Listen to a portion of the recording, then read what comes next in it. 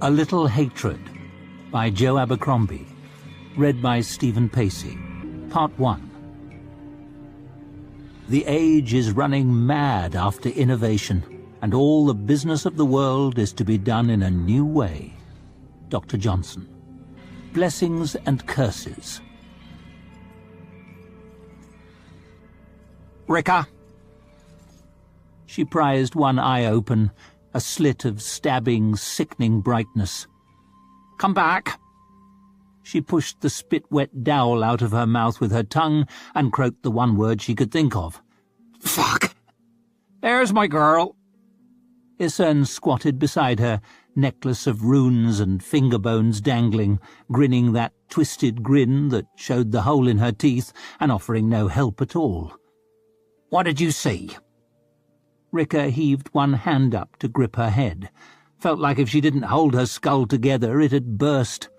Shape still fizzed on the inside of her lids, like the glowing smears when you've looked at the sun.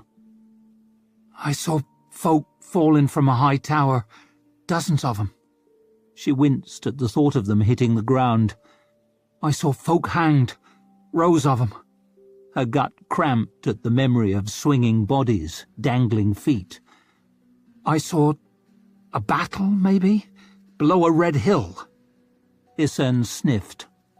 This is the north. Takes no magic to see a battle coming. What else? I saw Ufrith burning. Rika could almost smell the smoke still. She pressed her hand to her left eye. Felt hot, burning hot. What else? I saw a wolf eat the sun. Then a lion ate the wolf. Then a lamb ate the lion. Then an owl ate the lamb. Must have been a real monster of an owl. Or a tiny little lamb, I guess. What does it mean? Isern held a fingertip to her scarred lips, the way she did when she was on the verge of deep pronouncements. I've no friggin' clue. Mayhap the turning of time's wheel shall unlock the secrets of these visions. Rika spat, but her mouth still tasted like despair. So, wait and see. 11 times out of 12, that's the best course. Isern scratched at the hollow above her collarbone and winked. But if I said it that way, no one would reckon me a deep thinker. Well, I can unveil 2 secrets right away. Rika groaned as she pushed herself up onto one elbow. My head hurts, and I shat myself. That second one's no secret. Anyone with a nose is party to it. Shitty Rika, they'll call me. She wrinkled her nose as she shifted. And not for the first time. Your problem isn't caring what they call you. My problem is I'm cursed with fits. Isern tapped under her left eye. You say cursed with fits. I say blessed with the long eye. Huh. Rika rolled onto her knees, and her stomach kept on rolling and tickled her throat with sick. By the dead, she felt sore and squeezed out. Twice the pain of a night at the ale cup, and none of the sweet memories. Doesn't feel like much of a blessing to me, she muttered, once she'd risked a little burp and fought her guts to a draw. There are few blessings without a curse hidden inside, nor curses without a whiff of blessing. Isern carved a little piece of chagger from a dried-out chunk. Like most things, it's a matter of how you look at it. Very profound. As always. Maybe someone whose head hurt less would enjoy your wisdom more.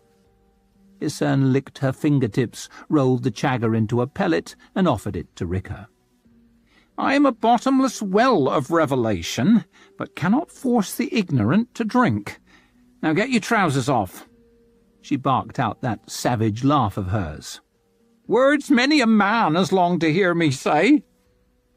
Rika sat with her back to one of the snow-capped standing stones, eyes narrowed as the sun flashed through the dripping branches, the fur cloak her father gave her hugged around her shoulders, and the raw wind wafting around her bare ass. She chewed chagger and chased the itches that danced all over her with black-edged fingernails, trying to calm her mangled nerves, and shake off the memories of that tower and those hanged and of Ufrith burning.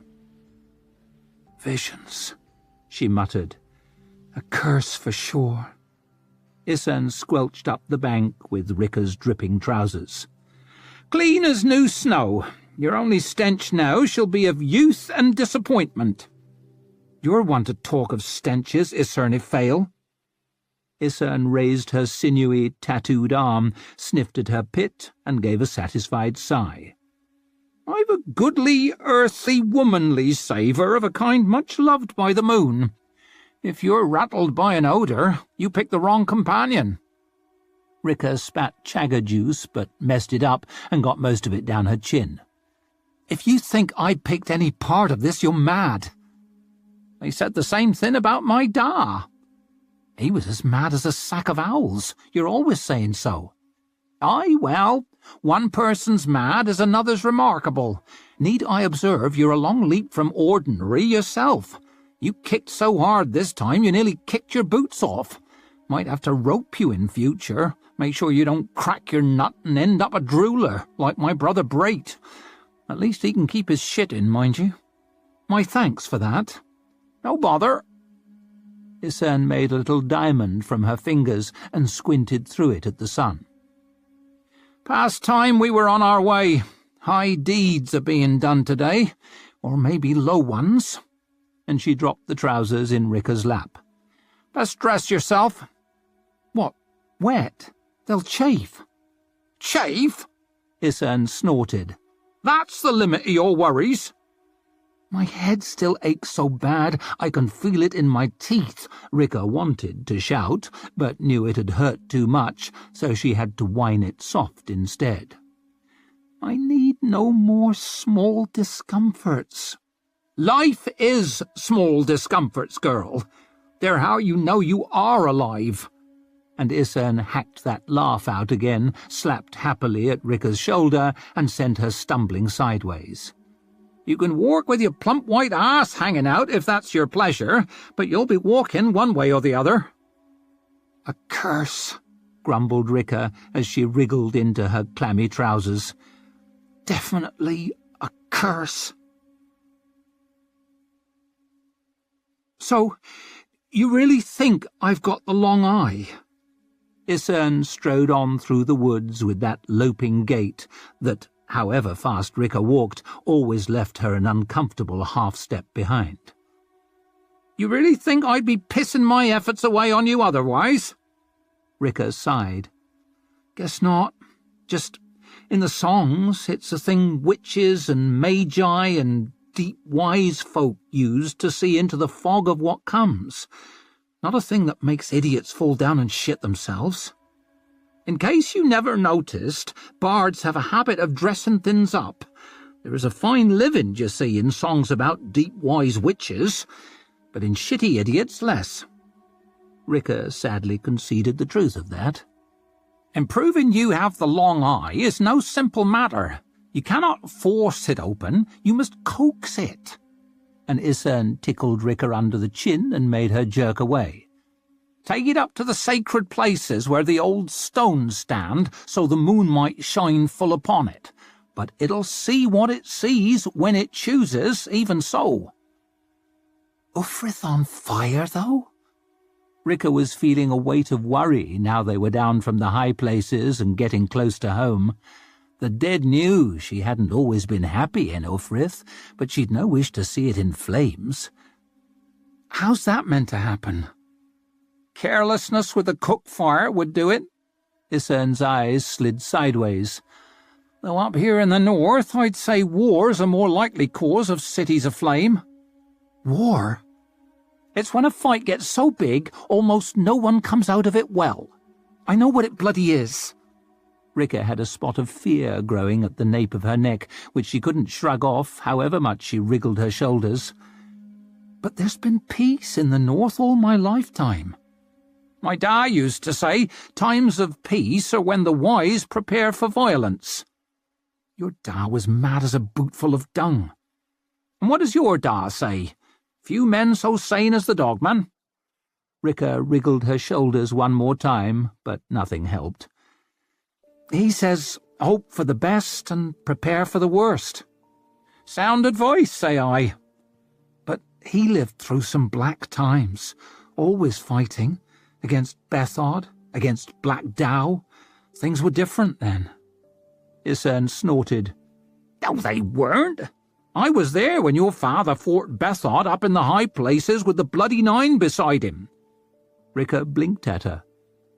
You can't have been 10 years old. Old enough to kill a man. What? Used to carry my da's hammer, 'cause the smallest should take the heaviest load, but that day he was fighting with the hammer, so I had his spear, this very one. Its butt tapped the rhythm of their walking on the path. My da knocked a man down, and he was trying to get up, and I stabbed him right up the arse. With that spear? Ricker had come to think of it as just a stick Isern carried, a stick that happened to have a deerskin cover over one end. She didn't like thinking there was a blade under there, especially not one that had been up some poor bastard's arse. Well, it's had a few new shafts since then, but... Isern stopped dead, tattooed hand raised and eyes narrowed. All Ricker could hear was whispering branches, the tap-tap of drips from the melting snow, the tweet-tweet of birds in the budding trees. Ricker leaned towards her. What's the... Knock a shaft to your bow and keep 'em talking, whispered Isern. Who? Feeling that? Show 'em your teeth. You're blessed with fine teeth. And she darted off the road and into the trees. My teeth, hissed Ricker, but Isern's flitting shadow had already vanished in the brambles. That was when she heard a man's voice. Sure, this is the way. She'd had her bow over her shoulder, hoping for a deer, and now she shrugged it off, fumbled out an arrow and nearly dropped it, managed to get it knocked in spite of a flurry of nervy twitches up her arm. We was told check the woods. A deeper, harder, scarier voice. Do these look like woods? She had a sudden panic. It might just be a squirrel arrow. Checked it was a proper broadhead. Forest, I guess. Laughter. What's the bloody difference? An old man came around the bend in the road. He'd a staff in his hand, and he lowered it, metal gleaming in the dappled light, and Ricker realized it wasn't a staff but a spear, and she felt the worry spread out from that spot on her neck to the roots of her hair. There were 3 of them. The old one had a sorry look, like none of this was his idea.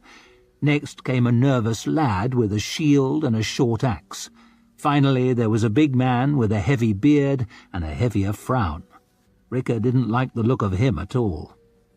Her father always said, don't point arrows at folk unless you mean to see 'em dead, so she drew her bow halfway and pointed it at the road. Best hold still, she said. The old one stared at her. Girl, you have a ring through your nose. I am aware, and Ricker stuck her tongue out and touched the tip to it. It keeps me tethered. You might wander off. My thoughts might. Is it gold? Asked the lad. Copper, she lied, since gold is apt to turn unpleasant meetings into deadly ones. And the paint? The mark of the cross is a goodly mark, much loved by the moon. The long eye is the left eye, and the cross will keep its sight true through the fog of what comes.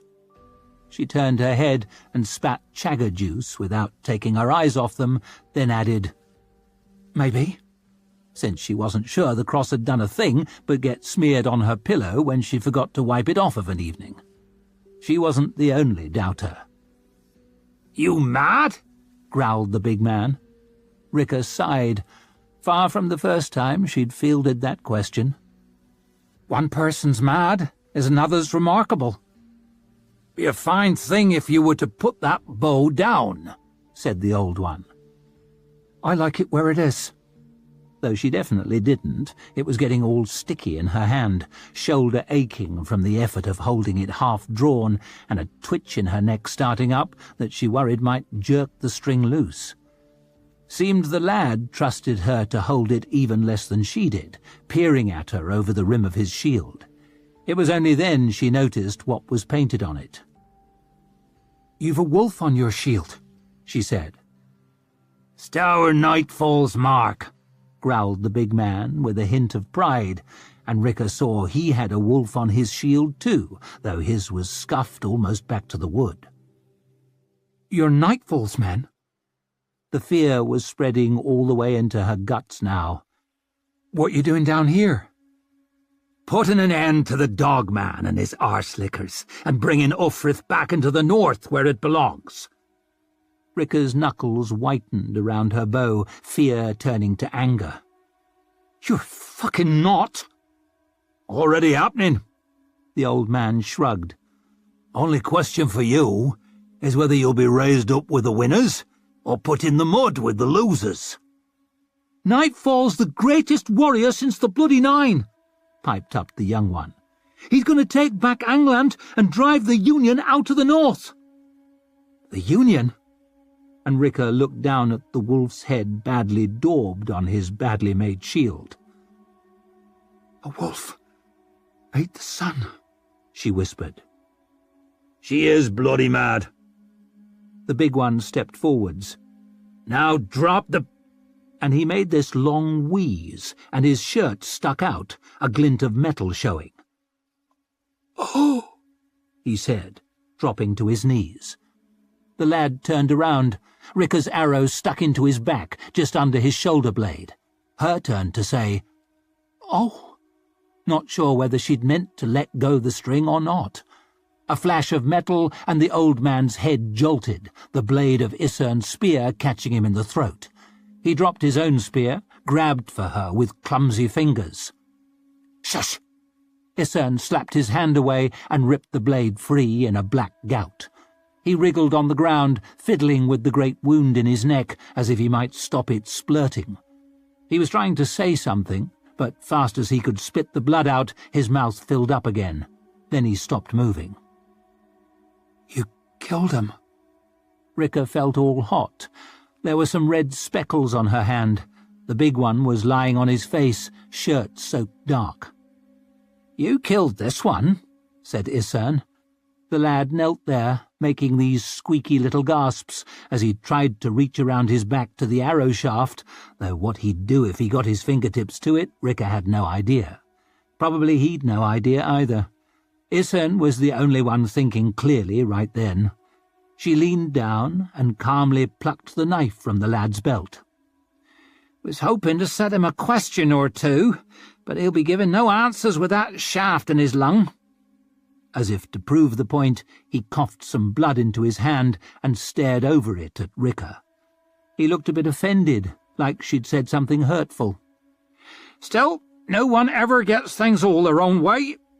Ricker jumped at the crack as Isern rammed the lad's knife into the crown of his head.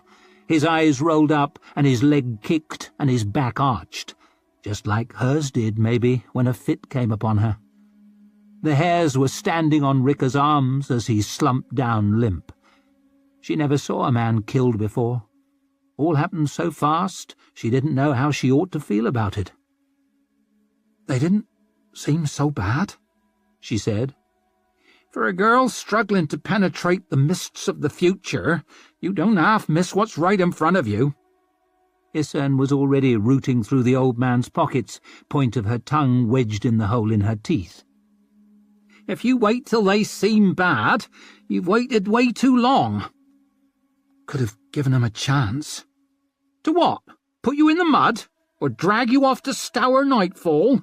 Chafing would have been the least of your worries then. That boy's got a bastard of a reputation." She caught the old man's leg and dragged him from the path into the undergrowth, tossed his spear after. "Or were we going to invite 'em dancing through the woods with us, and all wear flowers in our hair, and win 'em over to our side with my pretty words and your pretty smile?" Ricker spat some chagger juice and wiped her chin, watching the blood work its way through the dirt about the lad's nailed head. "Doubt my smile's up to the task, and I'm damn sure your words ain't." "Then killing 'em was all of the one choices we had, eh? Your problem is you're all heart." And she stabbed Ricker in the tit with one bony finger. "Ow!" Ricker took a step away, holding her arms across her chest. "That hurts, you know. You're all heart all over, so you feel every sting and buffet. You must make of your heart a stone." And Isern thumped her ribs with a fist, the finger bones around her neck rattling. "Ruthlessness is a quality much loved to the moon." As if to prove the point, she bent down and heaved the dead lad into the bushes. "A leader must be hard, so others don't have to be." "Leader of what?" muttered Ricker, rubbing at her sore tit. And that was when she caught a whiff of smoke, just like in her dream. As if it was a tugging she couldn't resist, she set off down the path. "Oi!" called Isern around a stick of dry meat she'd rooted out of the big one's pouch. "I need help dragging this big bastard." "No," whispered Ricker, the smell of fire getting stronger and her worry getting stronger with it. "No, no, no." She burst from the trees and into cold daylight, took a couple more wobbling steps and stopped, bow dangling from her limp hand. The morning mist was long faded, and she could see all the way across the patchwork of new-planted fields to Ufrith, wedged in against the grey sea behind its grey wall. Where her father's old hall stood with the scraggy garden out the back. Safe, boring Ufrith, where she'd been born and raised. Only it was burning, just the way she'd seen it, and a great column of dark smoke rolled up and smudged the sky, drifting out over the restless sea. "By the dead!" she croaked. Isern wandered from the trees with her spear across her shoulders and a great smile across her face. "You know what this means?" "War," whispered Ricker, horrified. "Aye, that." Isern waved it away like it was a trifle. "But more to the matter, I was right." And she clapped Ricker on the shoulder so hard she near knocked her down. "You do have the long eye." Where the fight's hottest. In battle, Leo's father used to say, a man discovers who he truly is. The Northmen were already turning to run as his horse crashed into them with a thrilling jolt. He smashed one across the back of the helmet with the full force of the charge and ripped his head half off. He snarled as he swung to the other side. A glimpse of a gawping face before his axe split it open, blood spraying in black streaks. Other riders tore into the Northmen, tossing them like broken dolls. He saw one horse spitted through the head with a spear. The rider turned a somersault as he was flung from the saddle. A lance shattered, a shard flying into Leo's helmet with an echoing clang as he wrenched away. The world was a flickering slit of twisted faces, glinting steel, heaving bodies, half seen through the slot in his visor. Screams of men and mounts and metal mashed into one thought-crushing din. A horse swerved in front of him, riderless, stirrups flapping. Ritter's horse. He could tell by the yellow saddlecloth. A spear stabbed at him, jolting the shield on his arm, rocking him in his saddle. The point screeched down his armoured thigh. He gripped the reins in his shield hand as his mount bucked and snorted, face locked in an aching smile, flailing wildly with his axe on one side, then the other. He beat mindlessly at a shield with a black wolf painted on it, kicked at a man and sent him staggering back, then Barnava's sword flashed as it took his arm off.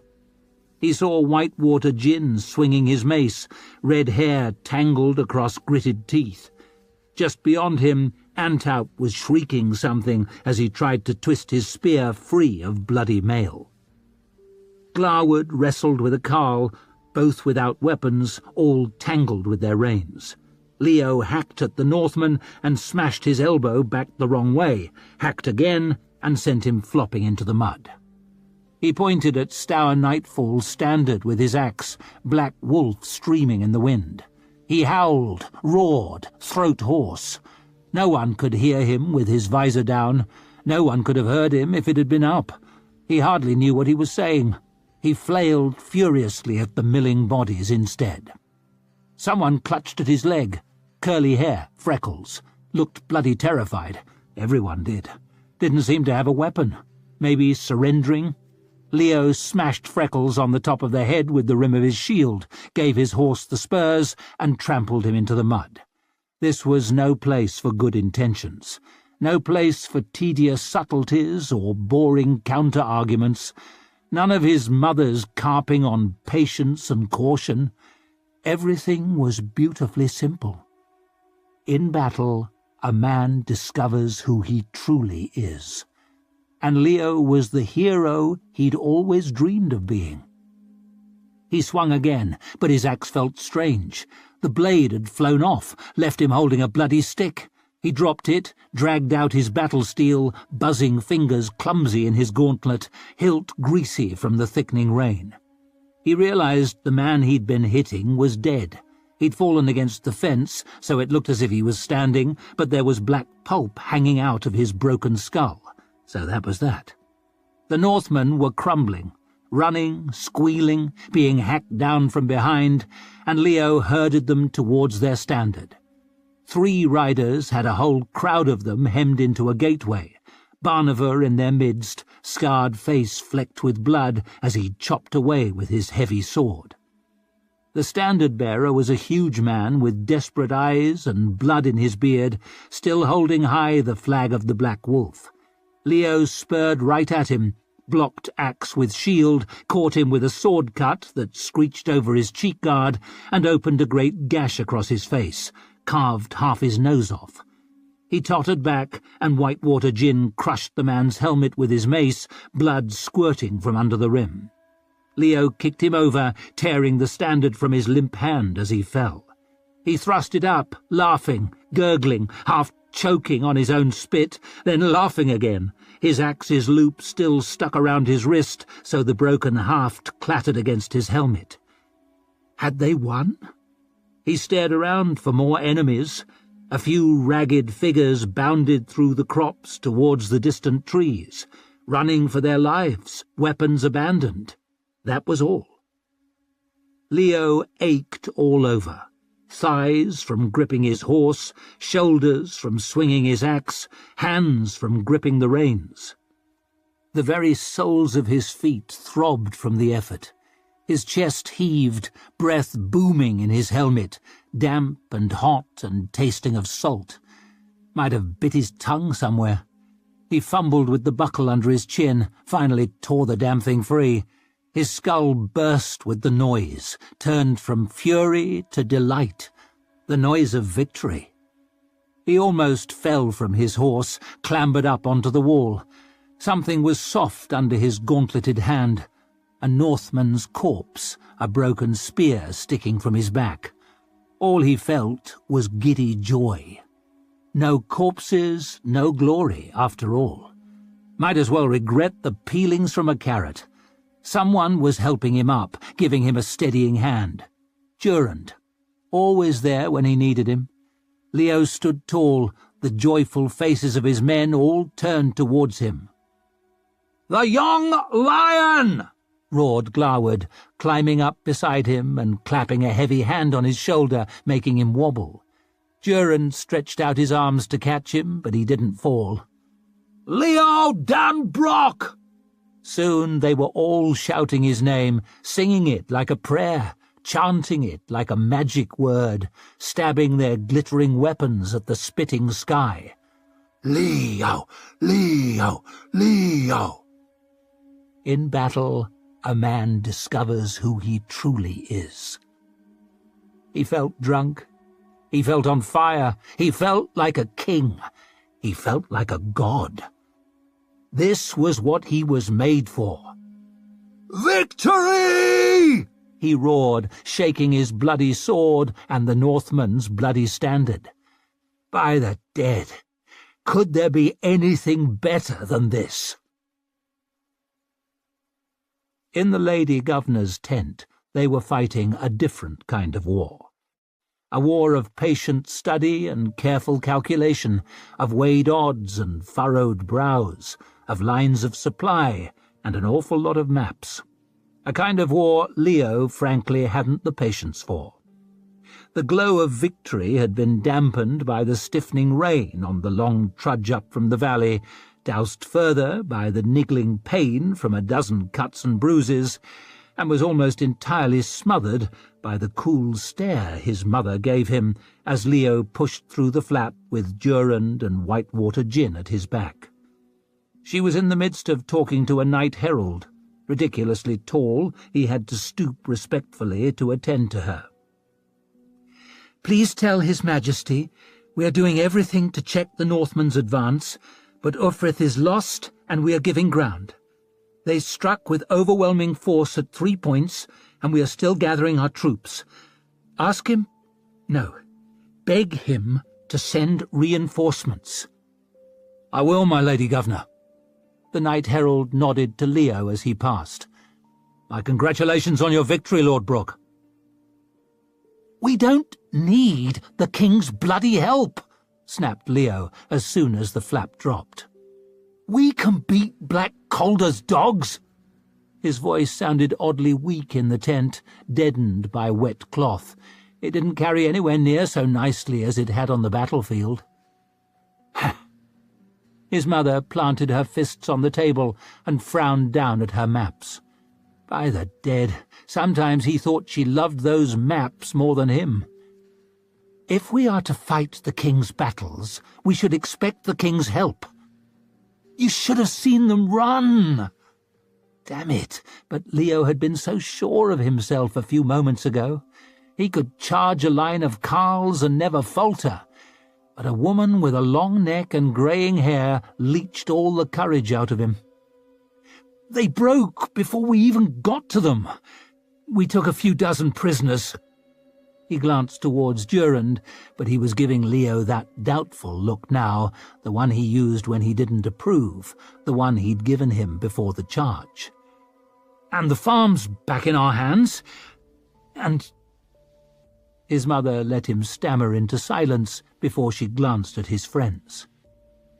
"My thanks, Durand. I'm sure you did your best to talk him out of it. And you, Whitewater. My son couldn't ask for better friends, or I for braver warriors." Jin slapped a heavy hand down on Leo's shoulder. "It was Leo who led the—" "You can go." Jin scratched sheepishly at his beard, showing a lot less warrior's mettle than he had down in the valley. Durand gave Leo the slightest apologetic wince. "Of course, Lady Fenry." And they slunk from the tent, leaving Leo to fiddle weakly with the fringe of his captured standard. His mother let the withering silence stretch a moment longer before she passed judgment. "You bloody fool!" He'd known it was coming, but it still stung. "Because I actually fought? Because of when you chose to fight and how? Great leaders go where the fight's hottest." But he knew he sounded like the heroes in the badly written storybooks he used to love. "You know who else you find where the fight's hottest?" asked his mother. "Dead men. We both know you're not a fool, Leo. For whose benefit are you pretending to be one?" She shook her head wearily. "I should never have let your father send you to live with the dogman.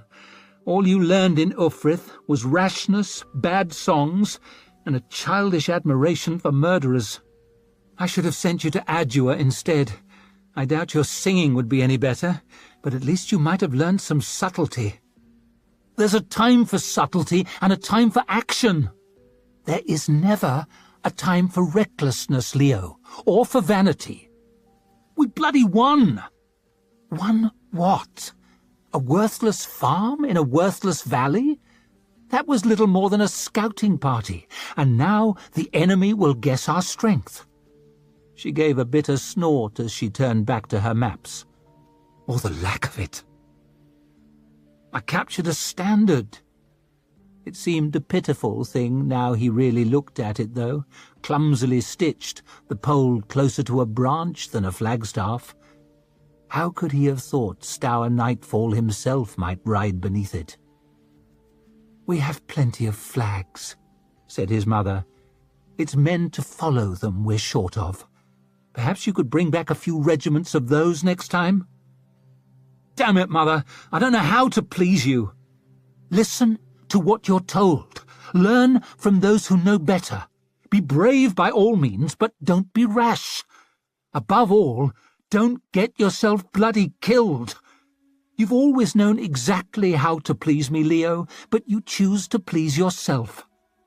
You can't understand. You're not—" He waved an impatient hand, failing, as always, to quite find the right words. "A man," he finished lamely. She raised one brow. "Had I been confused on that point, it was put beyond doubt when I pushed you out of my womb. Have you any notion how much you weighed as a baby? Spend 2 days shitting an anvil and we'll talk again." "Bloody hell, Mother, I mean that men will look up to a certain kind of man and, like your friend Ritter, looked up to you." Leo was caught out by the memory of that riderless horse clattering past. He realized he hadn't seen Ritter's face among his friends when they celebrated, realized he hadn't even thought about that until now. "He knew the risks," he croaked, suddenly choked with worry. "He chose to fight. He was proud to fight." He was, because you have that fire in you that inspires men to follow. Your father had it too. But with that gift comes responsibility. Men put their lives in your hands." Leo swallowed, pride melting to leave ugly guilt behind, as pristine snow melts to show the world rotten and bedraggled. "I should go and see him." He turned towards the tent flap, nearly tripping on the loose strap of one of his greaves. "Is he with the wounded?" His mother's face had softened. That made him more worried than ever. "He's with the dead, Leo." There was a long, strange silence, and outside the wind blew up and made the canvas of the tent flap and whisper. "I'm sorry." No corpses, no glory. He sank onto a folding field chair, captured standard clattering to the ground. "He said we should wait for you," he muttered, remembering Ritter's worried face as he looked down into the valley. "So did Durand. I told them they could stay with the ladies while we handled the fighting." "You did what you thought was right," murmured his mother, "in the heat of the moment." "He has a wife." Leo remembered the wedding. What the hell was her name? Bit of a weak chin. The groom had looked prettier. The happy couple had danced badly, and Whitewater Gin had bellowed in Northern that he hoped for her sake Ritter fucked better than he danced. Leo had laughed so hard he was nearly sick. He didn't feel like laughing now. Being sick, yes. "By the dead, he has a child." "I will write to them." "What good will a letter do?" He felt the stinging of tears at the back of his nose. "I'll give them my house in Ostenholm." "Are you sure?" "Why do I need a house? I spend all my time in the saddle." "You've a big heart, Leo." His mother squatted down before him. "Too big, I sometimes think." Her pale hands looked tiny in his gauntleted fists, but they were the stronger then. "You have it in you to be a great man, but you cannot let yourself be swept off by whatever emotion blows your way. Battles may sometimes be won by the brave, but wars are always won by the clever. Do you understand?" "I understand," he whispered. "Good.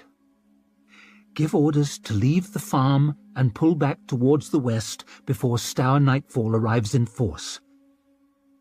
"But if we fall back, Ritter died for nothing. If we fall back, how will that look?" She stood.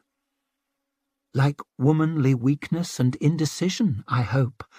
Then perhaps the rash heads on the Northmen's side will prevail, and pursuers with manly smiles on their manly faces, and when the king's soldiers finally arrive, we'll cut them to pieces on ground of our choosing."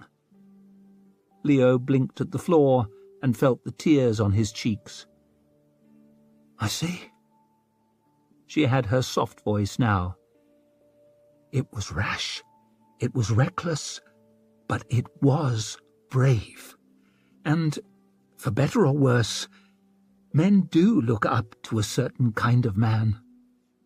I won't deny we all need something to cheer for. You gave Stour Nightfall a bloody nose, and great warriors are quick to anger, and angry men make mistakes." She pressed something into his limp hand, the standard with Nightfall's wolf on it. "Your father would have been proud of your courage, Leo. Now make me proud of your judgment." He trudged to the tent flap, shoulders drooping, under armor that felt 3 times heavier than when he arrived. Ritter was gone and never coming back, and had left his weak-chinned wife weeping at the fireside, killed by his own loyalty, and Leo's vanity, and Leo's carelessness, and Leo's arrogance. By the dead. He tried to rub the tears away with the back of his hand, but couldn't do it with his gauntlets on. He used the hem of the captured standard instead. In battle, a man discovers who he truly is. He froze as he stepped into the daylight. What looked like a whole regiment had gathered in a crescent, looking up towards his mother's tent. "A cheer for Leo Dunbrock!" roared Glawood, catching Leo's wrist in his ham of a fist and hoisting it high. "The young lion!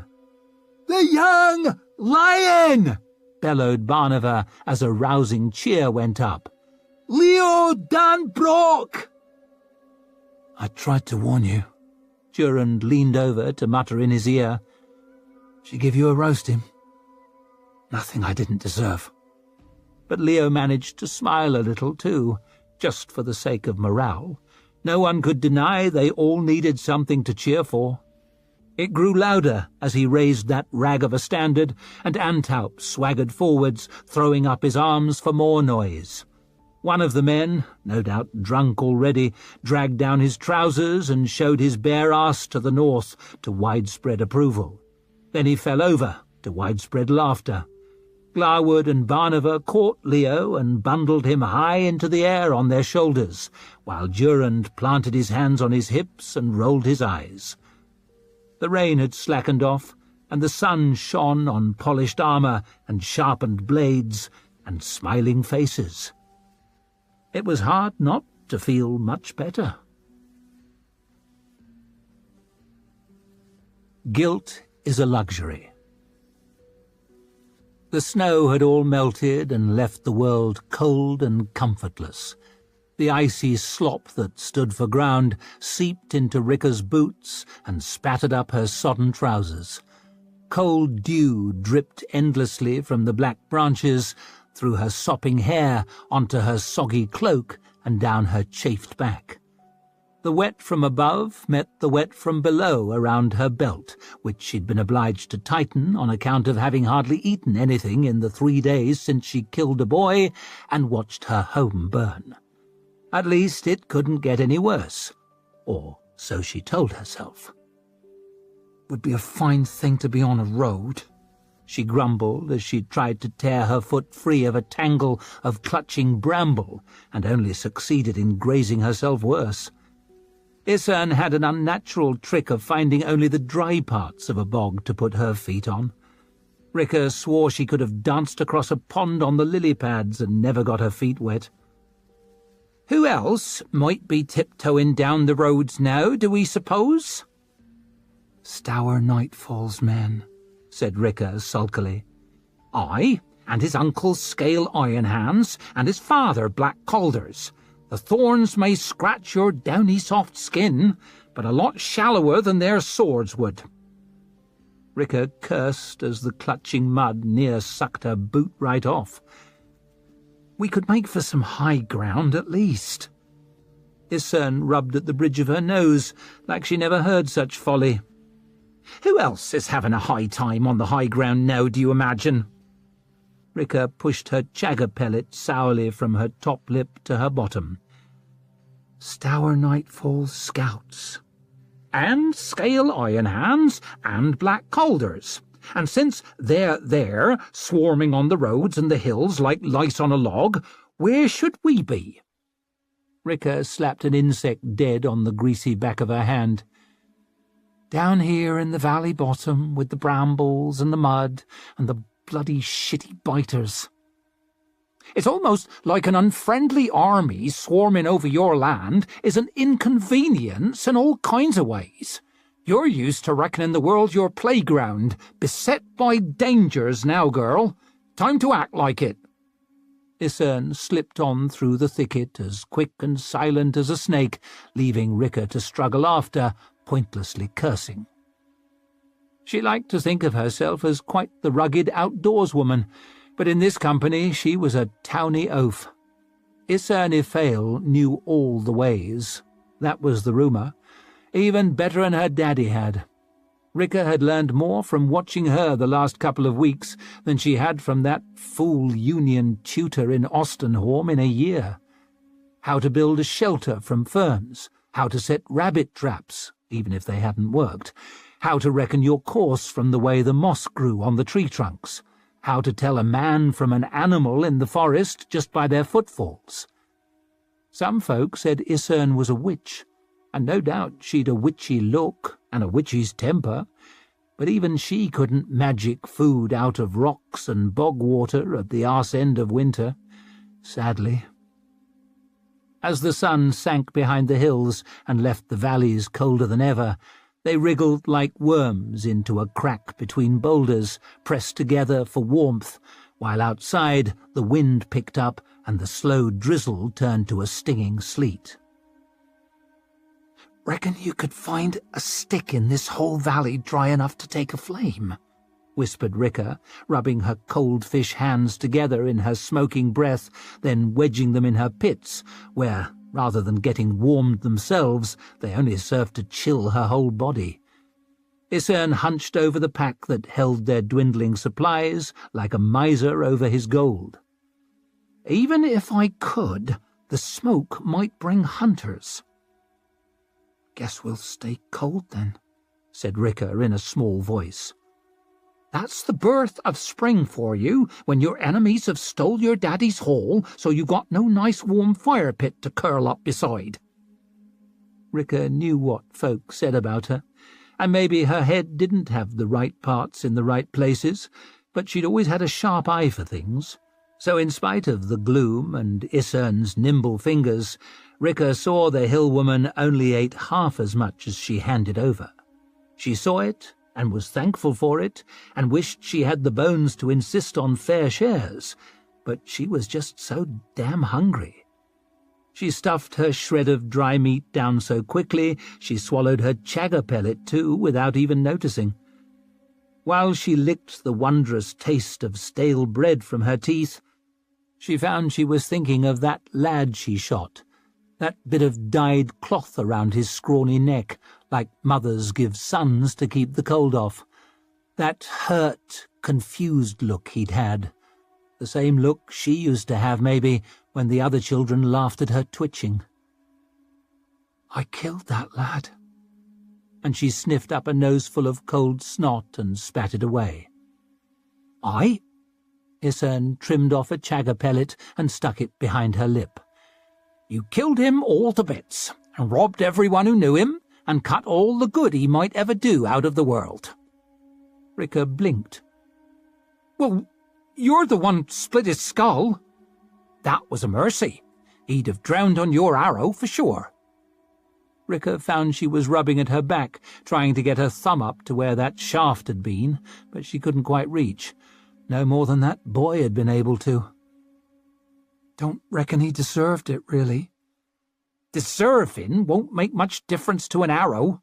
The best defence against arrows is not a life nobly lived, but to be the one who shoots them, d'ye see?" Isern sat back against her, smelling of sweat and earth and chewed chagger. They were your father's enemies. Our enemies. Wasn't as if there was any other choice. Not sure I even made a choice. Rika picked at her sore fingernails as she picked at the memory over and over. Just fumbled the string. Just a stupid mistake. You could as well name it a happy accident. Rika hunched into her cold cloak and her bleak mood. No justice, is there? For him or for me? Just a world that looks the other way and doesn't care a shit about either one of us. Why should it? I killed that lad. Rika's foot twitched, and the twitch became a quiver up her leg, and the quiver became a shiver all over. However I turn it around, just doesn't feel right. She felt Isern's hand firm on her shoulder and was grateful for it. If killing folk ever starts to feel right, you've a worse kind of problem. Guilt can sting, but you should be thankful for it. Thankful? Guilt is a luxury reserved for those still breathing and with no unbearable pain, cold, or hunger demanding all their fickle attention. Long as guilt's your big problem, girl. Rika saw the faint gleam of Isern's teeth in the gathering darkness. Things can't be that bad. She slapped Rika's thigh and gave a witchy cackle, and maybe there was some magic in it after all, because Rika cracked her first smile in a day or two, and that made her feel just a bit better. Your best shield is a smile, her father always said. Why haven't you just left me behind? She asked. I gave my word to your da. Aye, but everyone says you're the most untrustworthy bitch in the whole North. No one should know better than you what the things everyone says are worth.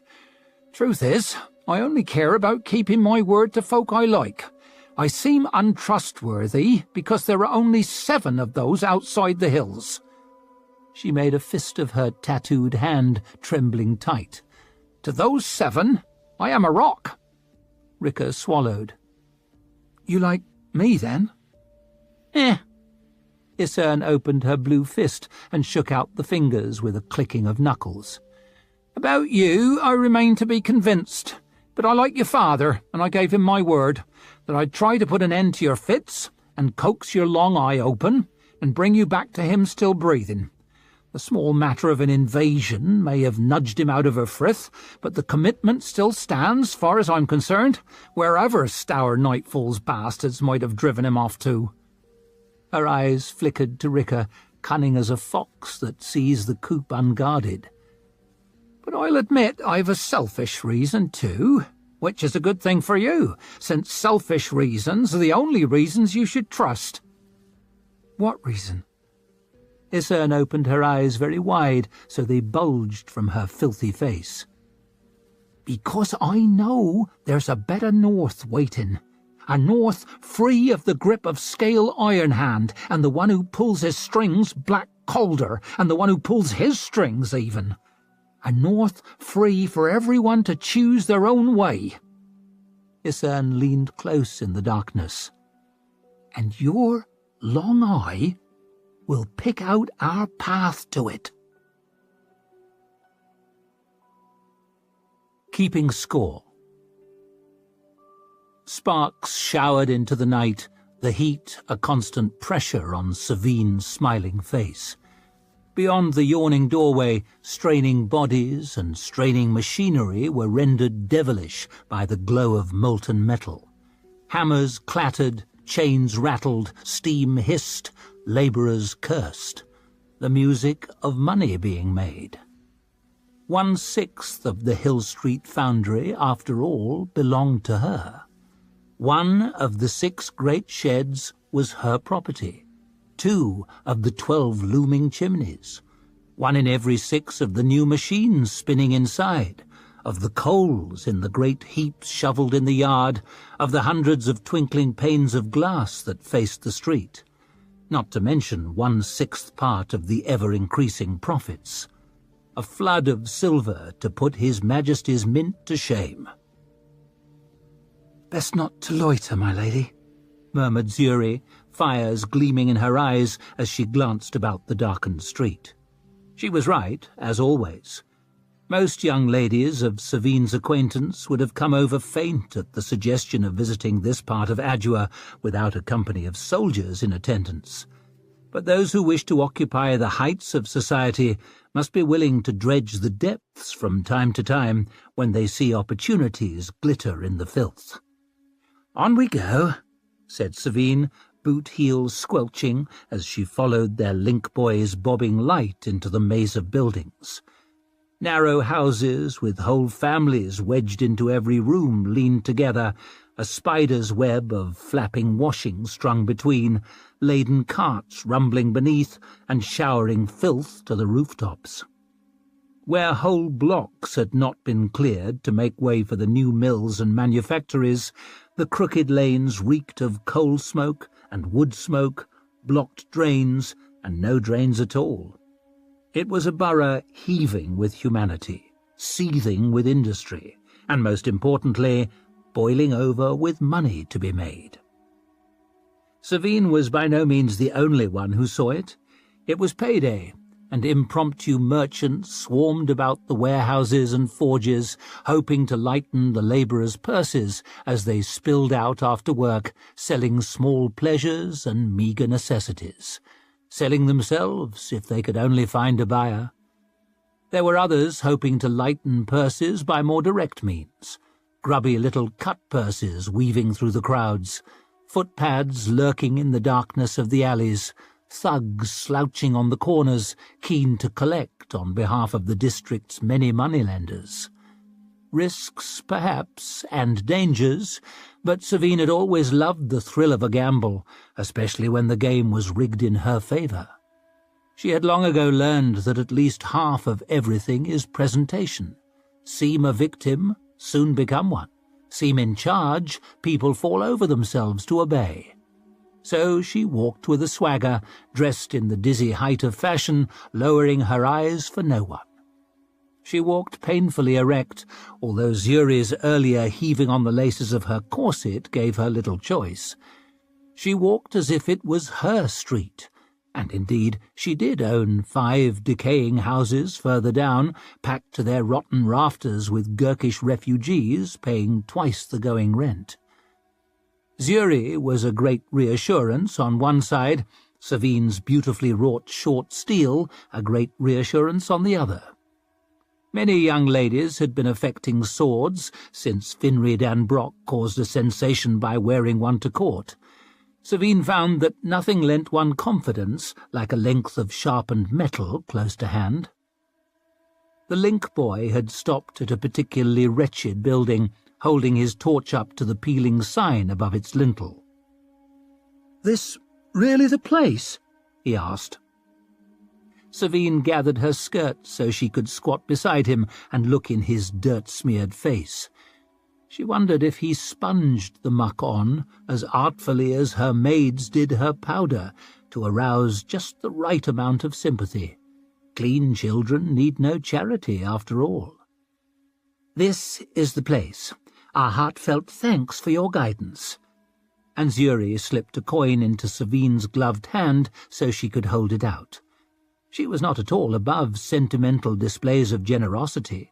The whole point of squeezing one's partners in private was so they could do the squeezing in public.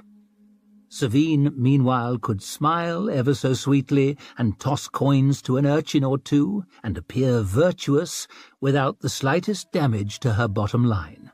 When it comes to virtue, after all, appearances are everything. The boy stared at the silver as though it was some legendary beast he had heard of but never hoped to see. "For me?" She knew that in her button and buckle manufactory in Holstorm, smaller and probably dirtier children were paid a fraction as much for a long day's hard labour. The manager insisted little fingers were best suited to little tasks, and cost only little wages too. But Holstorm was far away, and things in the distance seemed very small. even the sufferings of children. For you. She did not go as far as ruffling his hair, of course. Who knew what might be living in it? Such a nice boy, said Zuri, watching him hurry away into the gloom, with the coin in one fist and his sputtering torch in the other. They all are, said Savine, when you have something they want. None more blessed, my scripture teacher once declared, than those who light the way for others. Was that the one who fathered a child on one of his other pupils? That's him. Zuri's black brows thoughtfully rose. So much for spiritual instruction. The grimy ale-hall fell silent as Savine swept in as if some exotic jungle beast had wandered off the street. Zuri whipped out a cloth and wiped down a vacant section of the counter. Then, as Savine sat, she slipped out the pin and whisked away her hat without disturbing a hair. She kept it close to her chest, which was prudent. Savine's hat was probably worth more than this entire building, including the clientele. At a brief essay, they only reduced its value. "Well, well!" The man behind the counter was easing forwards, wiping his hands on his stained apron and giving Savine a lingering look up and down. "I'm tempted to say this is no place for a lady like you." "We've only just met. You really have no idea what kind of lady I am. Why, you could be taking your life in your hands just talking to me." "Reckon I'm brave enough if you are." By his squinty grin, he had somehow convinced himself he held some appeal to the fairer sex. "What's your name?" She planted one elbow on the stretch of counter Zuri had wiped so she could lean closer and draw out both syllables. Savine. That's a lovely name. Oh, if you enjoy the tip, you'll go mad for the whole thing. That's so, he purred at her. How does it go? Savine, Dan, and she leaned even closer to deliver the punchline, Glockta. If a name had been a knife and she had cut his throat with hers, the blood could not have drained more quickly from his face. He gave a strangled cough, took a step back, and nearly fell over one of his own barrels. "Lady Savine!" Magia was coming from an upstairs office, wooden steps creaking under her considerable weight. "What an honour!" "Isn't it, though? Your man and I were just getting acquainted." Magia glanced towards the ghost-faced barman. "Would you like him to apologize?" "For what? Not being as brave as he claimed? If we executed men for that, I swear there wouldn't be a dozen left alive in the Union, eh, Zuri?" Zuri clasped Savine's hat sadly to her breast. "Heroes are in lamentably short supply." Magia cleared her throat. "If I'd known you were coming all the way down here yourself." "If I spent all my time shut up with Mother, we would kill each other," said Savine. "And I feel that business should be conducted whenever possible in person. Otherwise one's partners can convince themselves that one's eyes are not on the details. My eyes are always on the details, Magia." In low company, Savine could be low. These were bullies, so they needed to be bullied. It was the language they understood.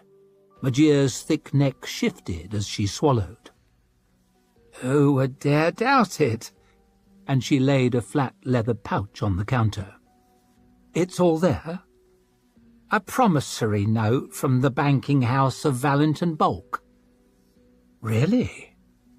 Valentin Bulk had a dark reputation even for a bank. Savine's father had often warned her never to deal with them, because once you owe Valentin Bulk, the debt is never done. But a promissory note was just money, and money can never be a bad thing. She tossed the pouch to Zuri, who peered inside and gave the smallest nod. "It's coming to something when even the bandits are using the bank." Magia mildly raised one brow. Honest women have the law to protect them. Bandits must take more care with their earnings. You're a darling. Savine reached across the counter to pinch her fat cheek and give it an affectionate tug. Thank you, Ziri. You're a darling too. Her companion was already sliding the hatpin back into position. If you don't mind, said Magia, I'll have a few boys follow you out of the neighbourhood. I could never forgive myself if something were to happen to you. Oh, come now. If something happened to me, your own forgiveness would be the least of your problems. True. Magia watched her turn away, big fists pressed into the counter. Do pass my regards to your father. Savine laughed. Let's not demean ourselves by pretending my father gives a dry fuck for your regards. And she blew a kiss at the terrified barman on her way out. Ditam Dancourt, famed architect, was a man who gave every appearance of being in control. His desk, scattered with maps, surveys, and draftsman's drawings, was certainly a wonder of engineering. Savine had moved among the most powerful men in the realm, and still doubted she had ever seen a larger. It filled his office so completely, there was only the narrowest of passages around the edges to reach his chair. He must have needed help to squeeze himself through every morning. She wondered if she should recommend her corset-maker. "Lady Savine," he intoned. "What an honour!" "Isn't it, though?" Savine studied his, meanwhile, big and broad, with fingers scarred from hard work, a self-made man. His greying hair was painstakingly scraped across a pate quite obviously bald, a proud and a vain man. She noticed a slight fraying of the cuffs on his once splendid coat, a man in straitened circumstances, intent on appearing otherwise. "To what do I owe the pleasure of your visit?" he asked. She settled herself opposite while Zuri whisked off her hat. A lady of taste should appear to make no effort. The right things simply happen around her. "The opportunity for investment you mentioned at our last meeting," she said. Court brightened considerably. "You have come to discuss it?" "I have come to do it." Zuri placed Magia's pouch on the desk as delicately as if it had been deposited by a summer breeze. It looked very small on that immense expanse of green leather, but that was the magic of banks. They could render the priceless tiny, the immense worthless. The slightest sheen of sweat had sprung from Court's forehead. "It's all there?" "A promissory note from Valentin Bulk. I hope that will suffice." "Of course." He was unable to disguise a note of eager greed as he reached across the desk. "I believe we agreed a 20th share?" Savine placed one fingertip on the corner of the pouch. "You mentioned a 20th. I remained silent." His hand froze. "Then a 5th. There was a pause, while he decided how outraged he could afford to be, and Savine decided how little to appear to care. "A 5th?" His already ruddy face turned positively volcanic. "My first investors received half as much for twice the money. I only own a 5th myself, and I near as damn it dug the thing with my own hands. A 5th? Have you lost all reason?" To Savine there was no more enticing invitation than a door slammed in her face. "One man's mad is another's perceptive," she said, her smile not even dented. "Your canal takes a clever route, and your bridge is a wonder. Truly, I congratulate you on it. In a few years they'll be building everything from iron, but it isn't finished, and you've run out of money." "I have 2 months' reserves." "You have 2 weeks at best." "Then I have 2 weeks to find a more reasonable investor." "You have 2 hours." Savine sent her brows up very high. "I am visiting with Tilda Dan Ruckstead tonight." "Who?" Tilda, the young wife of Lord Marshal Ruxted, a wonderfully sweet-tempered girl, but phew, what a gossip!" And she glanced up for confirmation. "It pains me to speak ill of one of God's creatures," admitted Zuri with a pious fluttering of her long lashes, "but she is an abysmal blabbermouth. When I confide in strictest confidence that you are short of investment, lacking the necessary permissions, and troubled by restless workmen, it will be all over town before sun-up." "Sure as printing it in a pamphlet," said Zuri sadly. "Good luck finding an investor then, reasonable or otherwise." It had only taken a moment for Court to go from bright red to deathly pale, and Savine burst out laughing. "Don't be silly. I won't do that." She stopped laughing. "Because you are going to sign 1/5 of your enterprise over to me. Now, then I can confide in Tilda that I just made the investment of a lifetime, and she won't be able to resist investing herself. She's not only loose-lipped, you see, but tight-fisted too." "Greed is a quality the priests abhor," Zuri sighed, "especially the rich ones." "But so widespread these days," lamented Savine. "If Lady Ruxted sees some gain in it, I dare say she can persuade her husband to make a breach in Casimir's wall, so you can extend your canal into the 3 farms. And Savine could sell the worthless slum buildings she had bought on the canal's likely route back to herself at an immense profit. The Marshal's notoriously stubborn for most of us, but to his wife he's a pussycat. You know how it is with old men and their young brides." Court was trapped halfway between anger and ambition. Savine rather liked him there. Most animals, after all, look better in a cage. "Extend my canal into the 3 farms?" "The first to do so." Where it could service Savine's 3 textile mills and the Hill Street foundry, incidentally, and sharply raise their productivity. "I dare say, for a friend, I could even arrange a visit of His Majesty's Inquisitors to a labour meeting.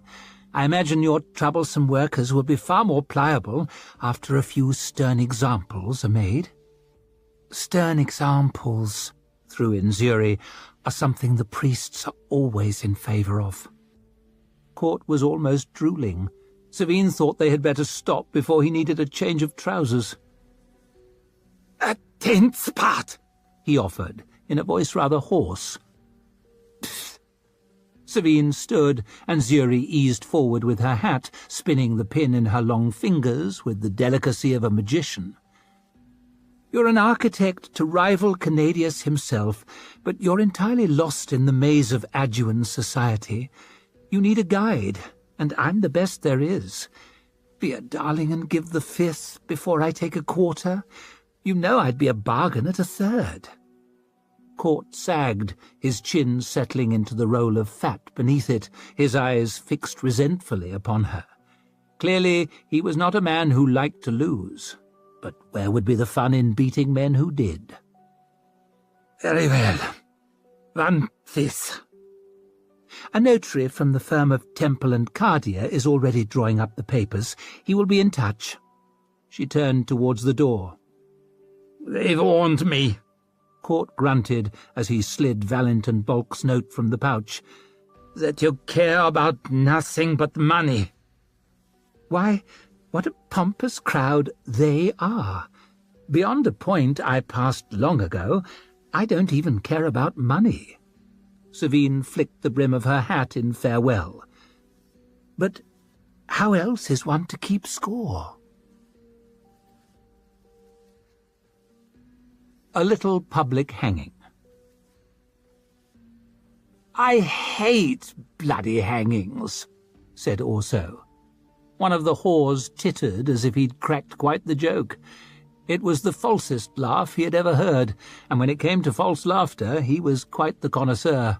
Everyone was false in his presence, and he the worst actor of all. "I guess you could stop it," said Hildy. if you wanted. Orso frowned up at her, perched on the wall with her legs crossed and her chin propped on one palm. Well, I suppose.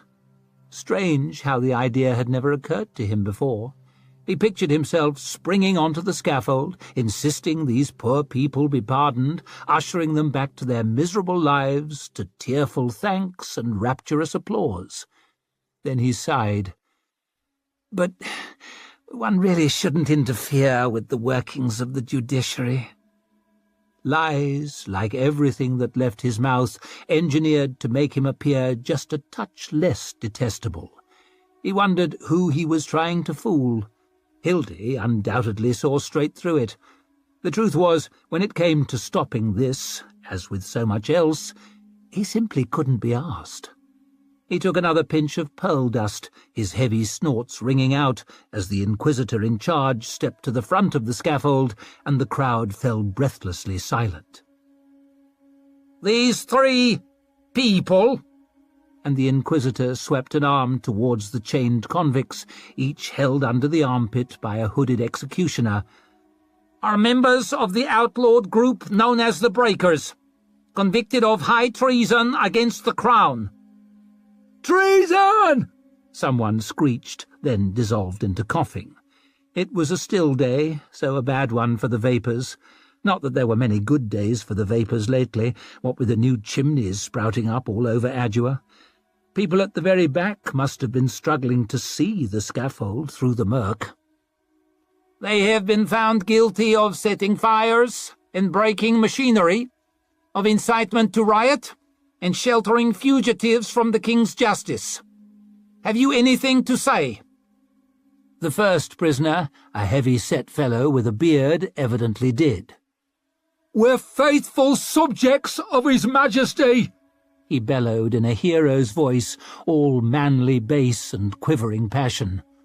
"All we want is an honest wage for honest work." "I'd sooner take a dishonest wage for no work at all," grunted Tunny. Yoke burst out laughing while swigging from his bottle and sprayed a reeking mist of spirits which settled over the wig of a well-dressed old lady just in front. A man with spectacular grey side whiskers, presumably her husband, clearly felt they were not treating the occasion with appropriate gravity. "You people are a damn disgrace," he snapped, rounding on them in a fury. "That's so." Tunny pushed his tongue into his grizzled cheek. "Hear that, Orso? You're a damn disgrace." "Orso?" muttered the man. "Not—" "Yes." Tunny showed his yellowy grin and Orso winced. He hated it when Tunny used him to bully people, almost as much as he hated hangings, but somehow he could never bring himself to stop either one. The side-whisker enthusiast had turned pale as a freshly laundered sheet, something Orso had not seen in some time. "Your Highness, I had no idea. Please accept my—" "No need." Orso waved a lazy hand, wine-stained lace cuff flapping, and took another pinch of pearl dust. "I am a damn disgrace, notoriously so." He gave the man a reassuring pat on the shoulder, realized he had smeared dust all over his coat, and tried ineffectually to brush it off. If Orso excelled at anything, after all, it was being ineffectual. "Please don't concern yourself over my feelings. I don't have any." Or so he often said. The truth was, he sometimes felt he had too many. He was dragged so violently in a dozen different directions that he could not move at all. He took one more pinch for good measure. Peering down through watering eyes, he noticed the box was getting dangerously empty. "Hildy," he muttered, waving it at her. "Empty." She sprang down from the wall and drew herself up to her full height, which put her about on a level with his ribs. "Again? Who shall I go to?" "Magia?" "Your Magia 151 marks. Said she can't give you more credit." "Spitzeria, then?" "You owe him 306. Same story." How the hell did that happen? Hildy gave Tunny, Yoke, and the whores a significant glance. You want me to answer that? Orso racked his brains to think of someone else, then gave up. If he excelled at anything, after all, it was giving up. For pity's sake, Hildy, everyone knows I'm good for it. I'll be coming into a considerable legacy one of these days. No less than the Union and everything in it, and all its unliftable weight of care and impossible responsibility and crushing expectation. He grimaced and tossed her the box. You owe me 9 marks, she muttered. Chew! Orso tried to wave her away, got his little finger painfully tangled in his cuff and had to rip it free. Just get it done. She gave a long-suffering sigh, jammed that ancient soldier's cap down over her blonde curls, and stepped off into the crowd.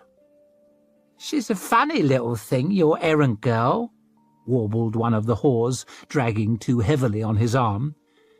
She's my valet, said Orso, frowning, and she's a fucking treasure. On the scaffold, meanwhile, the bearded man was bellowing out the Breakers' manifesto with ever more emotion. The noise from the crowd was growing, but, much to the upset of the Inquisitor, he was starting to strike a chord. Calls of support were breaking through the mockery. "No more machines!" the bearded man roared, veins bulging in his thick neck. "No more seizure of common land!" He seemed a useful fellow, more useful than Orso, certainly. "What a bloody waste," he muttered. "The open council shouldn't just be for the nobles. Every man should have a voice." "Enough!" snarled the Inquisitor, waving one of the executioners forward. The prisoner kept trying to speak as the noose was pulled tight, but his words were drowned by the rising anger of the crowd. It was a riddle. This man, born with no advantages, believed in something so much he was willing to die for it. Also, born with everything, could scarcely make himself get out of bed of a morning, or indeed an afternoon. "Bed is warm, though," he murmured. "Certainly is, Your Highness," cooed the other whore in his ear. Her perfume was so sickeningly strong, it was a wonder pigeons didn't drop stunned from the sky around her. The Inquisitor gave a nod.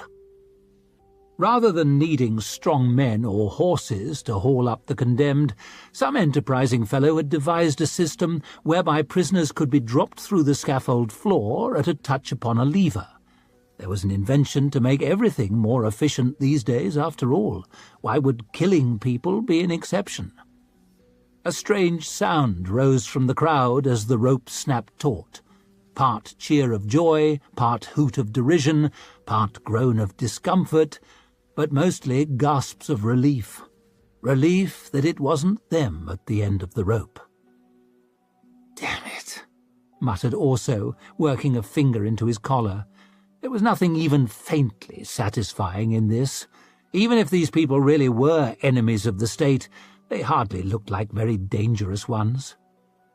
The next in line to receive the king's justice was a girl who might not yet have been 16. Her eyes, wide in bruised sockets, flickered from the open trapdoor to the Inquisitor as he stepped towards her. "Have you anything to say?" She appeared hardly to comprehend. Also found himself wishing the vapours were thicker and that he could not see her face at all. "Please," said the man beside her. There were tears streaking his dirty cheeks. "Take me, but please." "Shut him up," snapped the Inquisitor, not at all enjoying his part in this grisly pantomime. A few desultory vegetables were being tossed at the scaffold, but whether they were intended for the accused or those carrying out the sentence, it was hard to say. There was a dark stain spreading down the front of the girl's dress. "Yuck," said Yoke. "She's pissed herself." Orso frowned sideways. "That's what disgusts you?" "I've seen you piss yourself often enough," sneered Tunny at Yoke, and the whores spilled more false laughter. The side whiskers of the man in front twitched as he ground his teeth. Also gritted his as he looked to the scaffold. Hildy had been right. He could stop this. If not him, who? If not now, when? There was some problem with the girl's noose, the Inquisitor hissing furiously at one of the executioners as he dragged his hood up over his sweaty face to peer at the knots. Also was just about to step forward, was just about to roar, "Stop!" But circumstances always conspired to stop him doing the right thing. He heard a soft, high voice in his ear. "Your Highness!" Also turned to see the broad, flat, and decidedly unwelcome face of Bremer Dan Gorst at his shoulder. "Gorst, you tiresome bastard!" The insult caused not the slightest reaction. Nothing ever did. "How did you track me down?" "Just followed the stench of disgrace," said Tunny. "It is quite powerful hereabouts." Also reached for the pearl dust and realized it was gone, snatched Yoke's bottle from his hand instead and took a swig. "The Queen has sent for you," piped Gorst. Also blew out through his pursed lips to make a long farting sound. "Hasn't she better things to do?" Yoke chuckled. "What could matter more to a mother than the welfare of her eldest son?" Gorst's eyes slid across to him and stuck there. All he did was look, but it was enough to make Yoke's laughter sputter into nervous silence. He might sound a clown, but His Majesty's first guard was not a man you trifled with. "Any chance I can bring the whores with me?" asked Orso. "I've paid for the whole day." It was his turn to face Gorst's fish-eyed stare. He sighed. "Would you conduct the ladies to their residence, Tunny?" "Oh, I'll conduct a symphony with 'em, Your Highness." More false giggling. Also turned away without much reluctance. He hated bloody hangings, but the girls had wanted to go, and he hated disappointing people too, as a result of which it seemed he disappointed everyone. At his back there was that strange sound between gasp and cheer as the next trapdoor dropped open. Also tossed his hat onto the bald head of a bust of Baez, congratulating himself that it came to rest on the legendary wizard at a pleasingly rakish angle. The tapping of his boot heels echoed in the vast spaces of the salon as he crossed a sea of gleaming tiles to the tiny island of furniture in its centre. The High Queen of the Union sat fearsomely erect there, dripping with diamonds, growing out of the chaise like a spectacular orchid from a gilded pot. It hardly needed to be said that he'd known her his whole life, but the sheer regality of the woman still took him aback every time. "Mother," he said in Styrian, using the tongue of the country they actually ruled only aggravated her, and he knew from long experience that aggravating Queen Therese was never, ever worth it. "I was just on my way to visit when Gorst found me." "You must take me for a rare kind of fool," she said, angling her face towards him. "No, no." He bent to brush one heavily powdered cheek with his lips. "Just the usual kind. Really, Orso, your accent has become appalling. Well, now that Styria is almost entirely controlled by our enemies, I get so little chance to practice." She plucked a minute tuft of fluff from his jacket. "Are you intoxicated?" "Can't think why I would be." Also picked up the decanter with a flourish and poured himself a glass. "I've snorted just the right amount of pearl dust to even out the husk I smoked this morning." He rubbed at his nose, which was still pleasantly numb, then raised his glass in salute. "Bottle or two to smooth off the rough edges, and it should be straight sailing till lunch." The royal bosom, constrained by corsetry that was a feat of engineering to rival any wonder of the new age, inflated majestically as the Queen sighed.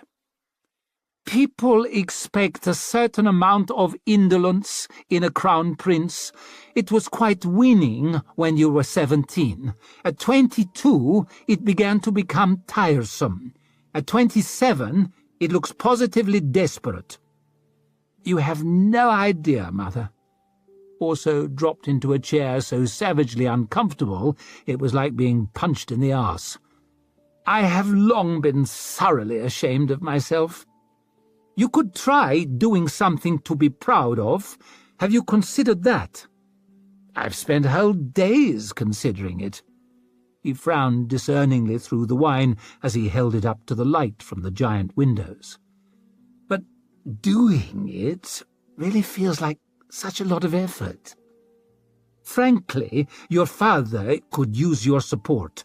He is a weak man or so you never tire of telling him.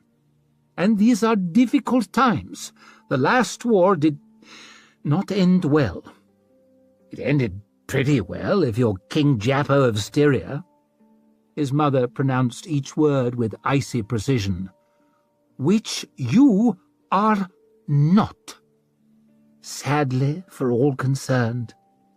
You are King Jappo's mortal enemy, and the rightful heir to all he and the thrice-damned snake of Talins have stolen, and it is high time you took your position seriously. We have enemies everywhere, inside our borders too. I am aware. I just attended the hanging of 3 of them, 2 peasants and a girl of 15. She pissed herself. I've never felt prouder. Then I trust you come to me in a receptive mood. Orso's mother gave 2 sharp claps, and Lord Chamberlain Hoff strutted in. With waistcoat bulging around his belly and legs stick-like in tight breeches, he looked like nothing so much as a prize rooster jealously patrolling the farmyard. Your Majesty. He bowed so low to the Queen he virtually buffed the tiles with his nose. Your Highness. He bowed just as low to Orso, but in a manner that somehow expressed boundless contempt. Or perhaps Orso only saw his own contempt for himself reflected in that obsequious smile. I have positively scoured the entire circle of the world for the most eligible candidates. Dare one suggest that the future High Queen of the Union waits among them? Oh, good grief. Orso let his head drop back, staring up towards the beautifully painted ceiling of the peoples of the world kneeling before a golden sun. The parade again? Ensuring the succession is not a joke, pronounced his mother. Not a funny one, anyway. Don't be facetious, Orso. Your sisters both did their dynastic duty. Do you suppose Cathil wanted to move to Starikland? She's an inspiration. Do you think Carlot wanted to marry the Chancellor of Sipani? Actually, she had been delighted by the idea, but Orso's mother loved to imagine everyone sacrificing all on the altar of duty, the way she was always telling them she had. Of course not, Mother. By then, 2 footmen were easing an enormous painting into the room, straining not to catch the frame in the doorway. A pale girl with an absurdly long neck smiled winsomely from the canvas. Lady Sithrin Dan Harnveld, announced the Lord Chamberlain. Orso sank lower into his chair. Do I really want a wife who measures the distance from her chin to her tits in miles? Artistic license, Your Highness, explained Hoff. Call it art, you can get away with anything. She is quite presentable in the flesh, said the Queen, and her family can be traced back to the time of Herod the Great. A true thoroughbred, interjected the Lord Chamberlain. She's stupid as a horse, all right, said Orso. You can't have an idiot for both king and queen. Next, grated out Orso's mother, a second pair of footmen nearly colliding with the first as they carted in a painting of a slyly smirking Styrian. The Countess Easterine of Afoya is a proven politician and would bring us valuable allies in Styria. From the looks of her, she's more likely to bring me a dose of the cockrot. I had imagined you would be immune from constant exposure, observed the Queen, waving the portrait away with an exquisite flourish of her fingers. Such a shame I never see you dance any more, Mother. She danced superbly. Sometimes she even seemed to enjoy it. Your father is an absolute oaf of a partner. Also gave a sad smile. He does his best. This is Messala Severine's sisters, proclaimed the Lord Chamberlain, younger daughter of the Emperor Dantus Gaultus. He doesn't even merit the older daughter? Demanded the Queen, before Orso had the chance to raise his own objections. I think not. And so it went, as Orso marked the turning of morning into afternoon by the steadily decreasing level of wine in the decanter, and dismissed the flower of womanhood one by one. How could I abide a wife taller than me? She's a worse drunk than I am. At least we know she's fertile. She's borne 2 bastards that I know about. Is that a nose on her face or a prick? He almost wished he was back at the hanging. That he could theoretically have stopped. Over his mother he was utterly powerless. His only chance was to wait her out. There were a finite number of women in the circle of the world, after all. Eventually the last portrait was manhandled from the room, and the Lord Chamberlain was left wringing his hands. Your Majesty, Your Highness, I regret— Finished? Asked Orso. No portrait of Savine Dan Glockter lurking in the hallway? Even at this distance he felt the chill of the Queen's displeasure. For pity's sake, her mother is a low-born boor and a drunk to boot. But an absolute scream at parties, and whatever you say for Lady Ardee, Archlector Glockter has the people's respect, or at any rate their abject terror. A crippled worm, spat the Queen. A torturer. But our torturer, eh, Mother? Our torturer. And I understand his daughter has made herself quite spectacularly rich. Money made through trade and dealings and investments. The Queen spat the words as though they were criminal enterprises. For all Orso knew, Savine's dealings were criminal enterprises. He wouldn't at all have put it past her. Oh, come now. Money shamefully made from trade fills the same holes in the treasury as the kind nobly wrung from the misery of the peasantry. She is too old. You are too old, and she is even older than you are. But she has impeccable manners, and is still quite the celebrated beauty. He waved a loose hand towards the doorway. She'd make a prettier portrait than any of those piglets, and the painter wouldn't even have to lie. Queen Savine sounds rather well. He gave a chuckle. It even rhymes. His mother was an icicle of fury. Do you do this just to annoy me? Not just to annoy you. Promise me you will have nothing to do with that ambitious worm of a woman. With Savine Dan Glockter? Orso sat back with a bemused expression. Her mother's a commoner, her father's a torturer, and she made her money from business. He shook the last drops from the decanter into his glass. Quite apart from which, really, she's far too bloody old. Oh! He gasped. Oh! Oh, fuck! He arched his back, clutched desperately at the edge of the desk, kicked a pot of pens onto the floor, smacked his head against the wall, and sent a little shower of plaster across his shoulders. He tried desperately to squirm away, but she had him by the balls, quite literally.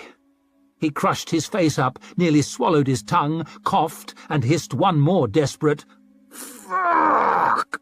through gritted teeth, then sagged back with a whimper, kicked and sagged again, legs shuddering weakly with aching after-spasms. he breathed. Savine looked around, lips pursed, then took Orso's half-full wine-glass and spat into it. Even under those circumstances, he noticed she held it by the stem in the most elegant manner. She scraped her tongue against her front teeth, spat again, and set the glass down on the desk next to hers. Orso watched his seed float around in the wine. "That is somewhat disgusting. Please." Savine rinsed her mouth out from the other glass. "You only have to look at it." "Such cavalier disrespect. One day, madam, I shall be your king." "And your queen will no doubt spit your cum into a golden box to be shared out on holidays for the public good. My congratulations to you both, Your Highness." He gave vent to a silly giggle. "Why does someone as altogether perfect as you waste her energy on a dolt like me?" She pushed out her lips discerningly, as though considering the mystery, and for a strange, stupid moment he almost asked her. The words tickled at his lips. There was no one better suited to him. She had all the qualities he wished he had. So sharp, so disciplined, so decisive. Besides, it would have been worth it just for the look on his mother's face. He almost asked her. But circumstances always conspired to stop him doing the right thing. "I can only think of one reason," she said, hitching her skirts up and wriggling onto the desk beside him. His sweaty arse jutted against the leather as he slid down onto still wobbly legs, trousers flopping about his ankles. He flipped the box open and sprinkled some pearl dust onto the back of his hand, sniffed half himself, then offered her the rest. "Let it never be said I think only of myself," he said, as she covered one nostril to snort it up. She blinked at the ceiling for a moment, eyelids fluttering as if she might sneeze. Then she dropped back on her elbows, working her hips towards him. "Get to it, then. You really are in no mood for romance today, are you?" She slid her fingers into his hair, then twisted his head somewhat painfully down between her legs. "My time is valuable." "The naked gall!" Orso gave a sigh as he hooked her leg over his shoulder, sliding his hand down the bare skin, hearing her gasp, feeling her shudder. He kissed gently at her shin, at her knee, at her thigh. "Is there no end to the demands of one's subjects?" The Breakers. "What sort of a name is Vic, anyway?" "Short for Victorine." "Very fucking fancy," sneered Grease. Vic hadn't known her long, but she was already getting tired of her. "Dare say you've got a fucking Dan in your name too, your ladyship?" She was joking, but things had to get pretty funny before Vic started laughing, and this didn't qualify. She held Grease's eye. "I did have a Dan in my name once. My father was master of the Royal Mints. Had a great big apartment in the Agriont." And Vic nodded towards her best idea of where the fortress was, though the points of the compass were hard to tell apart in a mouldy cellar. "Right next to the palace. Big enough for a statue of Herod the Great in the hall. Life fucking size." Grease had quite the frown on her round face now, light flickering across it as boots and hoofs and cartwheels clattered past the little windows high up near the ceiling. "You grew up in the Agriont?" "You weren't listening. My father had an apartment there, but when I was 8 years old, he trod on the wrong toes, and the Inquisition took him. I hear it was old Styx himself who asked the questions." That changed the atmosphere, Grease flinching a little, and Tallow blinking into the shadows, as if the Arch-Lector himself might be loitering behind the dusty shelves with a dozen practicals. "My father was innocent, of what they accused him of anyway. But once old Styx got started..." Vic slapped the table with a bang, Tallow jumping so high he nearly hit the ceiling. "He leaked confessions like a broken drain. High treason. They sent him to England. To the camps right up north." Vic didn't feel much like it, but she grinned. "And no one likes to split up a happy family, so they sent my ma with him. My ma, and my brother, and my sisters, and me. The camps, Grease. That's where I grew up. So don't question my commitment to the cause, not ever." You could hear the ill squelch as Tallow swallowed. "What are the camps like?" "You get by." Oh, the filth, pain, hunger, death, injustice and betrayal that she buried in that phrase.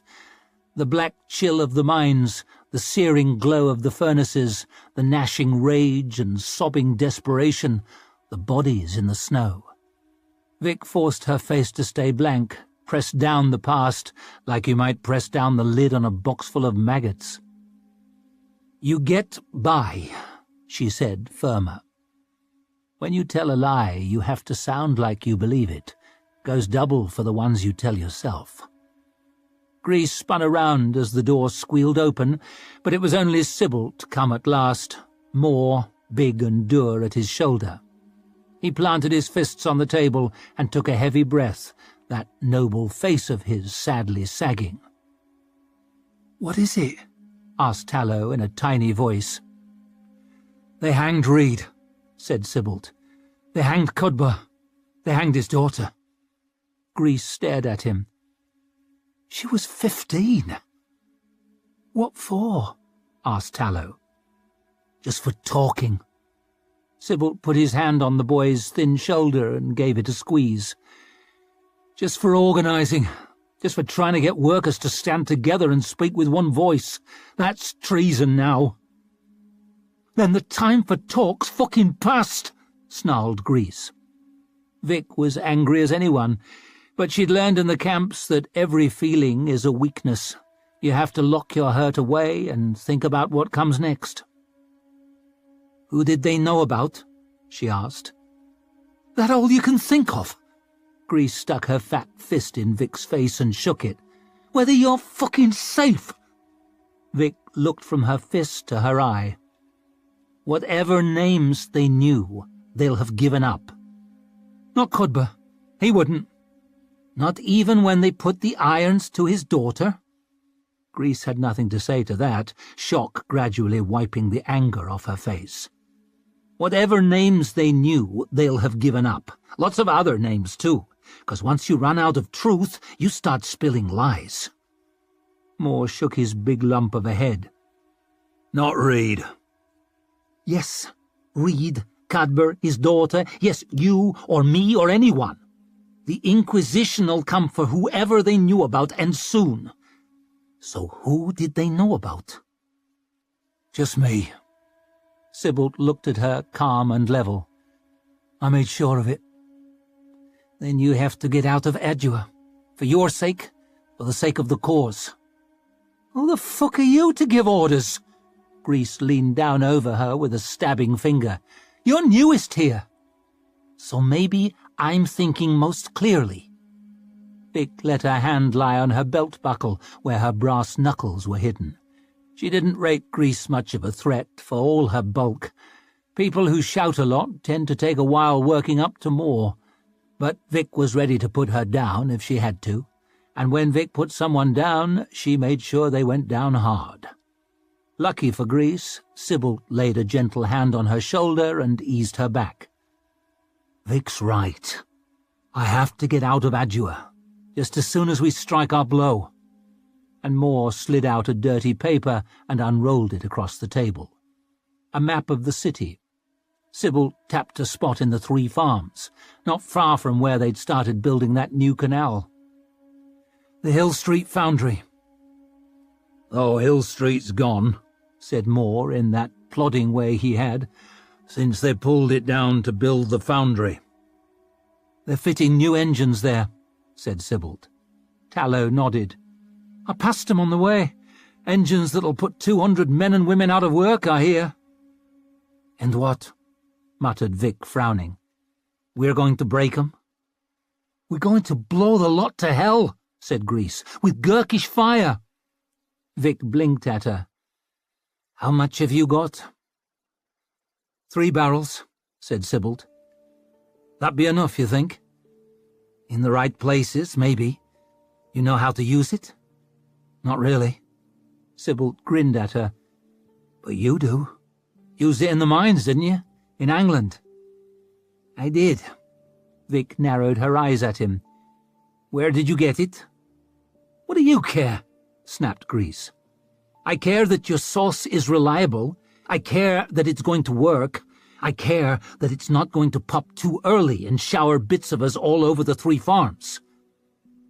Well, you can stop worrying, 'cause it came straight from Valbeck, said Grease, smug as a king's tailor. Straight from the weaver himself. Shush, hissed Sybil. As if no one knows more than they have to. Don't worry, the powder's good. Grease slapped her fist into her palm. A blow for the common man, eh, brothers? Aye, said Moore, slowly nodding his big head. We'll strike a spark. And the spark'll start a fire, said Sybil. Vic sat forward. If we do this, people get hurt, people get killed. Only those that deserve it, said Grease. Once the killing starts, it rarely sticks to those who deserve it. You scared? If you're not scared, you're mad or stupid, and there's no place for either on a task like this. We need to plan every detail. I got a job there labouring, said Moore. I can map it out. Good, said Vic. More plans mean fewer risks. Grease sneered her disgust. All you ever fucking talk about is the risks. Someone needs to. This has to be something we choose, not something we blunder into because we're sore and can't think of anything better to do with ourselves. She looked around those 4 faces, strange in the flickering light of the cellar. This is what you all want, is it? It's what I fucking want, said Grease. It's what I want, said Sybil. Aye, rumbled Moore. She looked at Tallow last. He couldn't be older than 15 himself, and might only have had 3 good meals in that whole stretch. Reminded her of her brother a little, those skinny wrists sticking from frayed sleeves just a touch too short. Trying to put a hard face on, but beaming fears and doubts out like a lighthouse through those big damp eyes. There's a great change coming, he said finally. That's what I want. Vic smiled a grim smile. Well, if I learned one thing in the camps, it's that talking isn't enough. She realized she'd closed her fingers to make a fist. You want a thing? You have to fight for it. She stayed straddling him for a while afterwards, his chest pressed against hers with each snatched breath, kissing at his lip, biting at it. Then, with a grunt, she slid off him, rolled onto her side next to him on the narrow bed, dragging the blankets up over her bare shoulder. It felt chill now they were done, frost showing in the smudges of lamplight at the corners of the little window. They both lay silent, he staring at the ceiling, she staring at him.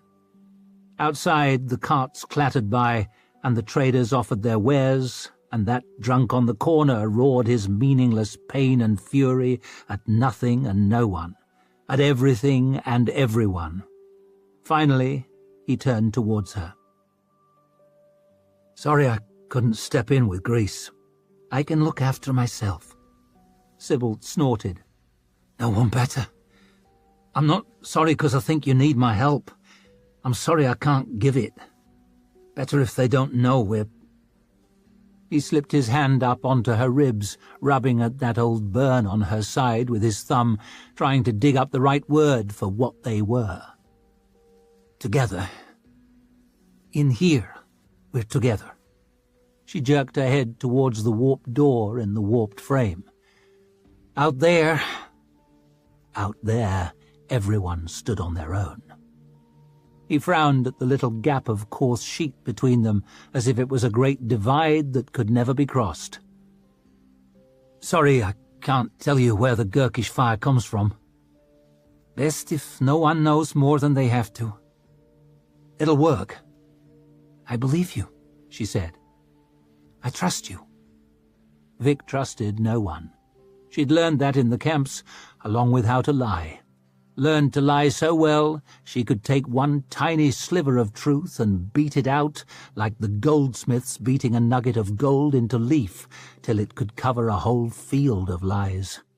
Sybil didn't doubt her for a moment. I wish I'd met you sooner, he said. Things might be different. You didn't, and they're not, so let's take what we can get, eh? By the fates, you're a hard case, Vic.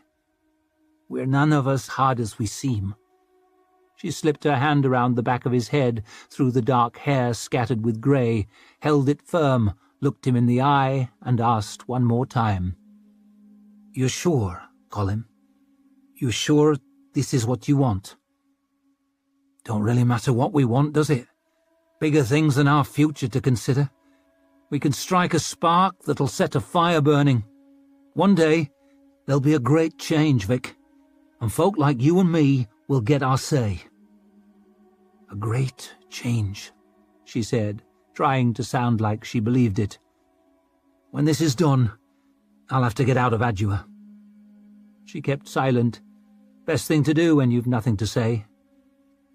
You should come with me. She should have kept silent on that, too. Instead, she found she'd asked, Where would we go? A grin spread across his face. Seeing it made her smile, her first in a while. Hardly felt like her mouth should bend that way. The frame groaned as he reached down beside the bed and came up with a battered old book, The Life of Dab Sweet by Maren Glanhorn. This again? Asked Vic. Aye, this. It fell open at an etching across both pages, as though it was often open there. A rider alone, staring out across a sweep of endless grass and endless sky. Sybil held that drawing at arm's length, as if it was a view spread out in front of them, whispered the words like a magic spell. The far country, Vic. I know, she grunted. It says under the picture. Grass forever. He was half joking, but that made him half serious. A place where you can go as far as your dreams can take you. A place where you can make yourself anew. Beautiful, isn't it? Aye, I guess.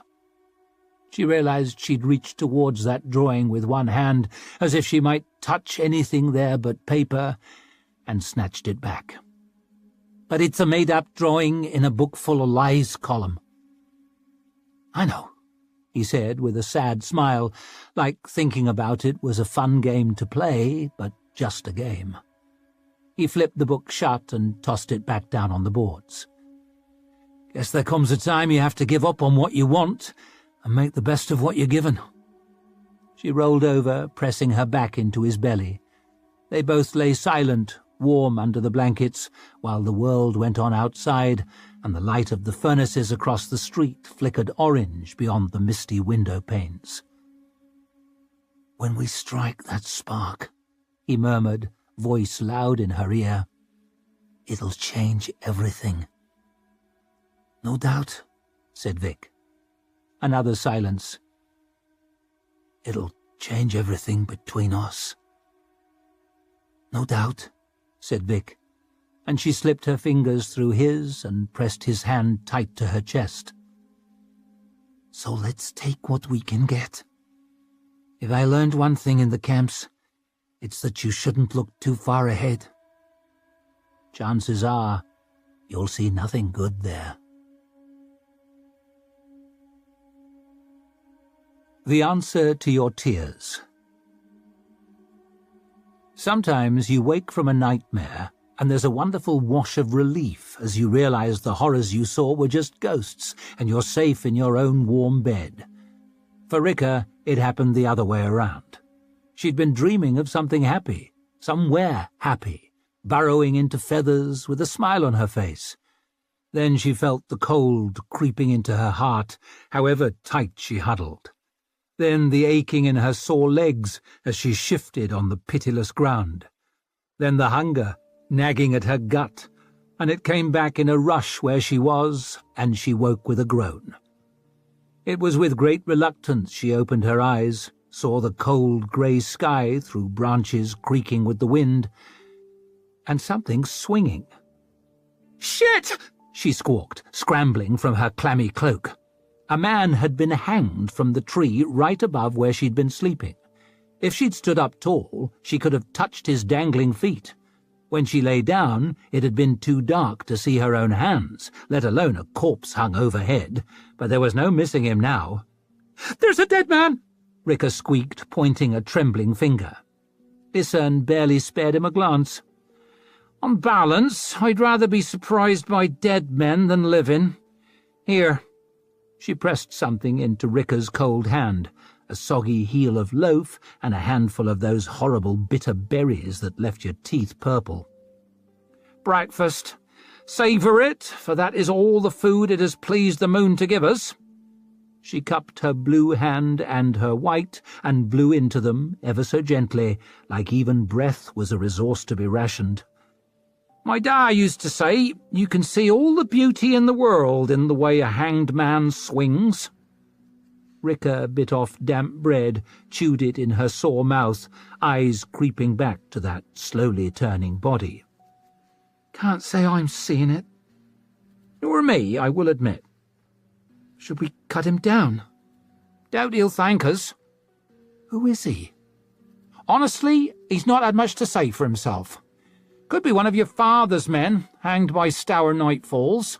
Could be one of Stour Nightfalls hanged by your father's. Not much difference now.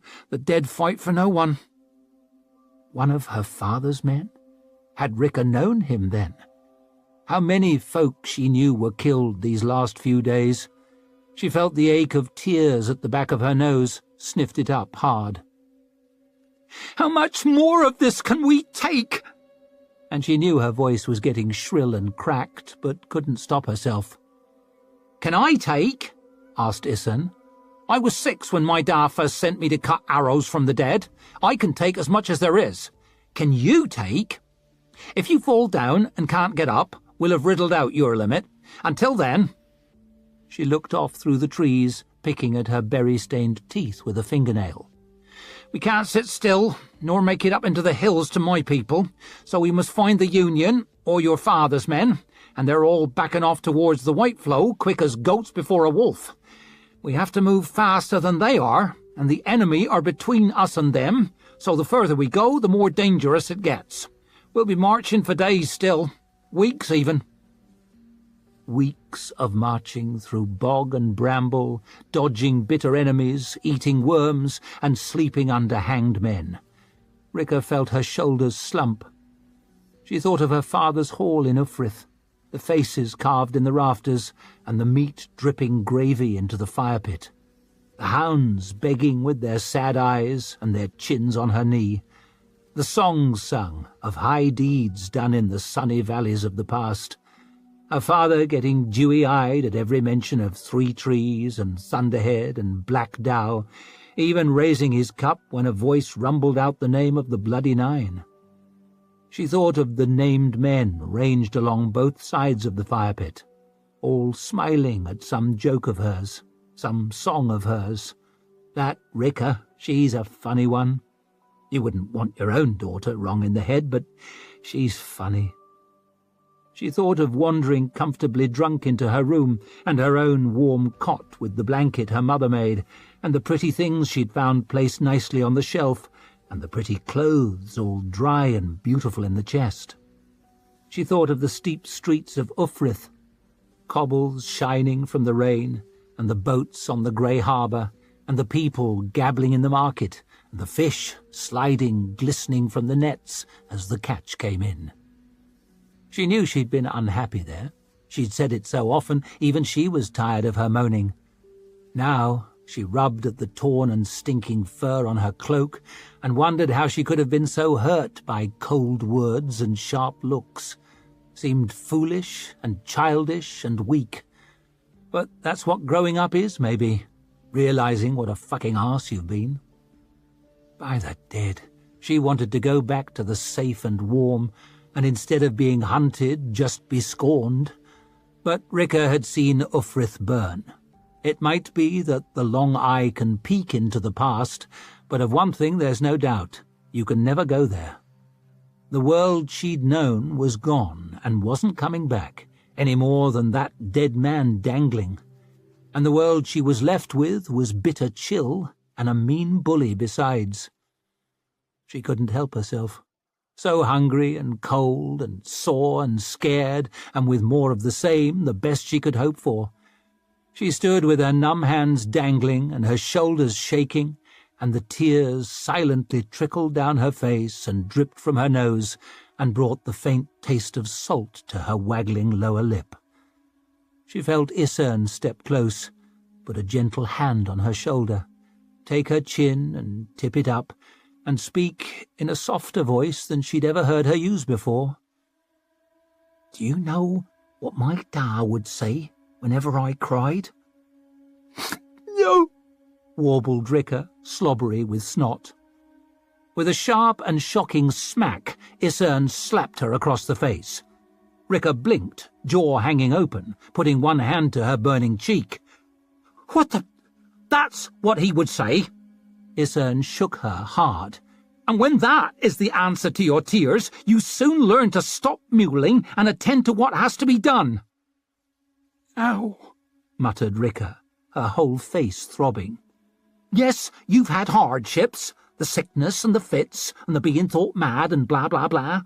But you were also born with all your limbs and a fine set of teeth in your pretty face, the only child of a powerful chief, with no mother, and a hall full of soft-headed old warriors doting upon you." "That's not bloody fair," she gasped as Isern slapped her again, even harder, hard enough that salt blood joined salt tears on her lips. "You are used to twisting the old men around your fingers, but if Black Calder gets his hands upon you, he will twist you around his. He will twist you until you are all broken apart, and you will have no one but yourself to blame. You have been coddled, Ricka. You are soft as pig fat." And that merciless finger poked Ricka painfully in her tit again. "Lucky for you, I am here, and I will pare the fat away and leave the iron which I see beneath well sharpened." Poke, poke in the same old bruise. "Lucky for you, because out here that softness will kill you, and that iron can save you." Poke, poke. "It may be just a needle now, but one day we might make a dagger." "You cunt!" screeched Ricka, and punched Isern in the mouth. It was a decent punch, snapping her head back and sending specks of spit flying. Ricka had always reckoned herself weak, more a weeper than a fighter. Now, a fury she never knew she had boiled up in her. It was a fine, strong feeling, the first flicker of warmth she'd felt in days. She raised her fist again, but Isern caught her wrist, caught her hair too, and wrenched her head back, made her squawk as she was pinned against the tree with fearsome strength. "There's that iron!" Isern grinned, showing teeth blood as well as berry-stained. "Perhaps it is a dagger after all. One day we might forge a sword from it that strong men will cower at and the moon itself will smile upon." She let go of Ricka's hair. "Now, are you warmed up and ready to dance with me westwards?" Her eyes rolled upwards to the dangling body. "Or would you prefer to dance beside our friend?" Ricka took a long, ragged breath and blew it smoking out into the chill air. Then she held up her empty hands, one now painfully throbbing across the knuckles to add to her woes. "I'm all packed." Young Heroes. "Bastards," breathed Durand, studying the valley through his eyeglass. Leo plucked it from his hand and trained it on the ridge. Through its round window, wobbling with his own barely controlled frustration, he could see the Northmen, their spears black pinpricks against the dull sky. They hadn't moved all morning. Maybe 70 of them, Thoroughly enjoying the sight of Anglan's shameful retreat, Leo thrust the eyeglass at Whitewater Gin. "Bastards." "Aye," agreed Gin in his thick northern accent, lowering the glass and thoughtfully scratching at his beard. "There's some bastards, all right." Glarwood slumped over his saddle-bow with a groan. "Who'd have thought war could be so bloody boring?" "9/10 of war is waiting," said Durand, "according to Stolicus," as though quoting a famous source made it any easier to bear. "You've two choices in war," said Barnava, "boredom or terror, and in my experience boredom's far preferable." Leo was tiring of Barnava's experience, of his talk of horrors the rest of them couldn't understand, of his frowning off at the horizon as if there were haunting memories beyond, all because he'd spent 8 months on campaign in Styria and barely left Lord Marshal Mitterick's well-guarded command post the whole time. "Not everyone's as fashionably war-weary as you." Leo loosened his sword in the scabbard for the 100th time that morning, then shoved it back. "Some of us want to see some action." "Ritter saw some action." Barnava rubbed at his scar with a fingertip. "That's all I'll see." Leo frowned, wishing he had a scar of his own. "If war's so terrible, why don't you take up farming or something?" "I tried. I was no good at it." And Barnava frowned off at the horizon as if there were haunting memories beyond. Durand caught Leo's eye and rolled his to the heavens, and Leo had to smother a laugh. They knew each other's minds so well they hardly even needed words. "I still up there?" Antaup reined his horse in beside them, standing in his stirrups as Gin handed him the eyeglass. There," said Leo. "Bastards." Antaup tossed back that loose lock of dark hair that always hung across his forehead, and right away it flopped down again.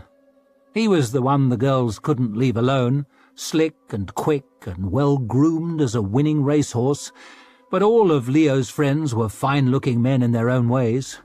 Gin was fierce as the bloody 9 in a fight, but when that toothy grin split his red beard and those blue eyes twinkled, it was like the sun coming out. You couldn't deny Barnava made the brooding veteran act work for him, especially with the scar on his forehead and the white streak it had left in his hair.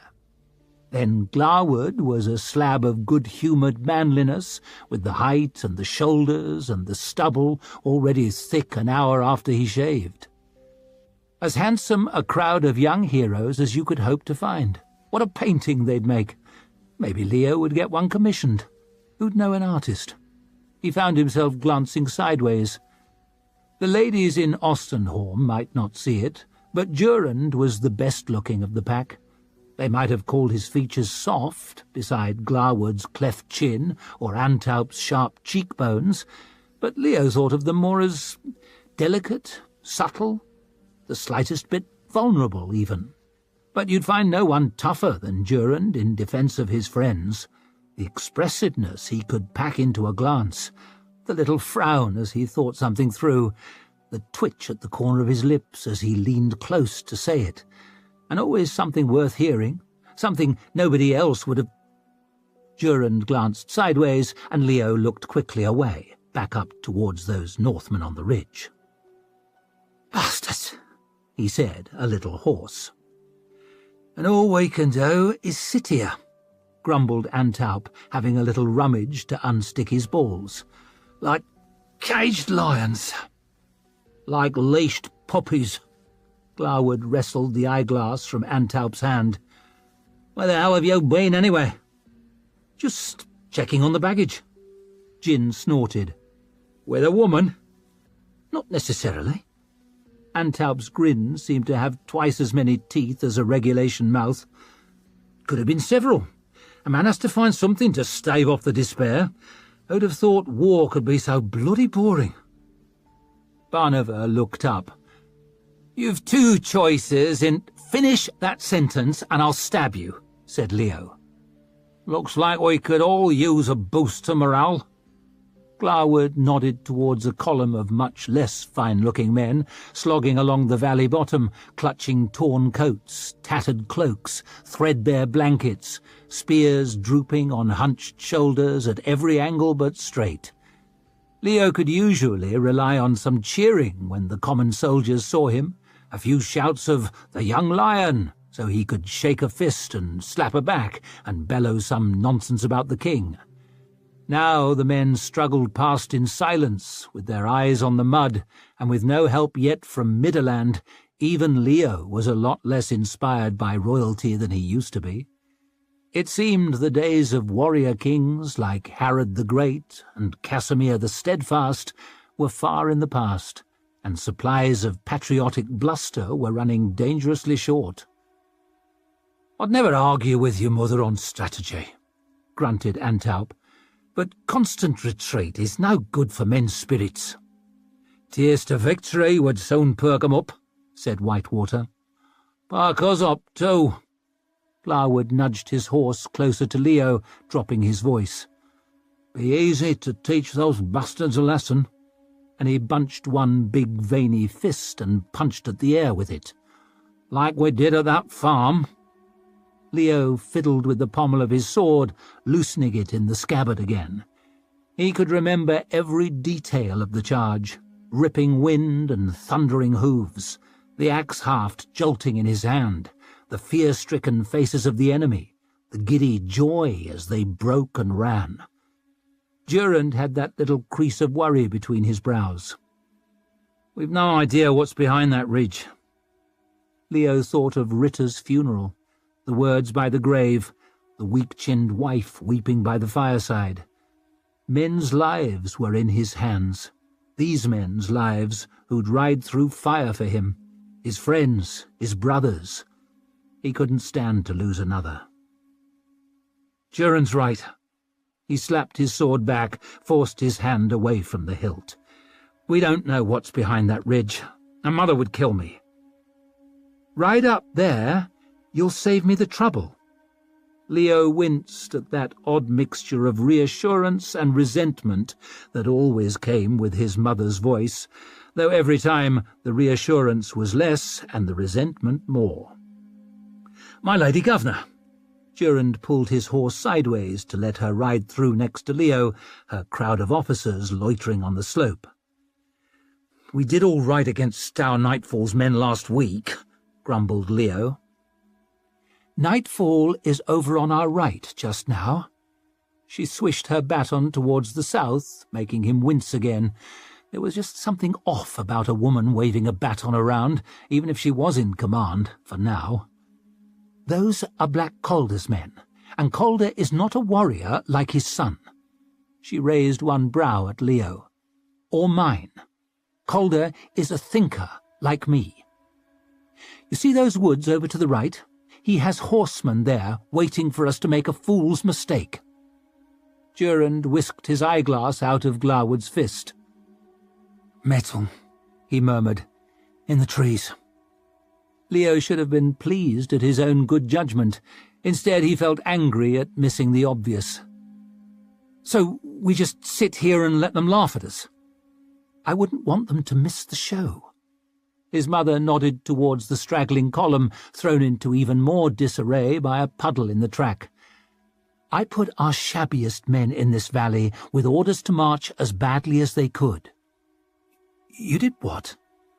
"Let them laugh, Leo. Their laughter will leave no widows weeping. We have our best companies out of sight in the valley behind. If they come, we'll be ready." She leaned from her saddle to push back his hair. "What's this?" "Nothing," he said, brushing her hands away from the scab. "I was training with Antaup and Barnava." "Finally managed to land one on him," said Antaup, grinning. Durand cleared his throat, and Leo's mother frowned. "Tell me he didn't fight you both at once." Antaup's famous way with the ladies clearly didn't include lady governors. "Well, not as such." "When will you learn you'll never beat two strong men together?" "I saw Bremerdan Gorse do it," said Leo. "That man's no model for anything. she snapped. "Think of your father. He was brave, none braver. But between your grandfather's treason and the weakness of Angland when he took charge, he learned to be patient. He knew what he was good at. He never had too high an opinion of himself." "You're saying I do?" Durand cleared his throat again, and Leo's mother laughed. "You know I love you, Leo, but yes, painfully so. Still, it's hardly a surprise you turned out hot-headed. You were conceived on a battlefield." Leo caught Glawood and Barnava grinning at each other and felt himself blushing. "Do you have to, Mother?" "I don't have to. Honestly, every generation seems to think coupling is some grand new invention never thought of before. How they believe they came into being in the first place is entirely beyond me. High time you found a wife of your own, someone to keep you out of trouble." "I thought that was your job," he grumbled. "I have a war to fight." "That's the problem. You're not bloody fighting." "Did you ever read that Vetturio I gave you? Not fighting is what war's all about." And taking the last word, as ever, she trotted off westwards with her retinue following. Durand cleared his throat yet again, and Leo rounded on him. "Could you just bloody cough and get it over with?" "Oh, the Lady Governor's always making some very good points, and you really should read Vetturio. She's only governor until the king confirms me in my father's place." 3 years since the funeral, and Leo was still bloody waiting. He glared across the valley at those bastard Northmen watching from their ridge. "Then I can do things my way." Durand had that worried crease between his brows again. "Whose side are you on?" "The Union side, along with you and your mother." Leo couldn't help grinning. "Very reasonable, as always." Durand grinned back. "Someone needs to be." "Reasonable men might live longer." Leo pulled his gloves off and tossed them over, left Durand juggling them as he swung down from his saddle. "But does anyone remember the bastards afterwards?" The drummer boy at the head of the next company had given up playing altogether, shambling along, with knees knocking against his drum, teeth chattering from the cold. He looked up as Leo came close and snatched his white hands from his armpits, but fumbled his sticks and sent them tumbling to the dirt. Leo stooped and plucked them up before the boy could bend, gripped them in his teeth while he shrugged off his cloak and offered it out. "I'll swap you." "My lord?" The boy could hardly believe his luck as he wriggled from the strap of his drum and swaddled himself in several dozen marks' worth of best Midland wool. Barnava had hopped down from his horse, smiling for once as he fell into step with the soldiers. Now Glawood and Durand joined him too, Whitewater Gin shaking his shaggy head, but showing that grin as he muscled into the column. "I'll just take the bloody horses back then, shall I?" called Antaub, struggling to gather the reins. "Mine's a mare," shouted Glawood. "You're always saying how much the ladies love you." Some laughter through the column at that, the first in some time, by the look of things. Leo settled the drumsticks in his fingers, just like he used to when he marched the servants around the Lord Governor's residence as a boy. A leader should share the hardships of his men, his father used to tell him. He'd have a dry tent, a warm fire, and a good dinner this evening, while they'd be lucky to get a blanket and a bowl of soup. But if he could put a little spring in their step on the way, it would be something. Something for them and something for him. Something to show those bastards on the hill. That, and Leo had always been the worst man in the world when it came to doing nothing. "I'll try to remember how to play," he called over his shoulder. "If you lot can remember how to march." "I'm no genius like Durand," called Glawood, turning so he was trotting backwards. "But as I recall, it's one foot after the other." "We'll give it a try, my lord," called a thick-set sergeant, the men already moving faster. Leo smiled as he started to tap out the rhythm. "That's all I ask."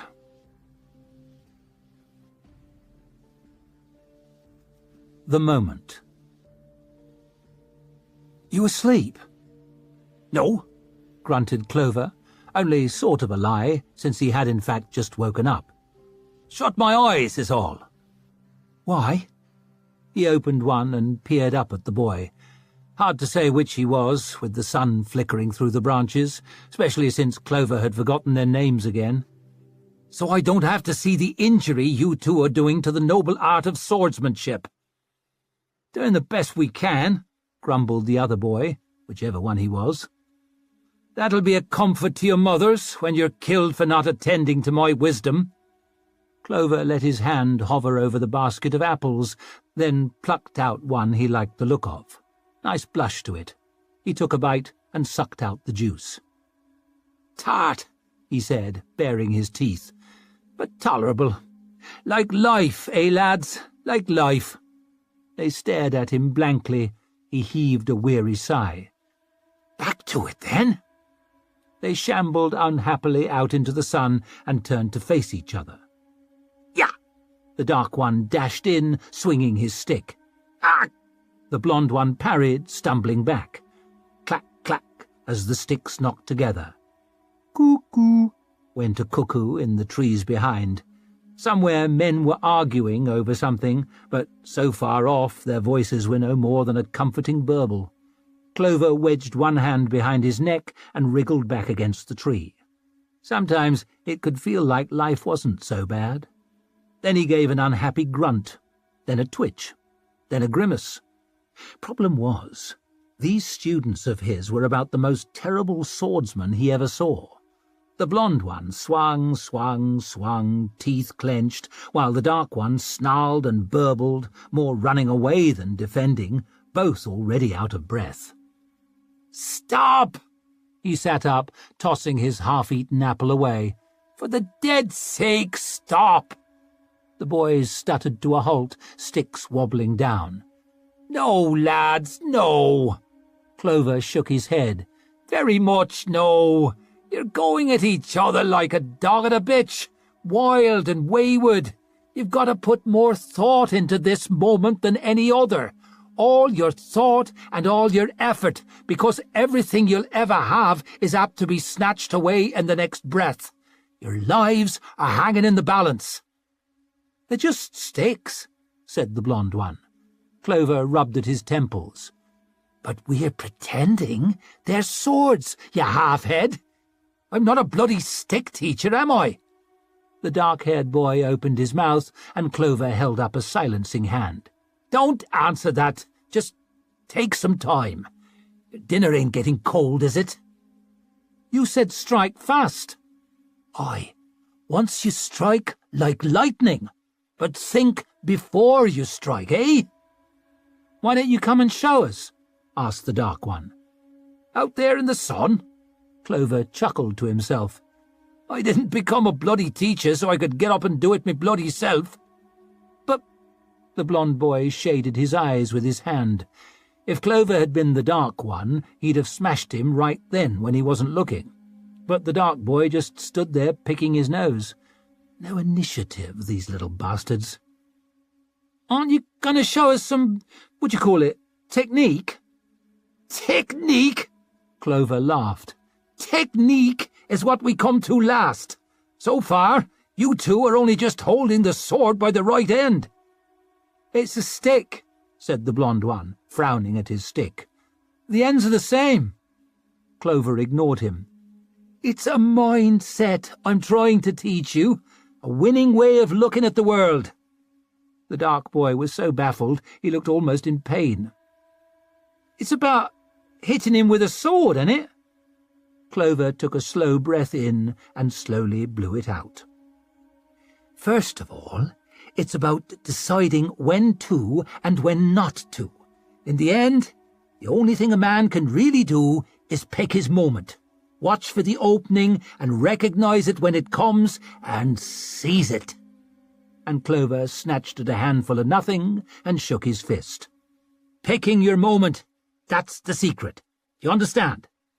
The dark boy looked doubtful. "My da always said it was all in the grip." "Aye, well, if you had no grip, The sword would just drop out of your hand." The boys stared blankly at him again. Clover sighed again. "To it once more, lads, and this time pick your moment." Clack, clack went the sticks. Tock, tock went a woodpecker in the trees behind. The snap of a stick in the brush, and Clover slipped the knife from its sheath at his back and held it down behind his arm. Another footstep, and Clover reached out, without looking around, and tipped the basket of apples towards the newcomer. "Apple?" he asked. Black Calder was standing there, rubbing at that little scar on his chin as he watched the two boys swinging away and not picking their moment in the least. "No," he grunted. "Are they, Chief?" "You get to my position, they all are." Clover looked back to the demonstration of how not to use a sword, knife already put away and his hands clasped across his belly. "Reckon that's why I prefer my position." "Ha!" Calder worked his mouth, a little sourly in Clover's opinion, and said in a voice sharp with sarcasm, "Don't get up." "I haven't." Calder worked his mouth even more sourly. He was a sour sort these days, given how much life had given him, or how much he'd managed to claw from it, leastways. Time was he'd had a fine sense of humour, but the more men get, the sourer they tend to turn, and Black Calder had almost the whole north. His brother Scale might wear the king's chain, but everyone knew Black Calder made the king's choices. "I meant, do get up," he said. "Ah!" Clover took his time. He considered it a point of principle to always take as much time as he could get away with. Then he shook out his aching legs, then slapped the dirt and dried pine needles from the arse of his trousers, then slapped his palms clean, too. "There we go," he said. "I'm up." "Let ring the bells," said Calder. "This here is Jonas Clover." Clover looked around and got quite the shock to see someone had come up behind him and was leaning against the tree. A black-haired lad, maybe 12 or 13 years old, with a cleft top lip and watchful eyes. He looked Clover up and down and didn't say a thing. "Used to be called Steepfield," added Calder, which made Clover scratch unhappily at the back of his head. "Maybe you heard of him." "No," said the lad, looking over at the two fighting boys with his pale eyes narrowed. "Who are these?" They'd fallen to wrestling, lurching about with their sticks waggling at the sky. "Those," Clover considered denying any acquaintance with them, but doubted he'd get away with it, "are my pupils." The lad considered him a moment, then pronounced his solemn judgment. "They're no good." "You've an excellent eye. They're shit. But that's how you know what a truly great teacher I am. Any fool can get results from the gifted." The lad considered that. "So where's the results?" "You have to trust they'll be along. Patience is a warrior's most fearsome weapon. Take it from me. I've been in a few fights." "Did you win any?" Clover snorted. "Oh, I like him, Calder. Did you come down here just to toss my hard-won reputation in the muck?" "Not just that," said Calder. "I need your help." "Thinking of learning some sword work?" "You ask me, swords are best swung by other men." "Then—" Calder took an unhappy, growling breath. "My son. The great wolf, our king-in-waiting, that peerless warrior Stour Nightfall, thought he knew how to use a sword. He does. Too well, if anything. He's proving somewhat willful. Set fire to Offrith, the bloody idiot. All those years I spent planning how to take the city, and the moment I get it, he sets fire to it. Once you call it a war, folk tend to get overexcited. My father used to say you point 3 Northmen the same way, they'll be killing each other before you can order the charge. I've got Gregan Hollowhead and his boys from the West Valleys as like to join the dogman as fight against him. How do I make them take my say-so when my own blood won't? If Stour weren't my son, I'd be forced to say the boy's a fucking prick. But he is your son, so Calder wasn't listening. He cares about nothing but his own fame, his own legend. What's a bloody name worth at a market? Warriors. He spat the word out like it tasted bitter. I swear the more they win, the worse they get. Defeat is good for the spirit.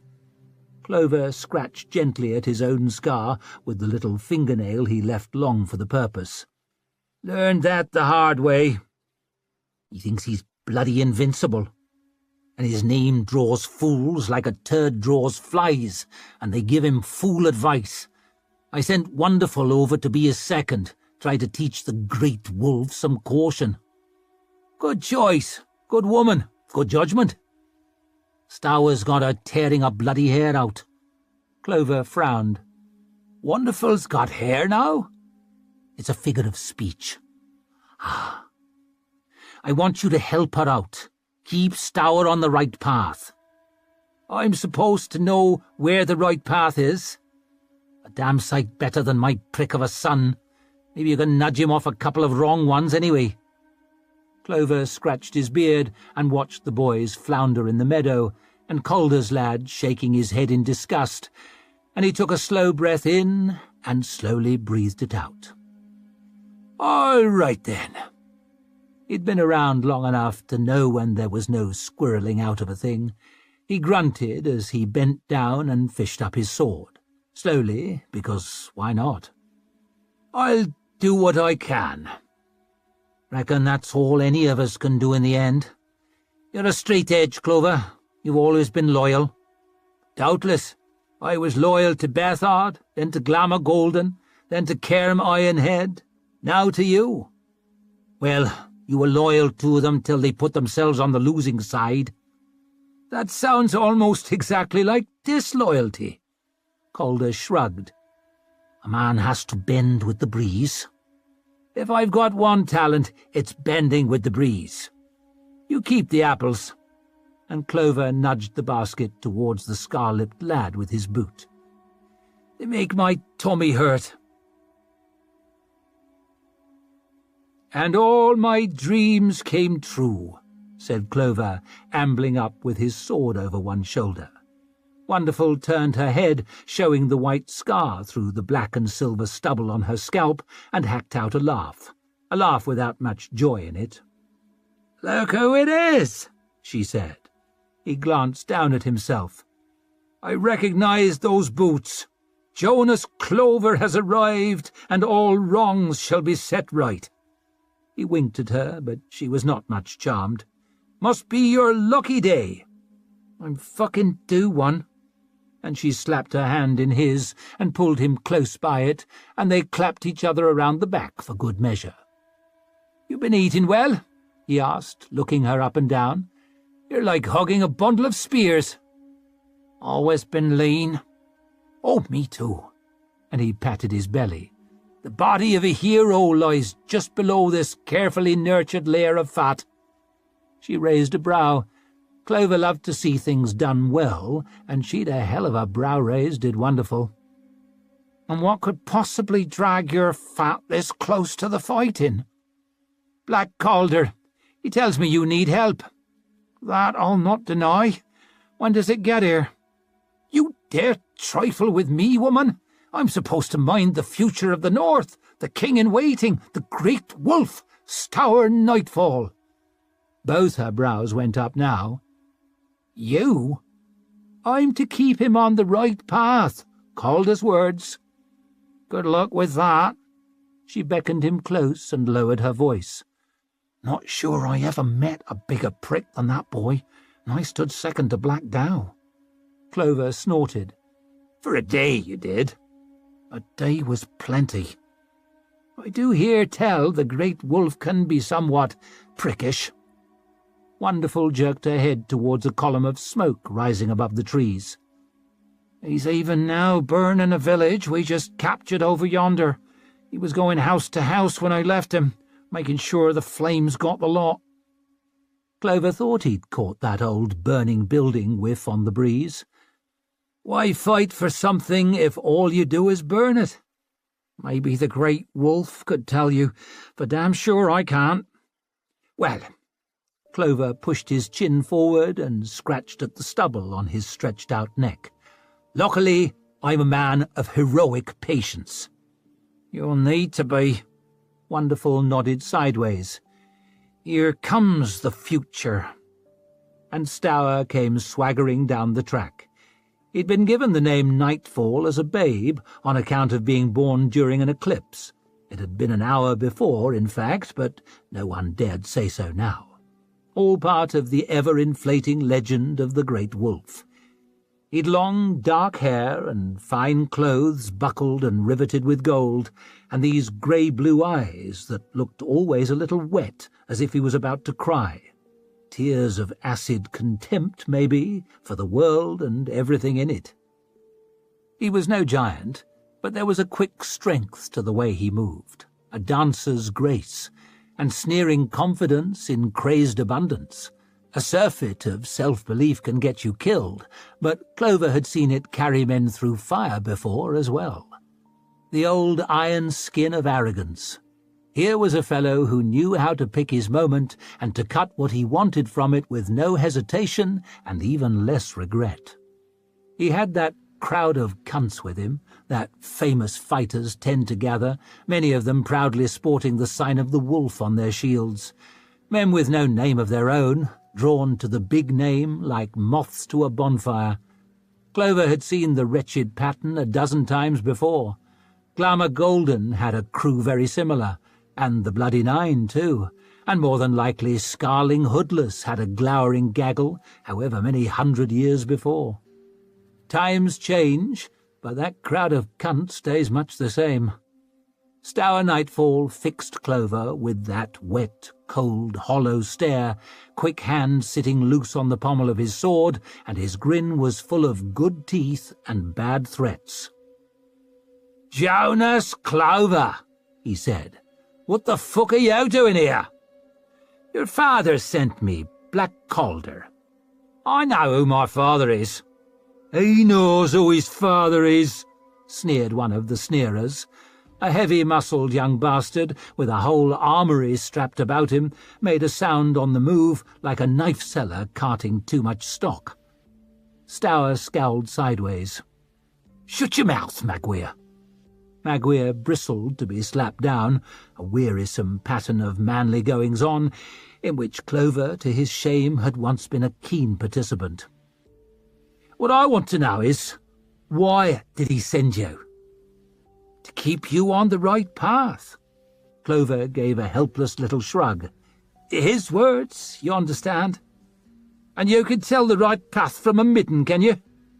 Stour's wolf-shield arse-lickers chuckled like that was some high wit, and Clover smiled along with them. If all a man can do is pick his moment, then this was no moment for pride. "I make no grand claims for myself, but I've chosen a few wrong paths down the years. Could be I can spare you from stepping in some of the turds that have made my boots so fragrant." "I thought I could smell dung." And Stour sniffed and licked his teeth and wiped at his nose with a thumb-tip. "So what'd be your first advice?" "Never scratch your eyebrows with a sword." Clover grinned. No one else did, but that was their lookout. "Best to just leave 'em in the scabbard whenever possible, I'd say. Drawn swords are bloody dangerous, that's a fact." Stour stepped a little closer and brought a little bubble of menace with him. "Wisdom fit for a hero," he whispered. "I used to want to be a hero." Clover patted his belly. "Grew out of it. But I told your father I'd do what I could." "So," Stour swept his hand out towards the valley. "Care to point out the path?" "Wouldn't presume. I know what I am, and I'm one of life's followers." The king-in-waiting opened his wet eyes wide. "Try to keep up then, old man." And he brushed past, eyes fixed on his next conquest, and Clover stepped out of the way of his scowling companions, bowing low. "I want to burn us another village or two before sundown," the great wolf called over his shoulder, and the young glories competed with each other to laugh the loudest. "What did I say?" Wonderful leaned close. Absolute prick. Break what they love. Rika wriggled her shoulders further back among the knotted roots, up to her neck in the icy river, and her hair full of dirt, listening to the warriors of her enemy trudge past on the path above. By the sound of it, there were a lot of the bastards. She wondered, yet again, what would happen if they caught her, when they caught her. She tried to make her breath come slow, come even, come quiet.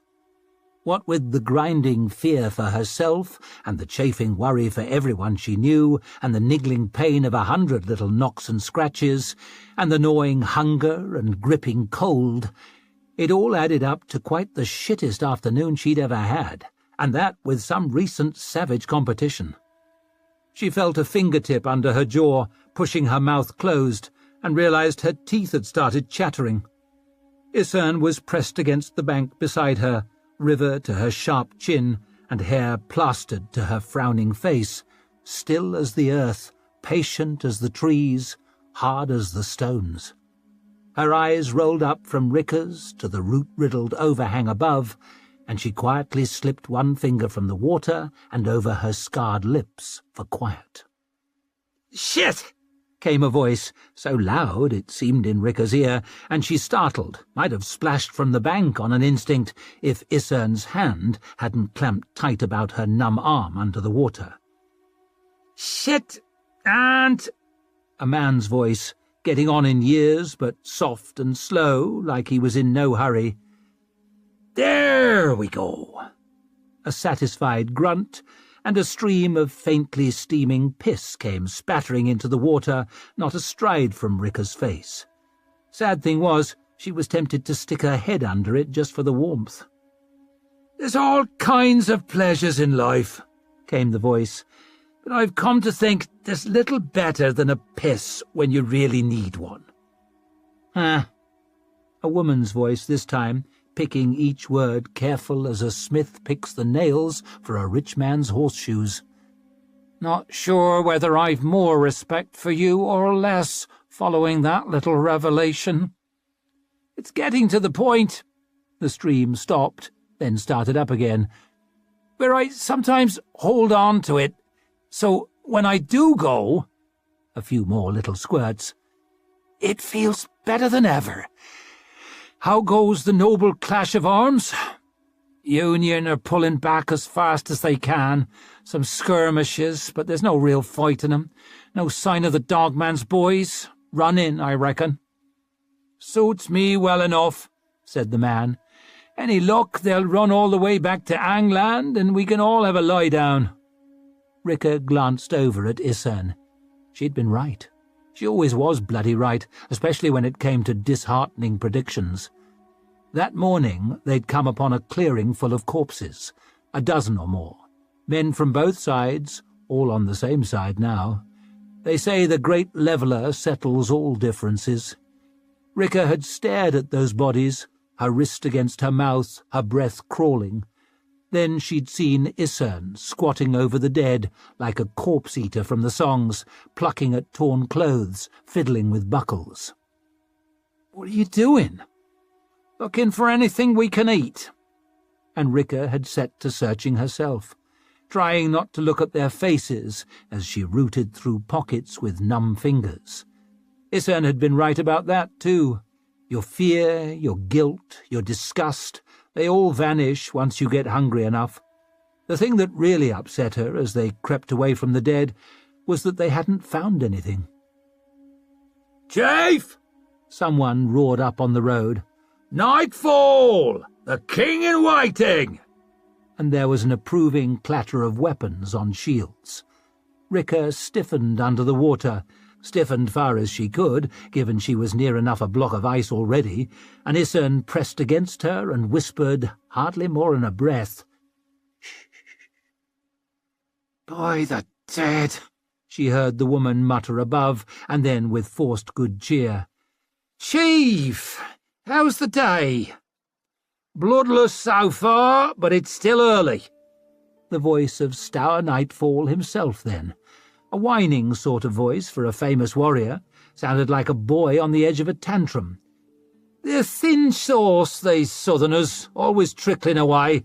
The Bloody Nine had Rudd 3 to fight, and Black Dow and Harding Grim and all the rest. How's a man meant to win a great name without great enemies to weigh it against?" A brief pause. "It's a tester, all right," said the woman. "I've a task for you, Wonderful.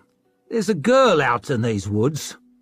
Rika had a bad feeling in her stomach, worse than the hunger, and she shrank against the bank like she could become one with the dirt.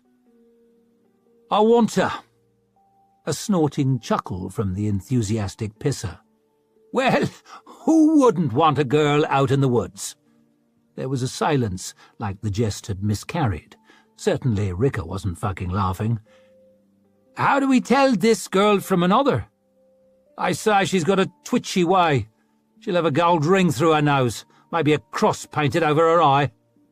Rika touched the tip of her tongue to the ring through her nose and whispered, "Fuck."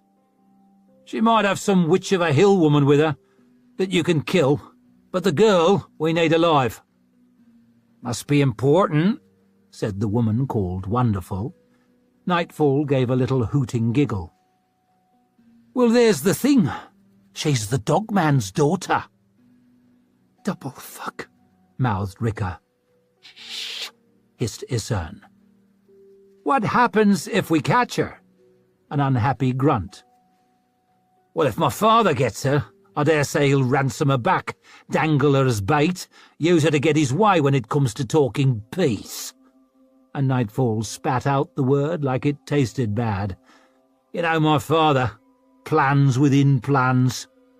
"Always been clever, Black Calder," came the man's voice. "I say things different. How I say it, the way you break your enemy is you break what they love. Way I hear it, those old fools on the other side love that twitching bitch. Sort of a little mascot for 'em." Rika heard the smile in his voice. "So if I get hold of her, I'll strip her and whip her and pull her teeth out and maybe get some thralls to fuck her out between the lines where everyone can hear her squealing." Bit of a silence, and Rika heard her own breath coming ragged and Isern's hand tightening around her arm. "Or maybe I'd get my horse to fuck her, or my dogs, or like a pig, maybe?" The older man sounded more than a touch disgusted. "How the hell would you do that?" "There's naught you can't do if you've got the imagination and the patience. Then I'll bind her up in the trees with brambles where everyone can see, and cut the bloody cross in her and put a bucket underneath to catch her guts and send them to the other side." "What, her guts?" "Aye, in a pretty box, hardwood, nicely carved, with flowers maybe. Or no, herbs, so those old fools won't smell what they get until they open it." And he gave a satisfied grunt, like he was talking about a nice fish he'd catch, or a nice meal he'd eat, or a nice sit on the porch he couldn't wait to have at sunset. "Imagine the looks on their faces." And he chuckled like her guts in a box would be quite the height of drollery. "Fuck," breathed Rika. Isern just whispered, "But that's for later."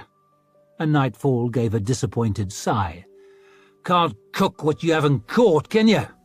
My father's offering a big guild for her, that's sure. Whoever brings her in'll be a wealthy man." The woman called Wonderful sounded like she was hardly enjoying this any more than Rika was. "Right you are, Chief. We'll be looking." "Lovely.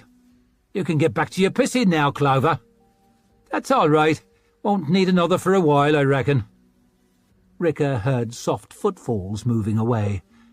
Perhaps she should have been frozen with fear. The dead knew she'd a right to be. But what she felt instead was a boiling fury. A fury that warmed her through, despite the icy water frothing to her chin. A fury that tempted her to slip from the stream with her knife between her teeth and cut the bloody cross in Stour Nightfall right then and there. Rika's father had always told her vengeance was a waste of effort, that letting it go was the strong thing, the wise thing, the right thing, that blood only led to more blood. But his lessons seemed far away now, meant for a warmer place.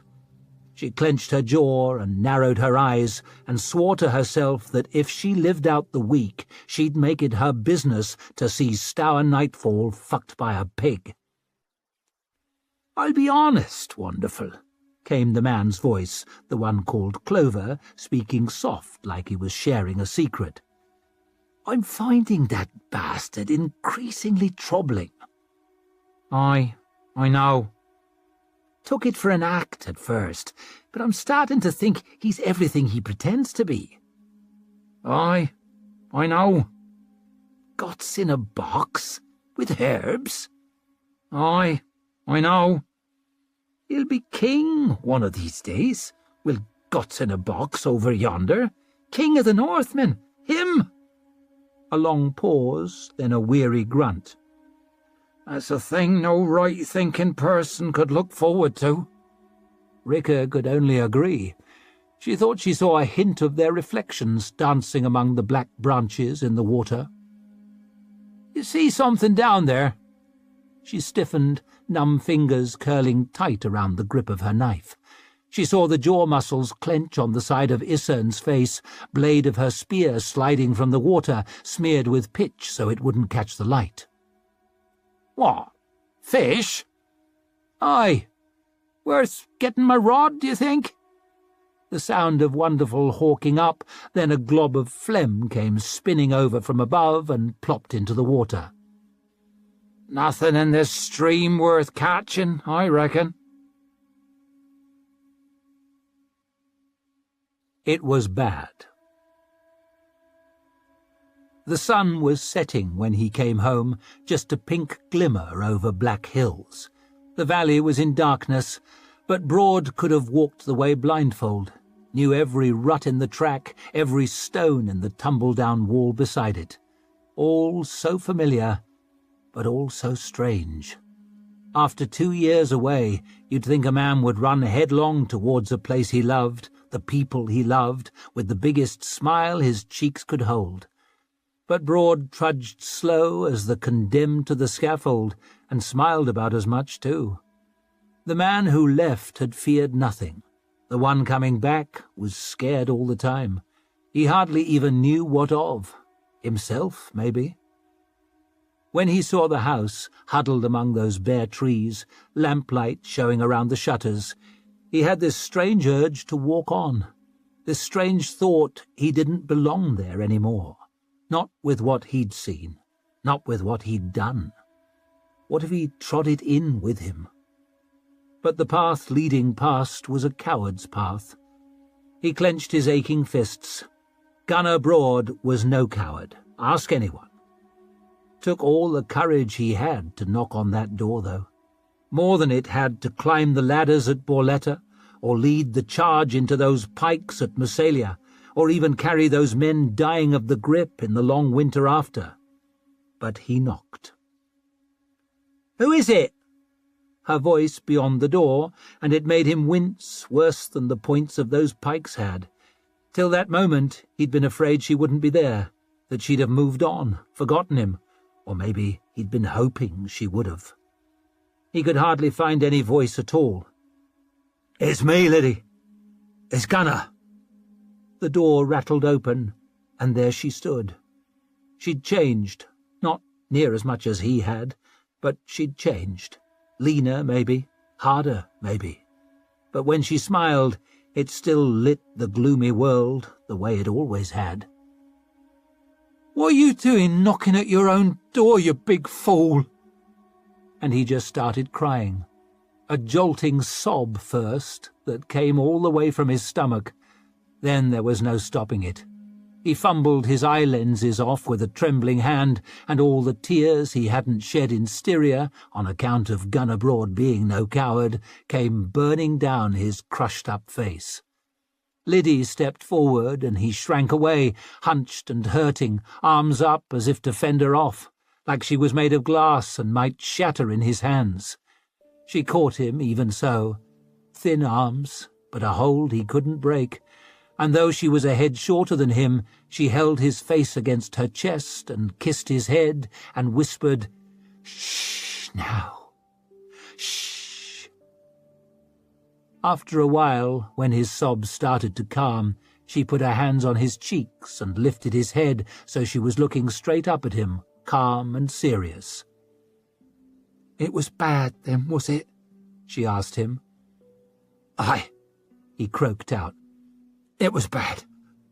She smiled, that smile that lit up the world, close enough that even without his lenses he could actually see it. "But you're home now." "Aye, I'm home now." And he set to crying again. The thunk of the axe made Broad flinch. He told himself it was the sound of honest work done well. He told himself he was home, safe, far from the battlefield. But maybe he'd brought the battlefield home with him. Maybe the battlefield was whatever dirt he stood on now. He tried to hide it under a joke.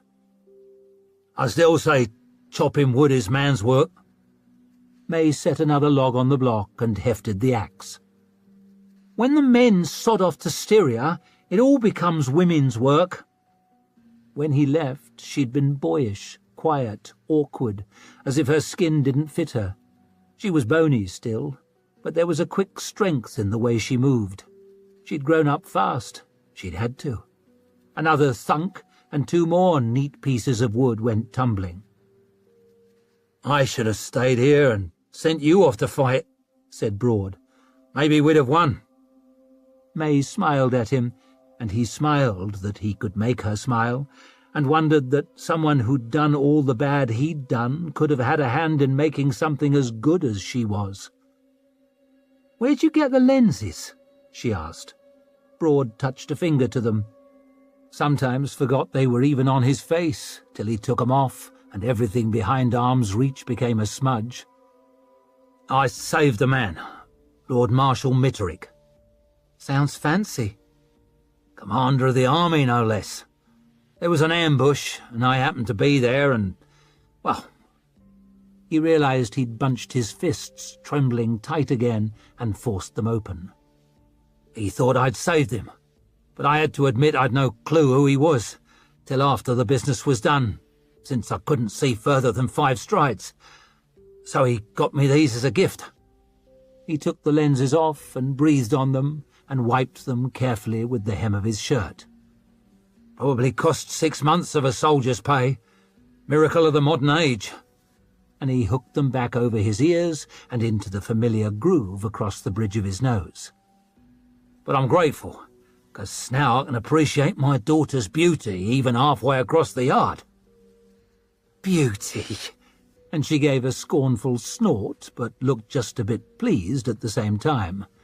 The sun broke through and was warm on Broad's smile, and for a moment it was like it had been before, as if he never went. "So you fought, then?" Broad's mouth felt dry of a sudden. "I fought." "What was it like?" "Well..." All that time spent dreaming of her face, and now she was looking right at him. It was hard to meet her eye. "It was bad." "I tell everyone my father's a hero." Broad winced. The clouds shifted and cast the yard into shadow, and the dread was at his shoulder again. "Don't tell him that." "What should I tell him?" He frowned down at his aching hands, rubbed at one with the other. "Not that." "What do the marks mean?" Broad tried to twitch his shirt cuff down over the ladderman's tattoo, but the blue stars on his knuckles still showed. "Just something the boys I was with did," and he slipped his hand behind him, where May couldn't see it, where he didn't have to. "But enough questions," said Liddy, stepping out onto the porch. "Your father just got back." "And I've got plenty to do," he said, standing. They must have been working hard to keep the house presentable, but it was too much for 3, let alone 2. Looked like it was crumbling back into the land. "Must be 6 leaks to mend."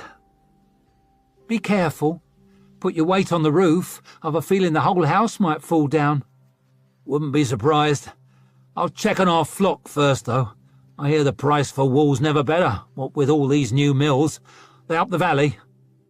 May blinked over at her mother, and Liddy gave an odd kind of grimace, and Broad felt that dread pressing on him all the heavier. "What is it?" "We don't have a flock no more, Gunner." "What?" "I wanted to give you a proper night's sleep without having to worry." Liddy heaved up a sigh, seemed to come right from her worn shoes.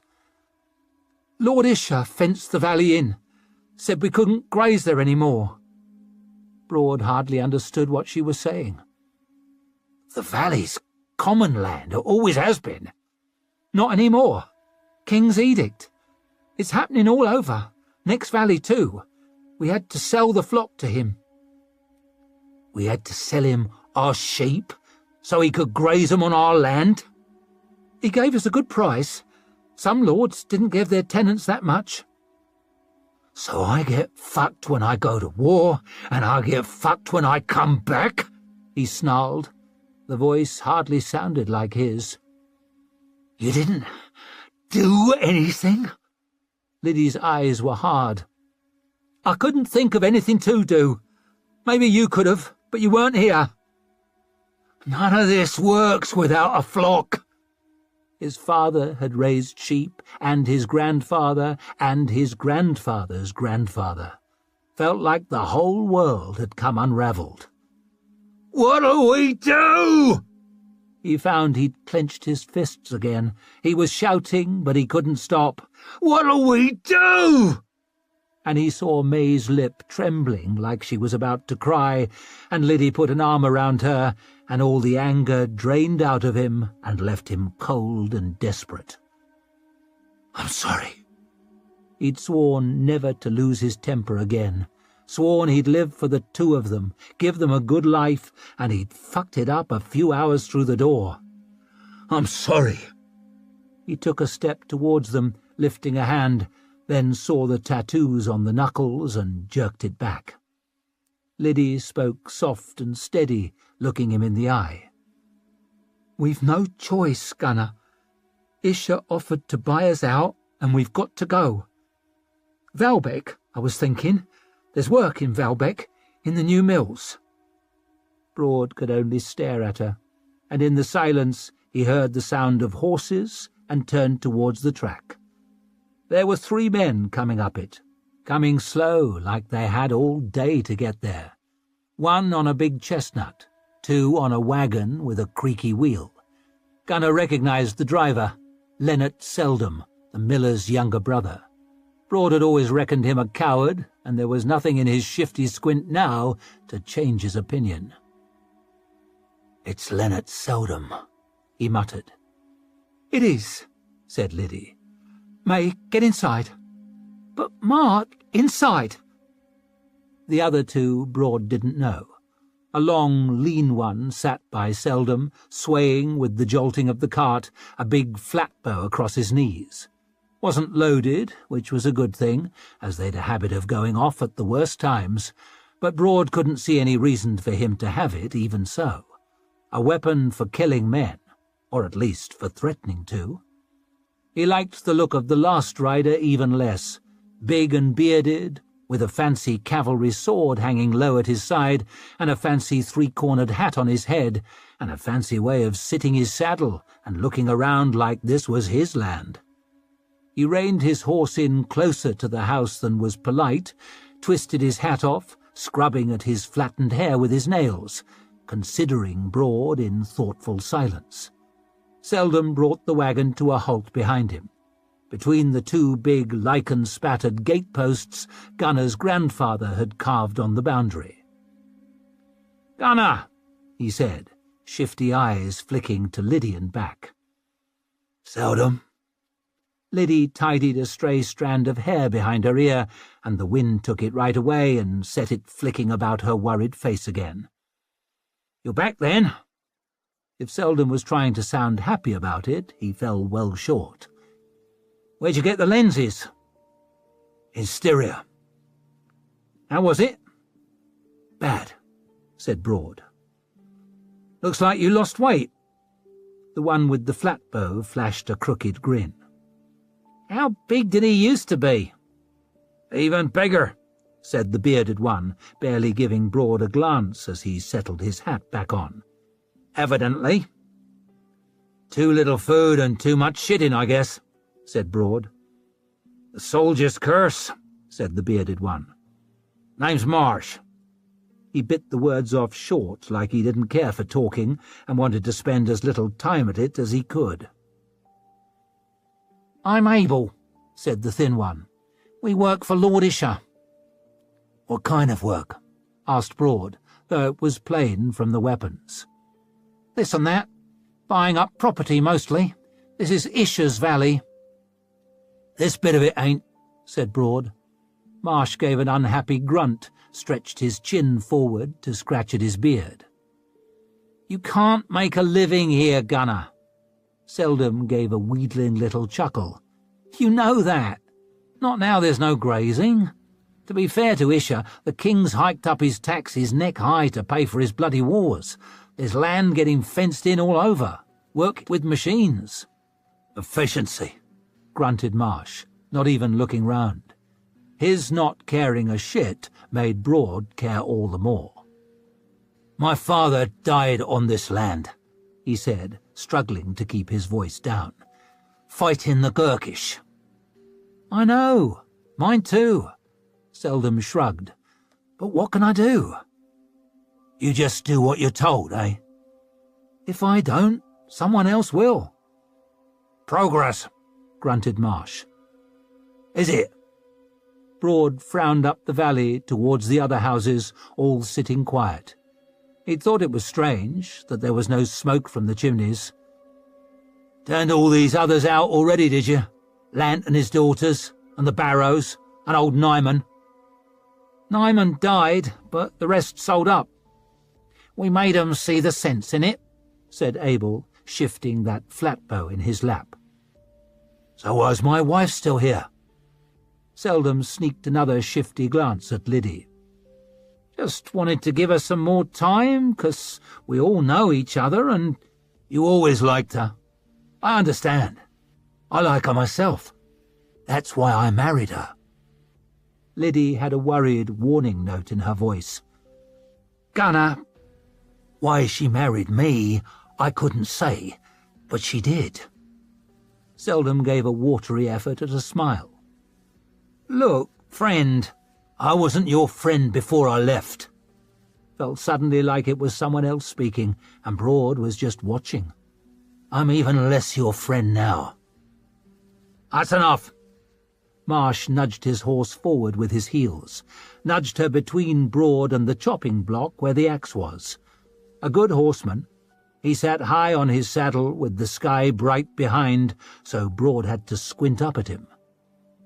Lord Isher's going to have his valley one way or another. No point being stubborn. Better for you to leave with a little money in your pocket. Better than what? Marsh took a heavy breath through his nose. Be a shame if this lovely house of yours were to catch fire one night. His hand crept down, not towards the peeling gilt basket-work of that fancy sword, to a knife, most likely. Thought he'd goad Broad into rashness, then he could just lean over and stab him, cut through a problem with one bit of sharp metal that a lot of talk couldn't seem to unravel. Maybe that had worked for him before, worked a lot of times. Catch fire, you say? Funny thing was, Broad didn't feel angry. Such a relief to be able to let go, even for a moment, that he almost smiled. That's right. Marsh leaned down towards him. Be a shame if your lovely wife and daughter was... Broad caught his boot and flung him out of his saddle. Marsh gave a shocked grunt, flailed at the air as he went tumbling down. He was snarling curses as Broad walked around the horse, trying to scramble up, but he had one foot still snarled in the stirrup. Broad caught his wrist before he could right himself and twisted it up, forced his head down onto the chopping block. Marsh screamed as his elbow popped apart, knife dropping in the dirt, but only till Broad lifted one boot and smashed his face into the scarred wood with all his weight, bone crunching 1, 2, 3 times. Abel half stood from the wagon's seat, eyes starting, fumbling with the string of his bow.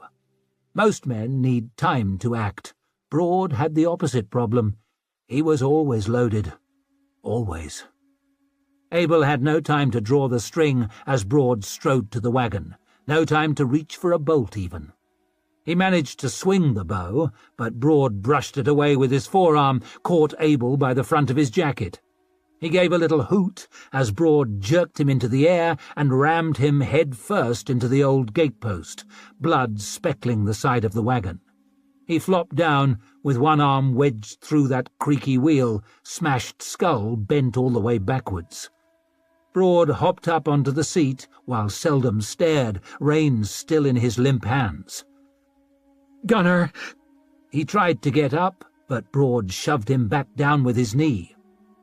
Wasn't sure how many times he hit him, fist up and fist down, fist up and fist down, but when he stopped, Seldom's face was just a mess of glistening red. Broad blinked down at him, a bit out of breath. Wind blew up cold on his sweaty forehead. Broad blinked over at Liddy. She was staring, hand clapped over her mouth. Broad blinked at his fists, took a painful effort to uncurl the red fingers, and he started to realize what had happened. He sat down beside Seldom's corpse on the wagon's seat, all weak and shaky. Spots on his vision. Blood, he realized, on his lenses. He fumbled them off, turned the world to a smear. Liddy didn't say anything. Neither did he. What was there to say? A sea of business. Welcome, one and all, to this 13th biannual meeting of Adua's Solar Society. Honrig Kernsbeck, the great machinist, resplendent in a waistcoat embroidered with golden leaves, threw up his broad hands. The applause was the most enthusiastic this theatre could have heard since Josef Lestek gave his final performance on its stage. With thanks to our distinguished patrons, the Lady Adi and her daughter, Lady Savine den Glokta. Kernsbeck gestured towards Savine's box, and she smiled over her fan as though her delicate feelings could hardly stand the attention. There were whoops and calls of "Hear, hear!" from members who particularly wanted her money, she imagined. We never dreamed, when 9 of us first met in Lady Savine's parlour, that only 8 years later the Solar Society would have more than 400 members throughout the Union and beyond. Kernsbeck might not have, but Savine had always dreamed big. We are living in bold new times, times when only the lazy need be poor, when only the small-minded need be dissatisfied, times when the world can be changed by the ingenuity and endeavour of a single man, or even, fate's helpers, a single woman. Only yesterday, here in Adua, Dietem den Court completed a bridge made entirely of iron, mark you, that will bring a canal through Casimir's wall and into the heart of the city. More applause, and down in the audience, Court was clapped on the back by his peers. A back covered by a fine new coat, paid for with Savine's money, as it happened. With it will come boundless access to raw materials, will come new industry and new commerce, will come better jobs and better goods and better lives for the masses. Kernsbeck flung his arms wide with a showman's flourish, eye lenses flashing. Will come prosperity for all. But especially for Savine, it hardly needed to be said. What is the point in prosperity, after all, if everyone has it? And now to business, the business of progress. Our first address shall be by Caspar Dan Arenholm on the application of the Kernsbeck engine to the pumping of water from iron mines. Savine rose to leave while Arenhorn was on his way to the lectern. The truth was, she had never been very interested in the inventions. Her obsession was how they could be turned into money, and that particular alchemy was practiced in the foyer. A considerable crowd had already gathered beneath the three great chandeliers, buzzing with excited chatter, seething with prospects and proposals. Knots of soberly dressed gentlemen broke and reformed, drawn into dizzying swirls and eddies, ladies' dresses, bright dots of colour bobbing on the flood. Here and there one could even spot the fabulous robes of some relic of the old merchant guilds. Savine's practised eye picked out those with money or connections. Those without sucked spinning after them like rowing boats in the wake of great ships, desperate for patronage, involvement, investment. It was a sea of business. Dangerous waters swept by unpredictable storms, where fortunes could founder, enterprises be lost with all hands, reputations sink beneath the waves, but where a navigator with sufficient vision could be born to spectacular success on the hidden currents of wealth and influence. "God works for those who work themselves," murmured Zuri, checking her watch. She was ever at Savine's shoulder, ready to guide the chaff away, or on occasion make a note in her book for an informal meeting, perhaps an invitation to tea for the truly promising. Often at those pleasant interviews she would make some passing observation about night-time habits, or questionable pasts, or illegitimate offspring, and how this or that scandal revealed might leave a promising career in ruins. There was almost no one worth noticing without a secret kept somewhere in her book. A dash of blackmail, tastefully administered, could always be relied upon to shift prices in the right direction. To win at this game, you had to keep one foot in the ballroom and the other knee-deep in the sewer. To work, then. Savine put on her most radiant smile, snapped out her fan, and glided down the steps into the melee. "Have you considered my proposal, Lady Savine? A new design for coal boats, if you recall, both keels and colliers. We'll put coal in every household, however humble. Coal is the future." "My surveys show the hills near Rostod are riddled with copper, Lady Savine. Why, you could scoop it up with your hands. Metals are the future." "I only need to convince the owner of the land, a relative of Lord Isher, and I know you're a close confidant of his sister." Savine might wear a sword, but on this battlefield she fought with a fan. A conspiratorial tap with it, closed, could coax out smiles more surely than a witch's wand. Snapped open with a flick of the wrist, it cut fruitless conversations off more sharply than an executioner's axe. Deftly raised, with a curl of the lip and a turn of the shoulder, it buried men deeper than a spade. "Salt is the thing now, Lady Savine. Salt in quantity for everyone. A partner could triple her money within months, positively quadruple it. Clocks are the thing. Accurate clocks. Affordable clocks. The potential, Lady Savine. You cannot be blind to the potential. Why, a single word in the right ear at the patent office." One by one she brought them forward with their schemes, their dreams, the light of certainty bright in their eyes. Her slightest smile lit their faces with delight. Her slightest frown doused them with horror. When she ended each interview with a snap of her fan, she thought of all the refusals she had endured and relished her power. "With your contacts in Styria, your patronage could make all the difference." "With your friends in the Agriont, it would only take an interview." "The one thing I need as investment. Quintuple her money." "Lady Savine?" A woman, young, red-wigged, freckle-shouldered, with a way of peeking over her gaudy fan that was meant to be winsome, but to Savine looked merely sly. "I am, forgive me, a tremendous admirer of yours."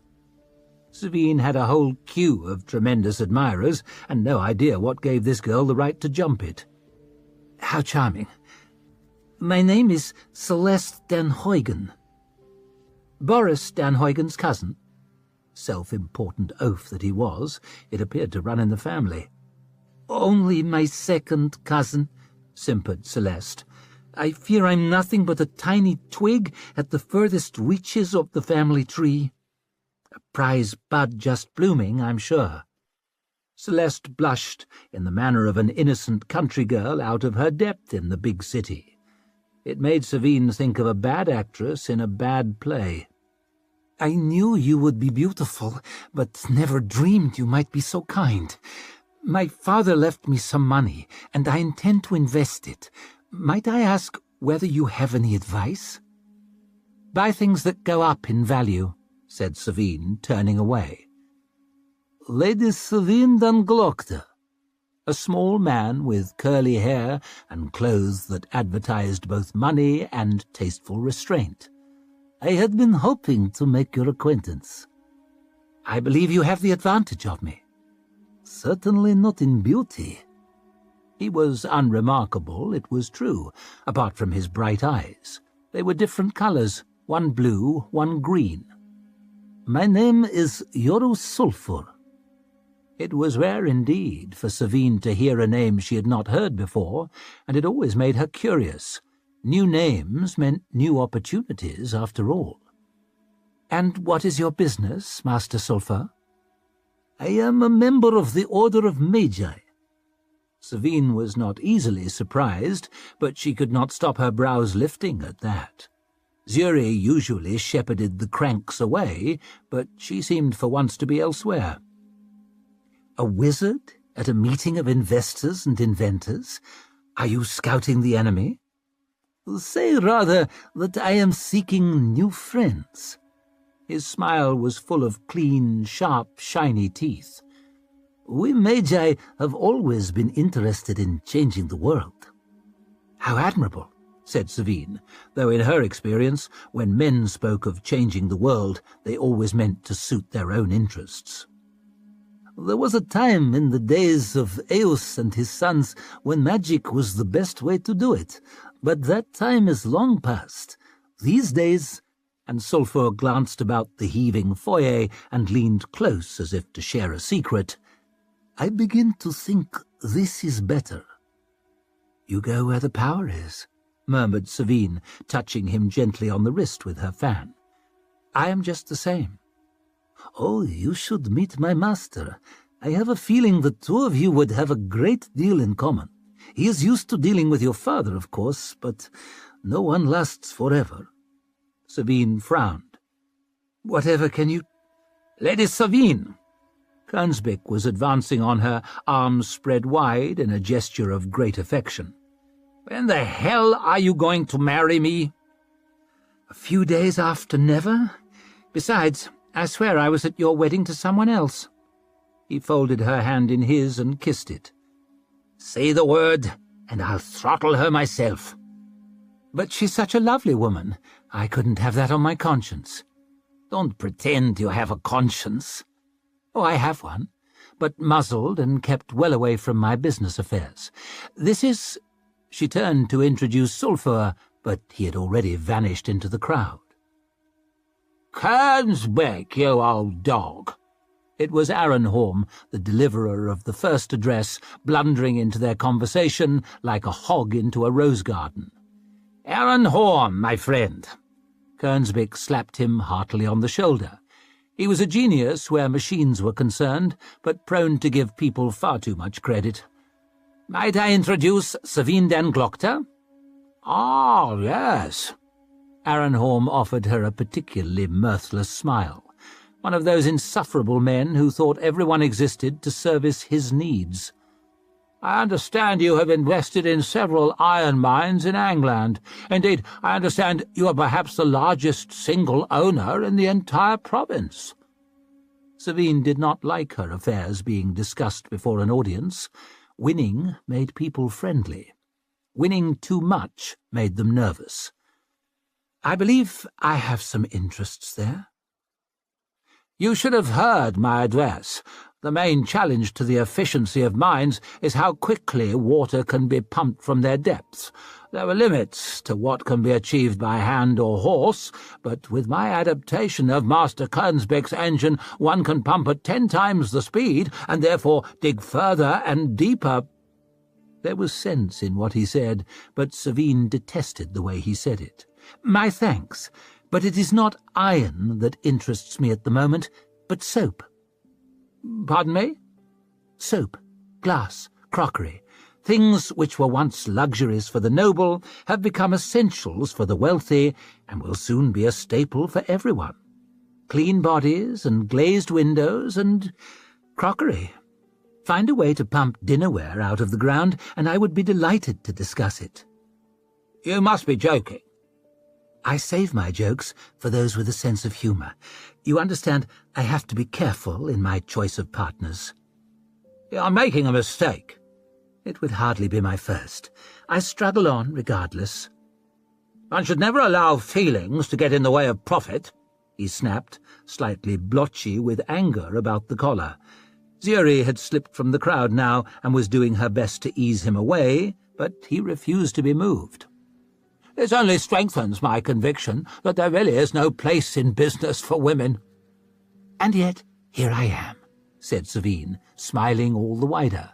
And here you are with your begging bowl. No doubt there are many parts of union life in which there is no place for women, but you cannot stop me buying or selling a thing. Kernsbeck breathed on his eye lenses and gave them a wipe. Take care, my friend. And he placed them on his nose and looked up from under his brows.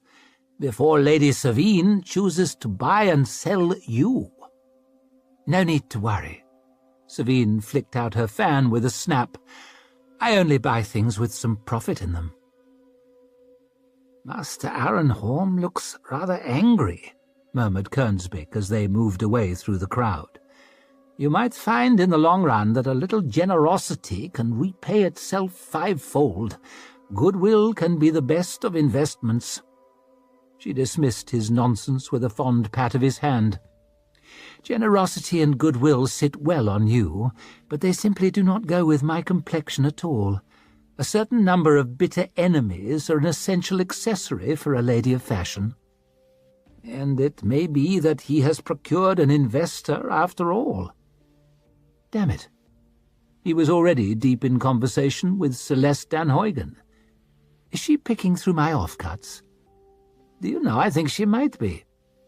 Like a bitch at the butcher's bins. She seems quite popular with the gentlemen of the society. Indeed, one could almost see the grey heads turning as she slipped through the room on Arenholm's arm. Anything with a quim is popular with them, muttered Savine. Ouch! She reminds me of a younger you. Younger me was poison. Younger you was nectar, almost as much so as older you. But I've heard it said that imitation is the most honest tribute. We have a whole theatre full of old fools trying to do a Kernsbeck, after all. Do I complain? Whenever you're not boasting. I've been boasting continuously for so long it hadn't come up. And Kernsbeck gave her the mildest of grins. The circle of the world is wide, Savine. You can allow someone else to occupy one little plot of it. I suppose so, she grudgingly admitted, putting the distasteful union of Arenholm and Huygen from her mind. As long as they're paying me rent. But Kernsbeck was no longer listening. The eager chatter was falling silent, the crowd parting like soil before the plough. A man strode through the throng, his facial hair meticulously barbered and lavishly waxed, his crimson uniform festooned with gold braid. Bloody hell, whispered Kernsbeck, gripping her wrist. It's the bloody king. Whatever the criticisms of His Majesty, and there were many, regularly circulated in ever more scurrilous pamphlets, no one could have denied that King Jezal always looked the part. He chuckled, slapped arms, shook hands, traded jokes, a beacon of slightly absent good humour. A dozen fully armoured knights of the body clattered after him, and at least 20 clerks, officers, servants, attendants, and hangers-on after them, chestfuls of unearned medals glittering beneath the 1,000 dancing candle flames above. "Master Kernsbeck." His Majesty ushered the great inventor up from his knee. "So sorry I'm late. This and that at the palace, you know. Management of the realm. So much to take care of." "Your Majesty," frothed Kernsbeck, "the Solar Society is illuminated by your presence. I regret that we had to begin the addresses without you." No, progress waits for no one, Kernsbeck? Not even kings." "Especially not kings, Your Majesty," said Savine, sinking into an even deeper curtsy. One of the royal party issued a choked splutter at her insolence, but no risk, no profit. Kernsbeck held out his hand to present her. "And this is—" "Savine Dan Glockter, of course," said the king. "It makes one very proud to see one's subject showing such enterprise and determination." He gave a strange little shake of his fist, so strong a gesture, so weakly delivered. "I've always admired people who make things." Savine sank lower still. She had long ago become used to men staring at her, had learned to tolerate it, to deflect it gracefully, to turn it to her advantage. But the look the king was giving her was not the usual kind. There was something awfully sad behind his blandly handsome grin. "Your Majesty is far too kind," she said. "Not kind enough." She wondered if he had somehow found out about her and his son, had also let something slip. With such young women to lead the way, the Union's future looks bright indeed. Fortunately, there was a commotion further down the hall. A knight herald pushed through the crowd, winged helmet tucked under one arm. "Your Majesty, I have news." The king looked mildly annoyed. "That's your job, isn't it? Could you be more specific?" "News from the north." He leaned in to whisper, and the king's fixed smile sagged. "My apologies, Lady Savine. My apologies, everyone. I am needed at the Agriont." The gilt edge of His Majesty's cloak snapped as he spun on one highly polished heel, his retinue crowding after like a gaggle of self-important ducklings behind their mother, not a smile among them. Kernsbeck puffed out his cheeks.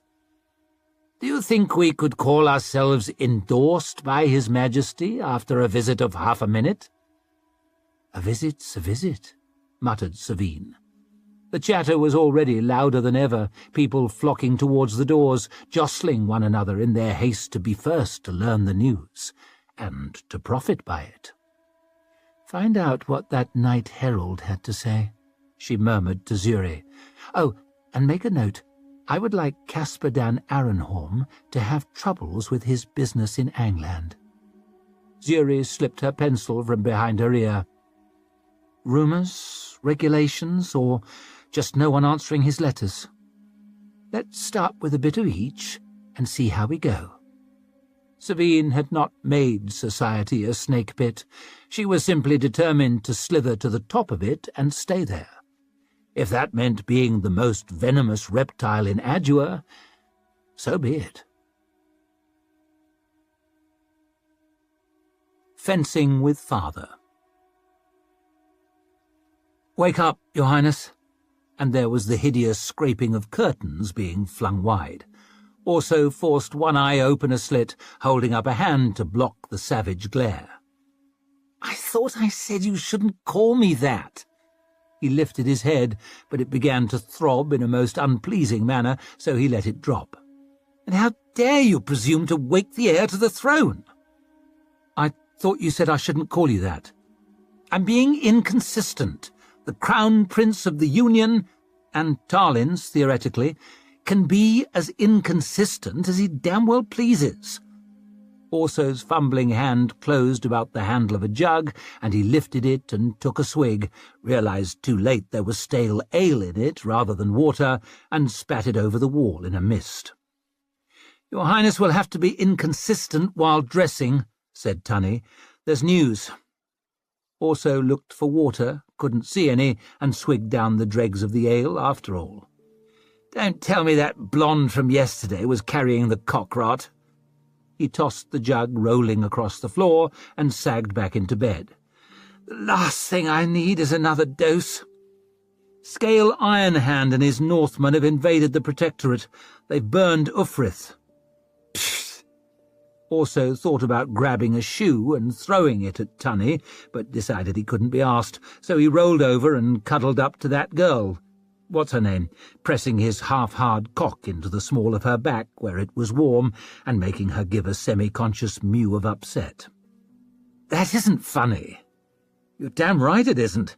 Lady Governor Finri Dan Brock is fighting a brave rearguard action along with the Dogman and her son Leo, the big, bold young lion, but they're giving ground before the terror of the Northmen and their fearsome champion Stour Nightfall, the great wolf, who's sworn to drive the damn Southerners out of England." There was a brief silence. "We're the damn Southerners, in case you're wondering." Also managed to get both eyes open at once. "You're not joking?" "You'll know when I'm joking, because your Highness will be laughing." "What the—" Also felt a sudden stab of something. Worry? Excitement? Anger? Jealousy? Some feeling, anyway. It was so long since he really had one, it was like a spur in his backside. He scrambled out of bed, got one foot tangled in the sheet, kicked it free, and accidentally kicked what's-her-name in the back. "The hell?" she mumbled as she sat up, trying to claw hair tangled with wine out of her face. "Sorry," said Orso. "Terribly sorry, but, Northmen! Invaded! Lions and wolves and whatever." He grabbed his little box and took a pinch of pearl dust up each nostril, just to blow away the cobwebs. "Someone should bloody do something." As the burning at the back of his nose faded, that feeling became sharper. So sharp it made him shiver, the hairs on the backs of his arms standing up. You could try doing something to be proud of, his mother had said. Might this be his chance? He had scarcely even realized how much he wanted one. He looked from the empty bottles about the bed to Tunny, standing against the wall with his arms folded. "I should do something. Draw me a bath." "Hildy's already doing it." "Where are my trousers?"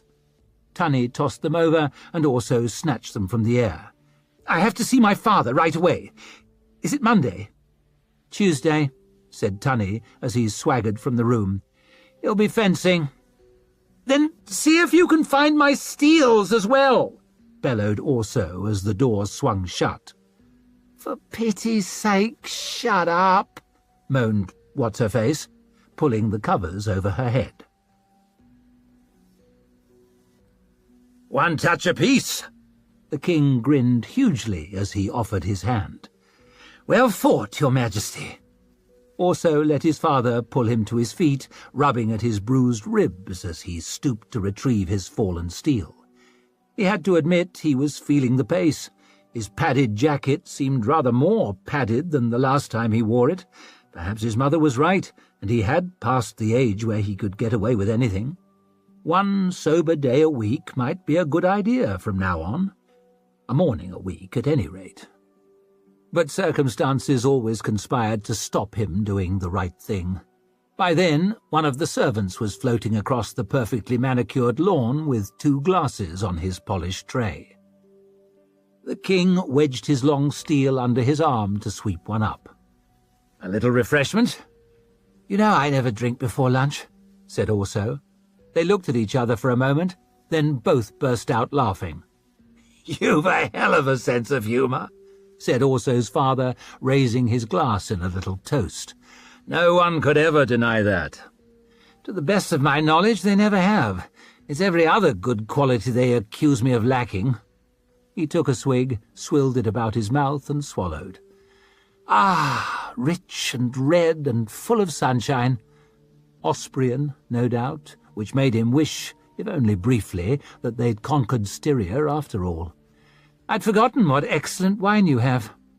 I'm the king, aren't I?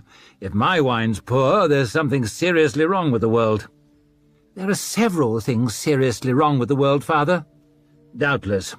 I was visited by a delegation of working men from Keln, just yesterday, with a set of grievances about conditions in the manufacturing districts there." He frowned across the beautiful palace gardens and shook his head in dismay. "Choking vapours on the air, adulterated food, putrid water, an outbreak of the shudders, awful injuries from the machinery, babies born deformed, terrible stories. And Scale Ironhand has invaded the Dogman's protectorate." The king paused, glass halfway to his mouth. "You heard about that?" "I've been in a whorehouse, not down a well. Adua's buzzing with the news." "Since when did you care about politics?" "I care about a crowd of barbarians burning the cities of our allies, spreading blood and murder, and threatening to invade the sovereign territory of the Union. I'm the heir to the bloody throne, aren't I?" The king wiped his lustrous moustaches, grey shot with gold these days rather than gold shot with grey, and wriggled his fingers back into his glove. "Since when did you care about being heir to the throne?" "I've always cared," he lied, tossing the glass rattling back onto the tray and making the servant gasp as he weaved about trying to stop it falling. "I've just had some trouble expressing it. Ready, old man?" "Always, young pup." The king sprang forward, jabbing. Their long steels feathered together, pinged and scraped. The king stabbed with his short steel, but also caught it on his own, held it, turned. They broke apart, circling one another, Orso's eyes on the point of his father's long steel, but flicking occasionally to his leading foot. His Majesty had a habit of twisting it before he struck. "You're a fine swordsman, said the king. "I swear you've the talent to win a contest." "Talent? Possibly. Dedication? Stamina? Commitment? Never." "You could be a true master if you practiced more than once a month." "If I practice once a year, it's a busy one." In fact, Orso practiced at least once a week, but had his father known, he might have suspected that Orso was letting him win. He wouldn't have thought the monarch of the most powerful nation in the circle of the world would care about beating his own son in the fencing circle, but throwing a touch or two was always the surest way for Orso to get what he wanted. "So, what are we planning to do about the Northmen?" he asked. "We?" The point of his father's long steel flicked against Orso's. "All right, you." "Me?" and flicked the other way. "Your closed council, then." "They plan to do precisely nothing." "What?" Orso's steel drooped. "But Scale Ironhand has invaded our protectorate." "That's in no doubt." "We're supposed to be protecting it, practically by definition." "I understand the principle, boy." The king lunged and Orso dodged aside, hacked with his short steel, the clang of their blades making the great pink wading birds in a nearby fountain look scornfully over. "But principles and reality are occasional bedfellows at best." "Like you and Mother?" Orso almost said, but thought that might be a little too much spice for the king's rather bland tastes in humour. Instead, he dodged another lunge and switched to the attack, catching his father's long steel on his, blade flickering around it and whipping it from his hand. He caught a despairing thrust of the short steel, guard scraping, then the blade of his long flexed lightly as he jabbed the king in the shoulder. 2-1, said Orso, slashing at the air. Wouldn't do to let the old man win too easily. No one ever values what they get without trying, after all. He beckoned one of the servants over with a towel, while his father snapped his fingers impatiently at another to fetch his fallen sword. "There will always be some crisis, Orso, and it will always be the worst ever. Not long ago we were terrified of the Gurkish, and with good reason. Half of Adua was destroyed driving them out. Now their great prophet Khalul has vanished, their all-powerful Emperor Uthman is deposed, and their power has drifted apart like smoke on the breeze. Instead of conquering armies, it is desperate refugees who spill from the south." Can't we take a moment to enjoy the fall of an enemy? Some of us find little to celebrate in the violent overthrow of a monarch. Orso winced. I suppose it does strike a little close to home. All it shows is that great powers can fall as well as rise. Makato has almost all of Styria under her heel, and the old empire grows in strength, challenging our hold on the far country and inciting yet more rebellion in Starrickland. Now the bloody Northmen break our hard-won treaties and come to war again. There's no end to their appetite for blood up there. For other people's blood, maybe. Orso tossed the towel over the servant's head and found his mark again. It's surprising how quickly the toughest men tire of the sight of their own. True enough, but it's the enemies inside our borders that cost me sleep. The wars in Styria have left everyone out of pocket and out of patience. The open council never stops complaining.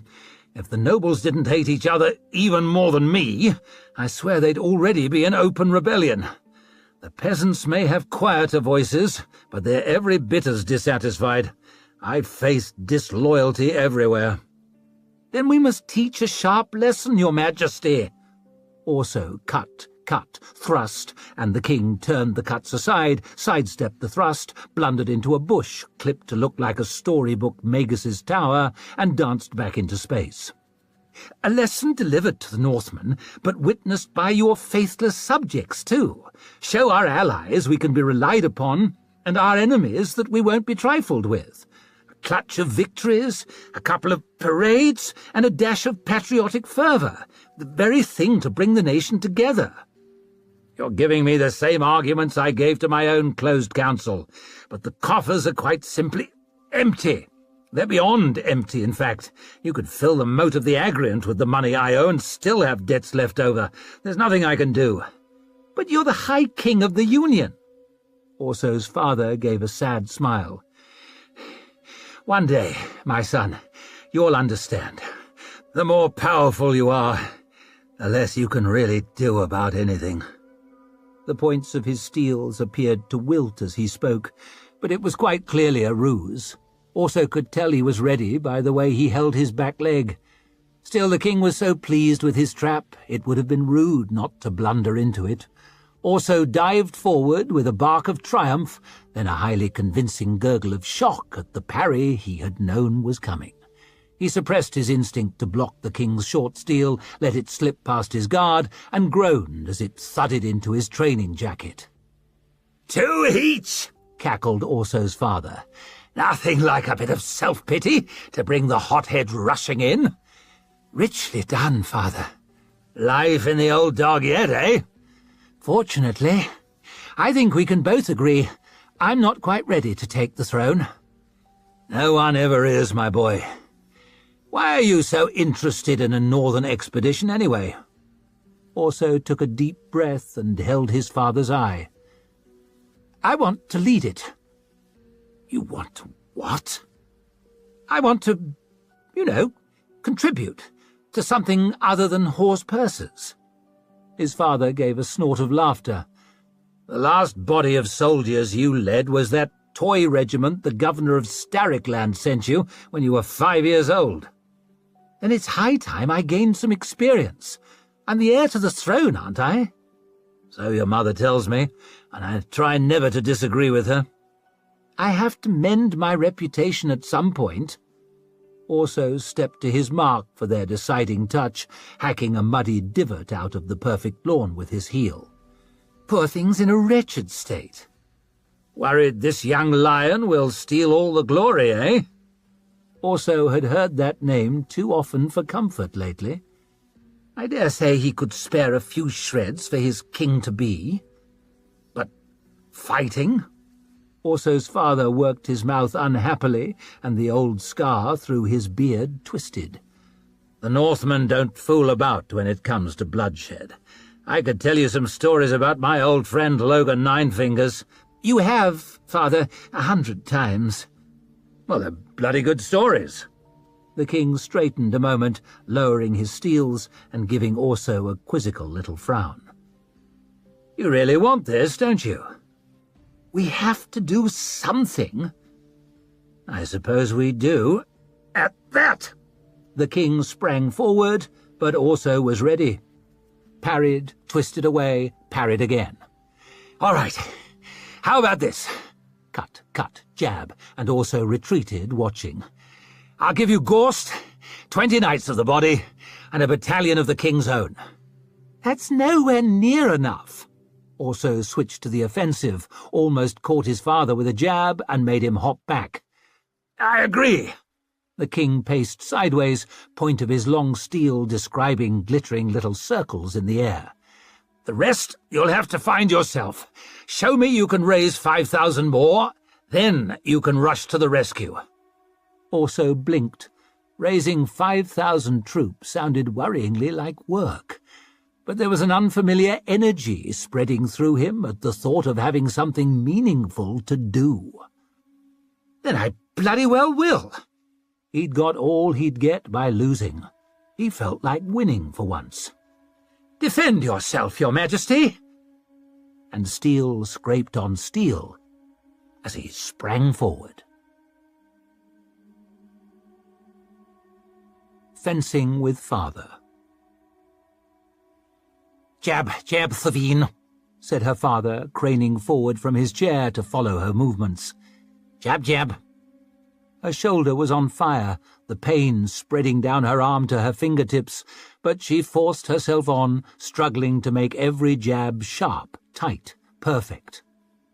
Good, piped Gorst, as he turned her efforts away, always balanced, always calm, the sounds of scraping steel echoing about the bare room. Nothing was ever good enough for her father, though. Watch your front foot, he snapped. Keep your weight spread. My weight is spread, and she pumped out 3 more jabs lightning quick. Spread it more.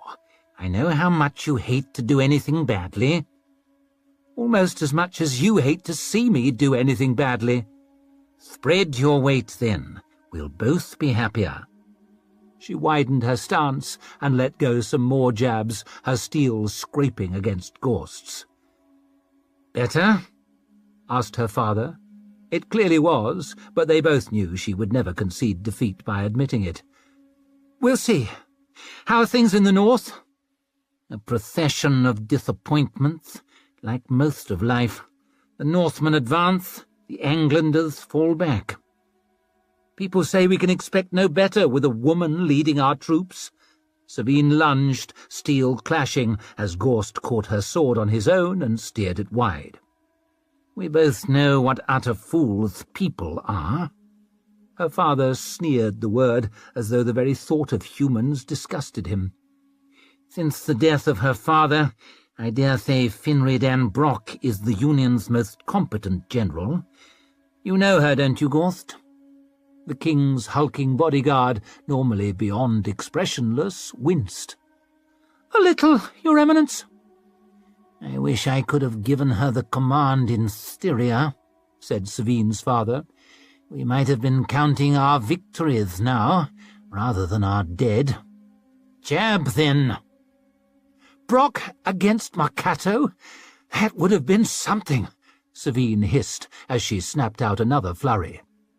The 2 greatest armies in the circle of the world, both commanded by women. They'd probably have decided there were better things to spend the money on, and talked the whole thing out. Then where would we be? Enough with the point. Let's see what you can do with the edge. And cut like you mean it, Savine. He's not made of glass. She darted at Gorst as if to go right, switched to the left with a savage cut at head height. He dropped points and jerked away, fast as a snake, in spite of his size, eyes focused on the blade as it whistled past his nose. "Excellent!" he squeaked. She gave her steels a little flourish. "Can Brock beat the Northmen alone?" "She's still gathering her forces in England," said her father, "and she has the dog man with her. But Scale Ironhand has them well outnumbered. My guess is the Protectorate will be overrun, but she'll hold the Northmen at the White Flow. Then, perhaps, Circumstances will change here, and we can swoop in next spring and reap the glory. The women do the hard work, and the men reap the glory. Sounds familiar. Petulance is unbecoming in a swordswoman. Cut, girl. Put some blood into it.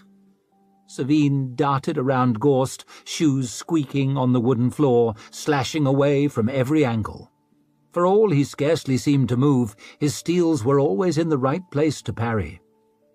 My daughter has quick feet, eh, Gorst?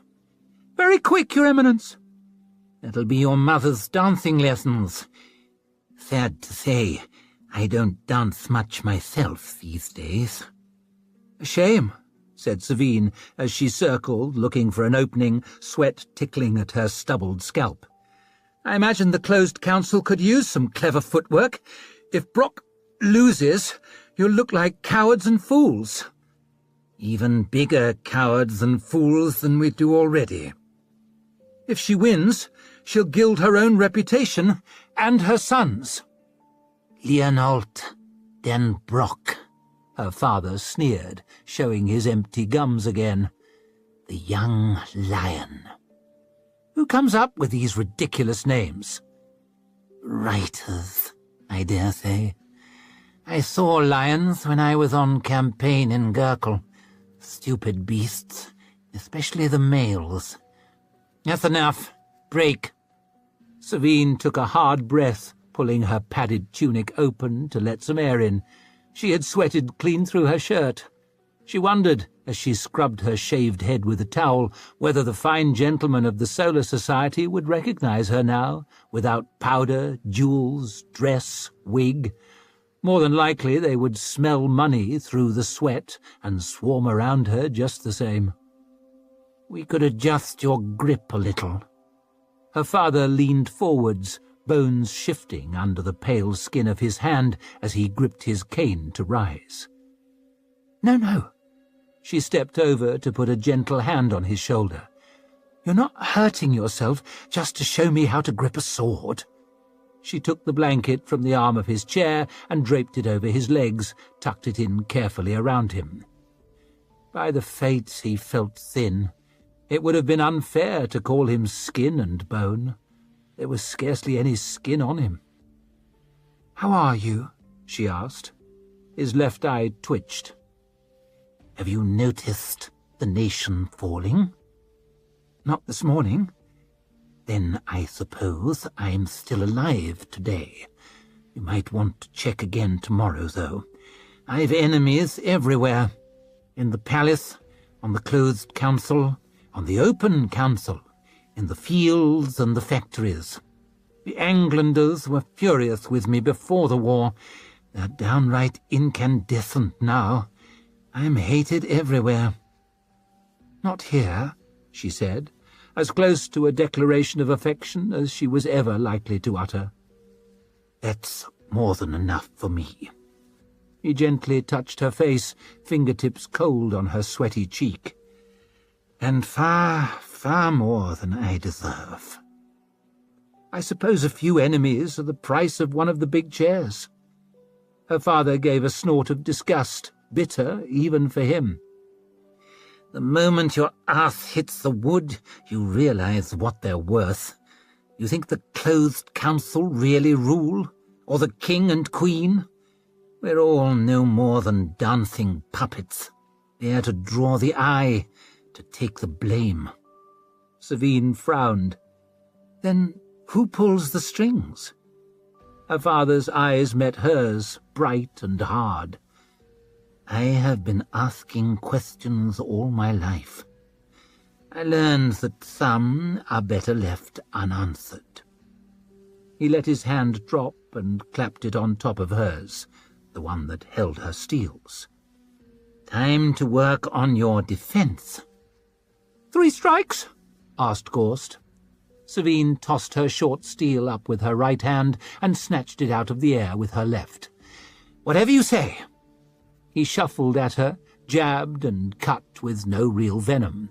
It was easy for her to block the jabs, to turn the cut away with a showy flick of the wrist. "So if the Lady Governor fights the Northmen to a stalemate, what does it mean for holdings in England." "Ah," her father grinned. "I was wondering when we'd get to money." "We never left it," she parried, and again sidestepped a sluggish lunge. For a man renowned for his ferocity, Gorst was scarcely hitting at all. "Prices are tumbling up there. Do I sell out or get deeper in?" "The Union will never let go of England. If I were a man of business, I'd be snapping up the bargains. After all, danger and opportunity often walk hand in hand," she finished for him, and out of the corner of her eye she caught his grin. There were few things that gave her the same satisfaction as making the Arch-Lector smile. Aside from her mother, no one else could manage it. "I'll see about borrowing a little to expand my holdings in the mines up there." She could hardly keep the smile off her face. "There are excellent rates on offer from Valiant and Bulk." "Don't!" barked her father, with a wince that made her feel just a little guilty. "Don't even joke about it, Savine. Valiant and Bulk are vermin, parasites, leeches. Once they get stuck to you, there's no getting free of them. They won't be satisfied until they own the sun and can charge the world interest for letting it rise every morning. Promise me you'll never take a bit from the bastards." "I promise. I'll stay well away." Though it was not always easy. Like a greedy old willow tree, the twisted roots of that particular banking house burrowed into everything. "We're not talking about much. I already took a controlling share in the armory at Ostenhorn at a price you would scarcely believe." "Swords are always a good investment," admitted the Arch-Lector as he watched her swat Gorsts away with her own. "I'm told these fire tubes are the future, these cannons." "We had mixed results with them in Styria." "But they're getting smaller all the time, more portable and more powerful." She stepped nimbly around a limp jab. "They've developed an exploding cannon stone now." "Explosions are always a good investment, too." "Especially if I can arrange a contract or two with the King's Own." "Oh? Do you know anyone with influence?" "As it happens, I've arranged a little soiree with Asildan Roth and a few other military wives. Her husband was recently appointed Master of the King's Armories, I believe." "What good fortune," murmured her father dryly. Gorst's next lunge was positively belittling. "I'm not made of glass either," said Savine, flicking irritably at the point of his steel. "Come at me like you mean it." She had been fencing all her life, after all. As a girl, she had dreamed of winning the contest disguised as a man, whipping off her cap to reveal her golden tresses to an ecstatic crowd. Then wigs had come into fashion, and she had shaved her tresses off, which honestly had been a rather unprepossessing brown in any case. Then she had learned men never cheer for a woman who beats them at their own games, so she had left the fencing circle to the cocks and decided to count her victories at the bank. She parried 2 efforts, which were scarcely stronger than before, and this time stepped neatly around the lazy cut that followed and gave Gorst a shove with the basket work of her short steel. "Do you hit like a woman as well as talk like one?" Gorst's eye gave the faintest twitch. "Ouch!" called her father. "A touch to the lady." "I want to know how it feels to be attacked by a dangerous man who means it." Savine set herself again, confident in her stance, confident in her grip, confident in her abilities. "Otherwise, what's the point?" Gorst glanced at her father. The Arch-Lector pressed his lips thoughtfully together, then gave the faintest shrug. "She is here to learn." There was a hardness on his face she was not used to seeing. "Teach her." There was something ever so slightly different in the way Gorst took his mark, the way he twisted his feet into the faintly creaking boards, the way he worked his great shoulders and gripped his notched steels. His flat face hardly showed emotion, but it was as if a door had opened a chink, and beyond it Savine glimpsed something monstrous. It is easy to smile at the bull you know is chained. When you realize of a sudden the chain is off, and its horns towards you, and its hoofs scraping at the dust, the bull looks an entirely different animal. She half opened her mouth to say, "Wait." "Begin."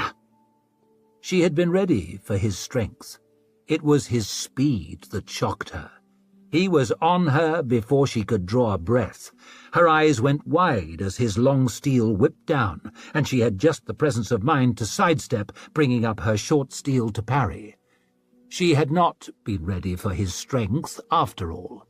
The force of it numbed her arm from fingertips to shoulder, rattled the teeth in her head. She stumbled back, gasping, but his short steel was already coming at her, crashing into her long, ripping it from her numb fingers and sending it skittering across the floor. She flapped blindly with her short, all training and technique forgotten, saw a flash of metal. His long steel thudded into her padded jacket and drove her breath out in a burning wheeze, nearly lifted her off her feet and sent her tottering sideways. A moment later, his shoulder rammed into her body. Her head snapped forward, her face crunched against something. The blunt top of his skull, maybe? Was she in the air? The wall smashed her in the back, the bare room reeled, and to her great surprise, she found herself on hands and knees, blinking at the floor. Spots of blood pit-pattered onto the polished wood in front of her face. "Oh!" she gasped. Her ribs throbbed with each snatched breath, sick scalding the back of her throat. Her hand was all tangled up in the basket-work of her short steel, and she flopped it drunkenly around until the sword clattered onto the floor. The backs of her fingers were all grazed. She put them to her throbbing mouth, and they came away bloody. Her hand was shaking. She was shaking all over. It hurt. Her face, her side, her pride. But it was not the pain that really shook her. It was the powerlessness, the total misjudgment of her own abilities.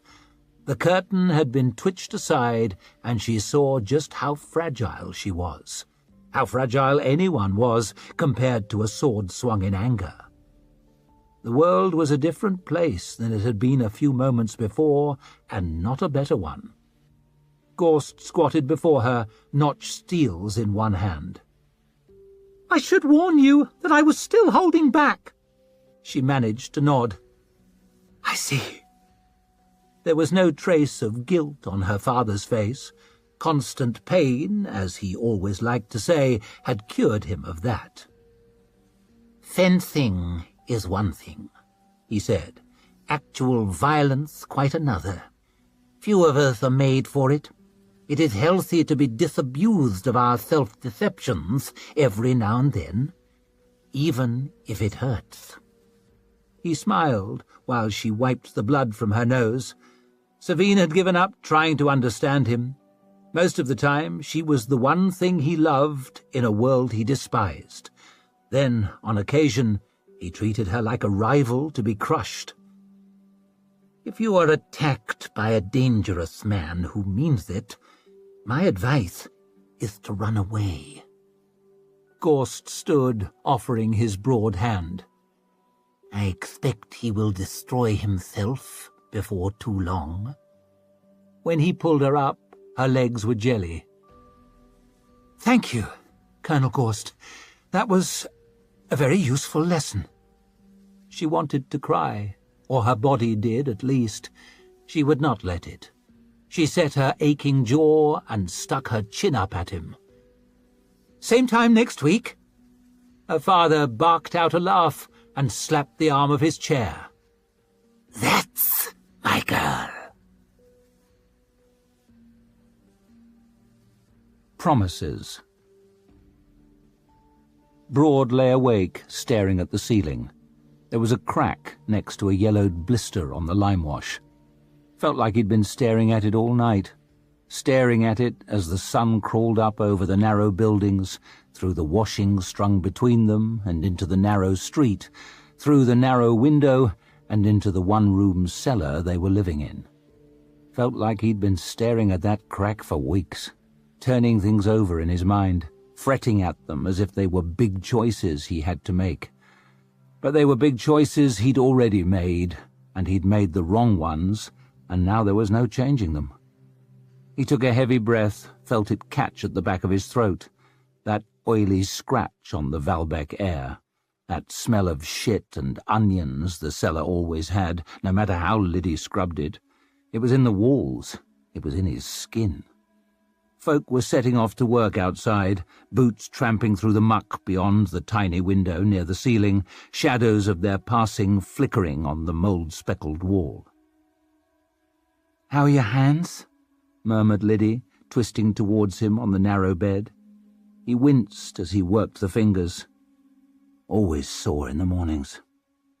Liddy took his big hand in her small ones, rubbing at his aching palm, at his throbbing knuckles. "May up already?" "She slipped out. Didn't want to wake you."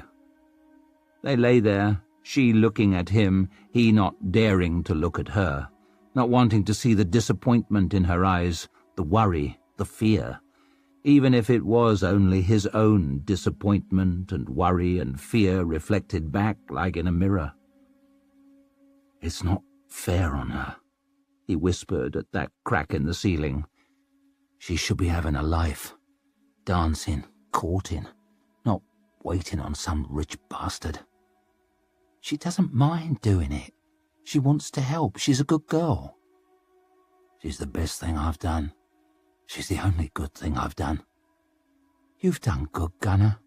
You've done lots of good." "You don't know what it was like in Styria, what I was like."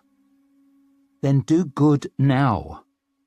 An edge of impatience in her voice, and she gave his hand one last squeeze and let it go. "You can't change what's past, can you? Only what's next." He wanted to argue, but couldn't find a crack in her obvious good sense. He lay there sullen, listening to the shuffle of boots and the yammer of angry voices, and a girl at the crossroads yelling out bad news for coppers. A bread riot in Holstholm, and a plot to burn a mill in Keln, and unrest in every corner of Midderland, and war in the north. "It's my fault," he muttered. Couldn't find a way to attack Liddy, so he ambushed himself. "I should never have gone to war."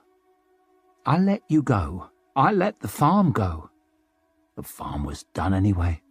That life was done. Would have been better for you and May if I'd never come back." She put her hand on his cheek, firm, turned his head so she was looking him straight in the face.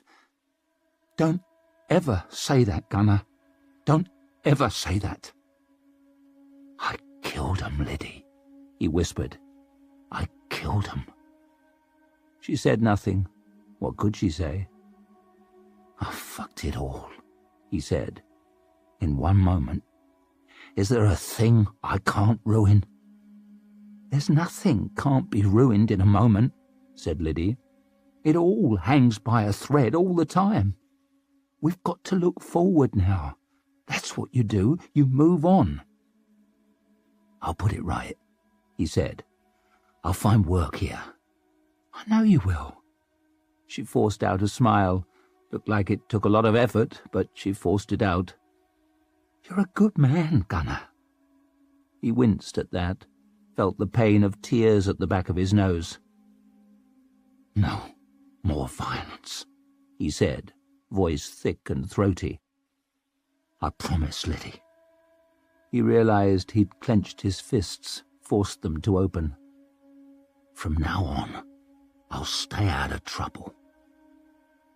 "Gunner," she murmured, soft and serious, "you should only make promises you know you can keep." A little sprinkle of dust came floating down onto their bed. Along the street at the foundry, the engines were starting up, making the whole room tremble. Wasn't until he got around the corner Broad even realized what he was queuing for. Cadman's Ales was printed in gilded paint above the sliding warehouse doors, the bang and clatter of work booming from inside. A brewery. He'd spent half his time in Styria drunk, and the rest aiming to get drunk. He'd promised no trouble, and he knew that for him every bottle had trouble at the bottom. Still, temptation was never far away in Valbec. Every other building had a tap house or a jerry shop or a still in it, licensed or otherwise, whores and thieves and beggars buzzing around them like flies at a midden. And if you couldn't make it as far as next door to drown your misery, there were boys running the streets with barrels on their backs who'd bring the beer to you. A brewery was a poor omen, far as Broad's promise to stay clear of trouble was concerned, but he'd seen no good omens in Valbec, and he needed work. So he pulled his coat closed and hunched his shoulders against the thin rain that fell black out of the murky sky like ink, and shuffled forward another half-step. "However early I get here, there's always a queue," said a grey-faced, grey-haired old man in a coat worn through at the elbows. "More and more folk coming into Valbec for the work," muttered one of the others. "Always more folk wanting work, never enough to go around. Used to be I had a house of my own up the valley near Humbernault. You know it?" "Can't say I do," muttered Broad, thinking of his own valley. The green trees in the breeze, the green grass soft around his ankles. He knew things were always better in your memory, and the farm had been hard work for lean rewards, but it had been green. There was nothing green in Valbec, except the river maybe, stained with great coloured smears from the dyeing works upstream. "Beautiful valley it used to be," the old man was droning. "Good house I had in the woods there, by the river. Raised 5 boys in it. Used to be good money in coppicing, burning charcoal, you know. And they started making charcoal cheap in a furnace upstream, and the river got full of tar." He gave a long, helpless sniff. "Prices just kept falling.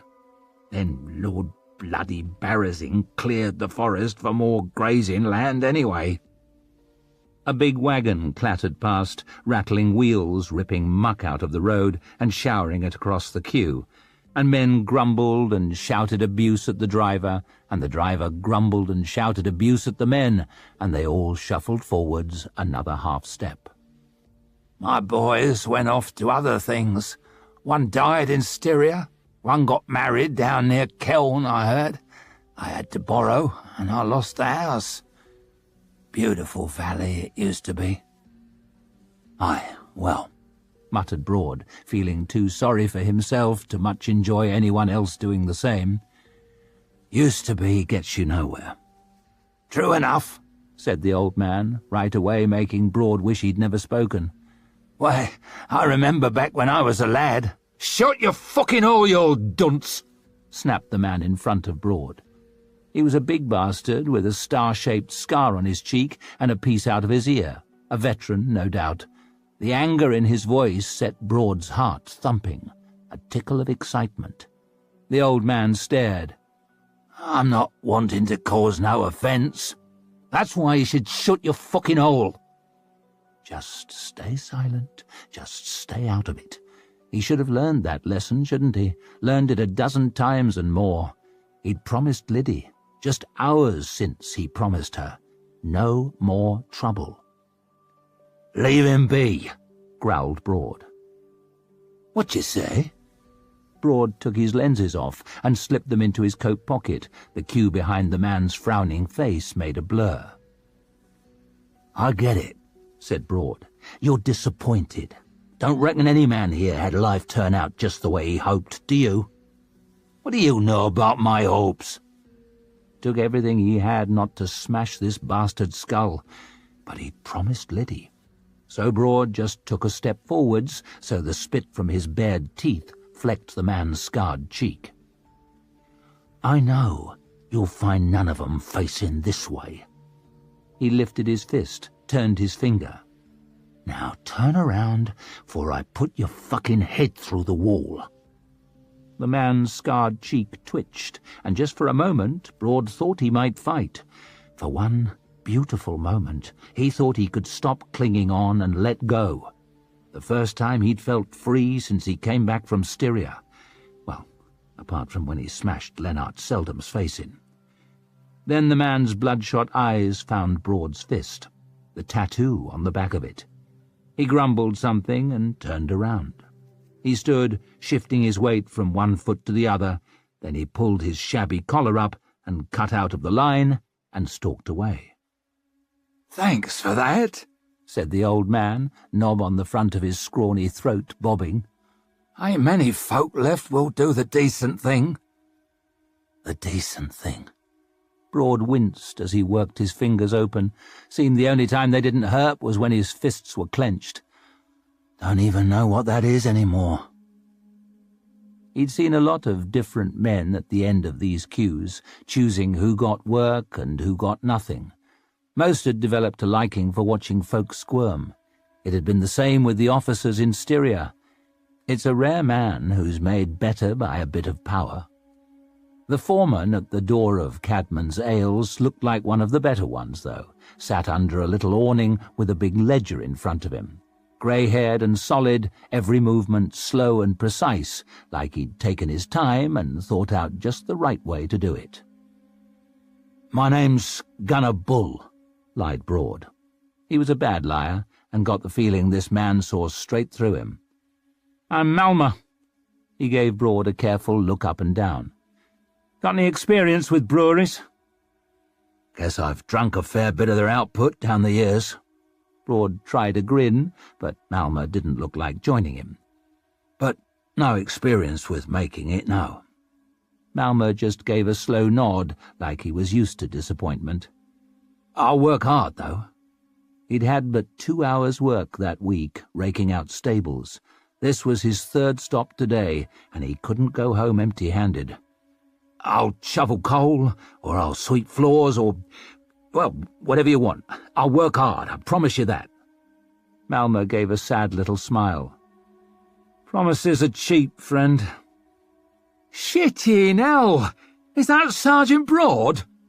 A lean man with a sandy beard and a stained apron had come striding out of the brewery, hands on hips. Broad knew the face, but it took a while to riddle out where he'd seen it before and slot it into the world he lived in now. "Selby? This is Bull Broad!" Selby grabbed Broad's hand and yanked it like he was trying to get water from a stiff pump. "Remember, Malma? I told you all about him. Fought with him in Styria. Behind him, anyway. Weren't such a good idea to be in front." Malma sat back, giving Broad that careful look again. "He told me a lot of stories about Styria. Must confess I somewhat stopped listening." "Well, start fucking listening, 'cause this is about the best man I know. First up the ladders at the siege of Borletta. First didn't fall straight back down, leastways. He was always the first man in. How many times? 5? He caught Broad's wrist and pushed his sleeve up to show the stars on his knuckles. "Look at those bastards!" Like he was showing off some prize vegetable. "Look at those bastards!" Broad pulled his hand free, drew it up into his sleeve. "I put all that behind me." "In my experience, the past don't drop back far," said Malma. "You'll vouch for him?" "And a man he served with wouldn't vouch for him 10 times over. By all the fucking fates, yes, I'll vouch for him." "Then you're hired." Malma dipped his pen, calmly tapped it off, and let it hover over his ledger. "So, Bull or Broad?" "Gunner Bull," said Broad. "Put that down." "Address?" "We're in a cellar on Draw Street. Houses there don't have numbers." "In the cellars?" Selby shook his head in disgust. "We'll get you out of there, don't worry."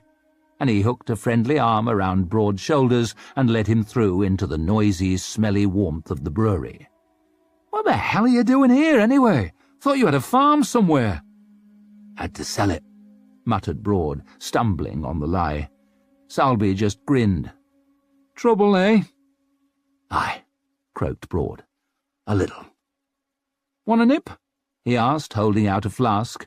Broad did, in fact, a lot more than was healthy. Took an effort to force out the words. "Best not. I never could leave it at one." "You weren't so shy and stereo as I recall," said Salby, taking a swig.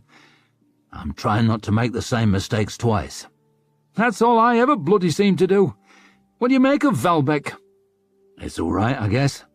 "It's a fucking slag heap. It's a fucking meat grinder. It's a fucking pit." "Aye." Broad puffed out his cheeks. "It's a pit." "Fine for the rich folks up on the hill, but what do we get? We who fought for our country. Open sewers, 3 families to a room, filth in the streets, the weak preyed on by the strong. There was a time folk cared about doing the right thing, wasn't there?" "Was there?" But Salby didn't hear. "Now all a man's worth is how much work can be squeezed from him. We're husks to be scraped out and tossed away, with cogs in the big machine. But there's those who are trying to make it better." Broad raised a brow at that. "I find men who prate a lot on making things better tend to make 'em a whole lot worse on the way." Salby didn't hear that either. He'd always been a great one for not hearing things he didn't want to. Maybe everyone is. He leaned close, like he'd a secret to share. "You heard of the breakers?" "Bandits, ain't they? Break machines, burn mills, traitors, I heard." "Only the fucking Inquisition say so." Salby spat on the sawdust-scattered ground. He'd always been a great one for spitting, too. "The breakers are going to change things. They don't just break machines, Broad. They break chains. Your chains and mine." "I've got no chains on me." Says the man living in a cellar on Draw Street. "I'm not talking about chains on your wrists, Broad. I'm talking about chains on your mind, chains on your future, on your children's futures. The masters'll be brought low, those who get fat on our sweat and our pain, the lords and ladies, the kings and princes." Salby's eyes glittered at the fine future he saw coming. "No more rich old bastards telling us how it's going to be. Every man with a say in how he's governed. Every man with a vote." "So no more king?" "Every man'll be a king." Broad might have called it treason once, but his patriotic feelings had taken quite the kicking the last couple of years. Now it just sounded like daydreams. "Not sure there's enough king to go around," he murmured. "I don't want trouble, Salby. Had more than my share." "Some folk are made for trouble, Bull. You were always at your best with your fists clenched." Broad winced at that. "At my worst, too." "You were there, on the walls. You know how it is. Anything worth anything has to be fought for." And Salby bared his teeth and punched at the air, a ladderman's tattoo like Broad's showing on the back of his fist. "Maybe." Broad felt a tickle of excitement, a stab of joy, but he pushed it away, twisted his own hand up into his sleeve as far as it would go. "But I've fought enough." He'd made Liddy a promise. This time he meant to keep it. A blow for the common man. "Everything ready?" asked Sybolt. Even in the darkness, Vic could sense his nerves, and it didn't help with hers.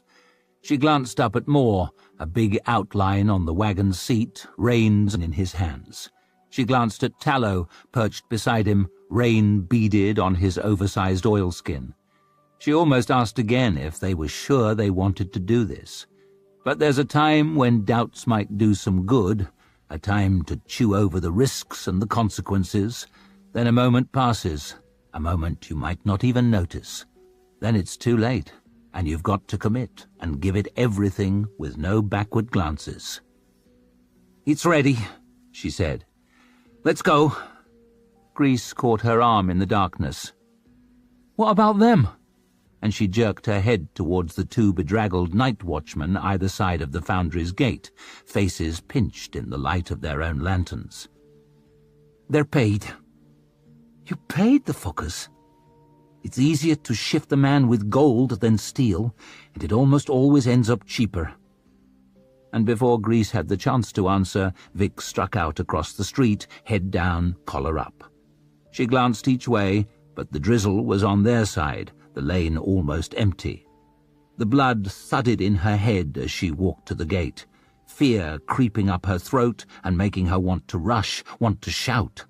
She told herself she'd been in tighter corners and knew it was true. She kept her breaths deep, her steps slow. "Got a delivery for you," she said, shocked by how calm her own voice sounded. The night watchman lifted his lantern to get a look at her, and Vic narrowed her eyes at the glare. He knocked on the gates, and there was the clatter of a bar being lifted. They took deliveries all night here, nothing to remark upon. "Let's go," called Vic, and Moore gave the reins a flick, brought the wagon across the muddy street and through into the darkened yard. Coal heaps and wood stacks were gloomy ghosts glistening with wet. The side of the shed loomed up, cliff-like, the angry gleam of fires beyond the windows. Moore called softly to the big cart horse and slipped on the brake, handed the reins to Tallow. Sybolt clambered down from the back of the wagon, wiping his hands on his leather apron. "Working so far," he muttered as he walked with Vic to the great foundry door. "So far," she said. The big padlock had been left open, and she slid it from the hasp, planted her hands on the big handle next to Sybolt's. His hands and hers side by side. They heaved together, wheels clattering as the door slid open. A waft of heat spilled from inside, the furnaces and the engines and the forges still giving off a welcoming glow. It'd never be cold in here, never be dark. Vic picked out the black outlines of the ironwork, the skeleton of the building, the pillars where they'd packed the powder. She started back towards the wagon as Sybolt slid the door all the way open. Grease had already unlashed the tarp and dragged it away, the barrels showing underneath. "All right," hissed Vic at her. "Let's get that first one." Light flooded the yard, and they all stood frozen, blinking in the glare. Hooded lanterns suddenly opened all around them. Grease on the back of the wagon, rope in her hands. Moore with fingers hooked under the first barrel. Tallow holding the reins, his eyes bigger than ever. Sybolt in the wide doorway of the foundry. That fast, their plans turned to shit. "Hold!" bellowed a voice. "In the name of His Majesty!" The big cart horse, startled, dragged the wagon screeching forwards with its brake on. Grease tumbled over the side. Moore stood, letting go of the barrel and snatching up a hatchet. Tallow gave a high shriek, not even a word. There was a clicking, a fluttering. Bolts thudded into the wagon's side, thudded into Moore, too. Vic was already running. She caught Sybolt and dragged him into the foundry. They wove between the engines, the wagons, the rails, as they whipped up from the firelit gloom. Sybolt gasped as he slipped and went bowling into some crates, lengths of metal scattering across the stones with a clash and clang. She helped him up, nearly falling herself, pulled him on, her breath and his hissing and wheezing, their slapping footfalls echoing from the roof high above. She glanced back, saw lights twinkling, a flicker of movement, heard shouts in the darkness. She gasped as something caught her head, a dangling chain left swinging in her wake. A few more steps, and Sybolt grabbed her by the elbow, dragged her down into a shadowy space between two great iron tanks. She was about to ask why when she saw the lights ahead, heard the footsteps. They were closing in from both sides. "They were waiting," whispered Sybolt. "Knew we were coming." "Who told them?" hissed Vic. There was something strange about his face in the half-light. She was used to seeing him wade with worries. Now he looked like his load had been lifted. Vic glanced down and saw he had a dagger in his fist, the orange of the furnaces glinting along its edge. She drew away a little on an instinct.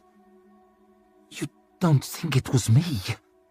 "No, but it doesn't matter." She could hear Grease screaming somewhere. "Come on, you fuckers! Come on!" "You said it yourself," said Sybolt.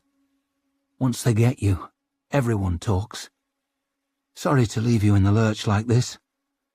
"What are you saying?" Her voice didn't sound calm any more. He smiled at her, that sad little smile. "Wish I'd met you sooner. Things might have been different. But the time comes, you have to stand up." And he rammed the dagger into his own neck. "No," she hissed. "No, no, no." She had her hands on his throat, but it was ripped right open, blood welling black. Nothing she could do. Her hands were sticky to the elbows already, her trousers soaked with blood as it spread in a great warm slick. Sybil stared up at her, spluttering black from his mouth, from his nose. Maybe he was trying to give her some message, regret or forgiveness or hope or blame. No way of knowing. Grease's screams had turned to meaningless screeches, then muffled gurgles. The sounds of someone with a bag forced over their head. Sybil's eyes were glassy now, and Vic let go of his leaking neck. She sat back against iron, still hot from the day's work, her red hands dangling. And that's where she was when the practicals found her. Knowing the arrow. Ricker crashed down the slope, trees and sky bouncing, all their careful plans flung away, along with her cloak and her bow. That's the trouble with plans. Not many survive being chased through a downpour by a pack of dogs. Wet brambles clutched at her ankle, snatched it from under her, and she reeled, howl cut off as she smashed face first into a tree, fell and rolled helpless through thorn bushes, over and over, yelping with every bounce and giving a long groan as she slid on her face through a heap of sodden leaves. She looked up to see a big pair of boots. She looked up higher and saw a man standing in them, looking down with an expression more of puzzlement than triumph. "Quite the entrance," he said. He wasn't tall, but solid as a tree, great meaty gut, great meaty forearms, great meaty neck and jowls, thumbs tucked into a weathered sword belt. He might have been the same height as Ricker, but easily twice her weight. One of his cheeks was all puckered with an old scar. She spat out some bits of leaf and whispered, "Fuck." But instead of grabbing her around the throat, he just stepped back and bowed. "Please." And he offered her the way with one broad palm, like one of those fancy footmen in Ostenholm might have done. No time to wonder about the gift, only to grab it with both hands. "Thanks," she wheezed as she clambered up, mouth tasting of blood. Her soggy shirt was hopelessly snarled on the thorns, and she wriggled free of it, lurching on, winded in her vest. Dogs barked behind, and she snatched blurred glances over her shoulder, shadows dancing in the rain-lashed forest, sure at every jolting step their teeth would sink into her arse and bring her down. Someone was crashing through the woods ahead. She heard Isern shout, "Ricker, you there?" "Right," she gurgled, "behind you." Then light flashed between trunks, the trees opening up. She felt a giddy surge of relief, which as usual soon turned to horror. They'd seen the scar through the woods from higher up and thought there must be a river, but through the curtains of rain there'd been no way of knowing it was cut into a deep ravine. She knew it now. A rocky edge, sprouting with thick grass, clung to by stunted little trees, beaten water thundering below. She saw Isern spring, arching back in the air, spear over her head. She saw her clear the gap, a daunting 4 strides wide at least, roll through the wet moss and ferns, clinging to the far side, and come smoothly to her feet. For an instant, Ricker thought about stopping. Then she thought about getting fucked by Stour Nightfall's horse, and of a sudden, getting smashed to paste in the bottom of a gorge seemed a pretty fine outcome. Wasn't like she could stop anyway, belting full tilt down a steep and slippery bank.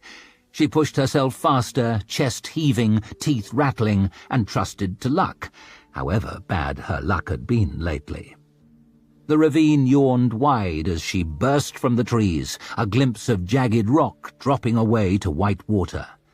She got a firm footing at the edge, which was lucky, and a decent push-off with her right leg, which was good, and she went up something lovely, wind cold in her wide-open mouth, flying into the flitting rain.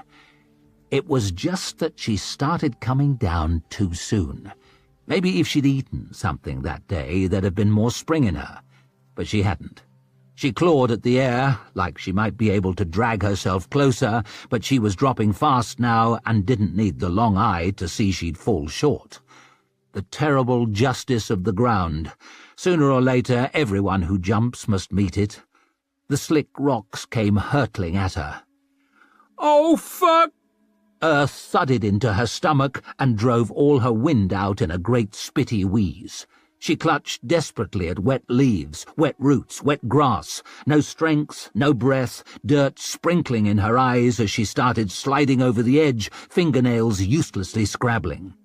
Then Isern's hand clamped around her wrist. Isern's face above her screwed up with furious effort, scar white on her lips, tongue wedged into the hole in her clenched teeth. Rika groaned as her shoulder stretched, feeling like her whole arm would rip from the socket. Probably she should have told Isern to let her go. Big dramatic gesture, time for a single tear before she plunged to her doom. But that's not how it works when the great leveller's breathing on your neck. She clutched at Isern's sinewy arm like a drowning woman to the mast of a sinking ship, choking and struggling and kicking, and like as not to drag them both over. "You're heavier than you fucking... God!" Something flickered past, and Isern gave a grunt, pulled even harder. Rika's flailing foot caught on rock, and she managed to shove herself upwards.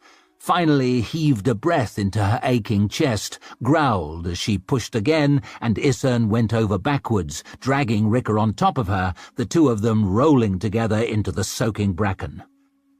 "Move!"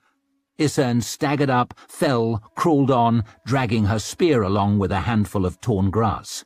There was an arrow through her leg. Rika could see the bloody head sticking from the back of her thigh. She looked over her shoulder, through the slackening rain, saw dogs yapping and growling and prowling at the ravine's edge, and, a few strides above them, a man kneeling in the trees. Close enough she could see the frown on his dirty face, the frayed edge of his archery guard, the bow drawn in his hand. Her eyes went wide, and one burned hot as a glowing coal in her skull. She heard the flapping click of the bowstring. She saw the arrow, but she saw it with the long eye.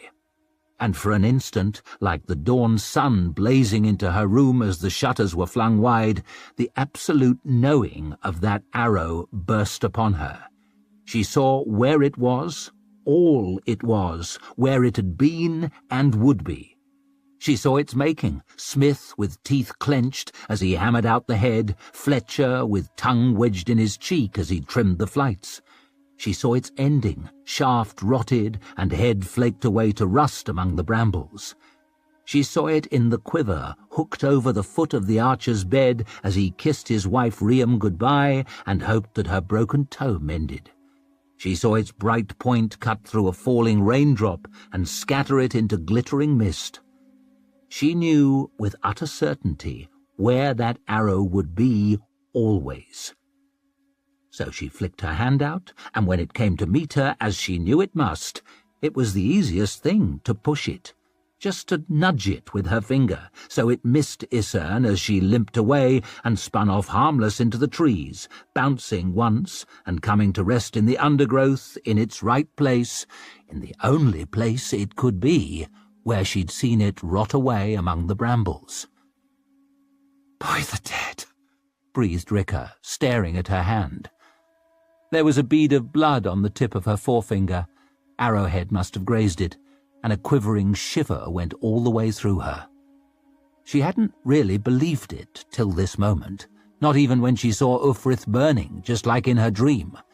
But now there was no denying it. She had the long eye. It still throbbed, warm in her clammy face. She stared at the archer, his brow knitted up in shock as he stared back, his jaw dropping lower and lower. A great, joyous, wondering giggle bubbled up at the impossible thing she'd done, and Rika stuck her fist up and screamed, "Give my regards to Riam! Hope her toe mends!" Then she scampered after Isan, caught her under the armpit, and helped her on into the dripping trees. But not before she caught a glimpse of a rope bridge 100 strides upstream, bouncing and twisting as men hurried across it, sharpened metal gleaming with wet. How many men she couldn't tell. Enough, that was the number, and the joy of knowing the arrow was squashed straight out of her. "Come on!" she hissed as they blundered through the clutching, sagging, sodden bushes. Isan fell, snarling, and Rika helped her up, but she was slow now, everything heavy with damp, her leg dragging. "Go!" she snapped. "I'll follow." "No," said Rika, hauling her on. She thought she heard fighting behind them, men screaming, dogs whimpering, scrape and clatter of steel. The trees echoed with it, everywhere and nowhere. Branches whipped at her, and Rika clawed them away, broke through into a boggy clearing. The rain was down to a drizzle, a broken wall of mossy rock ahead, slick with trickling water. "Go!" Isan turned towards the woods, growled in pain as her wounded leg gave, and she slid onto her side. "Climb!" "No," said Rika. "I'm not leaving you. Better one of us live than neither. Go!" "No," said Rika. She could hear someone crashing through the trees towards them, someone big. "Get behind me, then!" Isan pushed Rika back, but she could only stand, leaning on her spear. She'd be fighting no one. Not winning, anyway. "I've hid behind you long enough." Strange thing, but Rika didn't feel scared anymore. "I'm not much of a climber, anyway." She peeled Isan's fingers from the shaft of her spear and helped her lean against the rocks. "Time for me to take a turn at the front." Isan's bloody leg quivered as she sank back. "We're doomed." Rika gripped the spear tight and lowered it towards the trees, wondering whether to hold on to it or throw it when they came, wishing her long eye would open again so she didn't have to guess. She thought of Nightfall's voice above her while she hid in the stream, her guts in a box with some herbs so her father wouldn't smell them till it was opened. "Come on!" she screamed, spraying spit. "I'm fucking waiting!" Wet leaves rustled, and a man stepped into the clearing. A big man in a weather-stained coat, holding a scarred shield and a sword with a silver letter near the hilt. Even through the grey hair hanging lank across his face, Rika could see the awful scar, from his forehead through his brow and across his cheek to the corner of his mouth, and in the misshapen socket of his left eye there was no eye at all, but a bright ball of dead metal, gleaming as the sun broke through above. He raised his brows at the two of them, hunched and bloodied against the rocky wall. Or he raised the good one, anyway. The burned one just twitched a little. Then he spoke, in a voice like the grinding of a mill wheel. "Been looking for you two." Rika stood still for a moment, just staring. Then she stepped towards him, letting out a long, shuddering breath, and she tossed the spear down in the grass and flung her arms around him. "Took your fucking time, Cole Shivers!" Isan snarled through clenched teeth. "There's some of Nightfall's boys hunting us." "Put 'em out of your mind." And Rika saw his sword was all dashed and speckled with red. He'd always been a man who could get a lot said in a few words. "Can you walk?" "Without the arrow," hissed Isan, "I could run rings round you." "Don't doubt it." Shivers' puffed-out cheeks scattered with silver stubble as he squatted beside her. "But you've got the arrow." And he poked at it with one big finger and made her grimace. "You are not fucking carrying me," she growled. "Ain't high on my list of wants, believe it or not." Shivers slid his sword through the clasp at his belt. "But once you've a task to do, it's better to do it than live with the fear of it." Rika finished for him. It was one of her father's favourites. Shivers pulled Isern up by one arm and hefted her over his shoulder as if she weighed nothing at all. With what they'd been eating, she probably wasn't far off. "This is a bloody indignity," Isern grunted into Shivers' back as he started walking. "What about me?" muttered Ricker. Now she was something close to safe. Her strength had all leaked away, and her face was twitching, and her knees were knocking, and she felt like she might topple over right there and never get up. "You always were a moaner." Shivers shook his head. "Come on, your father's waiting." Biding time, wasting time. "Ever think maybe you drink too much?" asked Wonderful. Clover smacked his lips. "Too much would, by definition, be too much. I find however much I drink is just the right amount." And he offered her the bottle. She shook her head. "Drunks tend to say that." Clover treated her to his aggrieved look. "As do the broadly sober." He'd a wonderful aggrieved look, lots of practice. "I find myself aggrieved. Have you ever seen me lose a fight on account of drunkenness?" "I've never seen you fight." Clover slapped the cork back into the bottle. "A clear indication of reasonable drinking if ever there was one."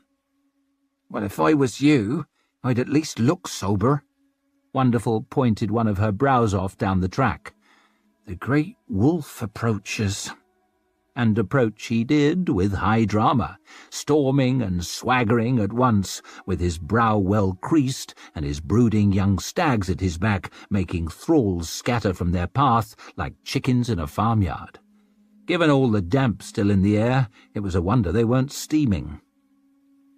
"Here come the gods of war," mouthed Clover, and then out loud, as the great wolf stalked closer, "Drink, chief!"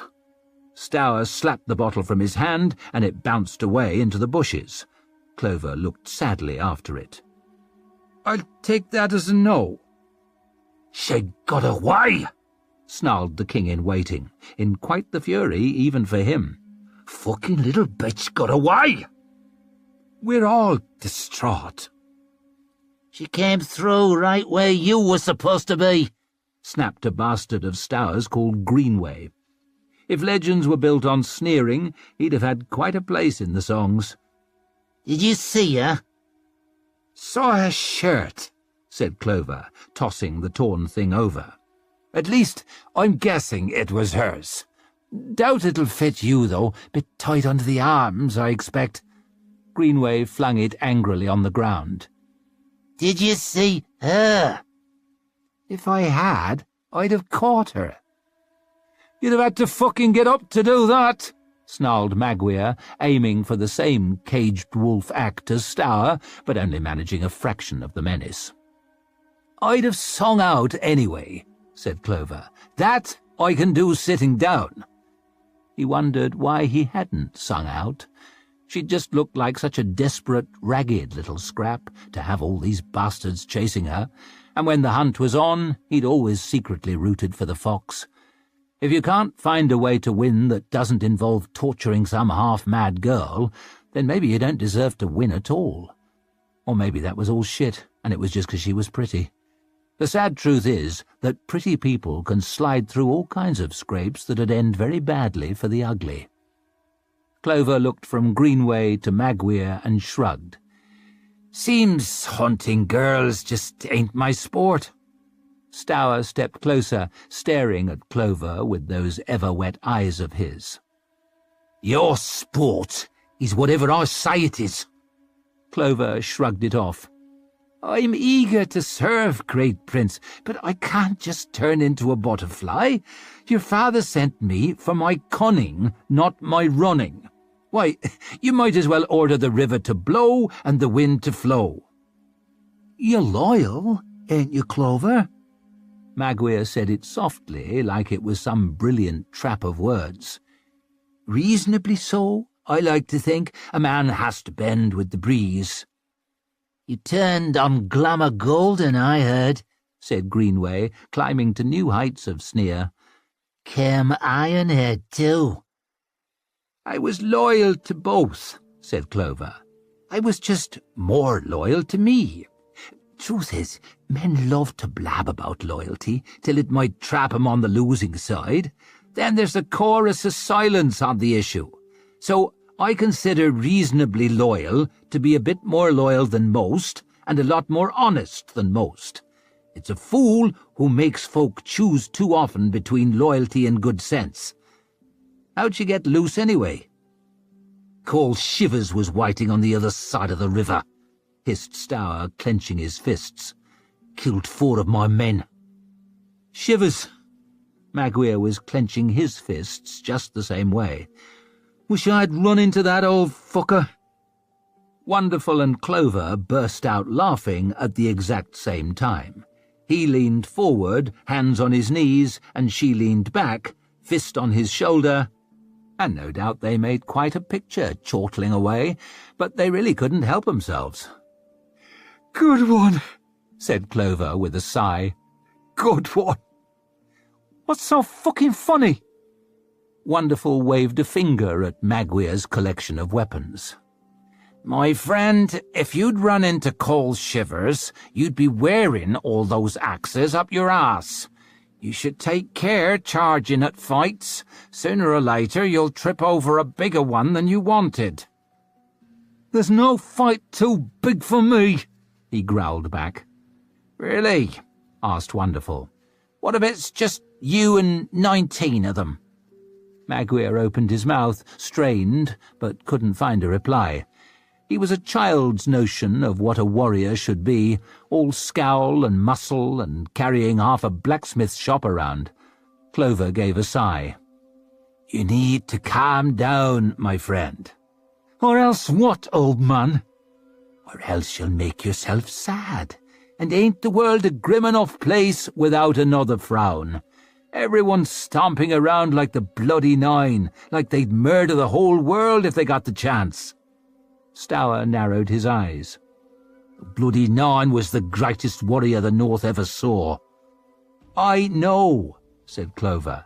I watched him beat Fenris the Feared in the circle. Silence. You saw that?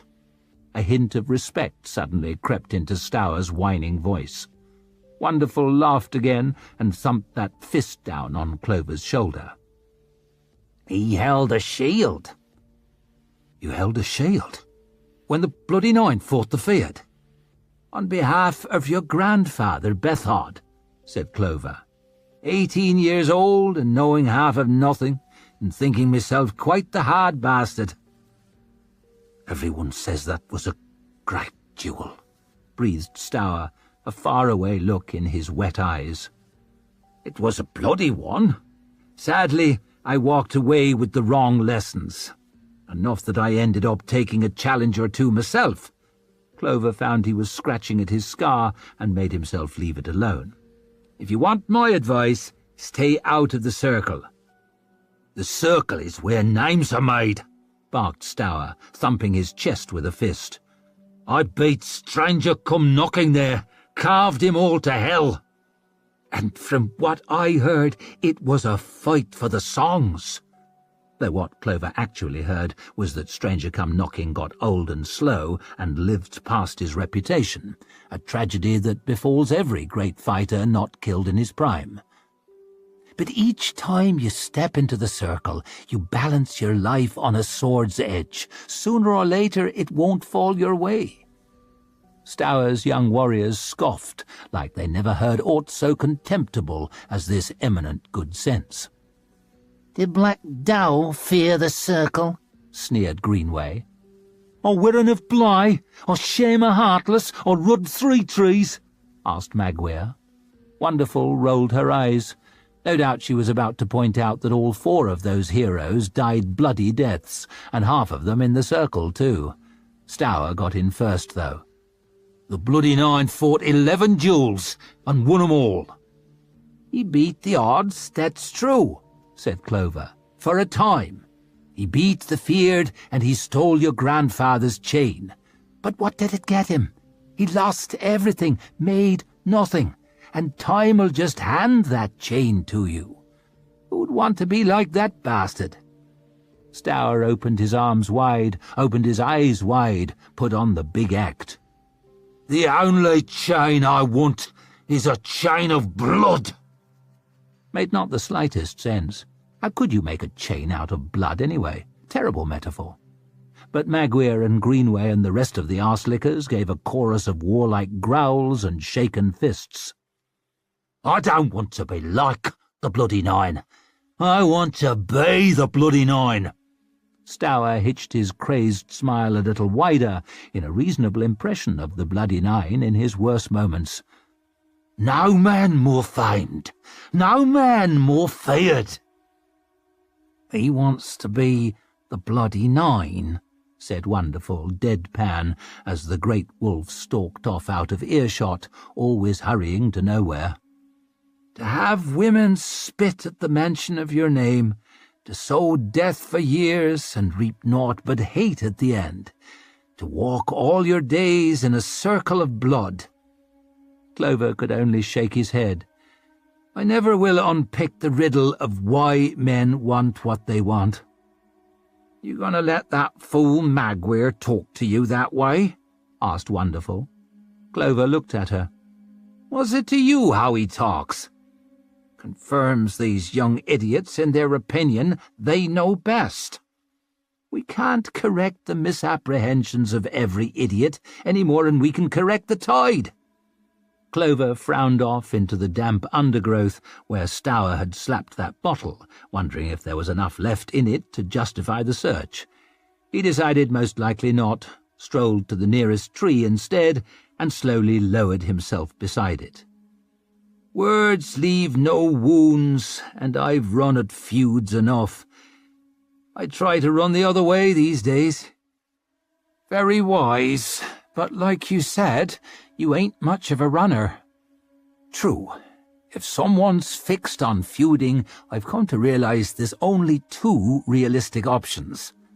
Clover wriggled back against the trunk until he found a comfortable position. First, you just float over it, like dandelion seeds on a stiff breeze, and pay it no mind at all. Second, murder the bastard.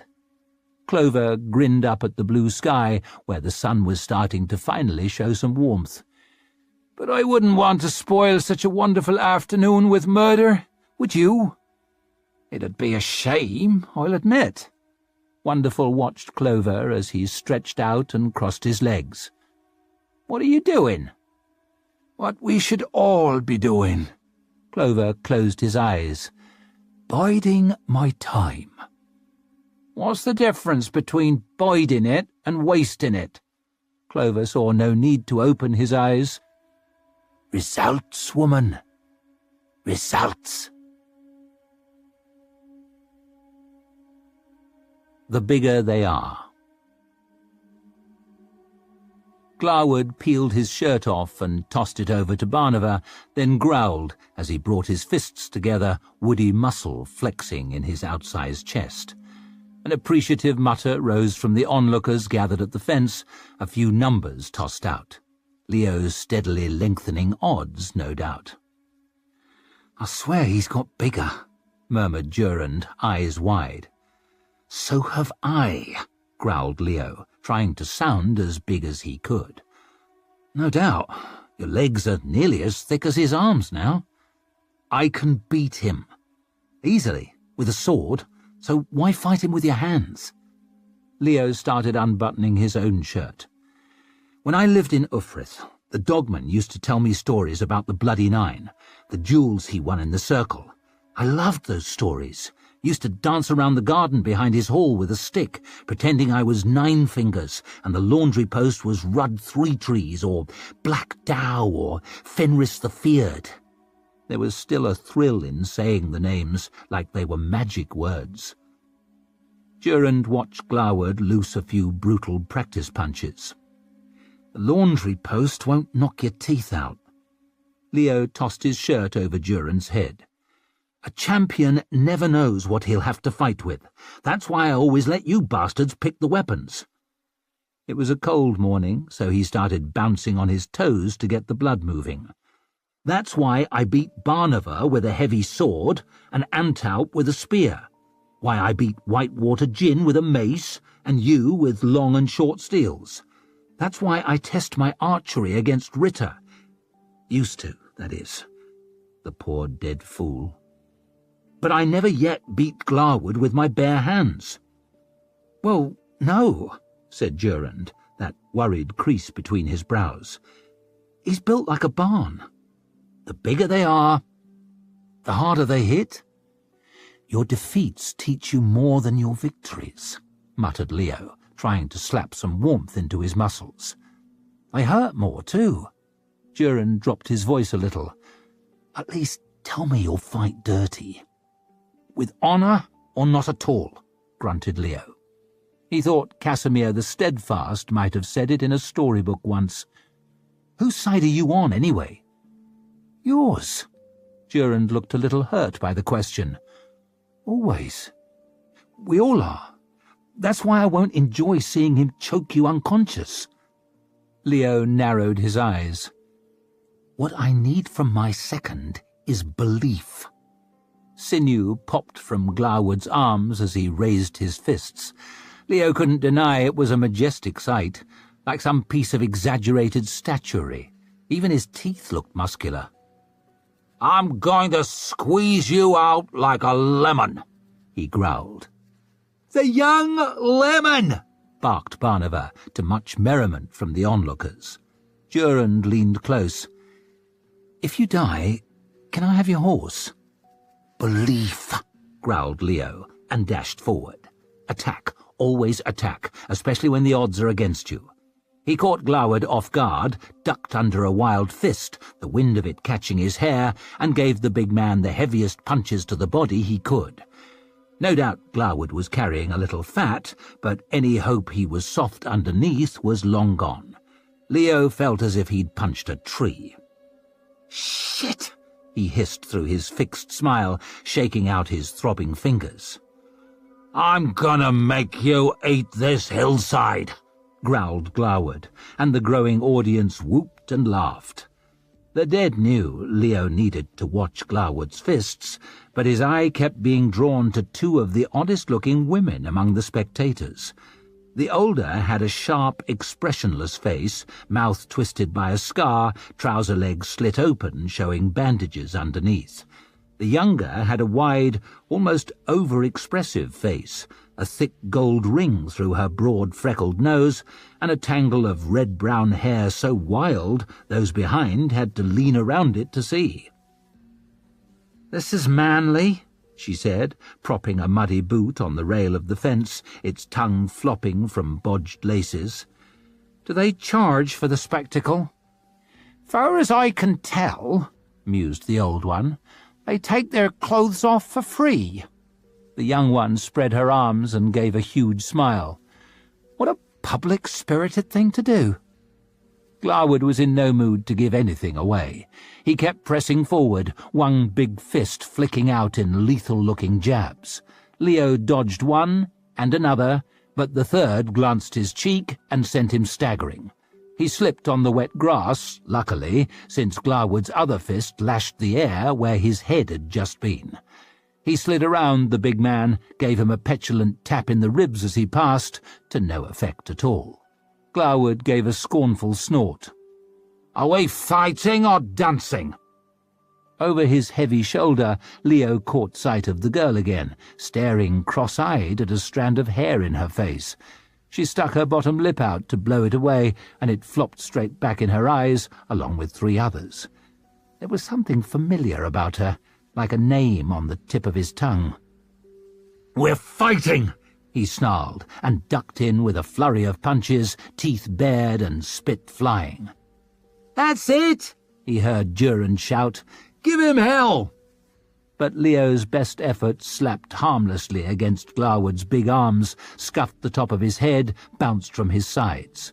Then a heavy fist came from nowhere, caught Leo under the chin and sent him tottering. He whooped helplessly as he was hauled into the air by his belt. Dark land and bright sky reeled. He flailed wildly, then the ground struck him hard in the side, rattled his teeth, tumbled him over and onto his face. He gave a long groan as he dragged himself up and saw Glawood's great boot already rushing to meet him. He gasped as he rolled away, the big heel digging a great divot from the turf. He scrambled to his feet, lost his balance, and fell against the fence. "This blonde one is pretty," the older woman was saying. "I have eyes." The young one was watching him with her chin propped on her hands, head bouncing as she chewed something. She certainly did have eyes, big and very pale and very piercing. "He's like a hunting dog, all fierce and frisky." Leo didn't feel too frisky as Glawood's fists came at him again. He covered up, but the force in them was fearsome. A punch in the side slammed him against the fence and drove his breath out. A knuckle caught his jaw and turned his mouth salty. "Get out of there!" he heard Durand shout over his own gurgling, rasping breath. He only just ducked a blow that would have knocked him right over the fence and shoved Glawood away with all his strength. The big man barely moved, but Leo bounced off at least, staggering clear of the fence with his face throbbing, lungs burning, knees wobbling. Glawood could have knocked him down with a pointed finger, but he was fixed on milking his moment, throwing his great fists in the air, strutting like a cock in his own farmyard. "Hit him!" Durand hooted over the crowd. "Bloody hit him!" But it was clear Leo would never beat Glawood with his fists. He had to beat him with his head. He thought, through the fog, of what his mother would have said. Less courage, more judgment. Putting their worst troops on show in the valley, marching as badly as they could. Even as his head cleared, he shook it as if he could hardly see straight, clutched at his ribs as if he could hardly get a breath. Even as the strength returned to his legs, he put on a drunken stagger. "Are we fight?" he gurgled, showing his bloody teeth. "Or dance?" He'd have won no laurels for his acting, but Glawood was blessed with more muscle than imagination. He charged in with no caution at all, readying a punch they'd be talking about for years.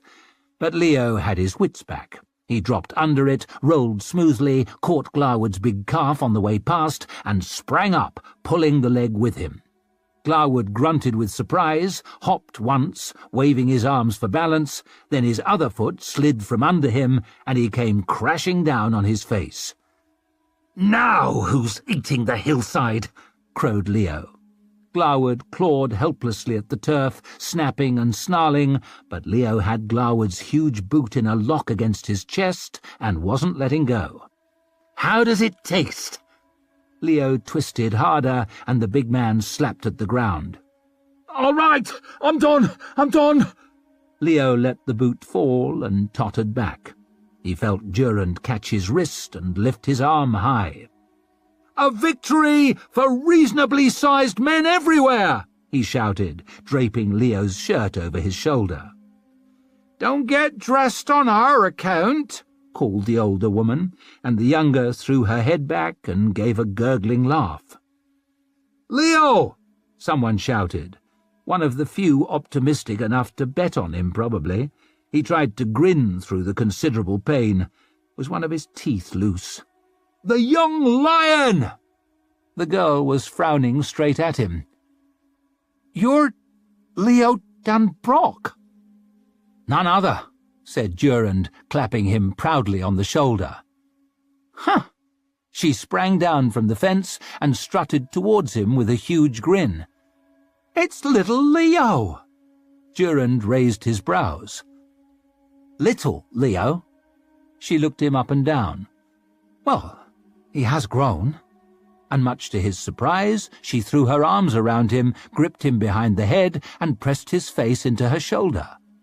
And that was when he saw, among a rattling mass of charms, bones, runes, and necklaces she wore, a wooden dowel on a thong, all dented with tooth marks.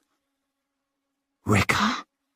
He broke away to stare at her, looking for some trace of the sickly little girl he used to mock in her father's hall in Ufrith. I heard you were lost. She threw her fists in the air. I'm found. Then she let them drop and scratched at the back of her head. To be fair, I was a little lost, but Isernifale knows all the ways. She steered me home. As a great sea captain steers a leaky skiff, do you see? The older woman's scar twisted the corner of her mouth and made her look like she had a constant frown. Or maybe she was constantly frowning. I'm quite the hero, but let's not make too much of it. Black Calder's bastards were everywhere. And his son, Stour fucking Nightfall. Rika bared her teeth in a burst of fury so sudden Leo nearly stepped back. I'll see that prick back to the mud, I promise you. And she spat, left a long string of it dangling from her lip, and dashed it away. Bastards. But you're not hurt. Rika stuck her fists in Leo's face and pushed a finger up for each point. I've been starved, slapped, pissed on, shot at, chased by dogs, threatened with being fucked by a pig, slept under a hanged man, near fell down a gorge, killed a boy and shat myself, so, you know. And she shrugged, head falling to one side and her shoulders right up around her ears. I'm hoping next week'll be easier going, let's say that. Sounds trying. He hardly knew what she was talking about, but he liked hearing her talk. It's good to see you again. He meant it. They'd been close once. As close as you could be with someone as strange as she'd been. You remember the first time we met? She asked. Leo winced. Hard to forget. You mocked my twitching and my foolish hair and my unusual way. Eager to prove myself in front of the boys. She nodded towards Glawood, who was sitting on the hillside rubbing at his twisted ankle. Some things never change. If it helps, I'm not proud of it. It helped when I knocked you down and sat on you. Leo's turn to scratch at the back of his head. Your defeats teach you more than your victories, I hear, and you were half a head taller than me. He drew himself up, looking down at her from as far above now as she'd looked down on him then. Doubt you'd try it now. Oh, I don't know. She reached out and wiped the blood from his top lip with her thumb. Maybe her eye twitched, or maybe she winked right at him. I might be persuaded. Better 'n being fucked by a pig, I reckon, said Isernifale, grunting softly as she lifted her bandaged leg from the fence and turned hobbling away. I need to steer this leaky skiff back to her father before she drifts off course again. I gave my word. I am in much demand. Rika backed away, gave a bow that left one hand brushing the turf, then slipped up onto the rail of the fence. See you later, little Leo.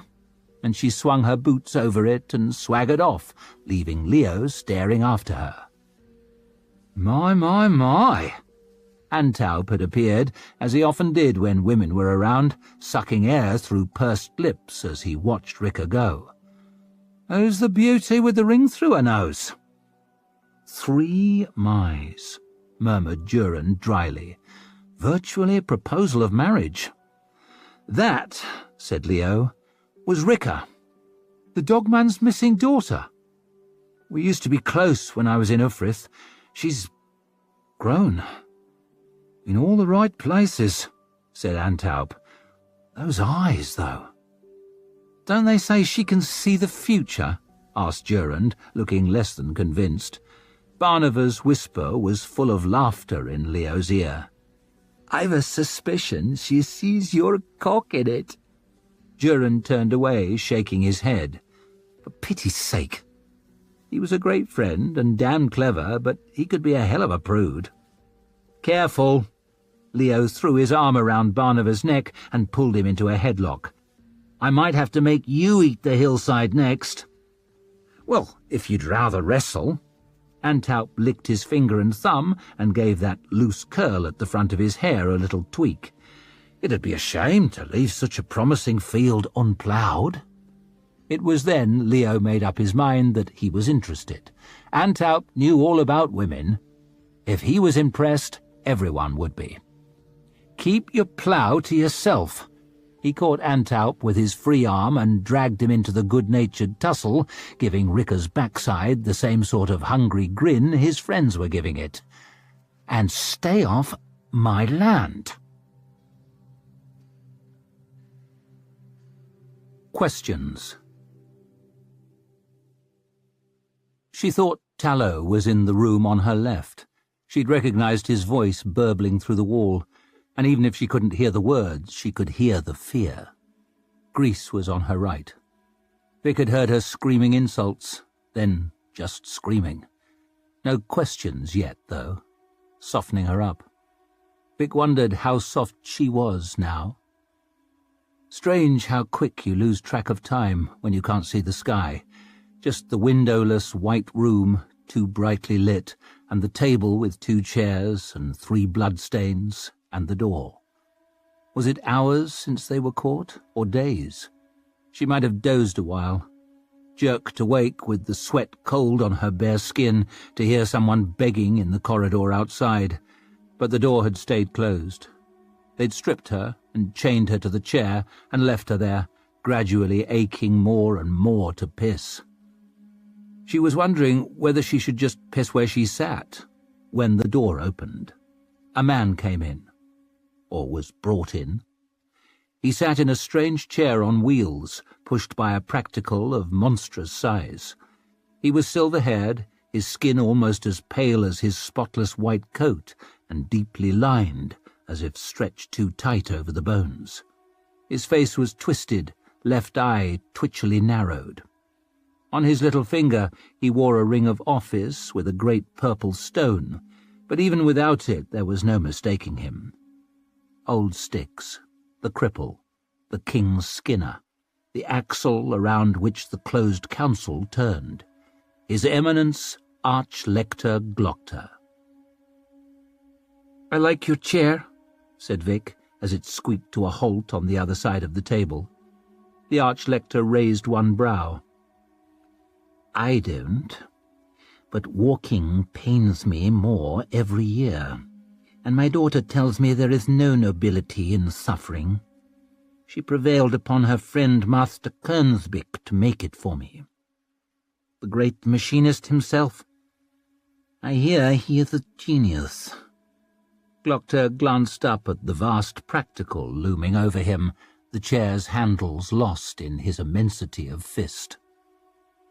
"Now, a useless man can render a useful man useless, wheeling him around. There's progress, eh? Remove her restraints, please."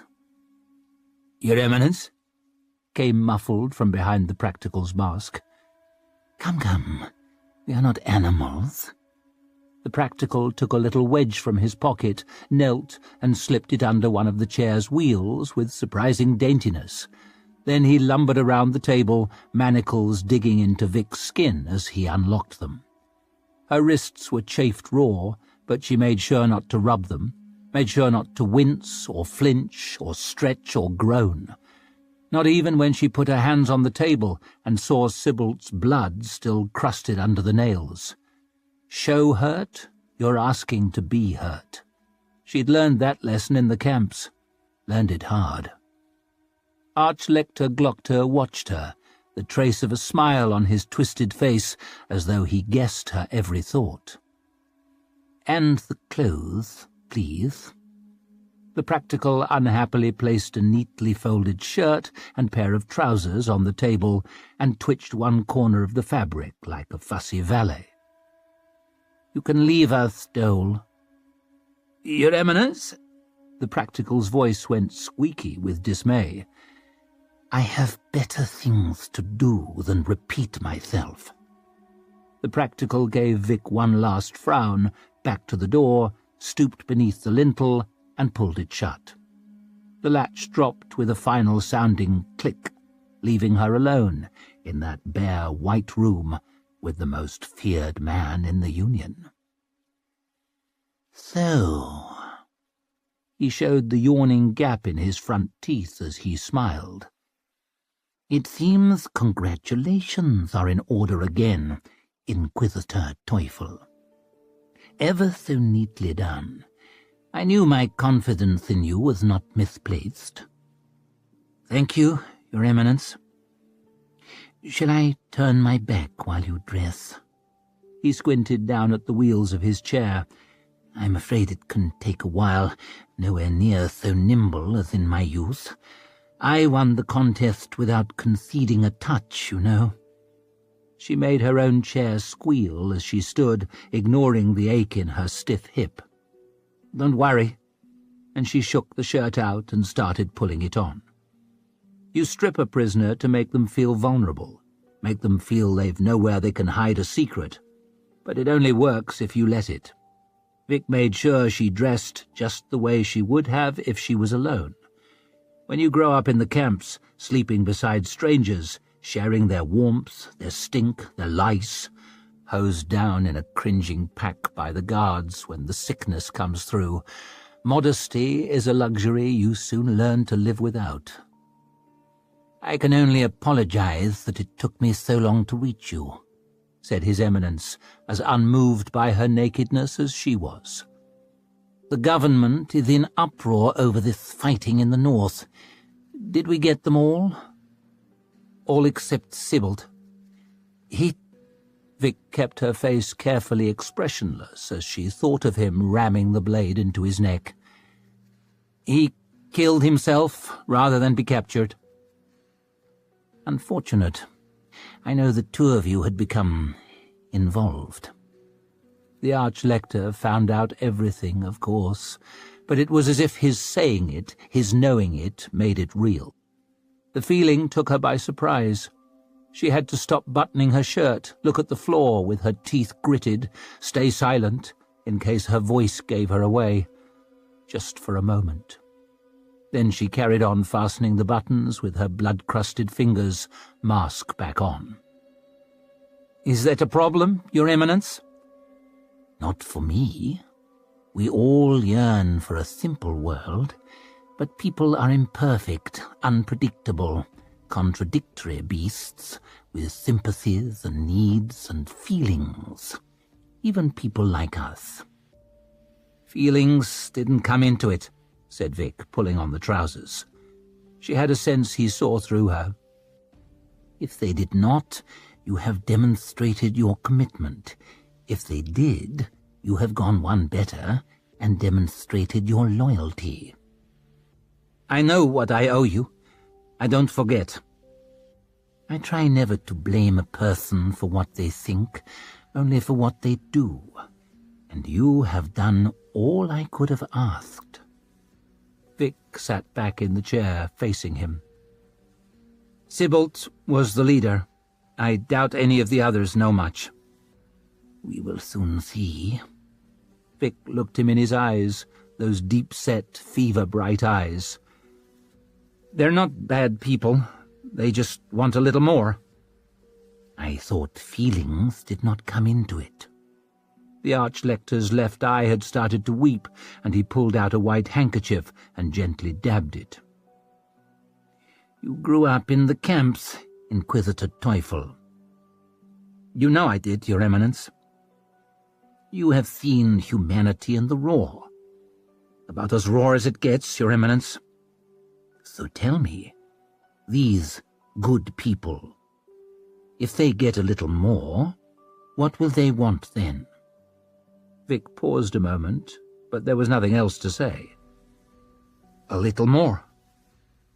"Because that is the nature of people.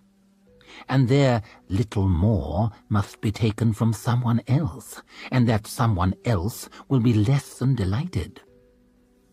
One cannot eliminate unhappiness any more than one can eliminate darkness. The goal of government, you see," and the Archlector prodded at the air with his bony forefinger, "is to load the unhappiness onto those least able to make you suffer for it." "What if you misjudge who can make you suffer?" "Misjudgment is as much a part of life as unhappiness. It is nice to hold the power and make the choices for everyone, but the risk of making any choice is always that you might make the wrong one. We must make our choices nonetheless. Fear of being a grown-up is a poor reason to remain a child. Of course, Your Eminence. There's only so much you can do. Then you move on. The camps had taught her that lesson too. Where did they get the Gurkish fire? They spoke of friends in Valbeck. More breakers? A more organized group, perhaps. They mentioned the Weaver.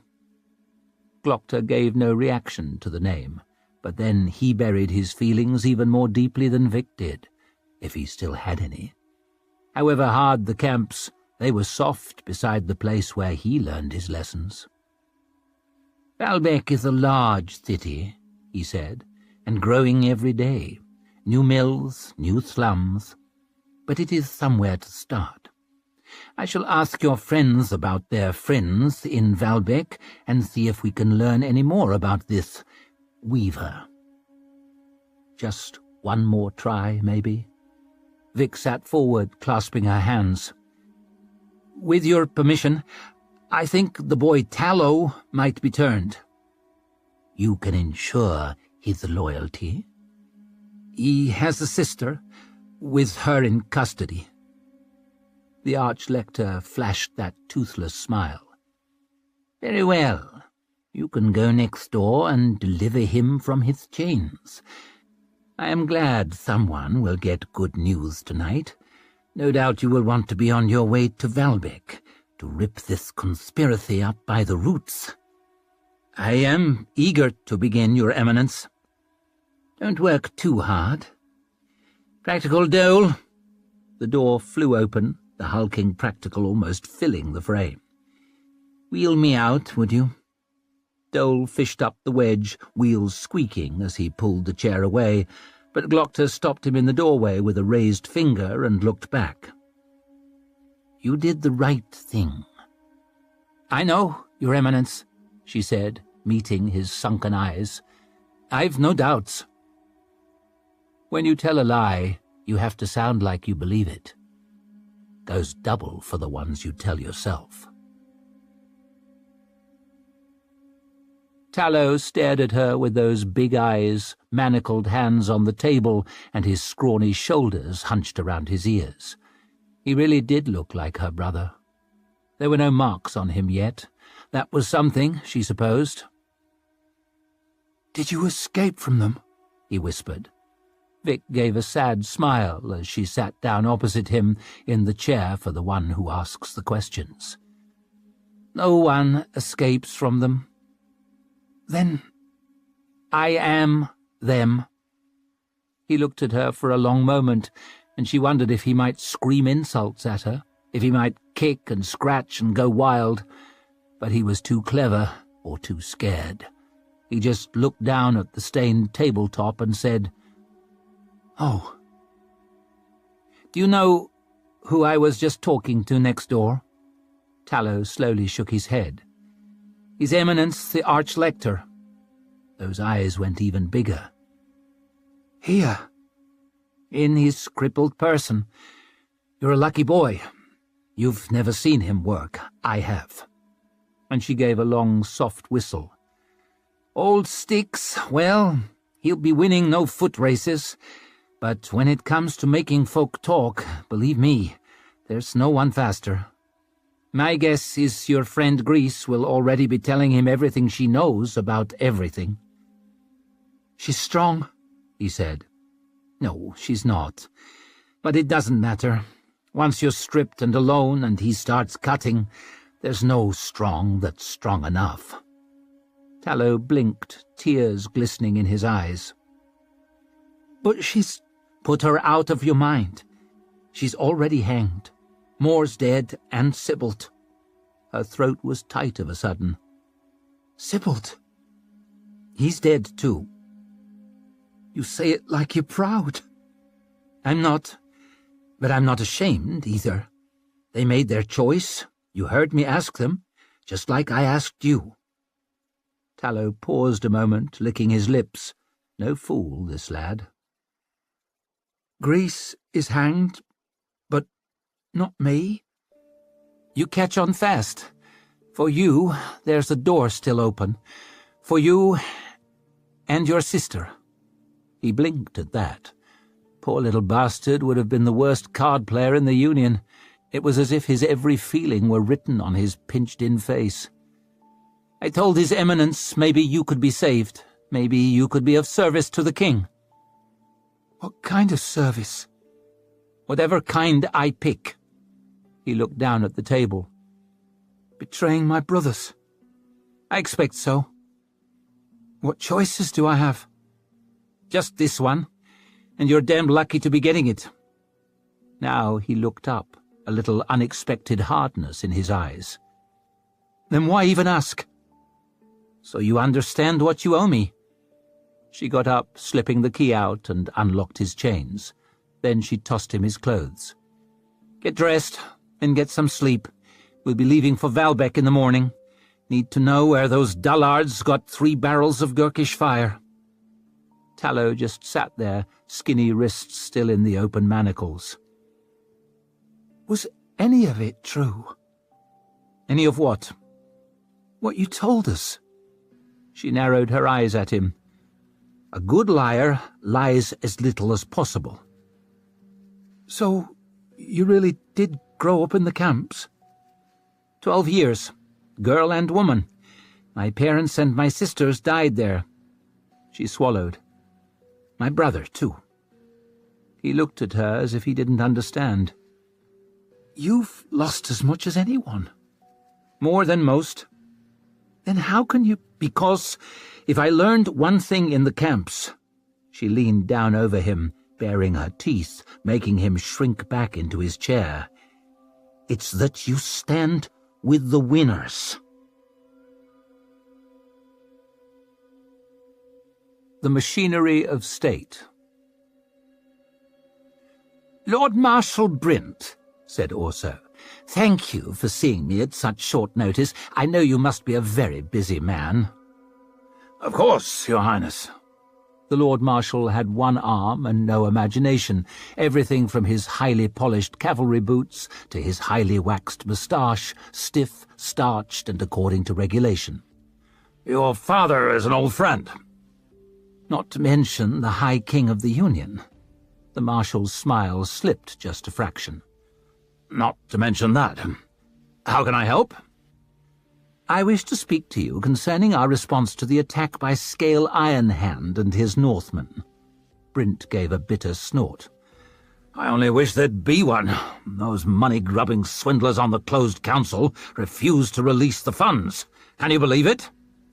I cannot, but I have managed to persuade my father to give me command of an expeditionary force. You have? Well, that's excellent news. The Lord Marshal sprang up, pacing to his maps, passing a highly polished suit of armour, which he must have worn in his youth, if at all, as it still had both its arms. We'll show these northern bastards something, I can tell you. Orso had feared a career soldier might be upset to see a prince placed in command, but Brint looked positively delighted. I realize I am without military experience, Lord Marshal, unless playing with toy soldiers as a boy counts. Or fucking whores in uniform, of course. That is why you employ officers, Your Highness. Brint was lost in contemplation of his charts, judging distances with spread thumb and forefinger. I would suggest Colonel Forrest as a second-in-command. He entered the army as an enlisted man long before me, and has fought in every major war since. I cannot think of anyone with hotter experience or a cooler head. Orso smiled. I would be most grateful for his advice and yours. Lady Governor Finry is holding the enemy most courageously. Hell of a woman. Old friend of mine, you know. If she can continue to do so, we could land here. And he slapped the map so hard, Orso was concerned he might do injury to the one hand he still had. Just near Ufrith. Outflank the bastards. Excellent. Outflank. Bastards. Wonderful. He really needed to find out what outflanking was, but other than that it was all coming together. The stern calls of a drill sergeant floated through the window from the yard outside, lending the interview an appropriately military flavour. Also almost wished he'd worn his uniform for the occasion, though it was probably a little tight around the belly these days. He'd have to see about getting a new one for the campaign. All I need now is the men. Brint looked around. Pardon me?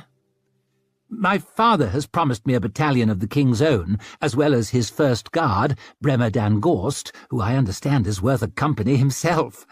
And he gave a laugh, which Brint by no means returned.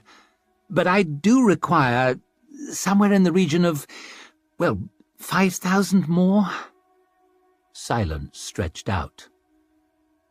You don't have the men? Hissed Brint, spit flecking from his lips. Well, that's why I've come to you, Lord Marshal. I mean to say, you're a Lord Marshal. Also winced. Aren't you? Brint took a deep breath and regained command of himself. I am, Your Highness, and I apologize. I find it difficult to keep my perspective where these Northmen are concerned. He frowned down at a ring on his little finger, pushed at it with his thumb-tip. A lady's ring, by the look of it, with a yellow stone. Lost a wife to the savages, as well as 2 close friends, not to mention a bloody arm. No need for apologies, Lord Marshal. I entirely understand. I hope you don't think that I resent your entirely reasonable request. I applaud it. Brint snorted, glancing towards his empty sleeve. Or would, had I the equipment. I'm just embarrassed that I cannot give you the men, and ashamed not to have sent help to the Lady Governor already. Several regiments were disbanded following the war in Styria, and what remains is spread thin. The rebellion in Starrickland never ends. He waved the arm he had towards another map. And now there's widespread unrest among the peasantry in Midderland. These bloody breakers, curse them, making humble folk dissatisfied with their place in the world. Honestly, I'm concerned about the battalion your father has already promised you. There's not the slightest possibility of my recruiting more without additional funds from the Lord Chancellor. Also sat back, arms folded. It seemed, like most things in life, this was going to be a great deal more difficult than he had hoped. It's a question of money, then? Your Highness, and Lord Marshal Brint gave a sigh that bespoke an infinite weariness. It is always a question of money. Lord Chancellor Gorodet, thank you for seeing me at such short notice. I know you must be a very busy man. I am, Your Highness. There was a pregnant pause, during which the Lord Chancellor gazed levelly at Orso over the top of his gold-rimmed eye-lenses. He was a toad of a man with a taste for rich sauces, his many chins swelling expansively over his fur collar. Orso wished, not for the first time that day, that he was a great deal more drunk. But if he was to prevail against the impenetrable machinery of state, he would need every faculty. Let me get straight to the point, then, he said. I am eager, as I am sure every right-thinking man in the Union must be, to rush to the aid of our hard-pressed brothers and sisters in Angland. Gorodets gave a grimace of almost physical pain. A war? Well, yes, but one forced upon us. Those are no cheaper, Your Highness. No cheaper, muttered Orso. Over the past 20 years, your father, encouraged by Her Majesty Queen Therese, has fought 3 wars in Styria for the sake of your birthright, the Grand Duchy of Talens. I wish he'd asked my opinion. Orso gave what he hoped was a disarming chuckle. I scarcely want one nation, let alone 2. That is just as well, Your Highness, since the Union lost all 3 wars. Come now, couldn't we call that middle one a draw? We could, but I doubt anyone who fought in it would agree, and from a financial standpoint, victories are hardly to be preferred. To pay for those wars, I have been obliged to impose stringent taxes on the peasantry, on the merchants, on the provinces, and finally, with great reluctance, on the nobles. The nobles, in response, have consolidated their holdings, turned tenants off their estates, and passed laws in the open council seizing and enclosing common land. People have flooded from the country into the cities and upset the whole system of taxation entirely. The Crown has been obliged to borrow heavily. More heavily, I should say. The debts owed to the banking house of Valent and Bulk alone are— Gorodet spent a moment scouring his vocabulary for a word of sufficient scale, and finally gave up. Difficult to describe. Between the two of us, just the interest represents a significant proportion of the nation's expenditure. That much? More. It is a thoroughly parlous situation, with acrimony boiling in every quarter. To find additional funds now is unthinkable. Also listened with mounting horror. Lord Chancellor, all I am asking for is the money for 5,000 soldiers. All, Your Highness? Gorodet looked over his lenses like a tutor at a disappointing pupil, a look unpleasantly familiar to Orso from his actual tutors. Anyone in a position of authority, come to think of it. Are you aware of how great a sum that is? Orso restrained his mounting frustration. But you must see we have to do something about these Northmen. I am afraid what I see is beside the point, Your Highness. I am a glorified accountant, and not even that glorified. He waved a hand at his cavernous office, every surface panelled with marble or encrusted with gold leaf, the plaster-cast faces of his predecessors gazing down smugly from up near the ceiling. I manage the books. I try to make sure that what goes out in expenditure is equalled by what comes in through taxation. In this, like every Lord Chancellor before me, I habitually fail. It may be given to me to hold the purse strings, but I do not set policy alone. Alone? The Lord Chancellor gave a mirthless little chuckle as he wiped his lenses with a corner of his fur robe and held them up to the light. I barely set policy at all. Who does? It is His Eminence Archlector Glockter who takes the lead in setting the priorities of the closed council. Orso sagged unhappily back into his chair.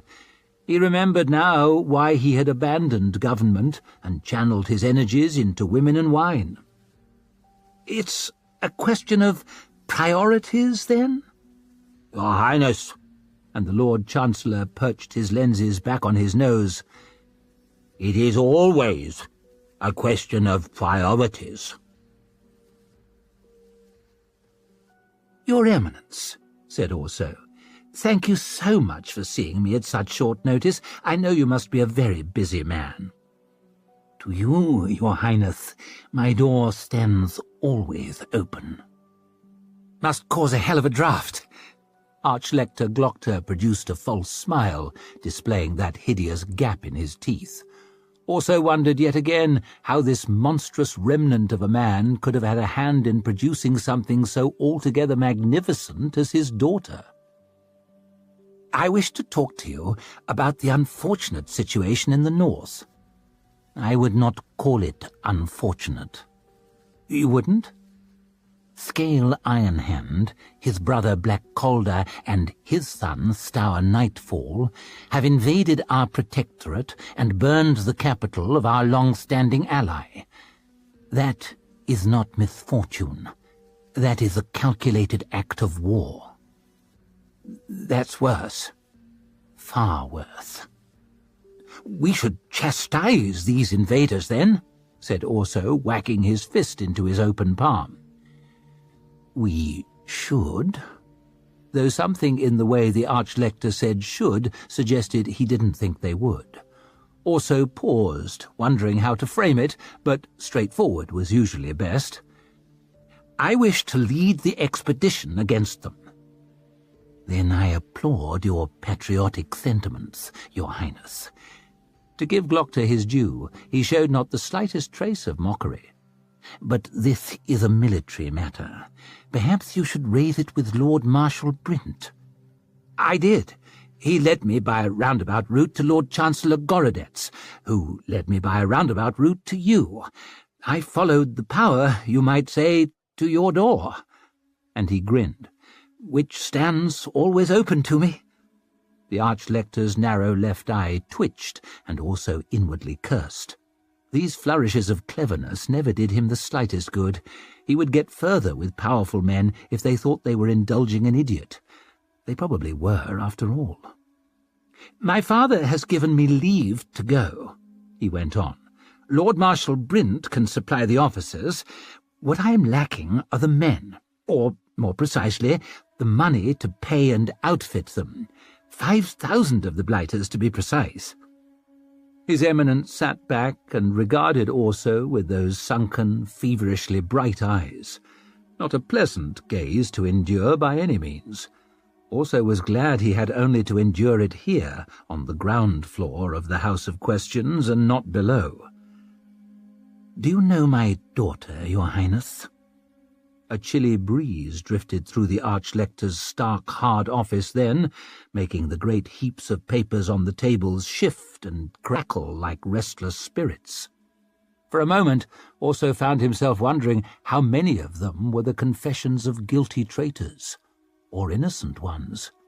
But he was decidedly pleased with the way he kept his face blank, despite the sudden surge of guilty horror, not to mention healthy fear, produced by the question.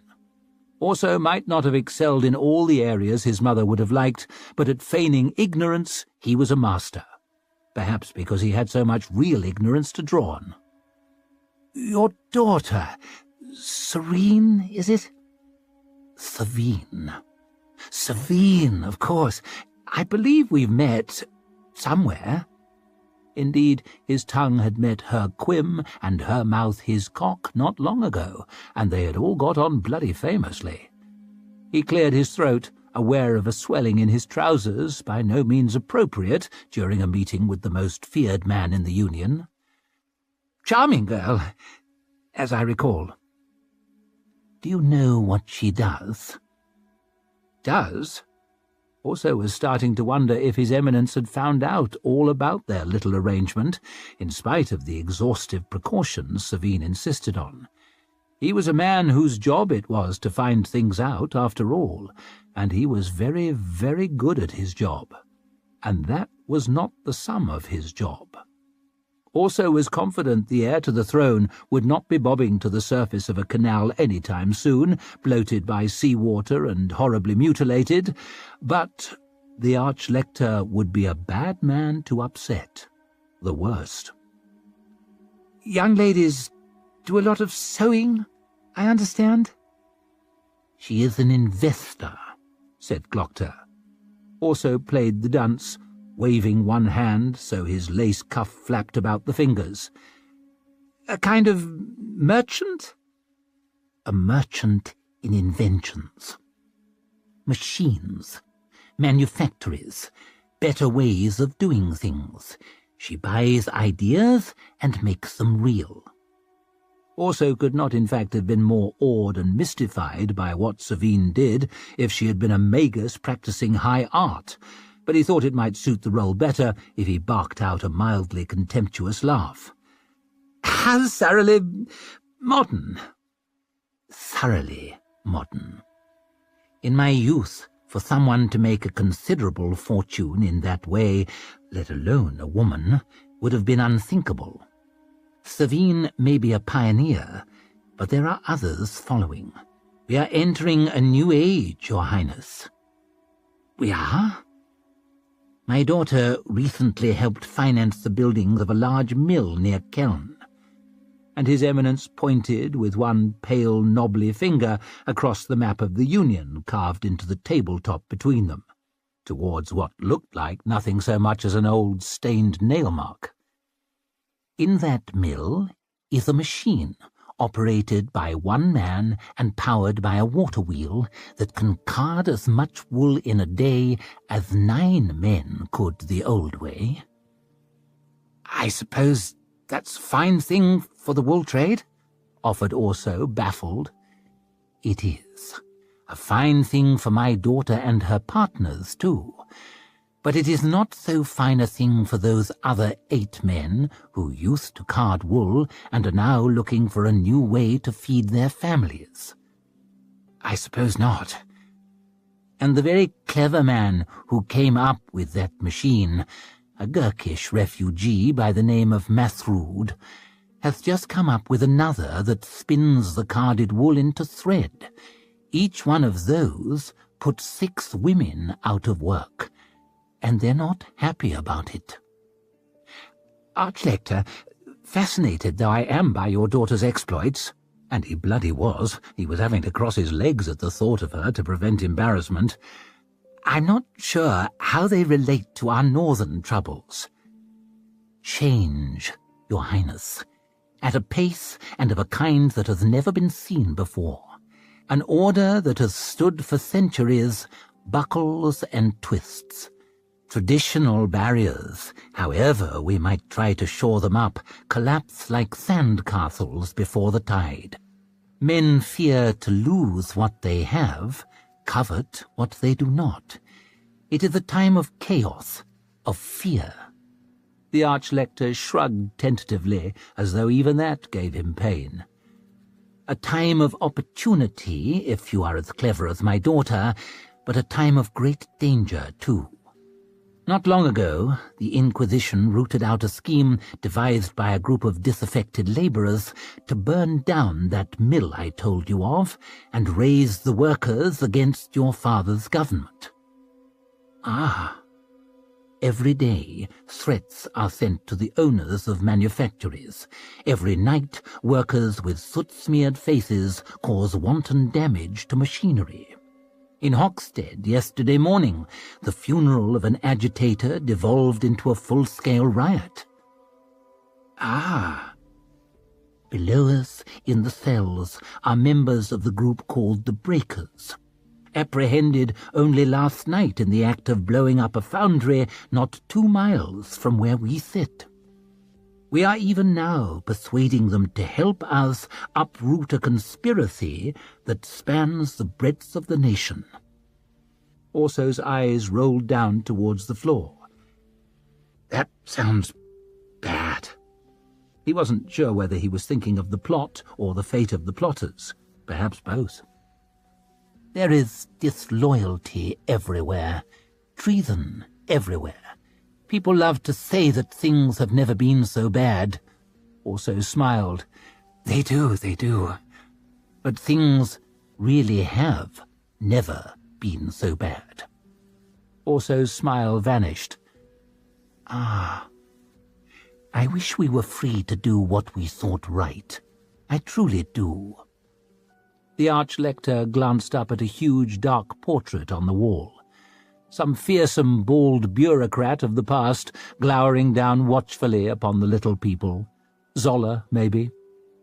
But we simply cannot risk any overseas adventures, however well-intentioned, however deeply desired, however apparently necessary. He clasped his long, thin hands and gazed levelly at Orso, eyes glittering in skull-like sockets. Put simply, the government of the Union hangs by a thread and must look first to its own security, to the legacy of the king, to the position of his heir. Well, I wouldn't want to interfere with your making his position comfortable. Orso gave a helpless shrug. He was quite out of ideas. It's a question of politics, then? Your Highness. And Archlector Glockter smiled, once again displaying that yawning gap in his front teeth. It is always a question of politics.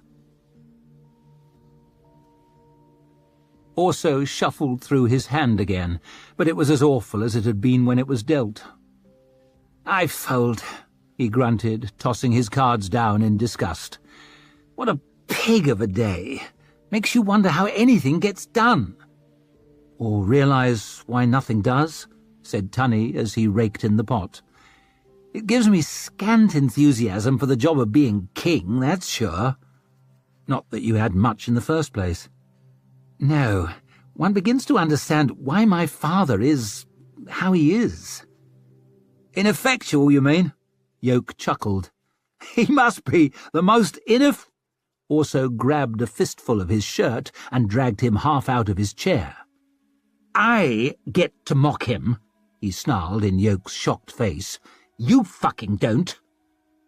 "There's no point bullying that idiot," said Tunny, managing to smoke a chagger pipe, stare at Orso through narrowed eyes, and deal expertly all at once. "He's an idiot." Yoke spread his palms in mute agreement, and also gave a disgusted hiss and dumped him back in his chair, sweeping up his new hand and casting a lazy eye over it. It was every bit as awful as the last, but perhaps good card players are the ones who can win with bad cards. "Forget those old bastards in the government." Tunny pointed at Orso with the stem of his pipe. "They've no vision, no audacity. We need to look at this another way. We need to frame it as a bet." And he tossed a couple of silvers into the empty centre of the table. "You need someone with money, with ambition, with patience. Someone who'll see a few favours from you down the line as a solid gamble." "Won't be me," said Yoke sadly, tossing his hand away. "Rich, ambitious, and patient," mused Orso, frowning at those two glinting coins. "A gamble, or an investment? Pass me that pencil," and Orso scrawled a few words across one of his playing cards, folded it, and held it out. "Could you take this to the usual place, Hildy?" And he gave her a meaningful waggle of the brows. "An invitation to Swarbreck's office. 10 bits in it, if you're quick." "20, and it'll be there yesterday," said Hildy, hopping off the settle and sticking her chin up at him as though it was a loaded flatbow and she a highwayman. "20 it is, you bandit. How much do I owe you now?" 17 marks and 8 bits. Already? "I'm never wrong about numbers," she said solemnly. "She's never wrong about numbers," said Tunny, shifting his chagger pipe from one side of his mouth to the other, using only tongue and teeth. "She is never wrong about numbers," said Orso, counting out the coins. Hildy snatched them from his hand, stuck them into her cap, twisted it down hard onto her mass of blonde curls, and slipped out through the door nimbly as a cat. "How are we going to play with a card missing?" grumbled Yoke. "You manage it without looks, wit, or money," said Orso, sorting through his hand again. "You can manage without one card." Sore spots. "How the hell did you get that bruise?" Savine put her fingers to her mouth. She had powdered carefully, but her mother, while oblivious to so much, had an uncanny eye for injuries. "Don't worry, it's nothing. I was fencing with Bremerdan Gorst." "Fencing? With Bremerdan bloody Gorst? For such a clever girl, you do some witless things." Savine winced at the pain through her ribs as she shifted in her chair. "I'll admit it was far from my best idea. Does your father know about this?" "He presided over it. I've a feeling he was thoroughly tickled, in fact." "He bloody would be. The only thing he enjoys more than his own suffering is other people's.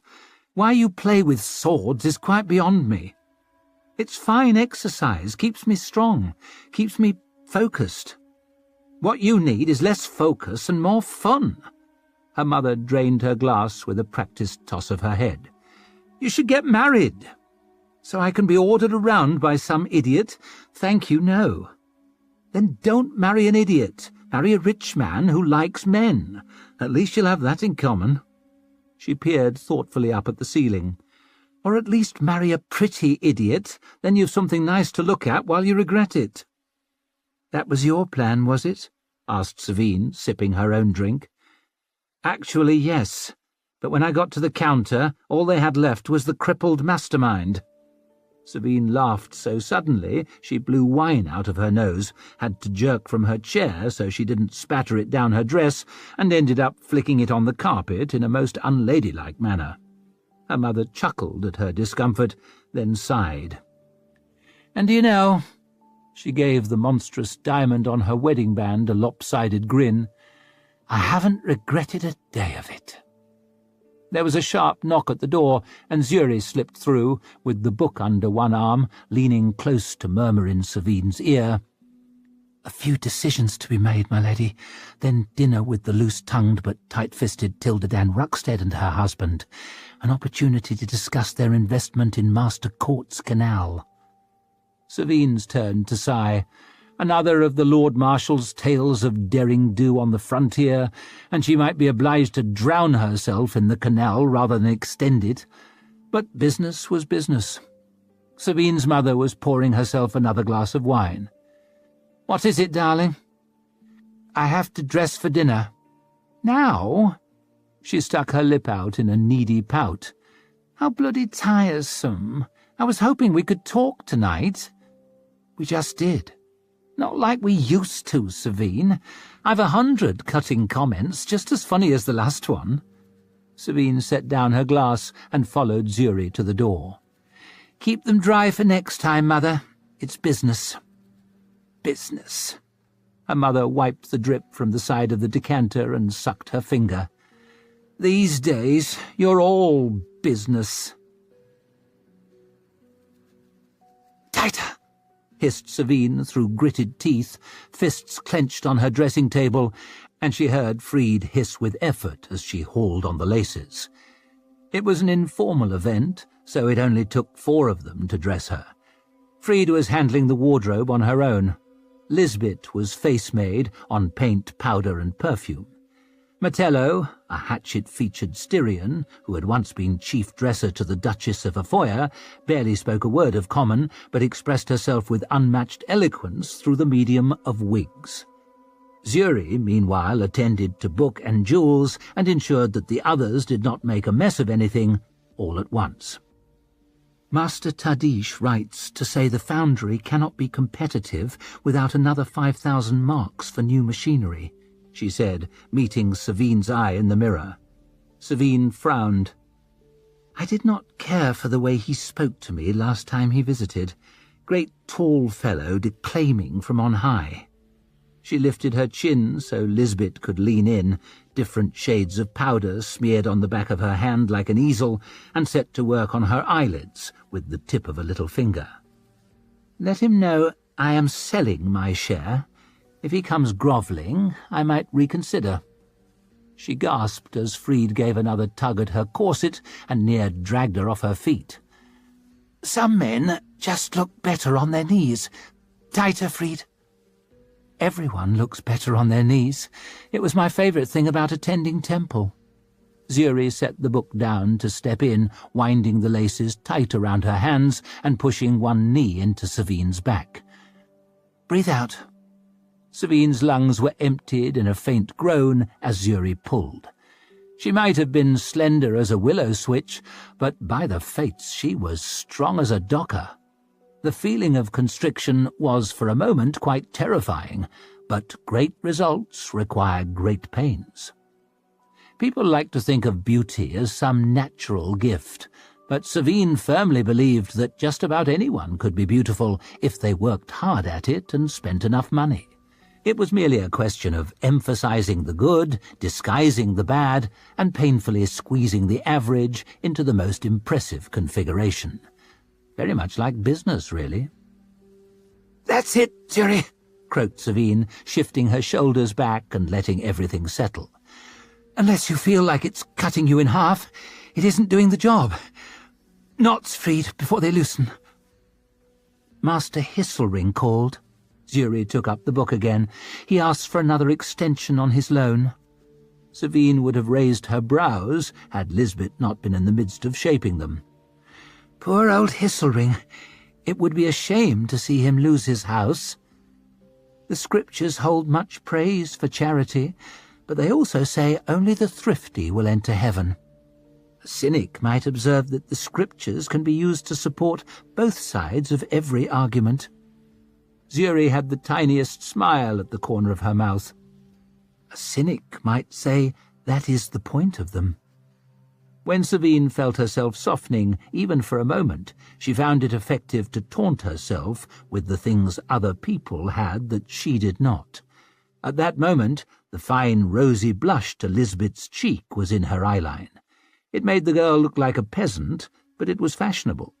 One can always find some small, irrelevant thing to be jealous of. The moment you lose your murderous edge, after all, could be the moment you lose altogether. Some might have said that made her self-serving, shallow, and poisonous. She would have replied that the self-serving, shallow, poisonous people always seem to come out on top. Then she would have laughed ever so sweetly and whispered to Zuri to place a note in the book for their future destruction. Sabine considered her face in the mirror.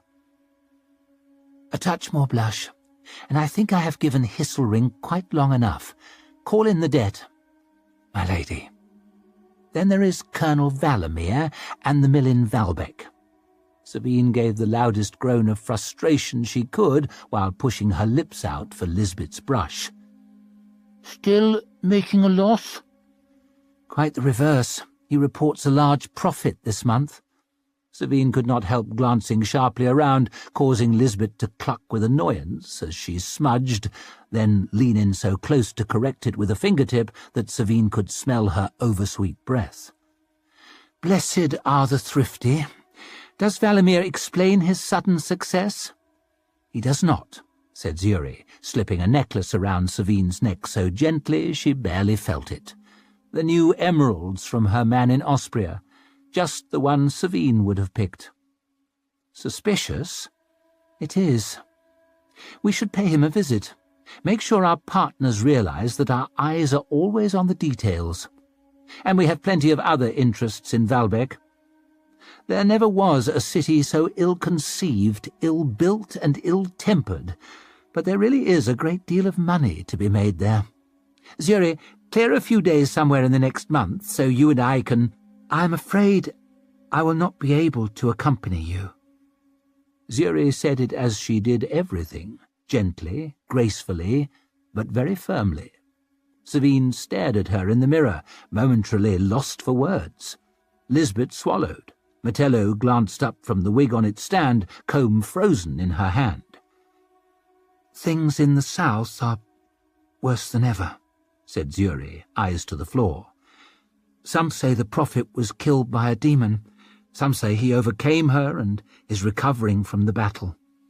The emperor has been cast down, and his 5 sons struggle with each other. The provinces declare their independence and look to their own survival. Warlords and bandits spring up everywhere. It is chaos. Zuri looked up at her. Ulsafane, my family's home, has become lawless.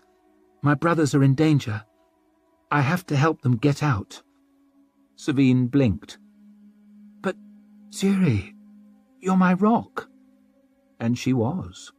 She was beautiful, tasteful, discreet, spoke 5 languages, had a refined sense of humour and an effortless mastery of the workings of business, and yet somehow never stole the attention for herself.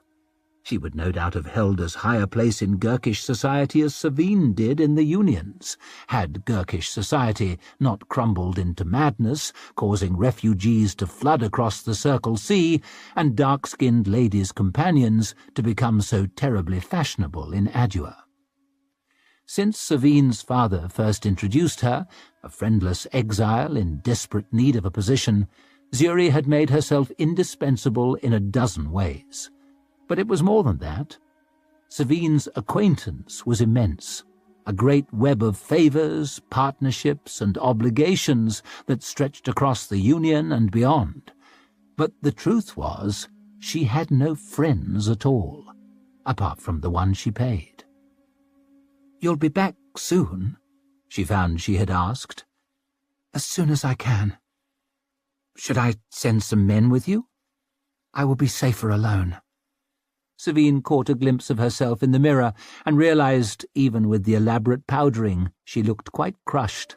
That would not do at all. "But of course you must go," she said, a little too brightly. "Family comes first. I'll pay for your passage. Lady Savine, you could check on our agents in Dagoska on the way, make sure they're not fleecing us, and perhaps, under the circumstances, there might be some bargains to be had on the shores of the Gurkish Sea." "I would not be surprised," said Zuri, frowning over at Fried. She was clutching Savine's dress like a shield, wide eyes showing over its embroidered collar. "Aren't you worried about eaters?" Zuri sighed. "God knows I have enough real worries without inventing more." "My aunt says the South is teeming with them," said Lisbeth, always keen to jump into any gossip with both feet. "My father saw one," said Fried, breathless. "Years ago, at the Battle of Adua, they can steal your face or turn you inside out just by looking at you, or—" "Tall tales spread by people who should know better," said Savine sternly. "Lisbeth, you will be my companion while Zuri is away. You'd enjoy a trip to Valbeck, wouldn't you?"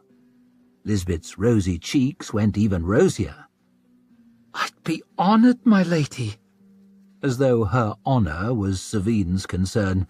Without making a sound, Zuri screamed that she was a peerless lady's companion, and therefore that the lady she accompanied must also be peerless.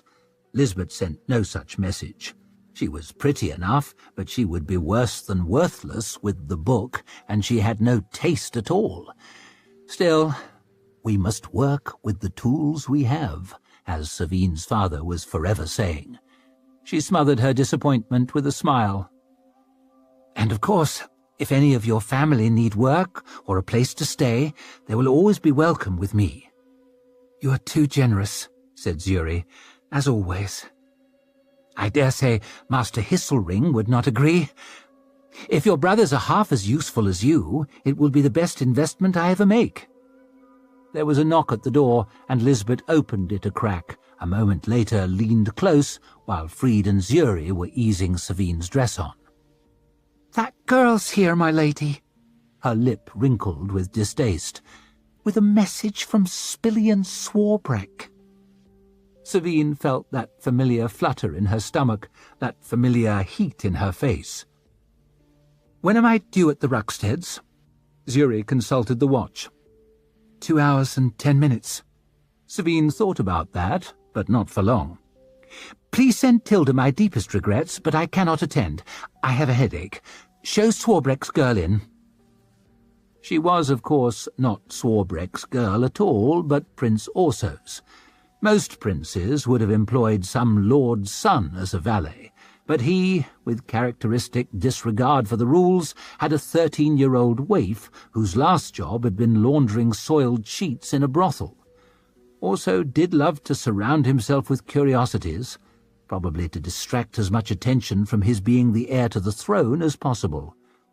The girl stood there now, freckle-faced and threadbare, with a battered soldier's cap pulled all the way down to her eyes, as incongruous in Savine's perfumed dressing-room as a rat on a wedding cake. She watched Metello clamber up onto the stool to seat Savine's wig with horrified amazement, as though she had happened upon a coven of witches about some arcane ritual. "Hildy, isn't it?" said Savine, watching her in the mirror. She nodded, quick eyes she had. "My lady, Master Swarbrick has asked for me." The girl gave an impressively guarded wink. "At his office, my lady." "Take your cap off in front of Lady Savine," said Lisbeth, already putting on airs now she felt she had a promotion. Savine wondered if she would have throttled her by the time Zuri returned, and gave it about evens. Hildy sourly pulled her cap off. She had a surprising mass of pinned-up, pale blonde hair underneath. Metello gave a hum of interest, hopped from her stool to poke at it with a comb, rubbed a lock between finger and thumb, finally made Hildy squawk as she jerked a strand from her head and held it up to the light. She gave Savine a significant look from under her grey brows. "Such Beautiful hair you have," said Savine. "Thanks," grumbled Hildy, still rubbing her head. "I guess." "I'll give you 3 marks for it." "For my hair?" Her surprise did not last long. 10. 5. You won't miss it under that cap. The cap won't fit without it. 10 or nothing. Oh, I like this girl. Give her 12, Zuri. Zuri slipped out that curved knife of hers. "Hold still, child." Savine watched as Zuri neatly cropped her hair to stubble. "Like sunshine in a bottle," murmured Savine as Metello laid out the lengths. "We can stop into my wig-maker's on the way. You run on ahead, girl." The thought of seeing Orso had quite chased away her upset over Zuri's forthcoming absence, and she caught Hildy's eye in the mirror and gave her the very same wink. "Tell Master Swarbrick I'll be delighted to see him." "Shit!" she gasped, knocking over a heap of Swarbrick's papers as she sagged back, spent, an avalanche of notes spilling onto the floor behind her. She unclenched her aching hand, the edge of the desk imprinted white across her palm. "You—" She untangled the fingers of her other hand from Orso's hair and patted him on the cheek. "Have been practicing. As often as possible." Orso grinned as he wiped his face and shrugged her leg off his shoulder. "I really should tell Swarbrick." Her breathing still ragged as she fished a niggling letter-opener from under her shoulder and tossed it away. "To get a bed in here." "Oh, I'd miss this desk." Orso leaned towards her, but not quite far enough, making her crane up to kiss him. "So many memories." She pushed down her skirts and reached for his belt. "Your turn. Can we talk first?" "Talk first?" She narrowed her eyes. She was still pleasantly soft, flushed and shuddery all over, but if he thought to slip something by her, he would have a rude awakening. "What are you after?" "It's this business in the north." He knelt in front of her, looking earnestly up. "We can't leave Finri Dan Brock to fight our battles for us. We're supposed to be a bloody union." "Supposed to be?" "There has to be a response." He thumped the desk hard enough to make the glasses rattle. "And I feel I should be the man to lead it." She burst out laughing, saw he did not, and petered out into uncertain silence. "You're serious?" "Deadly." "I went to see my father. Then I went to see yours." She jerked up. "You did what?" "Give me some credit, Savine. I didn't lead with, 'Your Eminence, I had my tongue up your daughter last night.' He doesn't suspect a thing. You'd be a brave man to bet on what my father suspects." "And I'm not one, is that it?" He looked a little wounded, and she felt a little sad for him. "Oh, you poor baby." She put her arms around his neck, drew him close, and kissed him softly. "After 12 years of drinking, gambling, and fucking anything with a hole in it, does no one take you seriously?" "Plainly you don't." And he stood up and started to button his shirt. In fact, she thought she might be the only one who did. "I'm here, aren't I?" She pulled him back down and pushed her hand through his hair and held his head against her chest. "What did the great men tell your Highness?" "My father gave me a battalion and said I can have command if I raise 5,000 more men, but for that I need money." He let a fingertip trail down her collarbone to the hollow at the bottom of her throat. "You know people, rich people, people who might consider me an investment." Savine frowned. If she judged an opportunity to be poor, she would not damage her reputation by passing it on. If she judged an opportunity to be good, she wanted it for herself. But 5,000 soldiers meant a vast expense. Uniforms, weapons, armour, bedding, provisions. Then there was the army of men and women needed to get those men to the field and keep them there. the host of carts, wagons, and beasts of burden, the food and supplies for them. And, however much she wanted to be generous, also was beyond unreliable. He kept a brothel's laundry girl instead of a servant, for pity's sake. He scarcely understood the rules of business, let alone could be expected to observe them. If she was to lend him money, she would need guarantees, a crystal-clear understanding of what she expected in return. A contract, one so tightly binding, not even a king could wriggle free of it. Perhaps encouraged by her thoughtful silence, he gave the slightest uncertain smile. "What do you think?" Her mouth smiled in return. Then, entirely independently of her mind, it said, "I'll give you the money." There was a silence.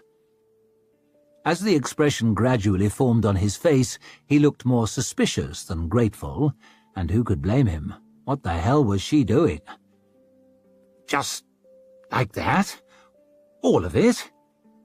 Why have money at all if you can't help a friend?" Somehow she almost choked on the word.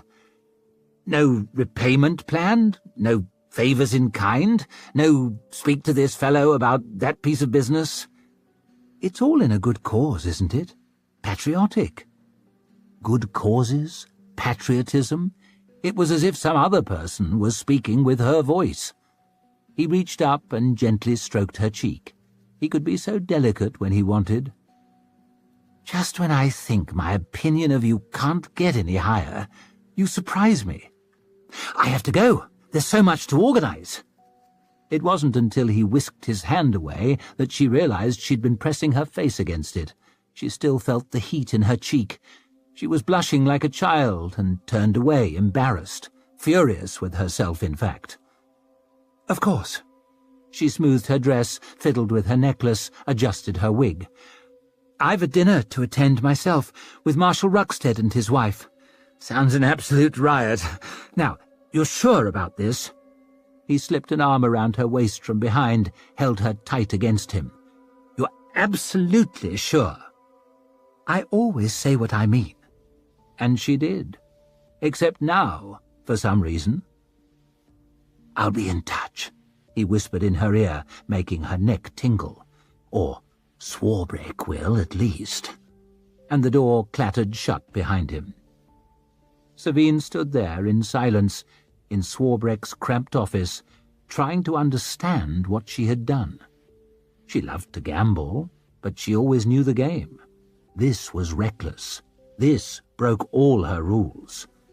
All those awfully intimate friends who she knew really envied and hated her would have a ready answer, of course. There is no more ambitious snake in Adua than Savine Dan Glockter. That bitch hopes to ride the worthless crown prince's cock all the way into the palace. She wants to steal the throne. Then she really can be above us all, instead of merely acting like it. Perhaps they would have been right. Perhaps she was harbouring some childish dream of becoming High Queen of the Union. Zuri had a point after all. Everyone looks better on their knees. Had also not been Crown Prince, she would not have been interested in him. What was there to be interested in? Apart from his looks, of course, and his easy confidence, and the way he made her laugh, really laugh, without a shred of pretense. That little twitch at the corner of his mouth as he thought of a joke that set hers twitching in sympathy as she wondered what it would be, never quite able to guess. No one could surprise her like he could. No one understood what she needed like he did. She thought of how dull everything was while she waited for the message from Swarbrick.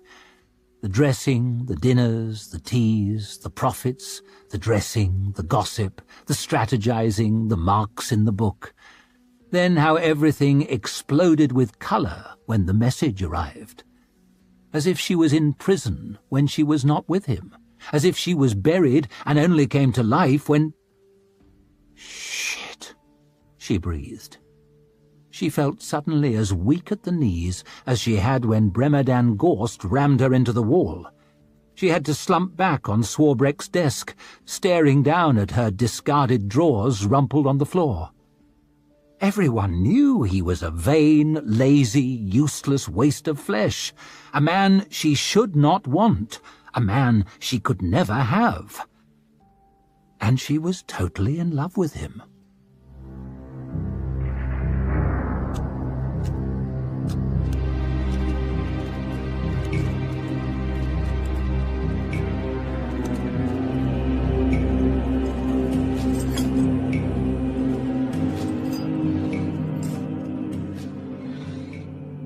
Part 2. Progress just means bad things happen faster. Terry Pratchett.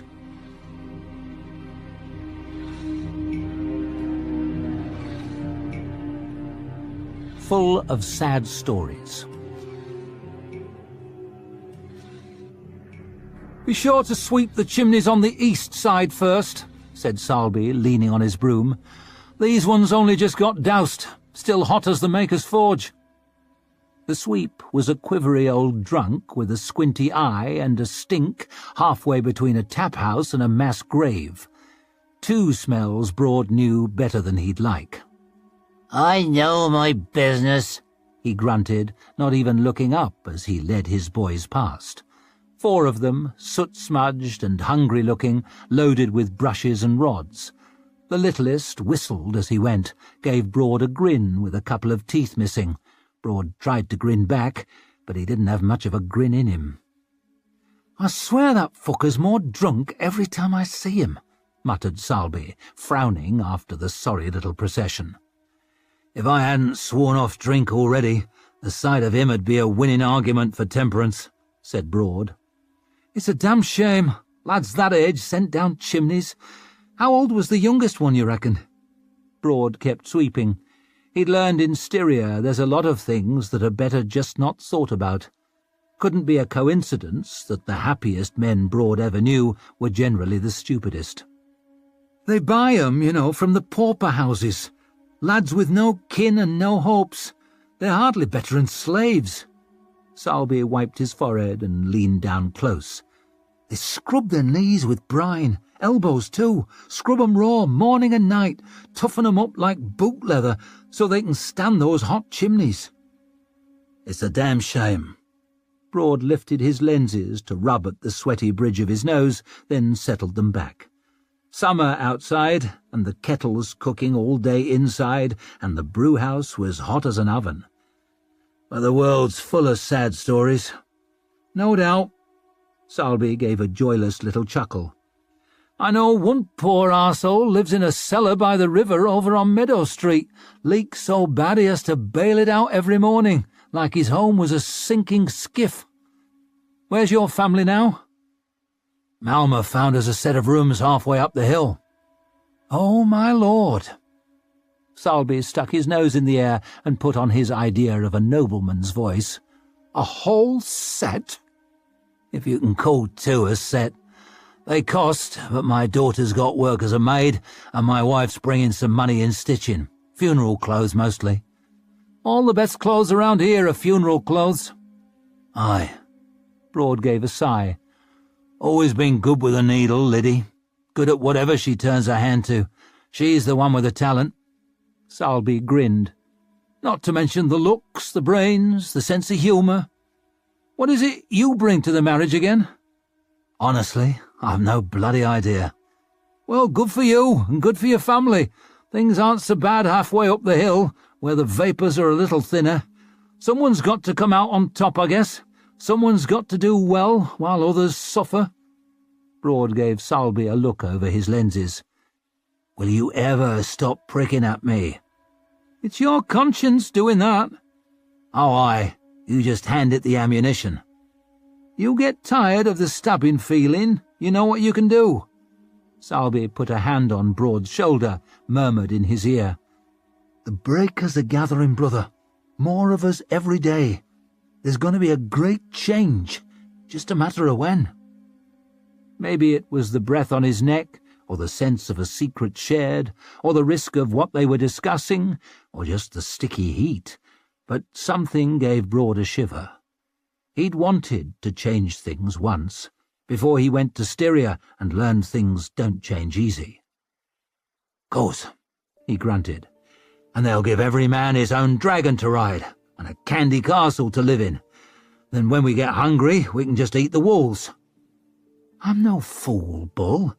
I know what the world is, but maybe we can spread the wealth about a little. Maybe we can take some rich bastards out of those palaces on the hill and some poor families out of those cellars on Meadow Street. Maybe we can give each man an honest wage for an honest day's work, stop the false clocks and the fines and the girls pressed into night work, put an end to the butchers selling tainted meat and the flour bulked out with chalk and the ale watered down with rotten water. Maybe we can make sure there's no little boys being scrubbed with brine anymore, at least. That'd be worth something, wouldn't it?" "Aye, that'd be worth something." Broad had to admit there wasn't much in Salby's little speech he could argue with. "Never had you marked down for an orator?" There was a clatter somewhere further down the brewhouse floor. "I stole the words from better men," said Salby. "You like that? You should come to a meeting, listen to the weaver. He'd soon have you thinking our way." Broad could hear someone shouting, muffled. "Can't afford to think your way," he said with some regret. "I gave up putting the world right a while back. First time we climbed those ladders, maybe. Second time for sure. I've enough trouble at my back. Got to keep my head down, look after my family." Another clatter, louder, and a cloud of soot came belching from one of the fireplaces they'd just doused. "What the hell?" Salby took a step towards it. "We're trying to sweep up down here." A scraping, slithering sound echoed from that fireplace, and another puff of soot and a high wail came from inside. Broad went cold all over at the sound of it, shrill with pain and panic. "I can't get out!" Had to be one of the sweeps boys. "I can't get out!" Broad and Salby stared at each other, Broad seeing his own helpless horror mirrored in his old comrade's face. "He's trapped in there!" squawked Salby. Broad dashed to the chimney, dropping his broom, clambering up onto a bench beside the flue. The fires had been burning all day. Even on the outside, the bricks were hot to touch. There was another clatter, the sound of something sliding, and the boys' cries turned to mindless, wordless shrieks. The flue had been built no better than most of Valbeck, and Broad tore at its crumbling mortar with his fingertips, with his fingernails, as if he could rip it apart with his bare hands and get to that boy. But he couldn't. "Here!" Malma had run over, was shoving a crowbar at him, and Broad snatched it from his hands and started digging at the loose mortar, stabbing, hacking, brick chips flying while he hissed curses. He could hear the boy inside, no screams for help anymore, just coughs and whimpers. A brick came grinding free, and the wash of heat made Broad jerk his face away. He wedged the bar in the gap, used it as a lever, popped more bricks out. Soot came billowing with them, and he coughed, dust across one side of his lenses. He saw Salby grab at the side of the ragged hole, gasp at the heat, tear his apron off, and wrap it around his hands. Broad rammed his bar into the chimney and heaved with all his weight, trembling with effort, growling through gritted teeth. A great wedge of bricks tore free and tumbled down. The black flue opened up, and Broad saw something wedged in there. 2 black sticks. One had a boot on the end. So hot inside, oven hot. Broad could feel the sweat springing out of his face. The boy's trousers were smouldering, smoking, the flesh of his legs all slick and bubbled. At first, Broad thought it was ash that slid off when he grabbed them. Then he saw it was skin. "Damn it!" snarled Salby, digging again with the crowbar. Bricks and mortar tumbled down, and the boy slithered out into Broad's arms in a shower of soot. He was hot, too hot to touch. It was a painful effort not to let him drop. "Set him down!" rasped Malma, sweeping a bench clear and slapping embers from the boy's smouldering hair. "Fuck!" whispered Salby, back of his arm across his mouth. The boy didn't move, didn't breathe. Burned as he was, maybe that was a good thing. There was a smell like cooking, a smell like bacon in the pan of a morning. "What do we do?" shouted Broad. "What can we do?" "Naught we can do." Malma's grey fuzz jaw worked as he stared down. "He's dead." "Cooked," whispered Salby. "He fucking cooked alive." "I thought you said the west side." Broad turned to see the sweep standing there, the little lad next to him staring. "I thought you said—" It was cut off in a gurgle as Broad caught him by his collar, lifted him, rammed him into the broken chimney. He fumbled helplessly at Broad's fists, the tendons standing stark from the tattoo on the back of his hand. "I didn't know." Tears wet on his face and his breath stinking of drink and rot. "I didn't know." "Easy," Broad heard someone saying, a deep voice, soft and soothing. "Easy, big man. Let him go." Broad was like a flatbow cranked too tight, all that strain running through him, far easier to let the bolt fly than not. Took a mighty effort not to break the sweep's back over the chimney, to unclench his hands and let go of his dirty coat, to step away from him, let him slide down to sit blubbing on the floor beside the boiler. Malma patted Broad on the chest. "There you go. Nothing to gain with violence. Not now.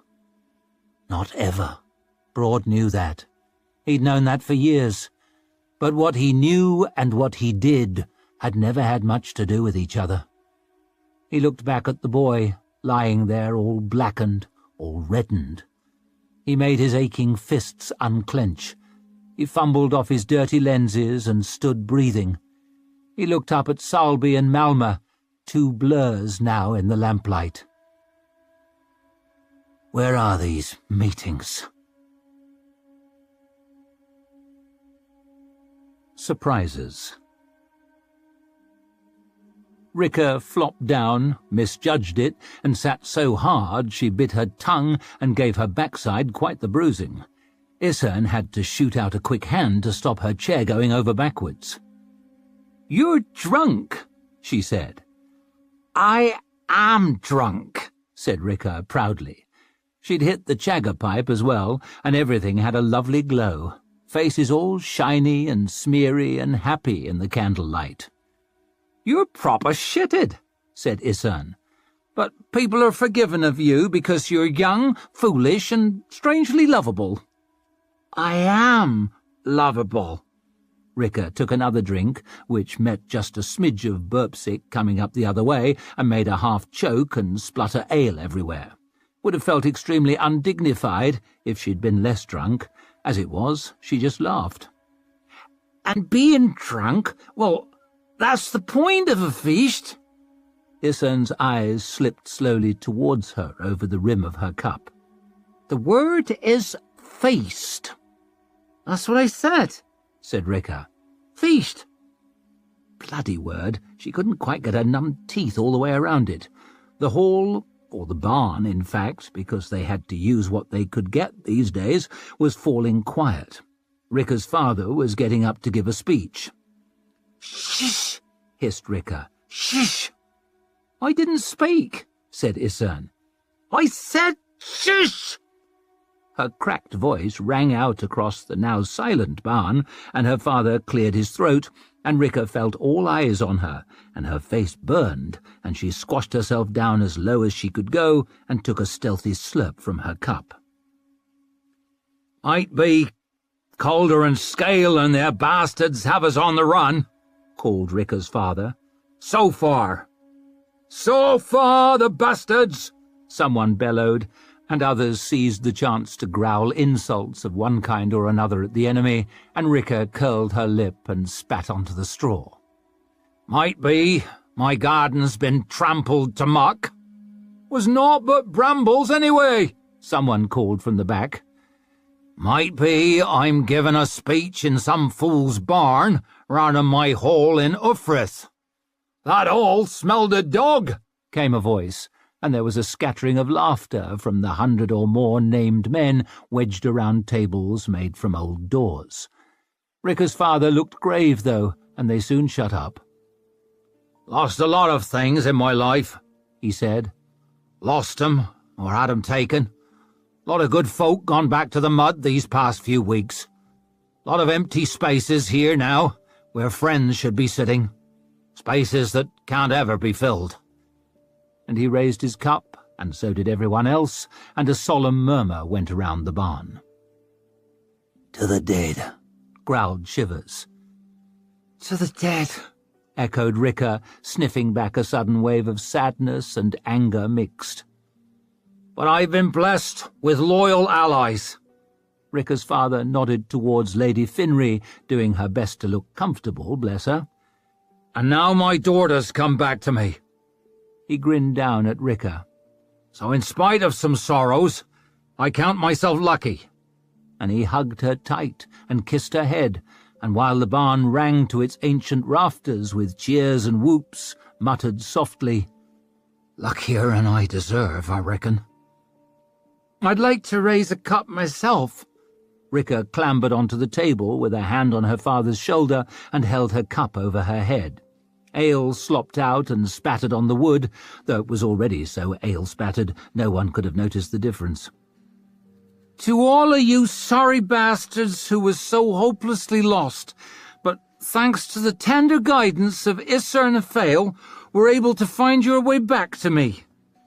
"To lost bastards!" someone roared, and everyone drank, and there was laughter, and a fragment of song, and a fight broke out in a corner, and someone got punched and lost a bit of a tooth, but all in good humour. "By the dead, I'm glad you're back safe, Ricker." Her father cupped her face in his gnarled old hands. "Anything happened to you?" Seemed like he had tears glimmering at the corners of his eyes, and he smiled and sniffed. "You're all the good I've done." The way he looked worried her, washed out and grey, years older than when she'd last seen him just a few weeks ago. The way he talked worried her, sappy and sentimental, always looking back like he'd nothing ahead to look to. But the last thing she wanted was to let him see she was worried, so she clowned more than ever. "What are you talking about, you silly old bastard? You've done piles of good. Mountains. Who's done more good for the North than you? Not a one of these fools wouldn't die for you." "Maybe. But they shouldn't have to. I'm just not sure." He frowned out at the barn full of drunk warriors like he hardly saw them, like he was staring through them with the long eye and saw something horrible beyond. "Not sure I got the bones for the fight anymore." "Now listen." She caught his deep-lined face and dragged it back towards her, growling the words at him, fierce. "You're the dog man. There's no man in the North got more bones than you. How many battles you fought in?" He gave a faint smile at that. "Feels like pretty much all of them." "It is pretty much all of them. You fought beside the Bloody Nine. You fought beside Rudd Three Trees. You beat Bethod in the high places." He licked at one pointed tooth as he grinned. "I don't like to boast, you know." "Man with your name doesn't need to." She raised her chin, puffed herself up, showed him how proud she was to be his kin. "You'll beat Stour Nightfall and his arse-lickers, and we'll see him hanged with brambles, and I'll cut the bloody cross in him and send his fucking guts back to his daddy." She realized she was snarling the words, spraying spit, shaking her fist in his face, and she made the fingers uncurl and wiped her mouth with them instead. "Or something." Her father was somewhat taken aback at her bloodthirstiness. "You never talked like that before?" I never had my home burned either. Never understood why feuds was such a popular pastime in the North, but I reckon I'm getting it now." Her father winced. "Hoped my scores would die with me, and you could walk free of them." "Weren't your fault, or mine. Scale Ironhand attacked us. Black Calder burned Ufrith. Stour fucking Nightfall chased me through the woods. They trampled your garden," she finished lamely. "The beauty of gardens is that they grow back." "Changes your feelings," she growled, the anger bubbling up again at the memory. "When you sunk your neck in a freezing river, starving and shitting yourself and quite fucking chafed as well, actually, and hearing some bastard brag on the horrors he'll inflict on you. 'Break what you love,' he said, and they fucking broken everything. Well, I'll break what they love, then we'll see. Swore to myself I'd see Stour killed, and I swear I will." Rika's father gave a sigh. "The beauty of making yourself a promise is that no one else complains if you break it." Huh. Rika realized she had her fists clenched again, decided to keep 'em that way. "Isern says I'm soft, says I'm coddled." "There's worse you could be." "Isern says ruthlessness is a quality much loved to the moon." "Might be you should be careful what lessons you learn from Isern fail." "She wants what's best for me, what's best for the North." Her father gave a sad smile at that. "Believe it or not, we all want what's best. The root of the world's ills is that no one can agree on what it is." "She says you have to make of your heart a stone." "Rika," and he laid his hands on her shoulders, "listen to me now. I've known a lot of men did that down the years. Men who had plenty in 'em to admire. Men who turned their hearts hard so they could lead, so they could win, so they could rule. Did 'em no good in the end, nor anyone around 'em." He gave her shoulders a squeeze. "I like your heart how it is. Might be if there were a few more like it, the North would be a better place." "You reckon?" she muttered, far from convinced. "You got bones, Rika, and you got brains. You like to hide it, even from yourself, maybe." He looked out at the room and the shouting men that filled it. "I reckon they'll need your bones and your brains when all this is over. But they'll need your heart, too, when I'm gone." Rika swallowed, turned her fear into a joke as usual. "Where are you going? The shit pit?" "Shit pit first, then my blanket. Don't get too drunk, eh?" He leaned close to murmur in her ear. "Be ashamed to make of your heart a wineskin either." She frowned as she watched him go. He'd always been thin, but wiry strong like a bent bow. Now he looked crooked, brittle. She caught herself wondering how long he had left, wondering what would become of her when he was gone. What would become of them all? If they were counting on her bones and her brains, they were in bigger trouble than she'd thought. Shivers sat frowning into the room, bit of a space around him. He had a reputation made most folk keep their distance, even drunk. There were too many bad men in the North, and Call Shivers, by most accounts, was one of the very worst. Bad men are a terrible curse, no doubt, right up until you're in bad trouble and there's one on your side. Then they're the best thing ever. "Hey, Shivers!" She slapped him on the shoulder and nearly missed. Lucky thing it was a big shoulder. "Not sure you're really getting this whole feast thing. We are rejoicing in my heroic return. You're meant to smile." She looked at his ruined face, the lid sagging around his metal eye and the great burn across his cheek. "You can smile, can't you?" He looked at her hand on his shoulder, then up at her, and didn't smile at all. "Why were you never scared of me?" "You just never seemed all that scary. Always found your eyes sort of pretty, shiny." Rika patted his scarred cheek.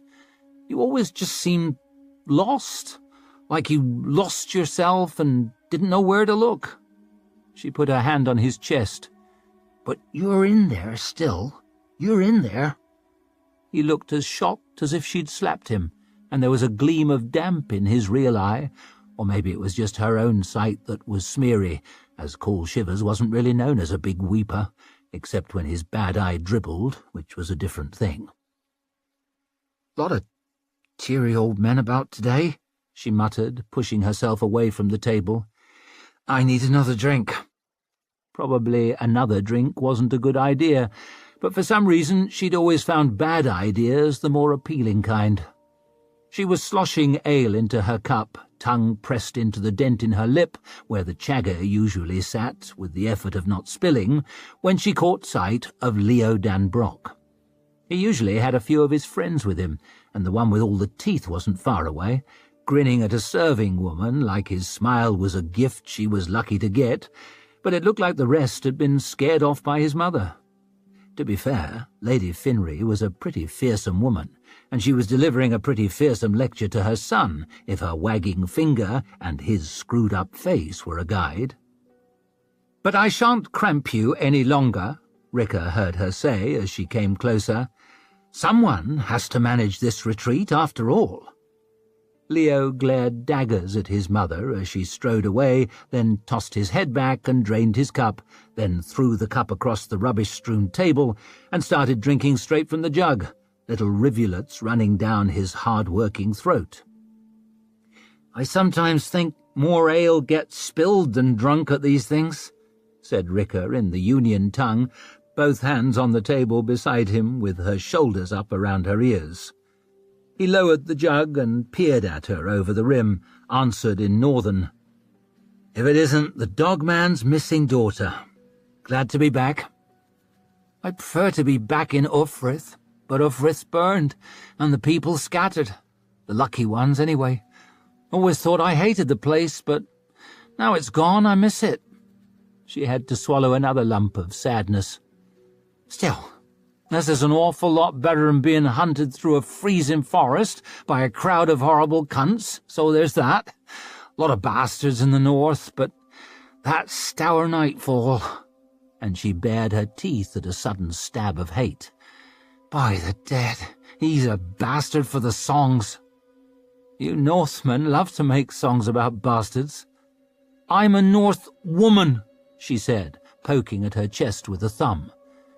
"I noticed," he said, raising his brows at it, her thumb, not her chest, though maybe he was taking a sly look at that too. She somewhat hoped so, but was too drunk to tell. Seemed every word between them had an edge to it, a little danger, like the jabs in a duel, a little thrill, like each breath was a gamble. "Not easy," she grunted, dropping on the empty stool where his mother had been sitting, thumping her boot down on the table and rocking carelessly back. "Being in the shadow of a famous parent." "No, I miss my father." Leo frowned into his ale jug. 3 years he's been gone. Still feels like yesterday. Didn't get nearly so much of my mother's attention when he was alive." "You should be glad of your mother's attention. Never knew mine." "I'll be Lord Governor soon," said Leo, trying and largely failing to sound Lord Governor-ish, though it was a failure Ricker found endearing. She was finding everything about him endearing right then, especially his collarbones for some reason. Strong, bold collarbones he had, with a hard dimple between, she reckoned, her nose would nuzzle into just right. "The king'll send an edict, and I'll be able to do whatever I want." Ricker opened her eyes very wide. "So you only have to do what your mamma tells you till a man with a golden hat gives you permission?" She puffed out her cheeks. "That's impressive. That is really quite fucking something." He'd been frowning at first, but she was pleased to see it crumble into a sheepish smile. "You're right. I'm being a prick." She was thinking that sometimes a prick is the very thing you need, but she just about stopped herself saying it. A girl should maintain some mystery, even when drunk. Leo leaned close, and she felt a guilty flush of heat on the side facing him, like he was made of hot coal and she was sitting too close to the fire. "They say you were raised by witches." Ricker snorted as she glanced over at Isernifale. "Bitches, maybe." "They say you've got the long eye." She took the chance to lean a bit closer, turning her left eye towards him. "That's right." Their faces couldn't have been more than a few inches apart, and the space between felt hot as an open oven. "I can see your future." "What's there?" Doubt and laughter and curiosity in his voice, and did she catch just a husky hint of desire as well? By the dead, she hoped so. "Trouble with seeing the future is you don't want to spoil the surprise." She stood up, nearly tripping over her own stool, but steadying herself masterfully by clutching at the edge of the table. "I'll show you." She caught him by the arm, started trying to drag him up, but got distracted halfway and ended up just thoughtfully feeling it, all hard in his sleeve, like it was made of wood. "That's a lot of arm," she murmured, and pulled him towards the big barn doors, open wide, now men were filtering off to their tents and their bedrolls. Leo's cautious friend, Durand or whatever, was watching them from a place near the wall with this disapproving expression, but she couldn't be asked to be disapproved of right then. Isernifale was stood next to Shivers, her bare bandaged leg propped up on a stool. "That is a leg." Isern gestured at it proudly, sinews standing from her white thigh. "That, do you see, as all a leg should be, and more." Shivers gave the leg in question a careful examination. "No doubt." "The other one," said Isern, "is even better." Shivers' eyes, or his eye at any rate, shifted from Isern's leg to her face. "You don't say." "I do." She leaned down towards him. "And as for what's betwixt the two—" "Excuse us," said Ricker, slipping past and dragging Leo after, both trying to stifle their giggles. The night air was like a slap after the warmth inside, and it pinched her nose and made her head spin. Fires pricked at the night, hint of tents in the darkness, snatch of someone singing some old song about some dead hero. She led Leo by the elbow, heading nowhere, both of them laughing whenever they took a wobble. He grabbed at her shoulder. "Where are you taking?" And he grunted as she shoved him back against a crumbling wall, pushed her fingers into his hair and pulled him towards her. She held him there, their faces just a few finger-breadths apart.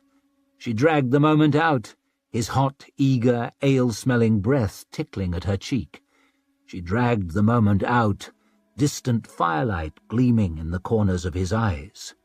She dragged the moment out, getting closer, until he was pushing his smiling lips towards her, and she brushed them with hers, one way, then the other.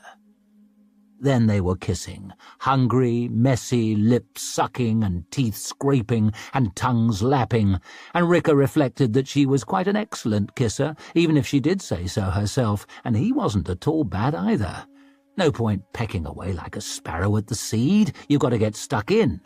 They broke apart to catch their breath, and he swayed a bit and wiped his mouth, his eyes darting all over her face in a slightly flustered, slightly excited, slightly drunk sort of way that made her feel flustered and excited and drunk as well.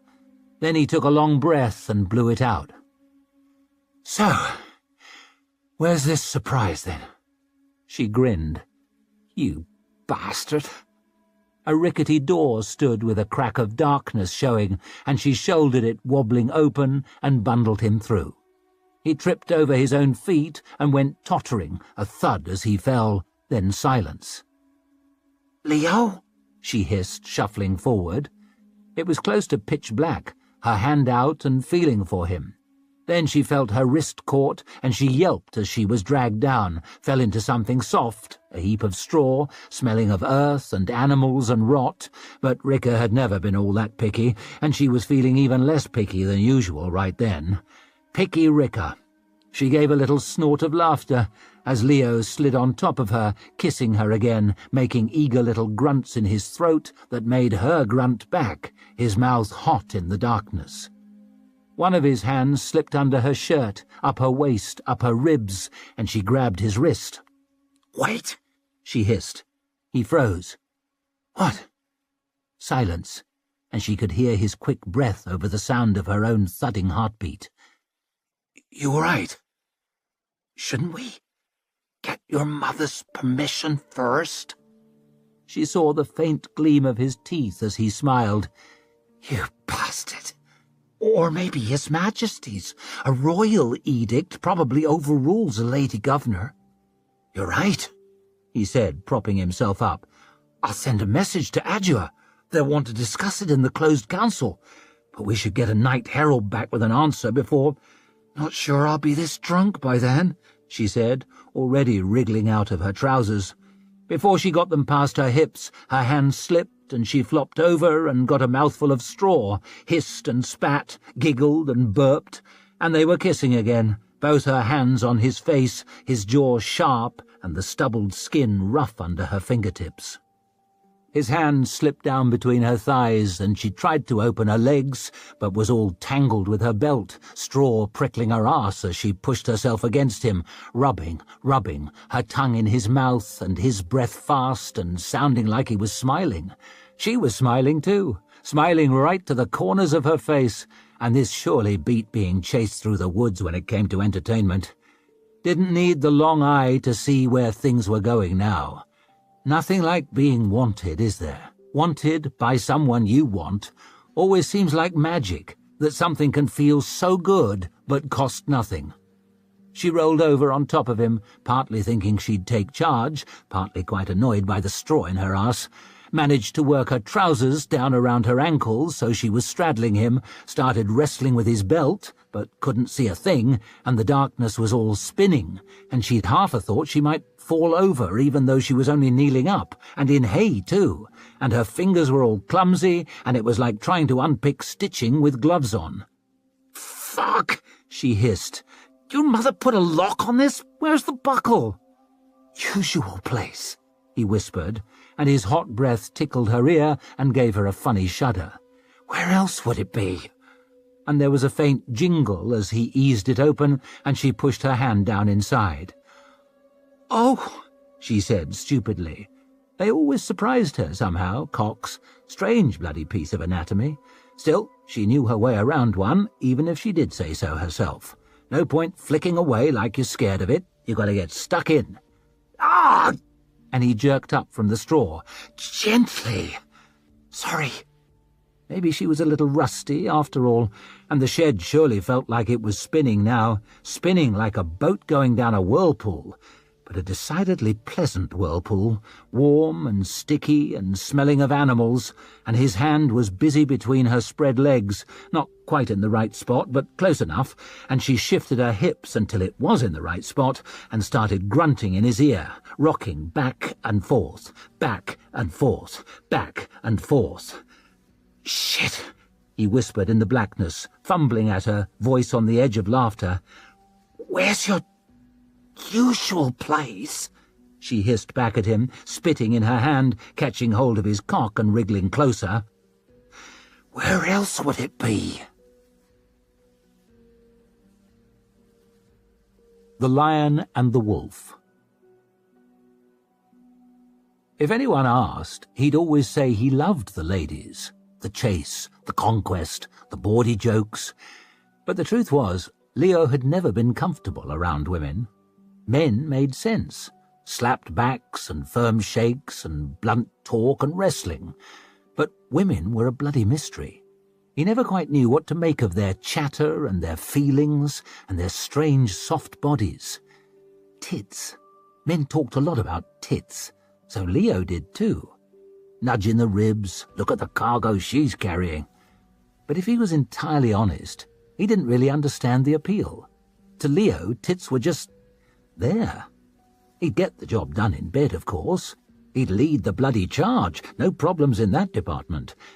But some of the most awkward moments of his life had been mornings after.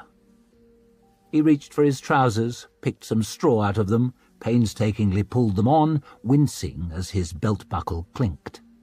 He fished up his shirt and his boots, took a step towards the chink of light down the edge of the door, and looked back. Rika lay in the hay, arms flung heedlessly wide, gold ring through her nose gleaming with the morning light, tangled mass of chains and runes and talismans shifting as she breathed, a stray strand of hair across her face. In spite of his headache, he found he was smiling. Leo had never been comfortable around women, but perhaps his problem had been finding the right one. Rika was nothing like the ladies his mother would manoeuvre into his path in Ostenholm.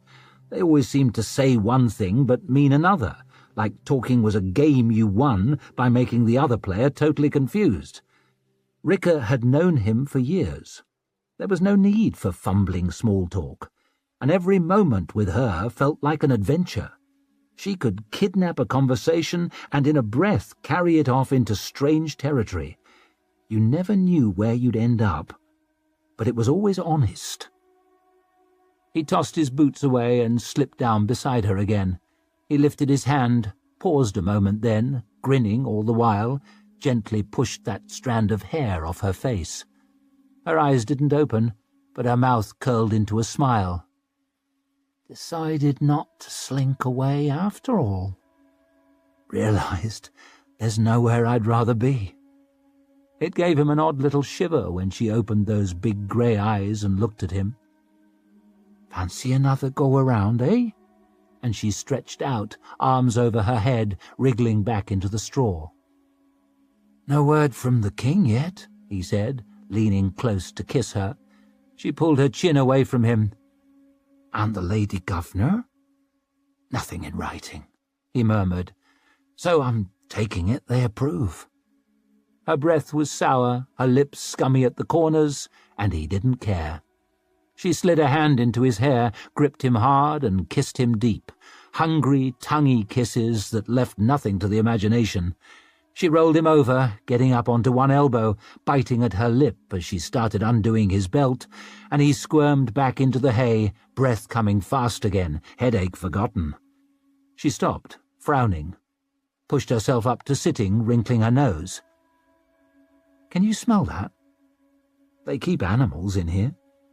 No. Smells sweet. Smells like... Rika sniffed, wafting air at her nose. Her little finger was twitching. Oh no. Her face fell as she stared at it. Always the worst times. All her fingers were twitching now. Get Isern Ifail! And she dropped back in the straw, her whole arm shaking. What? Get Isern! Rika grabbed the dowel on its thong around her neck and bit down hard on it. Next moment she arched back like a full-drawn bow. She made a great long hollow wheeze, as if all the breath was being squeezed out of her. Then she dropped, hay flying as she writhed, muscles madly jerking, kicking heels hacking at the dirt floor. "Shit!" squeaked Leo, one arm out towards her, the other out towards the door, wanting to hold her down so she didn't smash herself, wanting to help her and not knowing how. His first thought, much to his dismay, was to run for his mother. His second was to do as he'd been told and get Isern Ifail. He flung the door open and charged across the yard, chickens scattering, between tents, past men picking at their breakfast, sharpening their weapons, moaning at the wet and the food and the state of things, staring at him as he dashed by half-naked. He saw Glaward sitting by a fire, grinning, as Durand whispered something in his ear. They both spun wide-eyed as Leo pounded up, then broke apart, and he sprang between them over the flames, knocking a pot of water bouncing away. "Sorry!" He nearly fell as his bare foot slid on the other side, tottered a few steps, and was charging on through the Northman's campsite, smoky fires and the smell of cooking, and someone singing in a rumbling bass as he pissed into the trees. "Where's Isern Ifail?" he screeched. "Isern Ifail!" He followed a pointed hand towards a tent, hardly even knowing whose hand it was, lashed at the flap, and ripped his way through. He'd half expected to find her bent over a cauldron, but the hill-woman was sitting in her tent in a tattered Gurkish dressing-gown, her bandaged leg propped on an old crate, a smoking chagga pipe in one hand and a jug of last night's ale in the other. She glanced at him as he tried to catch his breath. "I rarely turn down a half-naked man first thing in the morning, but—" "She's having a fit!" he wheezed out. Isern dropped the pipe in the jug with a hiss, hauled her injured leg off the crate, and stiffly stood. "Show me!" There she lay, not thrashing like she had been, but still squirming and making that wheezing moan, spit around the dowel turned to froth and flecked across her twisted face. She must have caught her head against the wall. There was blood in her hair. "Boy the dead," grunted Isern, kneeling beside her and putting a hand on her shoulder. "Help me hold her, then." And Leo knelt too, one hand on Rika's arm and one on her knee, while Isern rooted through her hair to look at the cut. It was then he realized Rika was stark naked, and he wasn't far off. "We were just—" Maybe Antaup could have pulled out an innocent explanation. He'd had the practice. But Leo had never been much of a liar, and this needed a true master of the art. "We were just— I am a woman of the world." Isern Ifael didn't even bother to look at him. "I can hazard a mad guess at what you were about, boy." She leaned down over Rika, wiping the froth away with her fingers, smoothing her hair back from her face. "Shh," she breathed, sang it almost. "Shh." Ever so gently she held her, ever so softly she spoke. More gently and more softly than Leo would have thought that hard-faced hill woman could have. "Come back, Rika. Come on back." Rika gave a feeble grunt, a last flurry of twitches running through her legs and up to her shoulders. She groaned, slowly pushed the spitty dowel out of her mouth with her tongue. "Fuck," she croaked. "There's my girl," said Isern, the edge back on her voice. Leo closed his eyes and gave a sigh of relief. She was all right, and he realized he was still gripping her tight, even though she'd stopped jerking, and he let go quickly, saw the marks of his fingers pink on her arm. Isern was already working Rika's trousers over her limp feet and up her legs. "Help me get her dressed." "Not sure I know. Got her undressed, didn't you? Same thing, d'you see, but in reverse." Rika gave a long groan as she slowly sat up, clutching at her bloody head. "What did you see?" asked Isern, wrapping Rika's shirt around her shoulders and squatting beside her. "I saw a bold weaver with a purse that never emptied." Rika's voice sounded strange, rough, hollow, not like her voice at all. It made Leo feel a little afraid somehow, and a little excited. "What else?" asked Isern. "I saw an old woman whose head was stitched together with golden wire." "Huh? What else?" "I saw a lion and a wolf fight in a circle of blood. They fought tooth and claw, and the wolf had the best of it." She stared up at Leo. "The wolf had the best of it, but the lion was the winner." She caught him by the hand, staring into his face, dragging him close with a shocking strength. "The lion was the winner." Till that moment, Leo had been sure it was all guff. The long eye, old tales and superstitions. What else could it be? But looking into Rika's wild, wet eyes, pupils swollen up so big there was no iris left at all, but only black pits with no bottom, he felt the hairs on his neck rise and the skin on his spine tingle. Suddenly he began to doubt. Or maybe he began to believe. "Am I the lion?" he whispered. But she'd closed her eyes, sagged back in the straw, her limp hand dropping from his. "Out you go now, boy," said Isern, shoving his boots and his shirt into his arms. "Am I the lion?" he called again, for some reason desperate to know. "Lion?" Isern laughed as she pushed him out into the yard. "Ass, maybe." And she kicked the door shut. No unnecessary sentiment. "My father thinks very highly of you." Inquisitor Teufel's permanently narrowed eyes swiveled from the sunny country slipping past the window to Savine, but she said nothing. To have called her hard-looking would have been an epic understatement. She appeared to be chiselled from flint. Her chin and cheekbones jutted. Her nose was blunt and slightly bent, with 2 marked creases above the bridge from constant frowning. Her dark hair was shot with grey and bound back tightly as a murderer's shackles. Sabine flashed her artfully constructed, artless smile, the one people usually could not help returning. "And he's not a man who gives praise lightly."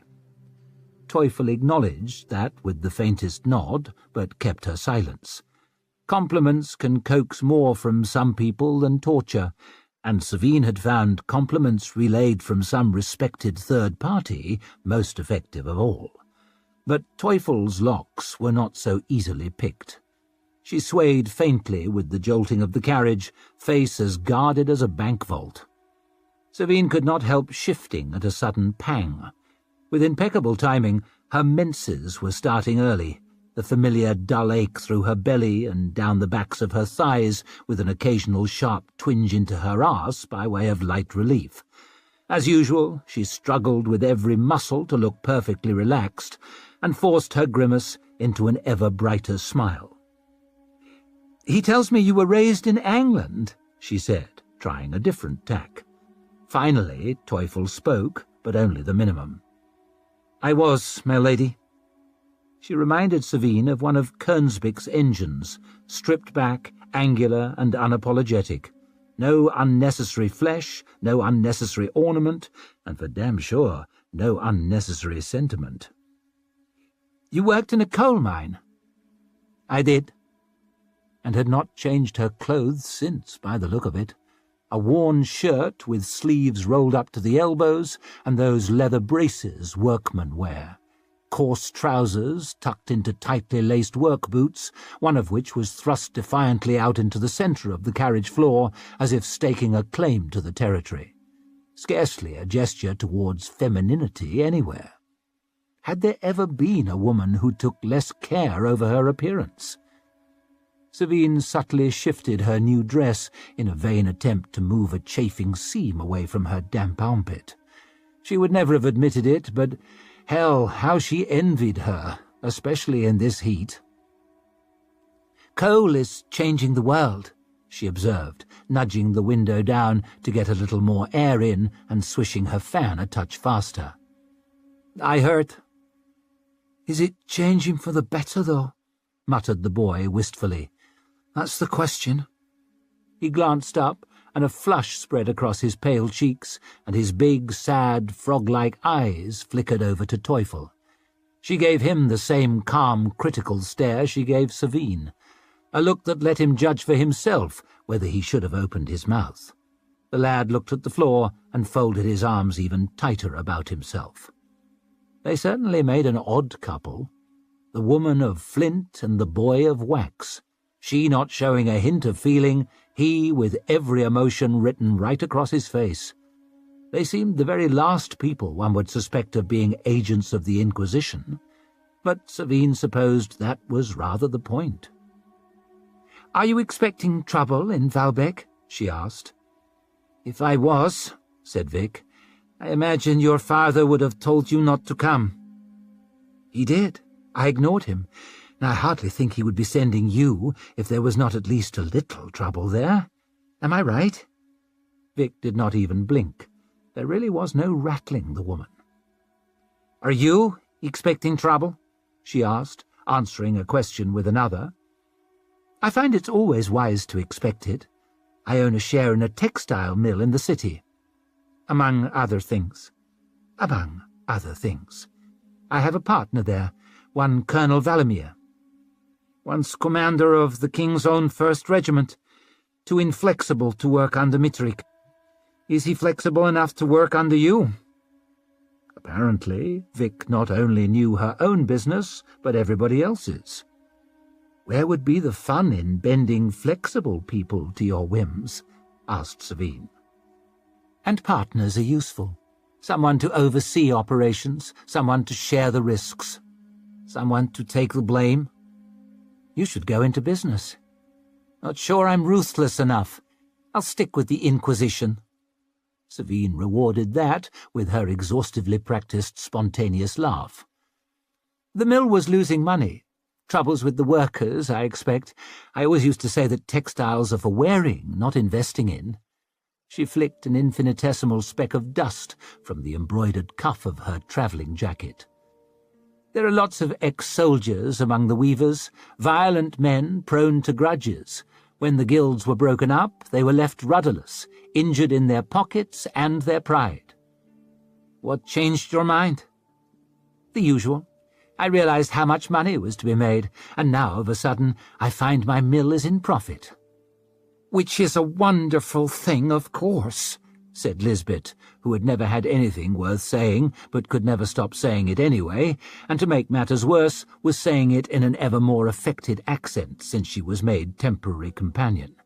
At this rate, Savine would have throttled her before they reached Valbec, let alone by the time Zuri returned from the south. Which is a wonderful thing, said Savine, but profits so fast and so large make me suspicious. You should go into the Inquisition. In this corset? I hardly think so. Now Teufel smiled, just a little curl at the corner of her mouth, considered, like every expression of hers, as though she had been over her budget and decided she could afford one. You don't give much away, do you? Said Savine. That smile curled up a little more. Comes from not having much, maybe. It was not mockery, exactly. They simply both knew that Teufel had seen things, suffered things, overcome things that Safine would never have to, would never dare to. She needed no wigs or powder to hide behind. She sat safe in the certainty that she was carved from fire-toughened wood and could break Savine in half with those veined coal miner's hands if she pleased. Savine found she was shifting a little to hide her sword. She wished she had not worn it. How absurd an affectation it seemed, sitting opposite someone who cut people for a living. Vic sat with her legs stretched out. The old niggle in her hip was acting up, and every bump in the road sent a jolt through the carriage and a jab of pain from her knee right to her back. But she wasn't about to squirm for a comfortable position she knew she'd never find. Savine Dan Glockter looked serenely comfortable.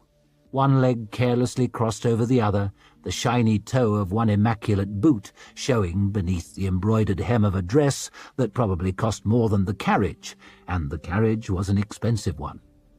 Vic had never seen a woman who took more trouble about her appearance, and she'd once spent a horrible half-hour lurking at the back of one of Queen Teresa's functions.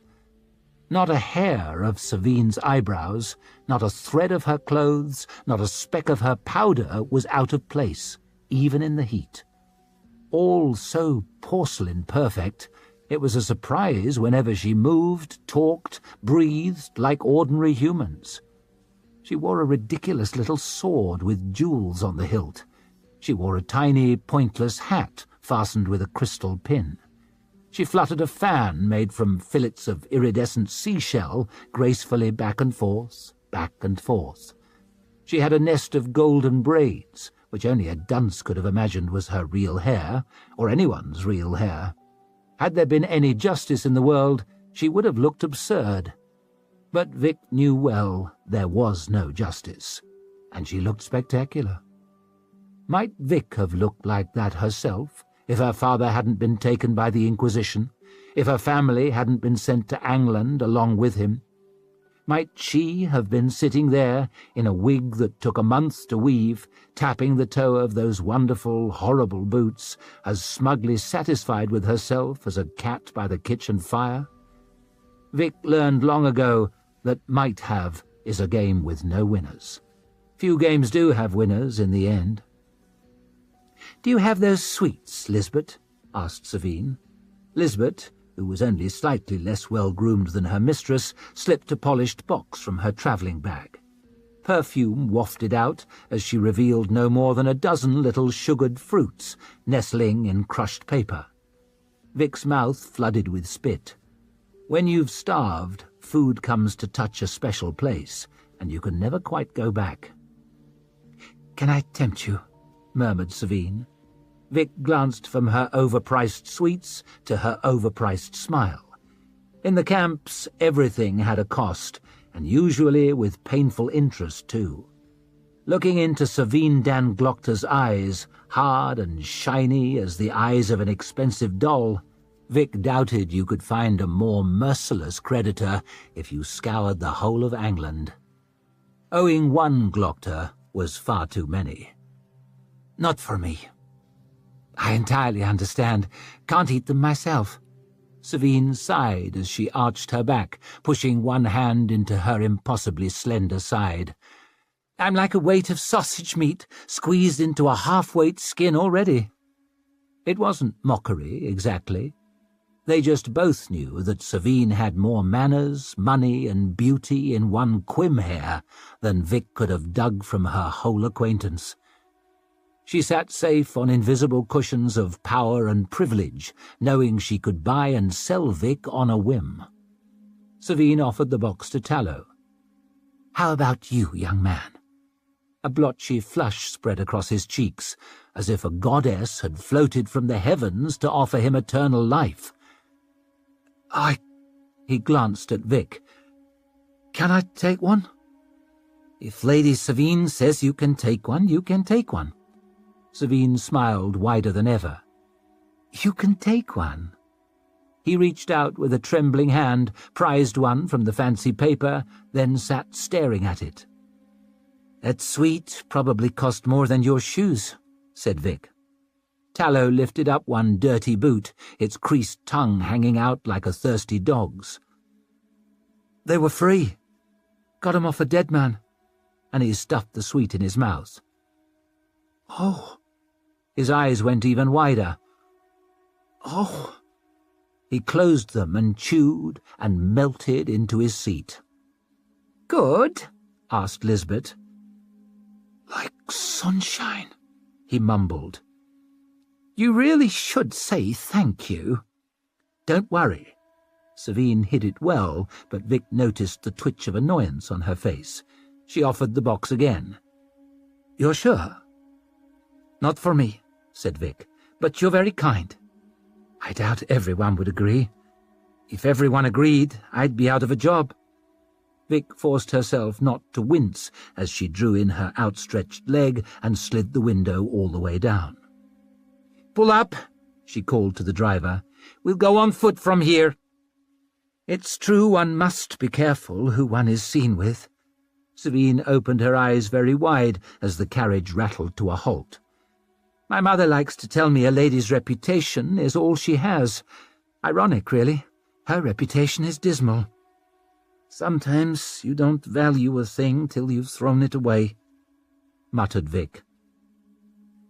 Valbec was hidden behind the hills to the north as she hopped down into the rutted mud, but she could see the smoke from the city's thousands of chimneys spreading on the breeze to make a great dark smudge across the sky. Maybe she could smell it, too, just an acrid tickle at the back of her throat. "Is that all your luggage?" asked Savine, as Tallow dragged their stained bags down from the massive boxes on the roof. "We travel light," said Vic, pulling on her battered coat and giving her shoulders the labourer's hunch that went with it. "I envy you that.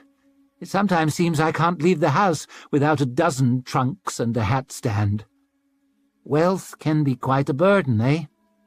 "You've no idea," said Savine, as Lisbeth swung the door shut. "Thanks for the sweet, my lady," croaked out Tallow.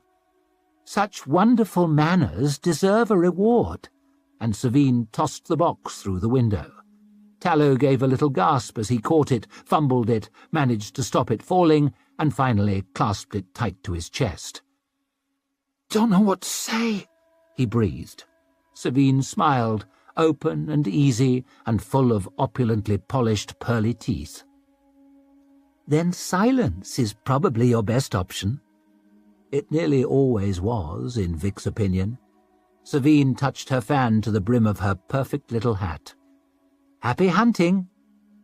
Fan snapped, whip cracked, and the carriage lurched on towards Valbec. Tallow watched it go in sad silence, shading his eyes against the midday glare. Vic shook her hair out, stuck her hand in the ditch beside the road, and made sure she combed dirty water through to the ends. "You really have to do that?" asked Tallow. "We're among the desperate now, boy," she said, putting some labourer's gravel in her voice. "Need to look like it." And she reached out and smeared mud down his cheek. He sighed as Savine's carriage was lost behind some trees, that fancy box still clasped tight. "Never met anyone like her," he whispered. "No." Vic slapped some life into her stiff leg, sniffed, hawked, and spat on the road. Then she snapped her fingers at Tallow. "Give us one of those sweets, then." Friends like these. The Valamere residence, high on the hill where most of the affluent citizens of Valbec had their houses, was a lesson in the dangers of excessive wealth and inadequate taste. Everything, furniture, cutlery, and guests most of all, was too weighty, too fancy, too shiny. Mistress Valamere's dress was a misjudged purple, the curtains a garish turquoise, the soup a lurid yellow, the colour of urine, with a taste not far removed. "I've never known such a hot spell," clucked the lady of the house, fanning herself ever more vigorously. "Oppressive," said Superior Rizenau, head of Valbec's Inquisition, dabbing a dewy sweat from his plump cheeks that instantly sprang back. "Even for the season." It was very far from helping that Savine's menses were now in full and particularly brutal first-day flow. Draws like a battlefield, as her mother delighted in saying. Even bundled in a triple napkin, she would not have been at all surprised on getting up to find she had left a great bloody smear across the Valamere's tasteless upholstery, a contribution to the party to live long in the memory. She had to suppress a wince at a particularly sharp pang, set down her over-embellished spoon, and slid her bowl away. "Not hungry, Lady Savine?" asked Colonel Valamere, peering down from the head of the table. "Everything is delicious, but alas, as I get older, I must take ever greater pains over my figure." Rizenau gurgled out a chuckle. "Not a consideration I'd trouble myself with." Savine plastered a smile over her disgust as she watched him slurp from his spoon like a hog from a trough. How fortunate for you, and how repugnant for everyone else. Lord Palmholt, the city's mayor, teetered on the verge of slumber. Mistress Valamere pretended not to notice as he drifted towards her in imminent danger of slumping into her lap. The draught from her fan had loosened some strands of grey hair previously plastered across his bald pate, and they now floated from his head to an impressive height. For the 10th time that evening, Savine wished she had stayed in Adua, probably curled up in an aching ball with the curtains closed, giving vent to a torrent of obscenities. But she flatly refused to be a slave to her tyrant of a womb. Business came first. Business always came first. "And how is business?" she asked. "Positively booming," said Valamere. "The third shed is up and running, and the mill working at full capacity. Costs down, profits up." The very directions for costs and profits that I like. Valamere gave something between a cough and a chuckle. He was a man with a fragile sense of humour. "All good news, as I told you in my letter. Nothing to worry about." "Oh, I can always find something to keep me awake at night," said Savine, even if it was only a constant grinding ache through her stomach and down the backs of her legs. Perhaps it was her presence, but there was a nervous edge to the gathering. The talk too urgent, the laughter too shrill, the staff twitchy as they whisked the soups away. Savine's eye was caught by the glint of metal at the window, a pair of guards patrolling the grounds. There had been 4 of them at the door when she arrived, accompanied by a sullen monster of a dog.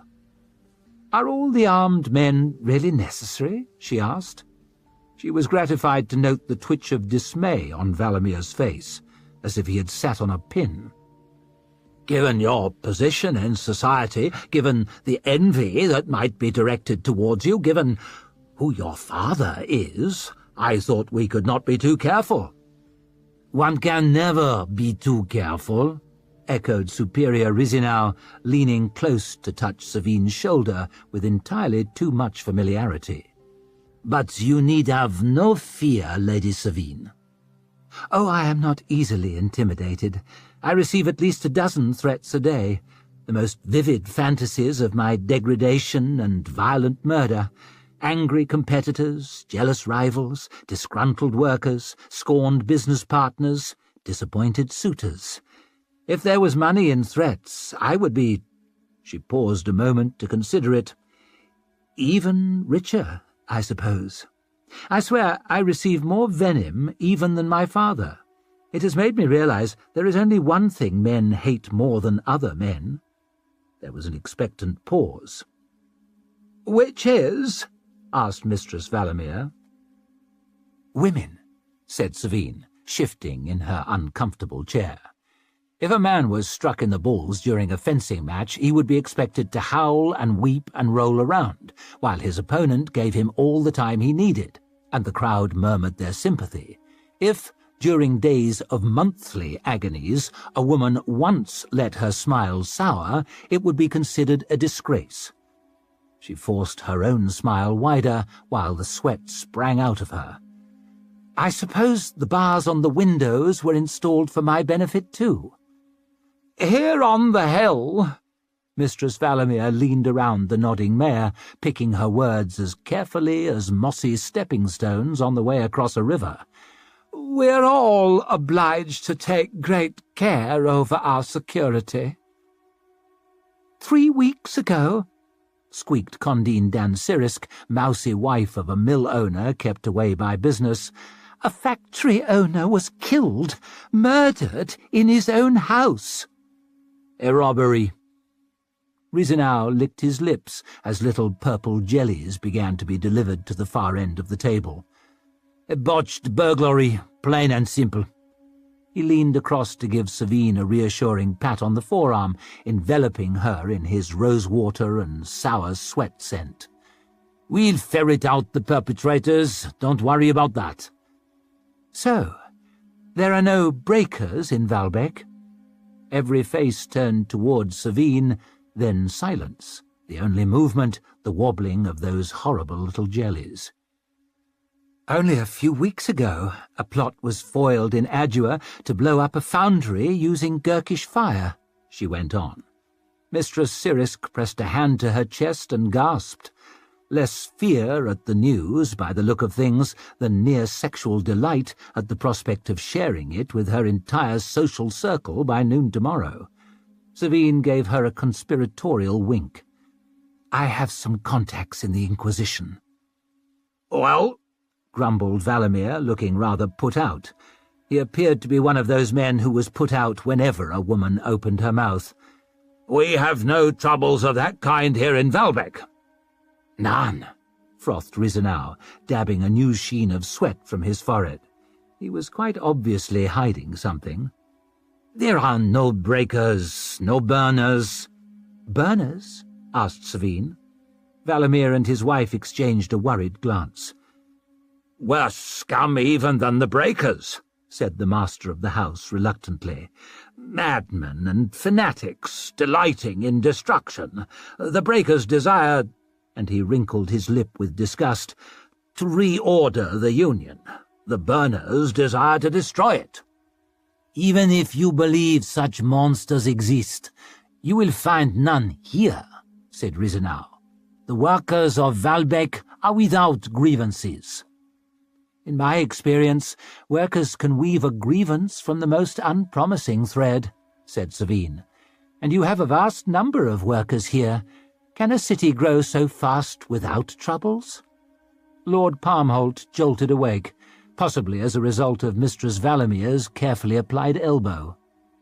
"Great strides have been made, Lady Savine, thanks in part to generous loans from the banking house of Valentin Bulk. Recently opened a new branch in the city, you know." He shook himself, then began once more to sag towards slumber. You should visit the new part of town. New streets, said Valamir. Model streets, said Risenau. Closed-in drains, said the mayor, rousing himself for another heroic effort, and running water to every house, and all manner of innovations. In Gurkel they build temples, observed Savine. In Styria, palaces. Here we build drains. There was a round of polite laughter. She glanced up at the maid, just manoeuvring a jelly into place before her with desperate concentration. "Might I ask your name, my dear?" She blinked at Savine, then at Mistress Valamir, then blushed bright pink and tidied a loose strand of hair behind her ear. "May, my lady, May Broad." "Tell me, May, do you like Valbeck?" "Tolerably well, my lady. I'm still getting used to the air. The air can be terribly harsh away from the hill. Worse vapours even than in Adua." May swallowed. "So I'm told, my lady." "Don't worry, you can speak your mind," said Savine. "I insist on it. There's really no point otherwise, is there?" "Well, my family have a good place on the slope of the hill now. Very grateful for it." "And what about the old town?" May nervously cleared her throat. "We were there when we first arrived. The old town's very full, begging your pardon. There are families of 6 to a cellar." "6 to a cellar?" Savine glanced at Valamir, and he gave that wince again. "And the walls running with damp, and children playing in the open sewers, and pigs kept in the alleys, and the water from the pumps is far from healthy." She was warming to it now, waving her arms in jerky gestures.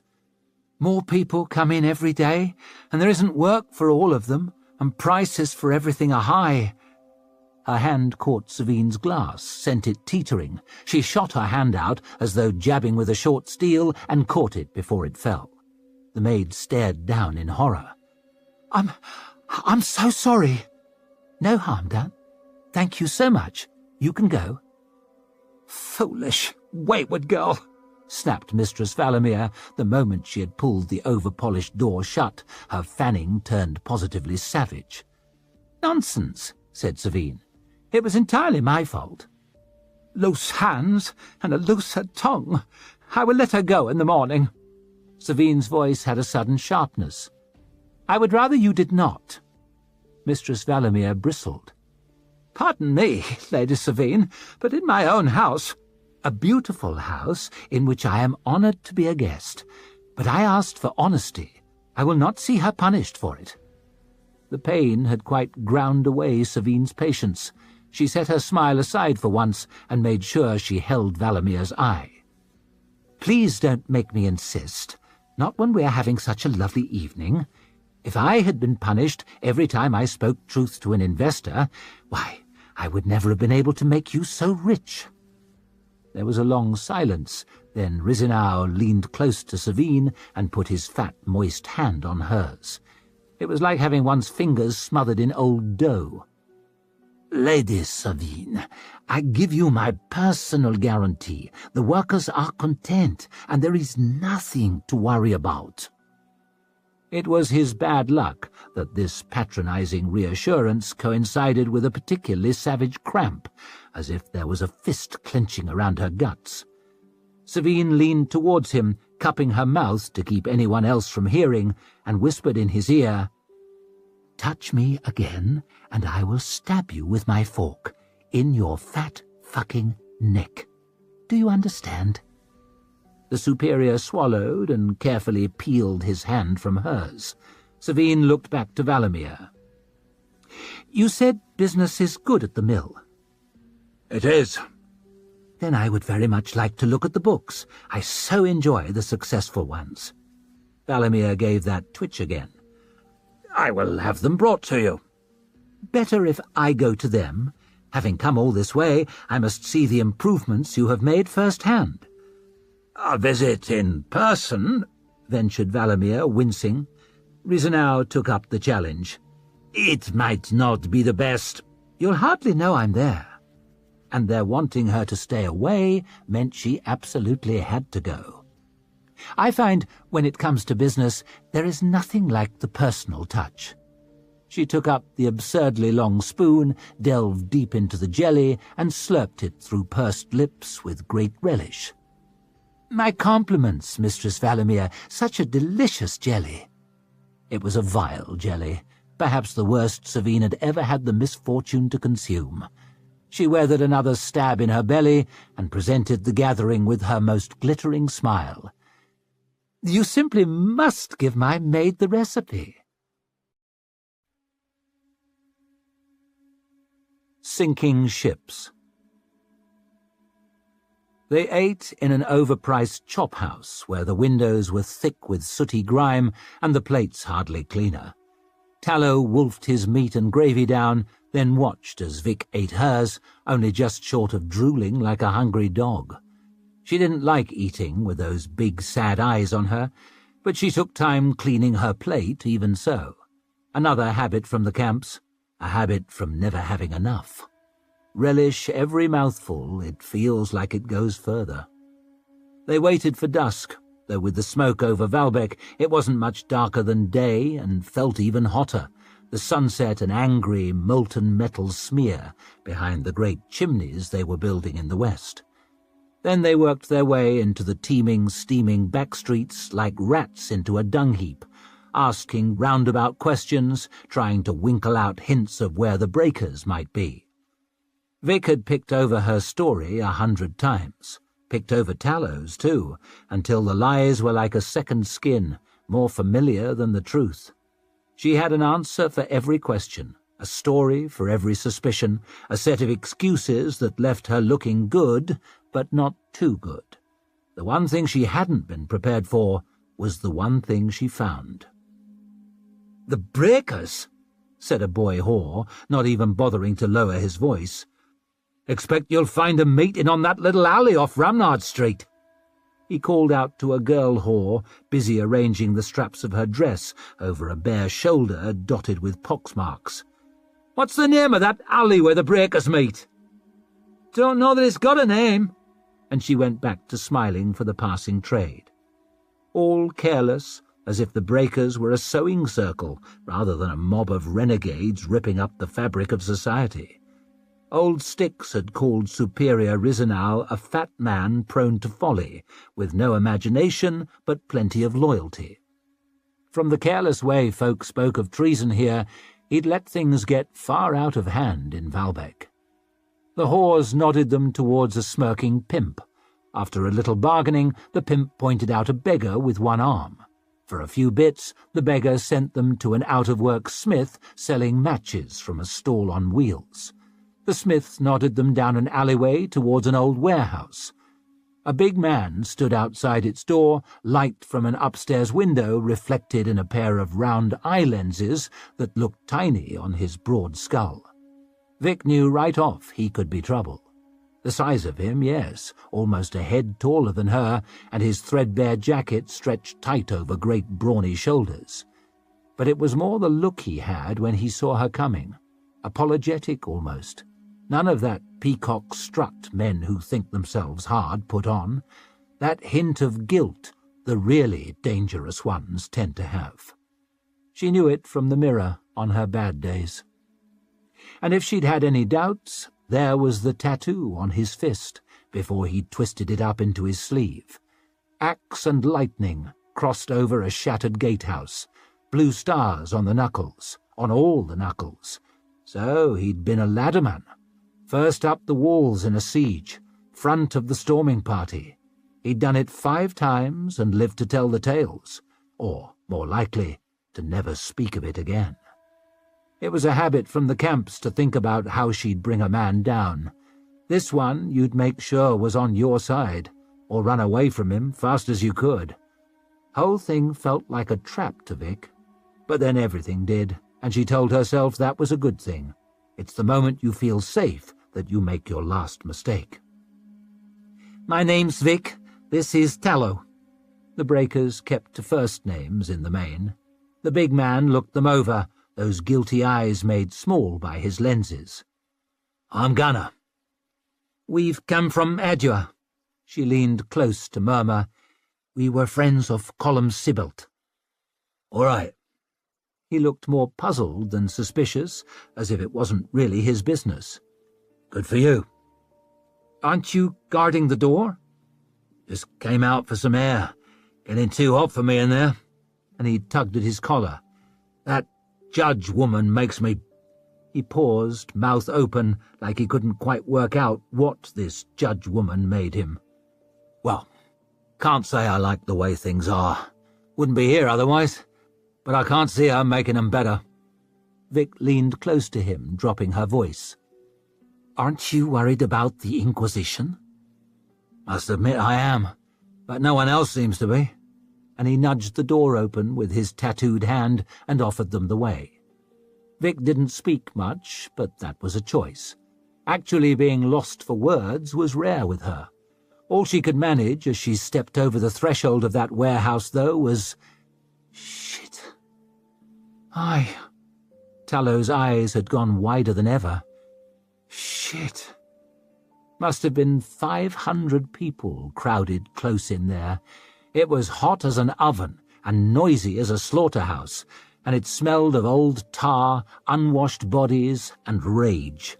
It was ill-lit by torches, and the flickering of fire lent everything an edge of madness. Against one wall, someone had unfurled a huge banner made from old bedsheets, the words "Now or Never" daubed across it. Some children had climbed up to sit on the high rafters, legs dangling, and for a moment Vic thought they had a row of hanged men below them. Then she saw they were straw dummies with leering painted faces. The King and Queen with wooden crowns over their eyes. A bloated Lord Chancellor Gorodets, a twisted Archlector Glockter. The bald one with a stick in his hand she reckoned must be Bias, first of the Magi.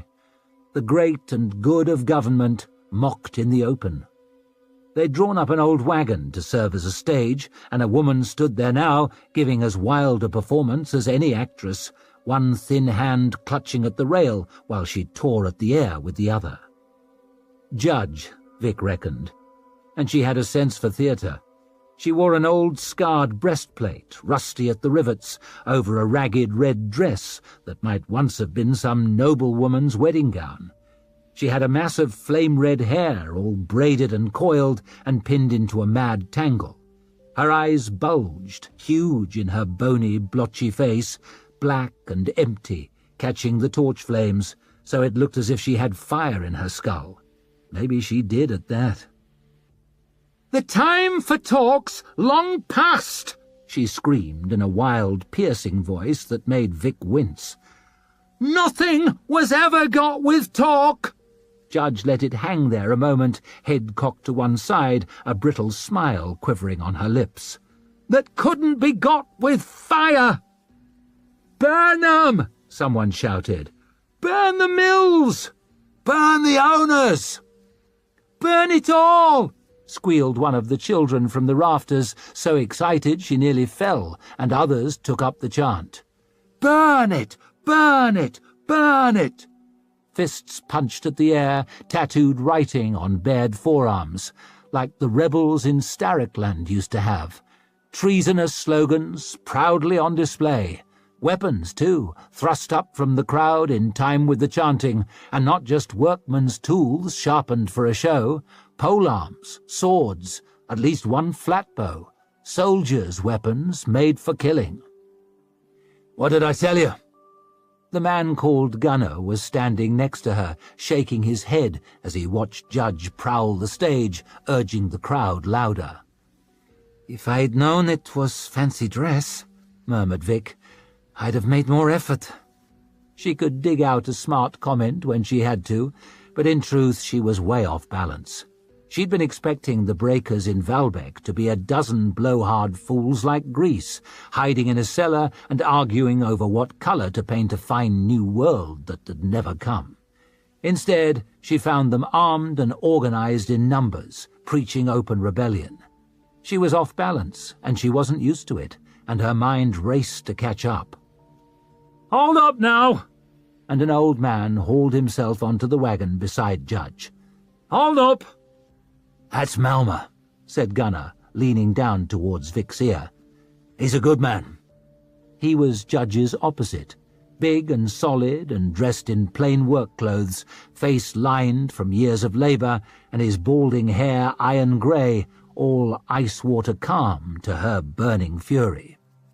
"You can always find folk keen to start fires," he said, turning to the sweltering warehouse. "Finding folk to build in the ashes is harder." Judge folded her arms across her battered breastplate and sneered at Malma down her nose, but the rest of the crowd settled to hear him speak. "Everyone's here because they don't care for the way things are," he said. "Who could?" And Gunnar grunted and nodded along. "I was born in this city, lived here all my life. You think I like the way it's changed? Think I like the river running with filth, or the streets knee-deep in rubbish?" With each phrase his voice grew louder, with each phrase an answering grumble swelled from the crowd. "Think I like to see good folk put out of work at the whim of some bastards born to privilege? Our rights stripped away for the sake of their greed? Good folk treated like cattle?" "Fuck the owners!" screeched Judge, and the crowd cheered and jeered, wailed and grumbled. "There's men here turn out miles of cloth a day, but can't afford a shirt for their backs. Women whose highest ambition is to con the factory inspector that her son's old enough to work. How many fingers missing here, and hands, and arms?" And people held up stumps and crutches and mangled hands, veterans not of battles, but endless shifts at the machinery. "There are folk dying of hunger just a mile from the palaces on the hill. Boys who can hardly breathe for the white lung. Girls who catch some owner's fancy and are forced into night work. You know the sort of work I mean." "Fuck the owners!" screeched Judge again, and the crowd's rage came back louder than ever. "There'll be a reckoning." Malma clenched his fists as he glowered at the crowd, his grinding anger every bit as worrying as Judge's stabbing fury. "I promise you that. But we need to think. We need to plan.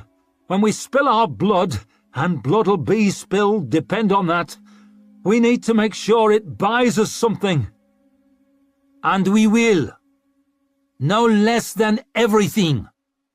A smooth voice rang out, a cultured voice, and the crowd fell quickly silent. A mood of expectation, people hardly daring to breathe. Judge grinned as she held out her hand to pull someone up onto the wagon. A plump man in a dark, well-tailored suit, soft and pale, oddly out of place in this rough company. "Here he is," murmured Gunnar, folding his arms. "Here who is?" whispered Vic, though from that silence she already guessed the answer. "The weaver." "Friends!" called the plump man, stroking gently at the air with his thick fingers. "Brothers and sisters, breakers and burners, honest folk of Valbeck. Some of you know me as Superior Risenau of His Majesty's Inquisition." And he held up his pink palms and gave a sorry smile. "For that, I can only apologize." Vic could only stare. If she'd been off balance before, she was knocked on her back now. "Fucking shit," she heard Tallow breathe. "The rest of you know me as the Weaver." The crowd gave a jagged murmur, part anger, part love, part anticipation, as though they'd come to see a prize fight and the champion had just strutted into the circle. A fat man prone to folly, Glockter had said. No imagination, but plenty of loyalty. For the first time in Vic's memory, it appeared His Eminence had made a most serious misjudgment. "I wrote to the king a few weeks ago," called Risenau, "laying out our grievances. Anonymously, of course. I did not deem it appropriate to use my given name." Some laughter through the crowd. "The ever-dwindling pay, the ever-swelling cost of living, the appalling quality of lodgings, the foul air and water, the sickness, squalor, and hunger, the cheating of workers through false measures and hidden deductions, The oppression of the employers." "Fuck the employers!" shrieked Judge, spraying spit. Rizinau held up a flapping sheet of paper. "This morning I received a reply. Not from His Foolish Majesty, of course." "The cock in the agreement!" sneered Judge, grabbing hold of her groin to much laughter among the crowd, while the children jumped on the rafters and made the dummy king dance. "Not from His Styrian Queen," continued Rizinau. "The cunt in the palace!" screamed Judge, thrusting her hips at the crowd, and someone worked a thread that pulled the dummy queen's skirts up, showing a great fleece muff to gales of merriment. "Not from his dissolute son, Prince Orso."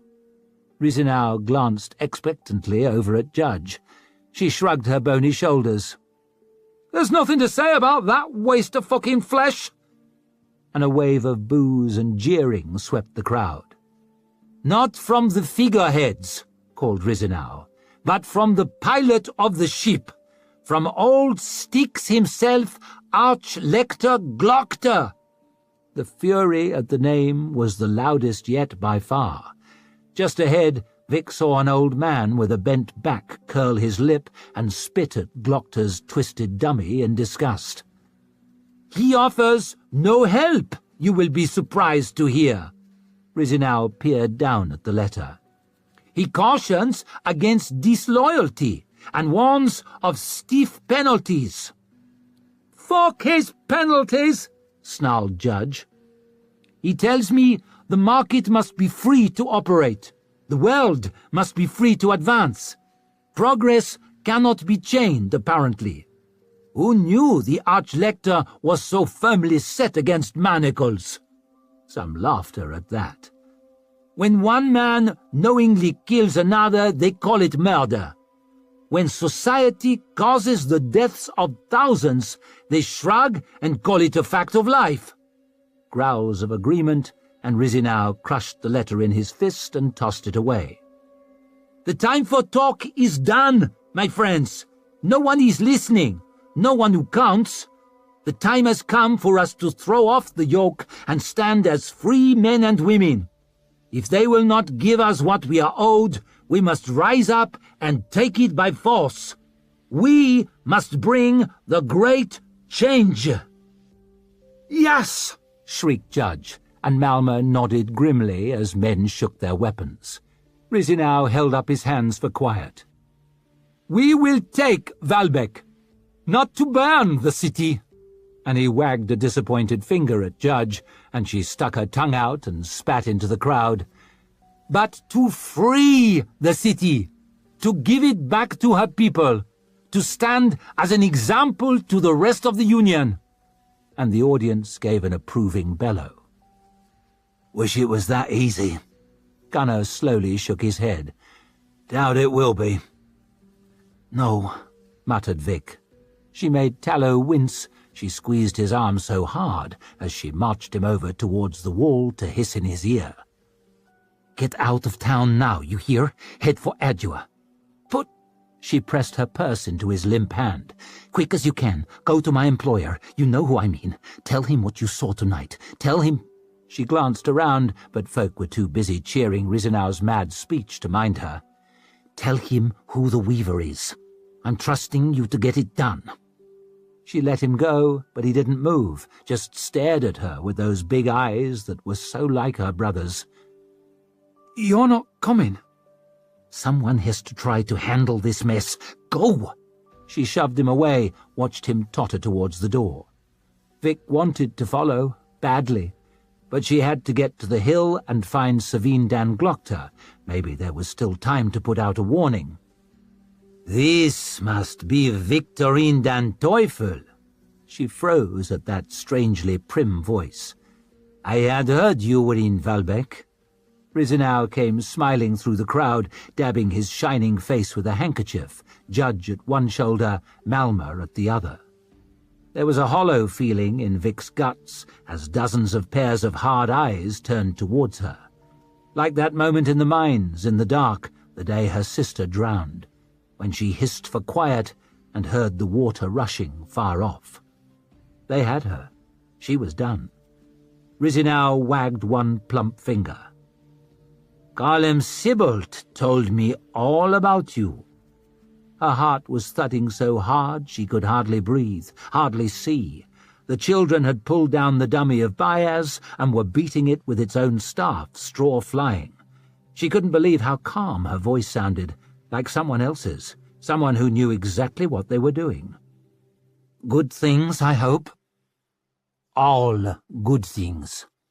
He said you were a woman with a hard heart and a level head, a woman as committed to our cause as any, a woman who could keep her wits on a sinking ship." And Rizinow stepped forward and folded her in a smothering hug while she stood there, damp with cold sweat and her flesh creeping. "Garlem Sibbald was a dear friend. Any friend of his is a friend of mine." Judge was staring at her with those black, empty eyes, head dropped to one side. Vic couldn't tell whether she was putting on a hell of an act or if she really was as mad as she looked. "I don't trust this one," she growled. "You don't trust anyone," grunted Malma. "Yet folks still disappoint me." Rizinow held Vic out at arm's length, smiling. "You've come at just the right moment, sister." "Why?" asked Vic. "We are on a sinking ship." "By no means." The superior turned revolutionary, threw an arm around her shoulders. "We are aboard a ship embarking for shores of prosperity, shores of equality, shores of freedom. A ship headed for a great change. But the voyage will not be easy. At midday tomorrow, our fair city will pass through quite the storm. Yes, my friends." He turned towards the crowded warehouse, throwing up his hands. "Tomorrow is the day." And the breakers and burners broke into thunderous applause. Welcome to the future.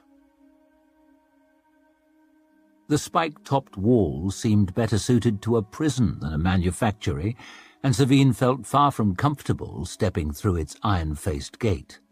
Her monthly agonies had dwindled to a nagging ache, but the summer heat was more oppressive even than yesterday, and her sense of unease had been steadily growing all the way through Valbeck from the hill, as her carriage clattered down murky streets strangely empty, oddly quiet, towards the river. The 3 towering sheds were unlovely buildings of soot-streaked brickwork with few windows and no adornments. Even through the thick-soled boots she had chosen, Savine could feel the cobbles of the yard buzz with the movement of the great machines inside. Men slouched sullen about the yard, loading and unloading wagons, grey-clothed and grey-skinned, hard eyes turned rudely towards the new arrivals. Savine met the stare of one, and he made a great show of spitting. She was reminded of the charming reception Queen Therese received on her rare appearances before the commoners. At least no one was screaming Styrian cunt at her, but only, she suspected, because she was not Styrian. "The workers appear less than delighted by my visit," murmured Savine. Valimir snorted. "If there is a way to delight the workers, I have yet to find it. Managing soldiers was considerably more straightforward." "One can have perfectly cordial relationships with one's competitors, but rarely with one's employees." Savine glanced over her shoulder at the 10 armoured guards filing through the gate after them, fingers tickling their weapons. It did nothing for her nerves that heavily armed men looked even more nervous than she did. "Do we really need such a conspicuous escort?" "Merely a precaution," said Valimir, as he led Savine, Lisbeth, and the rest of their party across the yard. "Superior Rizinow suggested you have a dozen practicals about you at all times." "That seems excessive, even for the daughter of the Union's most hated man." "I felt their presence would only inflame tensions. In order to make the mill profitable, certain efficiencies have been necessary. longer hours and shorter breaks, reductions in the budgets for food and living quarters, punishments for talking or whistling. Savine nodded approvingly. Sensible economies. But several of the older hands banded together to oppose them and had to be laid off. There was some violence. It became necessary to forbid any organizing among the workers, though that was made easier by the king's new laws against congregation. Savine's father's new laws, in fact, which she had taken a personal hand in drafting. Then the new methods instituted in our third shed have caused— Valimir frowned towards the newest of the three buildings, longer, lower, and with even narrower windows in its already grubby walls. Considerable ill will. I often find the more effective the method, the more ill will it causes. Perhaps we should begin our tour there. Valimir winced. I am not sure you would be comfortable inside. It is extremely noisy, very warm, not at all a suitable place for a lady of your standing. Oh, come now, Colonel, she said, already striding towards it. On my mother's side, I am from tough common stock. I am aware. I knew your uncle. Lord Marshal West. The man had died before she was born, but her mother sometimes spoke of him. If you counted the sentimental platitudes one used about family long in their grave. He once challenged me to a duel, in fact. Really? Her interest piqued by that flash of an honest recollection. Over what? Rash words I have often regretted. You remind me of him, in a way. He was a very driven man, very committed. Valimir glanced towards her as he produced a key and unlocked the door. And he could be quite terrifying. The hum of machinery became a roar as he pushed it wide. Inside, the whole place shook with the endless anger of the engines. The slap of belts, the clatter of cogs, the rattle of shuttles, the shrieking of metal under furious pressure. The manufactory floor was dug deep into the ground, so they stood at a kind of balcony. Savine stepped to the rail, frowning down at the workers, and paused, wondering if there was some trick of perspective. But no. They are children. She let no emotion into her voice at the word.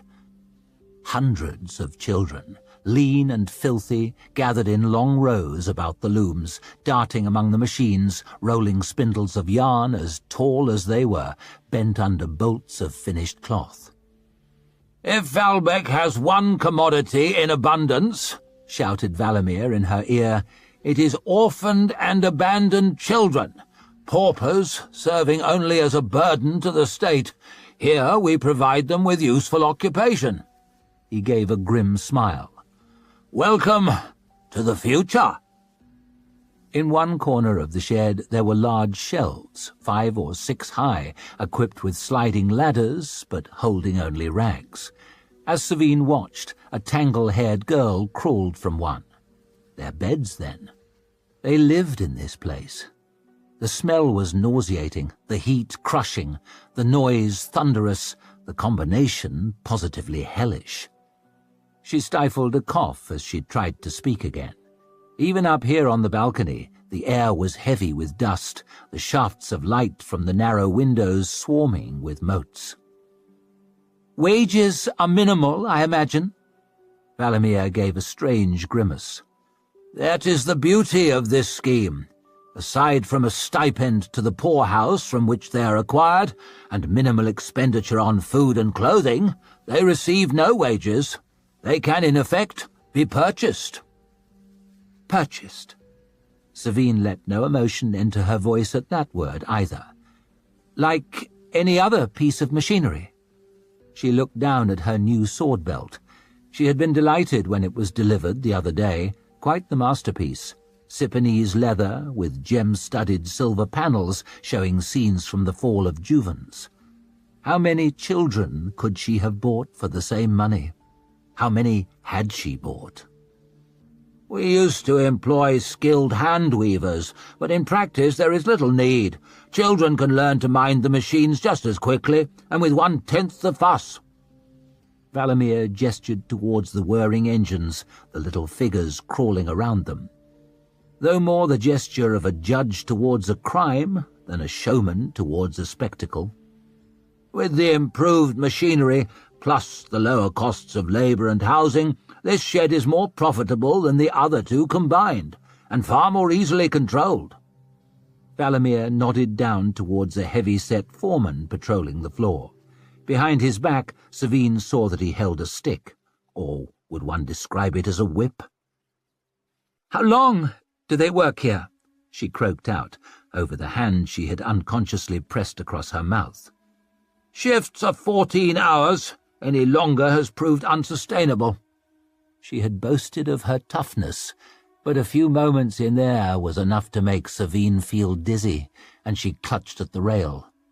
14 hours hard labour in that dust and noise, day after day, and hot as the maker's forge, as her father liked to say. She could already feel the sweat tickling at her scalp beneath her wig. "Why is it so hot?" "Any cooler and the yarn becomes sticky. The machines can be fouled." She wondered if so much willful human misery had ever been created in one space before. She put a hand on Valamir's shoulder. "When it comes to business, profit is the only right, loss the only wrong." "Of course." Something told Savine they both had their doubts, but she could blame him, the bloodless bastard, and he could blame her, the flint-hearted bitch, and no doubt the profits would lubricate any grinding gears in both their consciences. If they did not make efficiencies, after all, there would always be some other owner whose stomach had been strengthened by failure. Would their workers weep for them when they went out of business, or would they rush to find some new employer to whine their petty grievances at? "Well done!" she shouted in Valamir's ear, though her voice sounded somewhat strangled. The heat, of course, and the noise, and the dust. "I asked you to make a profit, and you have done so, regardless of sentiment." "Sentiment is even more dangerous in a mill owner than a soldier." They were cooking something somewhere, and Savine caught a whiff of it, like the food they gave her mother's dogs on the estate. She pressed one hand to her still-aching stomach, but hardly felt it through the bones of her corset. She wondered about her button and buckle manufactory in Holstorm, where little fingers were best suited to little tasks. Was it like this? Was it worse? She licked her lips, swallowed sour spit. "You might consider improving their conditions, however. Perhaps some separate living quarters could be constructed in the yard, somewhere clean for them to sleep, better food." Valamir raised one brow. "Luxury is wasteful," said Savine, "but hardship can reduce productivity. In my experience, there is a balance to be struck. With better conditions, you might manage longer shifts after all." "An interesting suggestion, Lady Savine." Valamir nodded slowly as he looked down at the children, jaw muscles working. It should have been a heartbreaking spectacle, but there is no room in business for hearts, not ones easily broken anyway. She hitched up the corners of her smile. "If I might look over the books now?"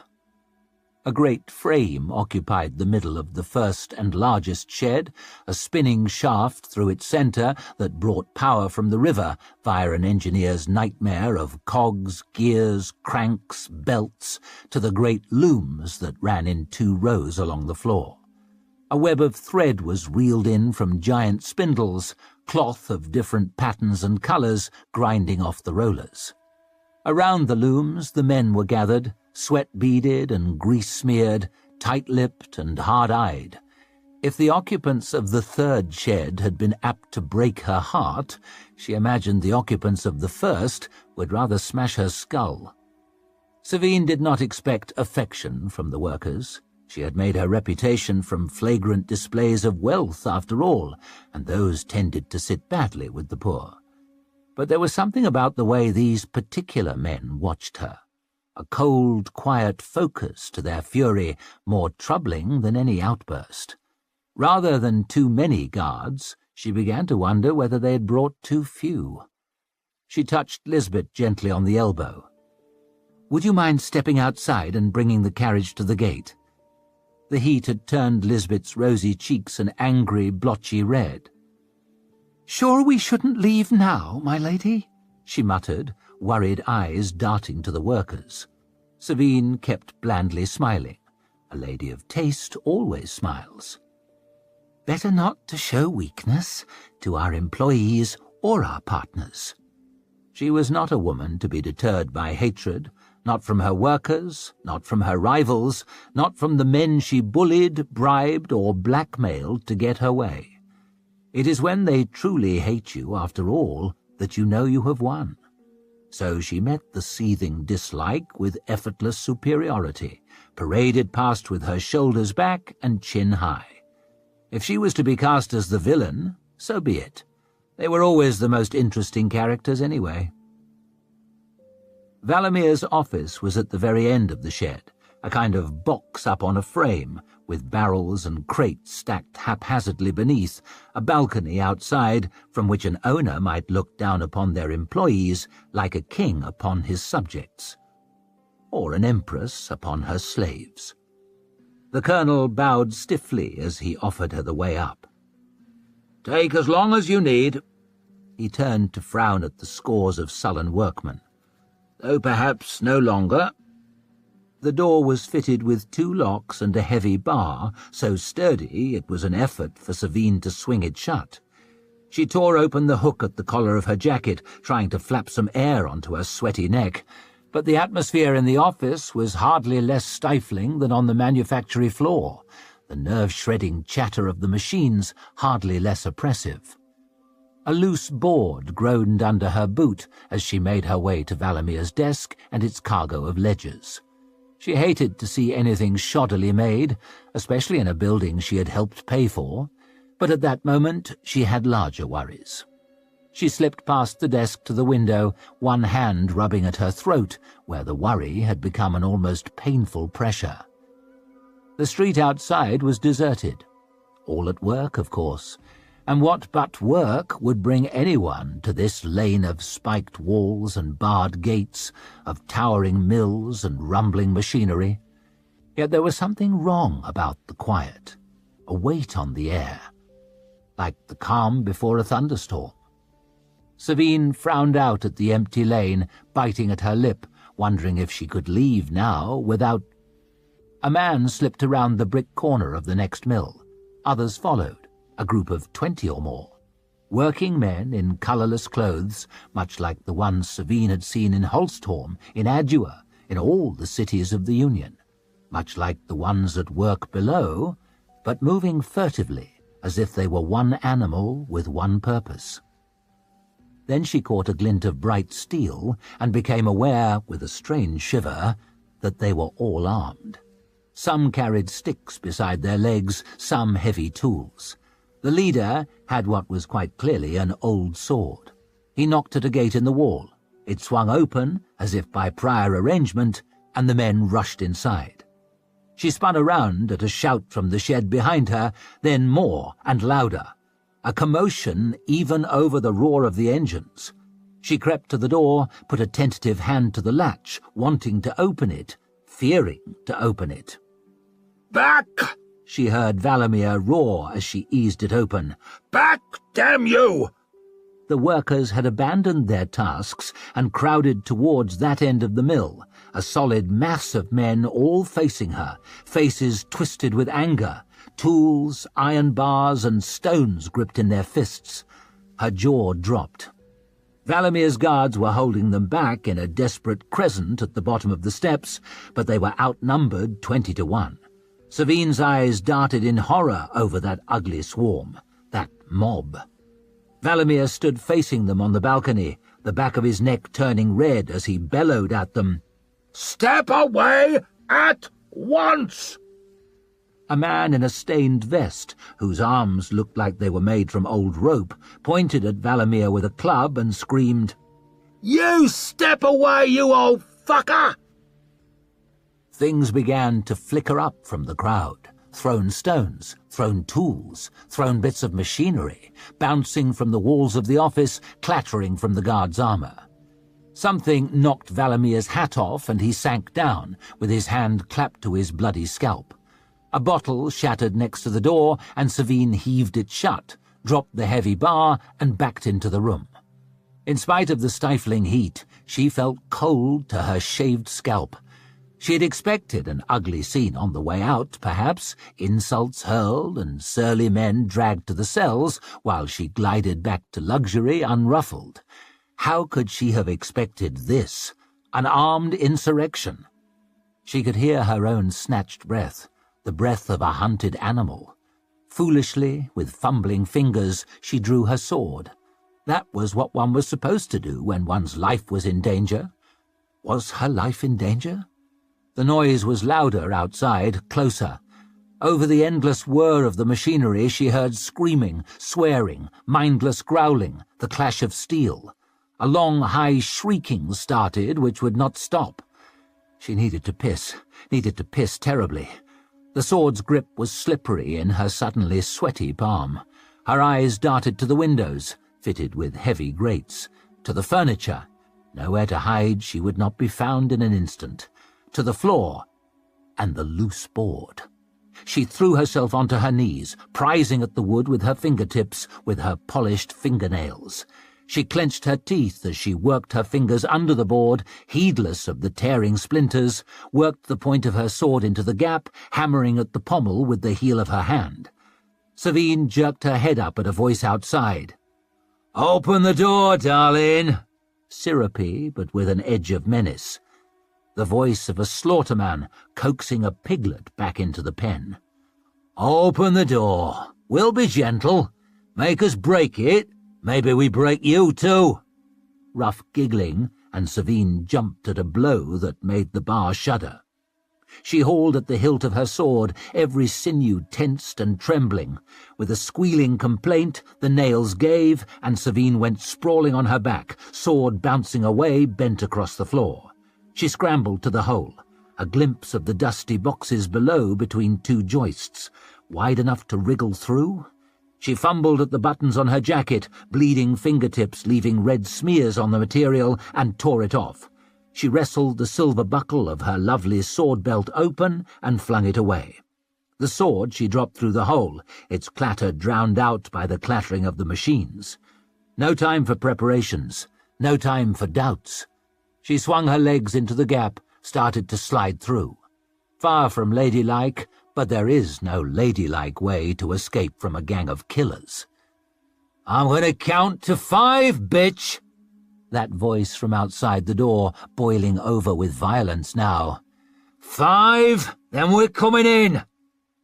"Count to 1,000, you cunt!" she snarled as she worked her hips into the hole, tight, too tight, boards digging at her through her clothes.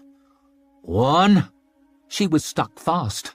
She clenched her teeth, squirmed desperately, clutched at the joists, and tried to haul herself through. 2. She gave a growl, and with a mighty ripping of cloth, tore through, scraped one shoulder, caught her chin on timber as she fell, flopped down on her side below, head cracking against the rim of a barrel. 3. She heard faintly through the ringing in her ears. She pushed herself up, groggy. She couldn't see, felt a stab of panic, touched a trembling hand to her eyes. Her wig was skewed across them. She ripped it off, threw it down. She was trapped by something. Her torn skirt snagged on a nail-head above. She clawed at the laces and slithered free of it, left it hanging behind her. 4. She saw her sword gleaming in the shadows, closed her fist around the grip and started to crawl, keeping low, slithering along in the dust behind the barrels. That unearthly shrieking was still going on, pausing every now and then for a whooping breath, then starting again. 5! She heard the door of the office tremble from a blow, the bar rattle in its brackets. She'd cut her palm somehow, torn 2 of her fingernails half off, was leaving blood on everything she touched, dabs and smears of it across her petticoats. That would be hell to get out. Hell to get out. She had to get out. She crawled on, head pulsing, shoulder throbbing, jaw aching, hips grazed raw, crawled as fast as she could, tongue pressed into her teeth, crawled, blood tickling at her eyebrow, catching glimpses between the barrels as she went. Valamir being dragged away, bloody head lolling, a worker cackling as he waved the colonel's hat around, impaled on the end of a huge knife. One of the guards lying still, helmet torn off, hair matted, and a dark pool around his broken head. Another on hands and knees, men gathered around, hitting him lazily with sticks, which clanged off his dented armour. He stumbled up, putting out a groggy arm to steady himself, was jerked off his feet as his hand was caught between 2 cogs, dragged into the midst of the machinery. He gave a great high-pitched scream as his arm was crushed, hauled into the gears up to the shoulder, blood spattering his face.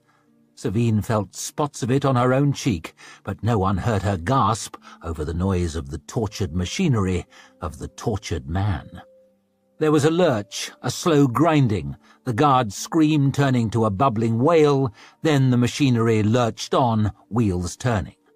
Savine tried not to look. Keep her eyes ahead. This wasn't happening. None of it was happening. How could it be happening? Men were shouting, barking like a pack of dogs. She couldn't make out words, only anger and the shuddering blows on the door above. She followed the main drive shaft with her eyes, saw it disappear through a dark hole in the brickwork on the other side of the looms. Perhaps she could crawl to it in the shadowy, dusty space below the gears. Through there. Perhaps through there. She wriggled under the rollers on her belly. Ambitious as a snake, now she slithered like a snake, like a worm, wet with sweat in the sticky heat, prickling with fear as the frames rattled and whirred around her. She could see a lad through the turning machinery, chink of light across his eager face, but he was staring towards the office. They all were, staring like wolves at the henhouse, waiting for the door to give, so they could drag her out. She crawled on, broken fingernails clutching, on through a great spatter of that guard's blood, on under the great shaft that brought power into the shed, twinkling with grease as it madly spun, dust puffing from the floor with her every whimpering breath. At any moment she expected the delighted scream, "There she is!" At any moment she expected rough hands to close around her ankle. "Bring the bitch out!" Her sweating back tingled in anticipation of it. Her chest heaved, coughing and shuddering from the dust as she struggled on, biting her tongue, trying to smother the desperate fear. When she finally reached the hole in the wall, she almost sobbed with relief, clutched at the ragged bricks and dragged herself through, tumbled into a dark passageway, sprawled in ankle-deep water, and took a fetid mouthful, spat it out, retching. The place was dark, only a flickering glimmer at the edges of damp bricks, throbbing with the noise of machines, echoing with distorted screams. There was light ahead, a winking light, and she eased towards it, sodden boots slopping and slurping in the mud, the clattering growing louder, something moving up ahead. One of the great water wheels that turned the drive shaft, whirring, creaking, thrashing timbers, light stabbing between the black beams, water foaming as the slats of the wheel plunged into the river, showering spray as they thrust out again in a rain of shining drops. The wheel might have been 4 times as high as a man. There was no way through it. But between its endlessly moving timbers and the slimy wall of the mill, there was a gap beyond which she saw muddy daylight, the faintest hint of a shingle beach. She glanced back down the shadowy tunnel. No sign of pursuit. But the door would not hold forever. They would be coming, and if they caught her... Could she slide between the wheel and the wall? Was it possible? She pressed her tongue into the roof of her mouth as she tried to judge the gap. What if she did not fit? Would she be dragged under and drowned, dragged into the gears and ripped limb from limb? Would her skull be crushed like a walnut between wheel and supports? Would she be slashed, cut, nipped and nibbled as she struggled to get free, bleeding to death from 100 wounds, while she was spun helplessly over and over and over? She thought of that guard's despairing wail as his arm was crushed by the machinery. But there was no other choice. She pressed herself against the wall, breath shuddering through her teeth with fear and exhaustion, and slowly, by tiny degrees, eased one shoulder around the corner. She lowered one filthy boot into the river, fishing for the bottom, fishing, sodden petticoats clinging to her trembling leg as she eased into the thigh and found mud. She wormed herself on, sticking to the corner, clinging to it with her shoulder blades as if her life depended on it, which it did. She tried desperately, pointlessly, to suck herself in, suck herself flat, clutching at the sodden grip of her sword, chewing on her lip with fearsome concentration, sunlight flashing and flickering through the spinning bars. She trusted to her footing on the muddy river bottom, and gradually slipped her other leg in, taking a fistful of her petticoats and dragging them hard against her in case they floated into the wheel and snatched her to her death. Killed by her own clothes fleeing a textile mill. There was a joke there somewhere. She gasped as a bolt sticking proud of the wood caught her chest, ripped some embroidery free, and nearly dragged her into the thrashing timbers of the wheel. She just managed to keep her balance, broken fingernails scrabbling at the crumbling mortar behind her, teeth rattling with terror. She edged sideways, the clammy weight of her sodden petticoats clinging to her legs, water showering her, hardly able to breathe for the rotten acid stink of the river, one cheek scraping the bricks, and her eyes squeezed almost shut, her skull fit to burst with the wheel's clatter, hammer, whir, its mindless rage. And with a whimper, she slid free, plunged face down into the river, floundered away, sobbing, gurgling, half swimming and half crawling. She dragged herself up onto wet shingle on quivering hands and knees. For a moment, she wanted to kiss the ground, until she saw the foamy filth that covered it. She looked up, wiping her wet face on the back of one trembling hand. The river slurped past, purple and orange and green, with great blooms of unnatural colour from the dye-works upstream, bobbing with refuse, churned to stinking froth by dozens of hammering water wheels. On the left bank was a kind of beach, streaked with tide marks of dead brown weed, scattered with the city's flotsam, with rags and skins and broken chairs and splintered glass and rusted wire, and things too far rotted to be identified, all vomited up by the tortured waters and pecked at by flocks of birds, bedraggled to winged rats. A bent-backed woman was picking through the rubbish.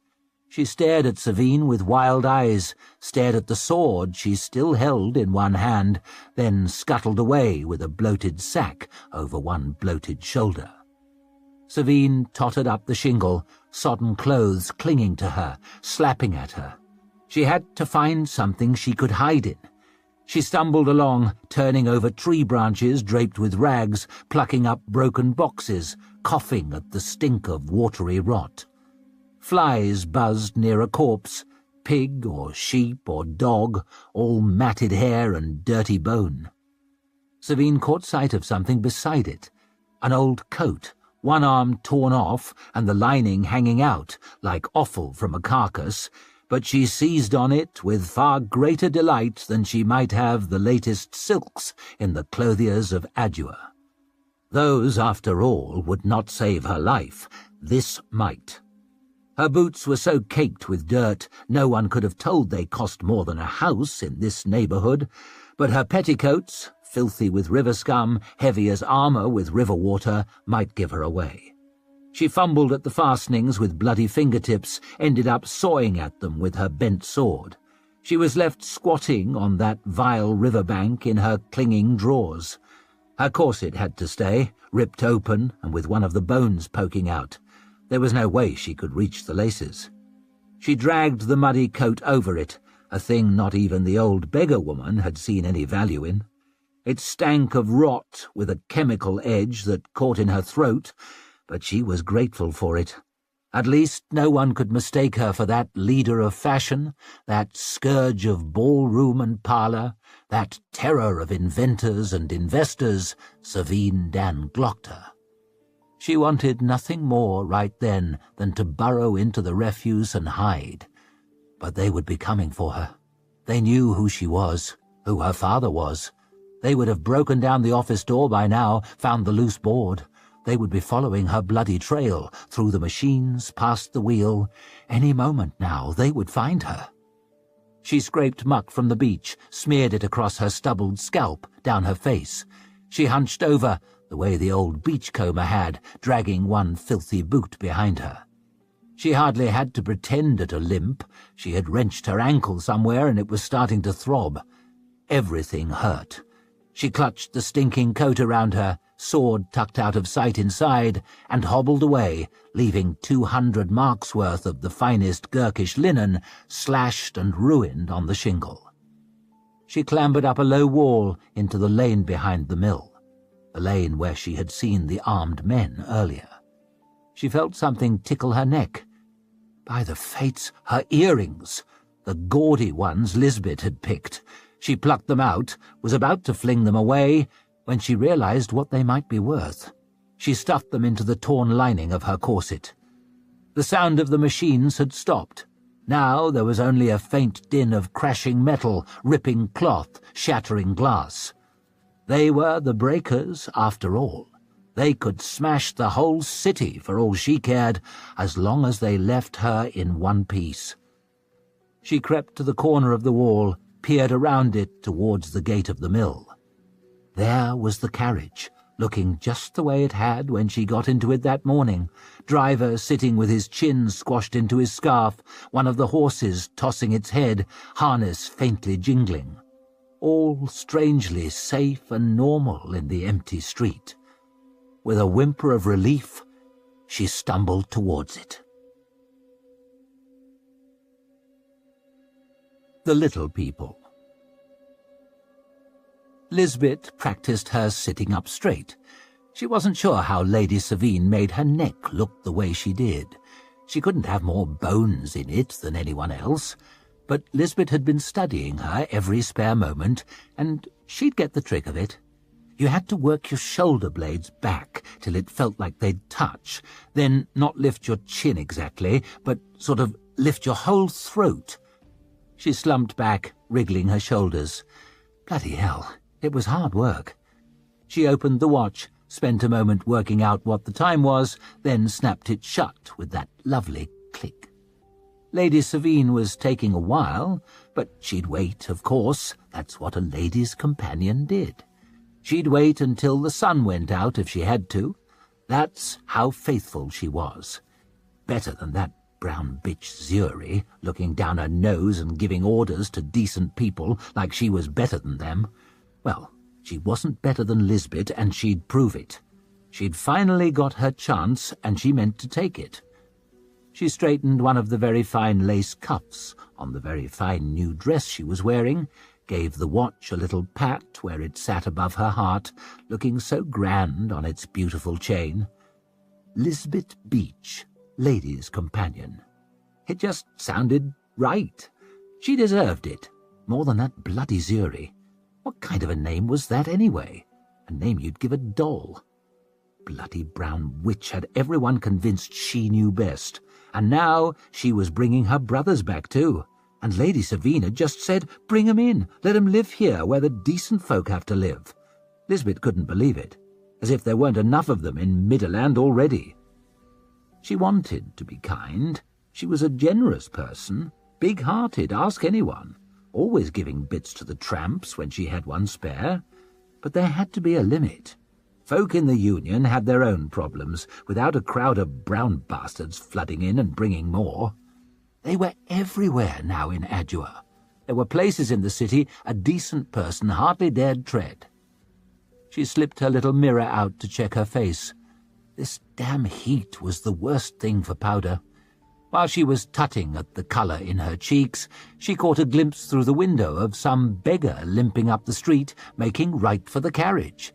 Some beggar in a filthy coat with one sleeve missing, scrawny arms sticking out. She thought it might be a woman, and her lip curled with disgust. Filthy she was, stubble hair caked with shit and blood and who knew what else. She looked diseased. The last thing Lisbeth needed when Lady Savine got back was some sick cripple with her hand out. She snapped the window down and snarled, "Get the fuck away from here!"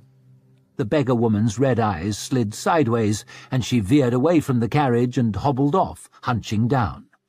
A moment later there was a clatter as the door on the other side of the carriage was ripped open. A man ducked in. A big man in worn work clothes with a great smear of soot down the side of his face, barging into Lady Savine's carriage bold as you please. "Get out!" snapped Lisbeth, furious. But he didn't get out. More men crowded in behind him, leering faces at the windows, dirty hands reaching for her. "Help!" she shrieked, cringing against the door. "Help!" And she kicked furiously at the one with the sooty face, caught him a good one on the jaw, but one of the others grabbed her ankle, and they dragged her shrieking right out of the carriage and into the gutter. And all of a sudden it was like she was drowning in a clutching, stomping sea of hands and boots and furious faces. "Where is she?" "Old Styx's daughter." "Where's that Glockter bitch?" "I'm just a face maid," she squealed, no idea what was happening. A robbery, a riot. They'd dragged the driver down from his seat and were kicking him while he huddled on the ground with his bloody hands over his head. "We'll give you one chance." "I'm just—" Someone hit her. The dull thud of it, and her head cracked the pavement, blood in her mouth. Someone pulled her up by her hair, rip of stitching. The arm of her jacket was half torn off, lace dangling. Someone was rooting through her bag, flinging the pretty pots of paint and powder away, stomping her brushes into the pavement. "Get her inside! We'll soon find out what she knows." "No!" she squealed, watch chain scraping her face as someone tore it off. "No!" They were laughing as they started to drag her through the gate. "No!" She tried to cling to the frame, but one had her left arm, another her right, a third her left ankle. "No!" Her right shoe kicked helplessly at the ground. Such a nice shoe. She'd been so proud to put it on. "I'm just a face maid!" she shrieked. "Stop!" roared Curbman, shoving one man out of his way, then another. "Stop!" He grabbed one lad, who'd eagerly stuck his hand up the girl's torn skirt, by the throat and threw him to the ground. "Have you forgotten who we are? We're not animals! We're breakers!" In that moment, as their maddened faces turned towards him, he had his doubts, but he kept on shouting anyway. What else could he do? "We done this so we wouldn't be victims, not so we could make victims of them. We're better than that, brothers."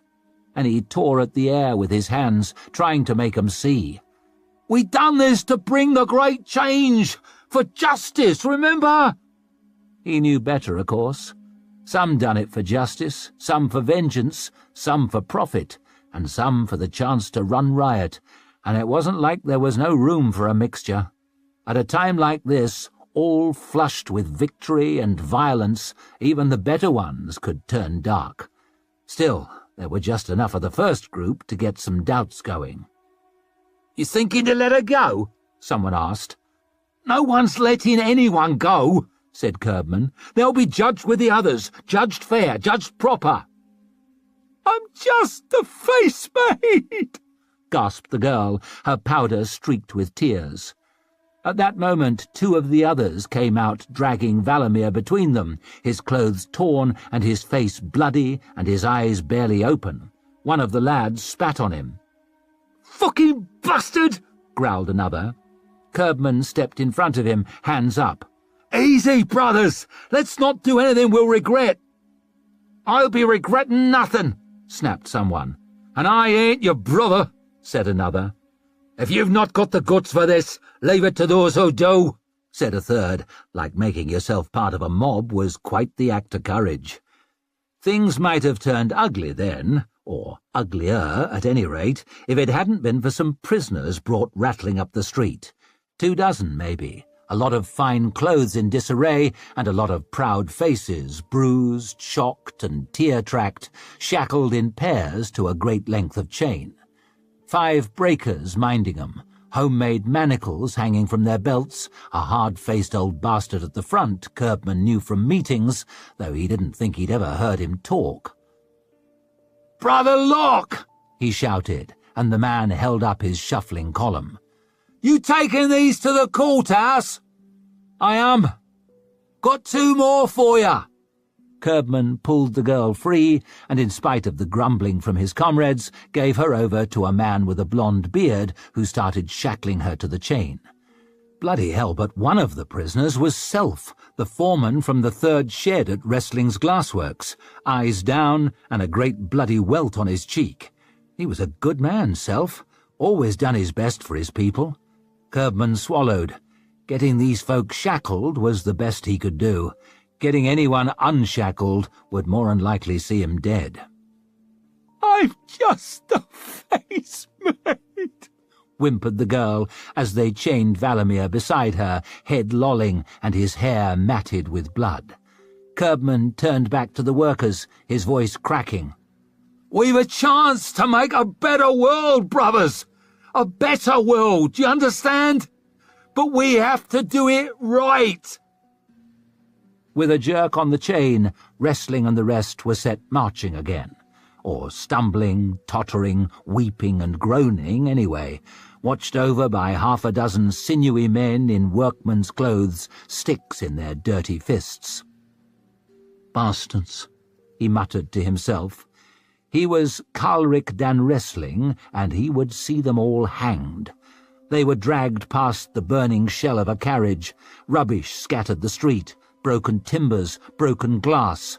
He flinched as something burst from an upstairs window, a great desk tumbling down and shattering, papers spilling across the cobbles. Some men stood near it watching.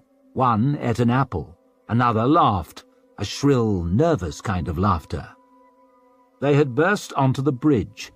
His office, that was, but he called it the bridge. He'd always loved a maritime metaphor. "Get out, damn you!" Shouting always made them lower their eyes. "Get out!" But not this time. He had not believed it. He still could not. He was the Admiral. He was Carlric Dan Wrestling. They had dragged him from behind his desk. "Damn you!" Dragged him across his own deck. The factory floor that was pelted with rubbish by his own employees, who were working with more vigour than they ever had before, destroying the machines he had hired them to operate. "Curse you all!" After everything he had done for these men, for this city, they had manacled him to this damned chain, shackled to 24 other helpless unfortunates like slaves in bloody Gurkle. "How dare you!" It was a motley group. The man up ahead with the torn coat, Wrestling knew by sight, a lawyer, perhaps. Beside him was that idiot's wife, what was his name? Sirisk. The girl they had just added to the chain looked more like a bloody maid than a lady. Her tear-streaked cheeks were pink as a farm girl's. Where were they even being taken? There was no sense to it. There was no sense to any of it. A woman with a gaudily painted face leaned from a window above, laughing, flinging great heaps of papers into the air, accounts, receipts, deeds, fluttering like demented confetti, coating the cobbles, swirls of elaborate calligraphy smudging in the filth. It was more than a strike, more than a riot. It was not just his mill or the mill next door. The streets were infected by revolution. It was everywhere. The world run mad. What would his darling Celine have thought to see her beloved city brought to this? She who spent her evenings giving soup to the destitute, feeding the bloody scroungers, Perhaps it was a good thing the grip had taken her in that bitter winter, in spite of all the money he lavished on doctors. For the best, just as they had said at the graveside. Down a side street he saw men pushing over a wagon, its cargo of barrels bouncing across the cobbles. "These bastards!" He snarled at the nearest guard, the nearest breaker, the nearest traitor, the nearest animal. "I am Carlric den Wrestling, and I'll see you all—" The man punched him. It was so utterly unexpected he stumbled back and sat down hard in the road, nearly dragging the woman in front of him down too. He sat in the dirt, astonished, blood bubbling from his nose. He had never been punched before, never in his life. He felt very strongly that he never wanted to be again. "Get up," said the man. Wrestling got up. There were tears in his eyes. What would his darling Celine think if she could see him now? He was Carlric dan Wrestling. He was the Admiral. Wasn't he? He wasn't sure any more. "Bastards!" whimpered the man beside her, but it was a plaintive little bleat now. Even so, it was tempting fate. "Stop it!" Condine hissed at him through her tears. "You'll only make it worse." Could it be worse, though? Men clattered past, snarling faces, clenched fists, sticks and axes. They shouted, whooped, animal noises that hardly sounded like words. One ducked towards her, snapped his teeth at her, and she cringed as they whirled past.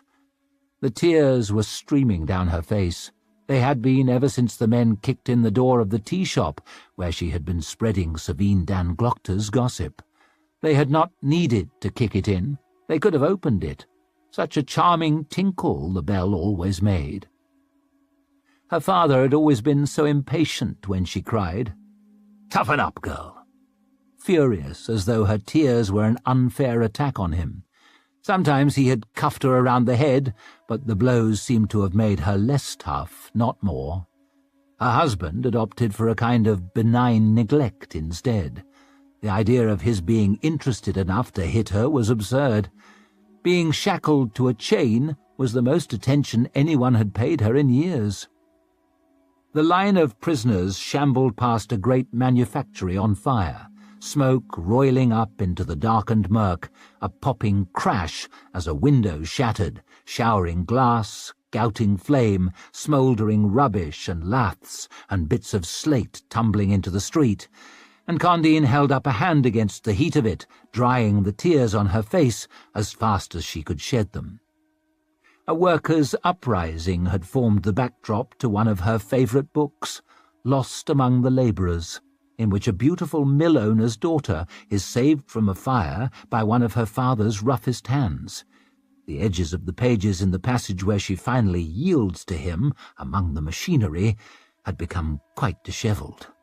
Condine had always particularly enjoyed the description of his arms, so strong, so gentle. There were strong arms here. Gentle, no.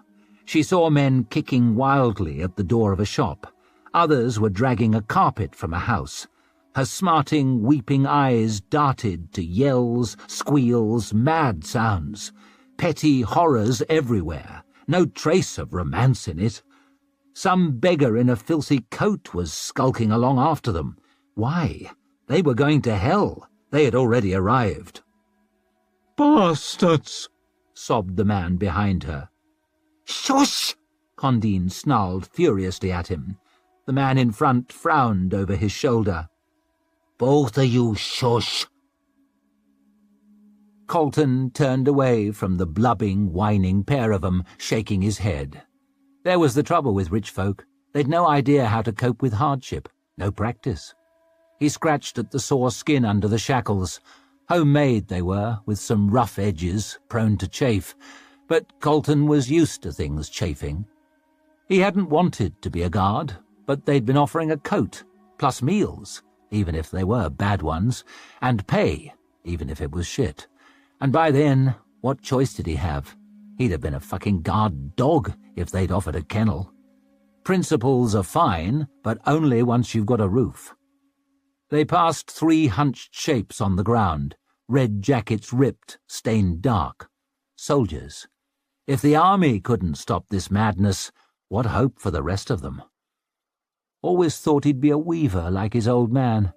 There'd been these golden years, just after Kernsbeck patented his spinning engine, when yarn came spooling out of the new manufactories so cheap they were giving it away, and weavers were suddenly in high demand. Dressed like lords they'd been, and walking with a swagger. And the spinners had faced some lean times, poor bastards, but that was their problem.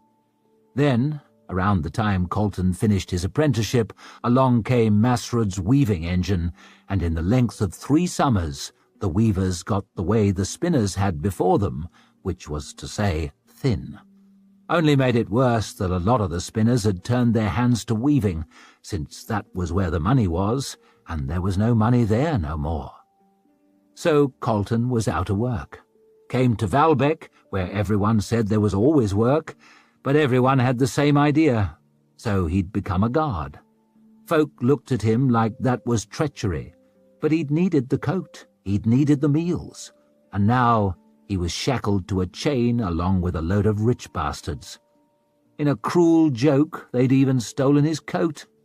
Hardly seemed fair, but then asked the spinners about fair. A dog was barking as they shambled up onto the bridge. Frisking maddened around a ruined wagon a bunch of boys were stealing the crates from, barking at no one, barking at everyone. That woman was still sobbing just behind him. No idea how to cope with hardship, the rich, no practice. They'd get some practice now, he reckoned. "Wait," said the breaker in charge of the chain, and the columns staggered to a halt on the bridge. Strange thing was, Colton knew him. Locke was his name, he thought. He'd been a weaver way back when. Remembered him and Colton's old man laughing together at a meeting of the guild before his old man died and the guild got broke up. He was a grim-looking bastard now, but a lot of weavers were, mostly on account of Masrud's weaving engine. Locke walked to the parapet and frowned down at the water. Filthy water, full of foam and rubbish, streaked with glistening oil. He'd stood here often, this very spot, considering the waters. After his wife died. Hard to imagine in this hot summer how bitter that winter had been. Maybe it was the cold done it, or the hunger, or the grip, or maybe it was just the hope bled out of her. Got so she just couldn't be warmed. Got sicker and sicker, and then she never woke. His son followed 2 nights after, 8 years old. His daughter was last to go, just before the thaw. He couldn't remember what they'd been like, really. Couldn't remember 'em living, but he remembered 'em dead. He'd slept next door to 'em a few nights while the ground softened, a few last nights together. He remembered the burying, 1 grave, and he'd been lucky to get it. There were so many going in the ground. His wife on the bottom, the children on top, like she was holding 'em, maybe. He'd looked down and thought they were the lucky ones, wished he was with 'em. He hadn't cried, he didn't know how. The gravedigger had put a hand on his shoulder and said, "You should come to a meeting, hear the weaver speak." He remembered looking over and seeing some rich folk walking past laughing, not laughing at him and his sorrows, not even noticing 'em, like they lived in a different world from him and his. They didn't now. He turned to look at 'em. A few men bleeding and a few women blubbing, but Locke felt no pity, didn't feel anything, hadn't felt anything for a long time. "What are you doing?" one of them asked, the man with the bloody mouth. "I demand to know what—" "Shut up!" shrieked the girl with the ripped dress and the red cheeks. "Shut your fucking hole, you fucker!" Locke looked at the heavy chain. No way any of 'em were swimming shackled to that. All he had to do was push the first couple in, and the lot would be dragged after, and down to the bottom of the river, and that'd be that. He knew it wouldn't be justice, but he wondered if it might be close enough. 2 men chased another past with sticks, laughing as they hit him, sent him stumbling, dragged him back up, hit him again. There was some beggar crouching in a doorway at the foot of the bridge, watching Locke with bright eyes. The old breaker who led the column looked right at her, and Savine edged away around the corner, huddling into her stinking coat. She dared not go up onto the bridge, where she would be hemmed in and helpless. She had only followed the prisoners because she hardly knew what else to do. At least with them ahead, it felt as if she was not quite alone. But she could not help them. They could not help her. There was no help for anyone. Her body wanted desperately to run, every muscle aching with tension. But there was nowhere to run to. All she could do was slink down streets scattered with torn papers, with upended wagons, slaughtered horses, broken machinery, sword clutched under her fetid rag of a coat, casting about for somewhere to hide. Some hole where she could reason out what had happened, and some way to escape it. Some place the madness had not reached.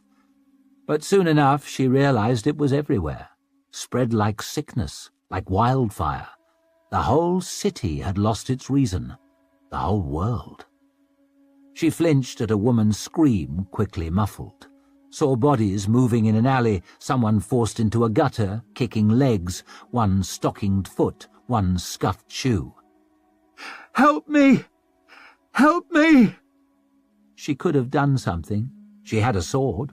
But instead she hurried on, the wild shrieks quickly lost in the shouts, the crashes, the barking of dogs.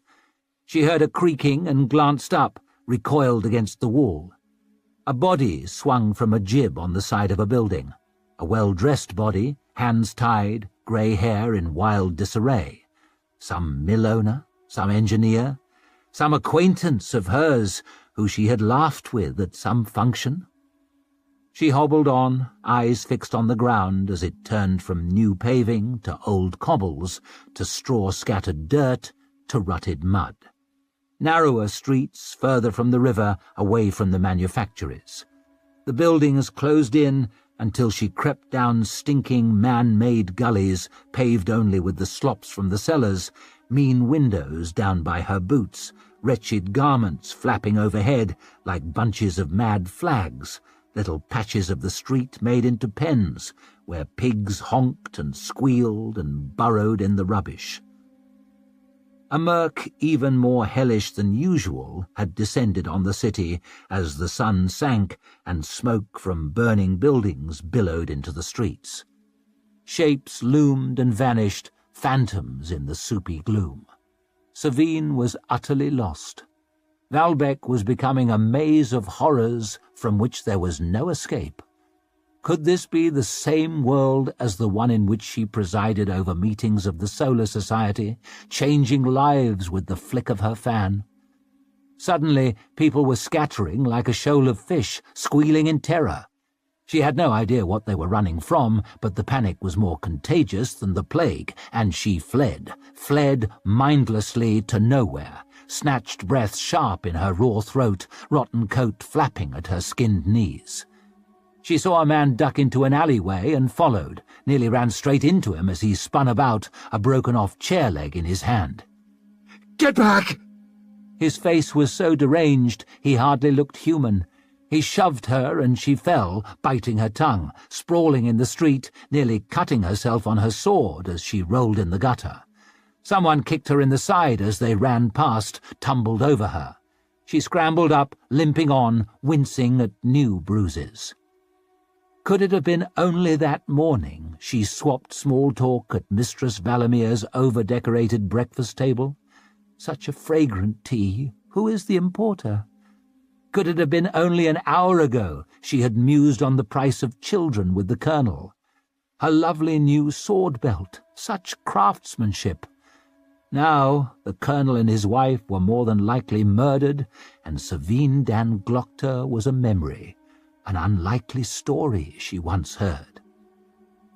If fate let her live through this nightmare, she would be better.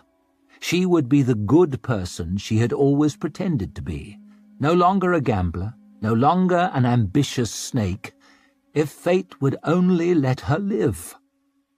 Soon enough, she realized she was muttering it to herself with every whimpering breath. "Let me live! Let me live! Let me live!" Like a poem, like a prayer. She used to laugh when Zuri spoke of God. How could someone so clever believe something so silly? Now she tried to believe herself, wished she could believe. "Let me live." She limped into a square of buckled cobbles, a grand building burning at one end.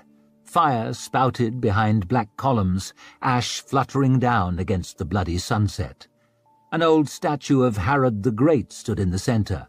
Figures were gathered around the pedestal, beating at the legs with hammers.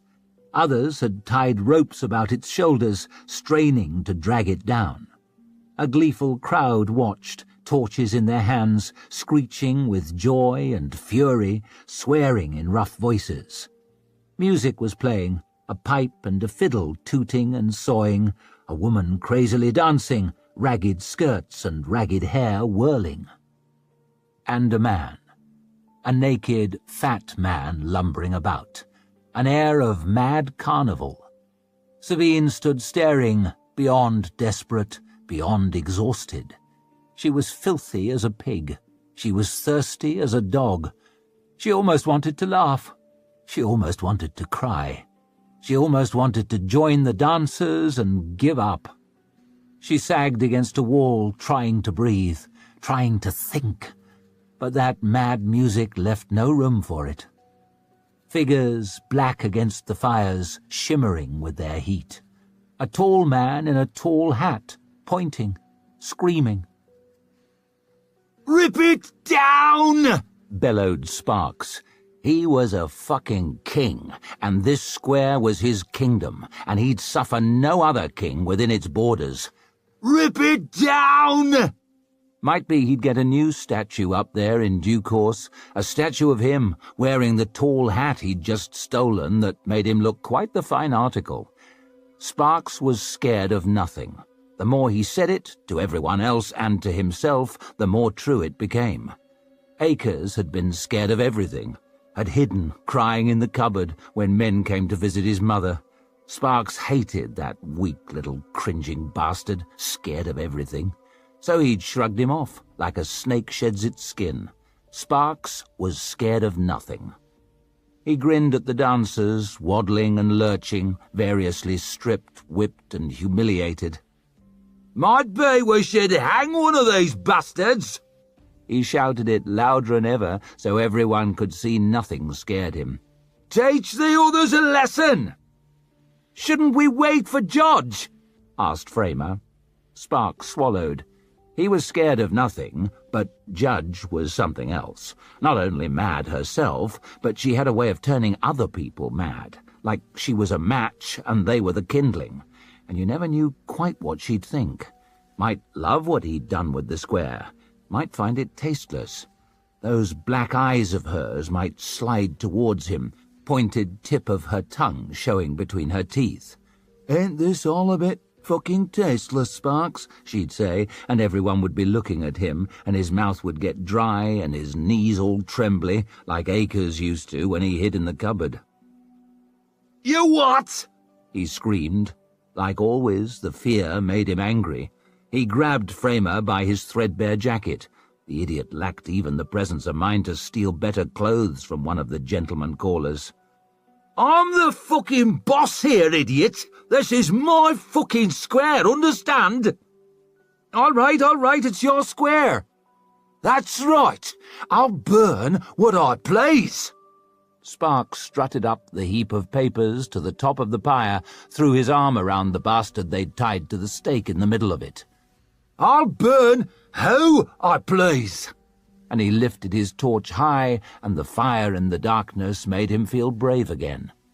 "I'm the king of this fucking square, you understand?" And he scrubbed the bastard's hanging head with his hand, and then, 'cause his hair was all full of wine and blood, had to wipe it on his bloody shirt front.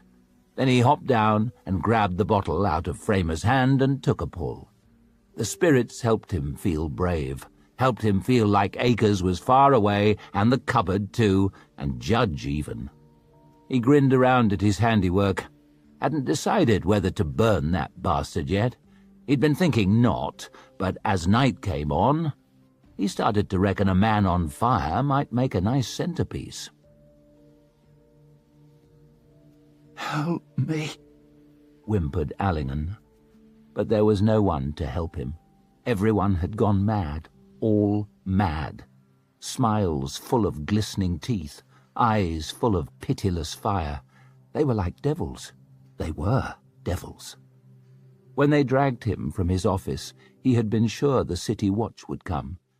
When he was tied to the stake, he had no doubt the Inquisition would arrive to deliver him. As darkness fell and the great riot became an orgy of destruction, he had still hoped that soldiers would tramp into the square and put an end to it. But no one had come, and a great heap of legal papers and engineers' drawings and official pronouncements and lewd etchings and broken furniture from the offices around the square had built up to his thighs. A pyre. He did not suppose they would actually light it. They could not possibly mean to light it. Could they? He had wondered if it was a questionable neighbourhood in which to lease an office, but to be taken seriously, an engineer needs an office, and the rents in the better parts of Valbec were out of all compass. They had said the breakers were entirely under control, had been taught harsh lessons, that the burners were just a rumour spread by pessimistic moaners intent on talking down the city. They had pointed out the brand-new and thoroughly modern branch of Valentin Bulk and talked of gentrification. Now, flames spurted from the windows of the brand-new and thoroughly modern branch of Valentin Bulk, ash and flaming promissory notes drifting down across the square.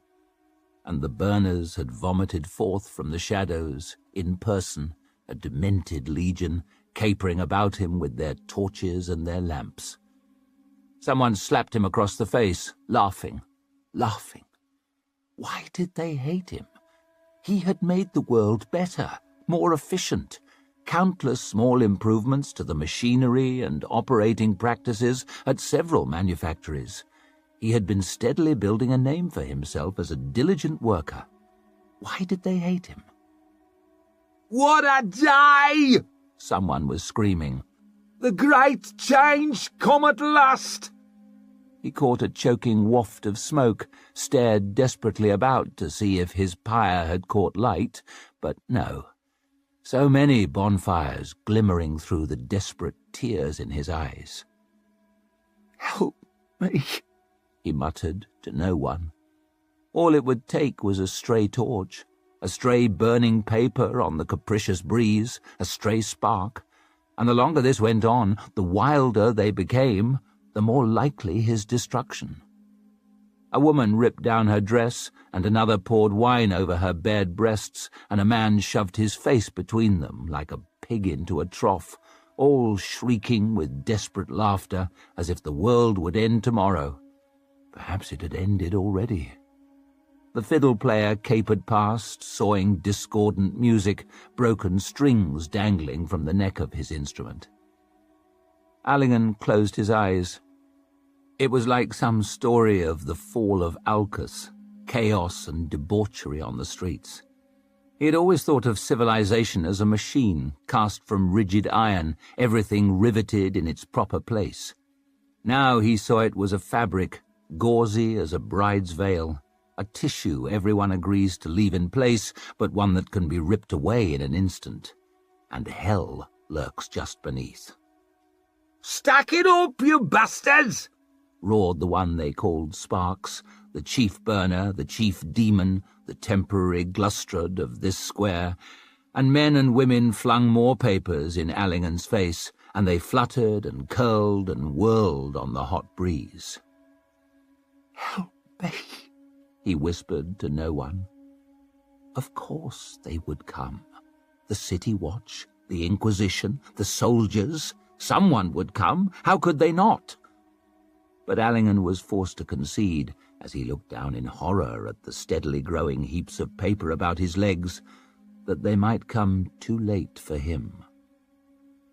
"The great change!" someone shrieked, cackling with mad delight. "What a day!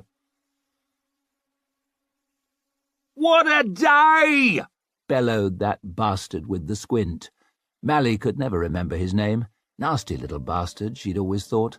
The sort that's always peering in at windows, looking for something they can snatch. "We're fucking free!"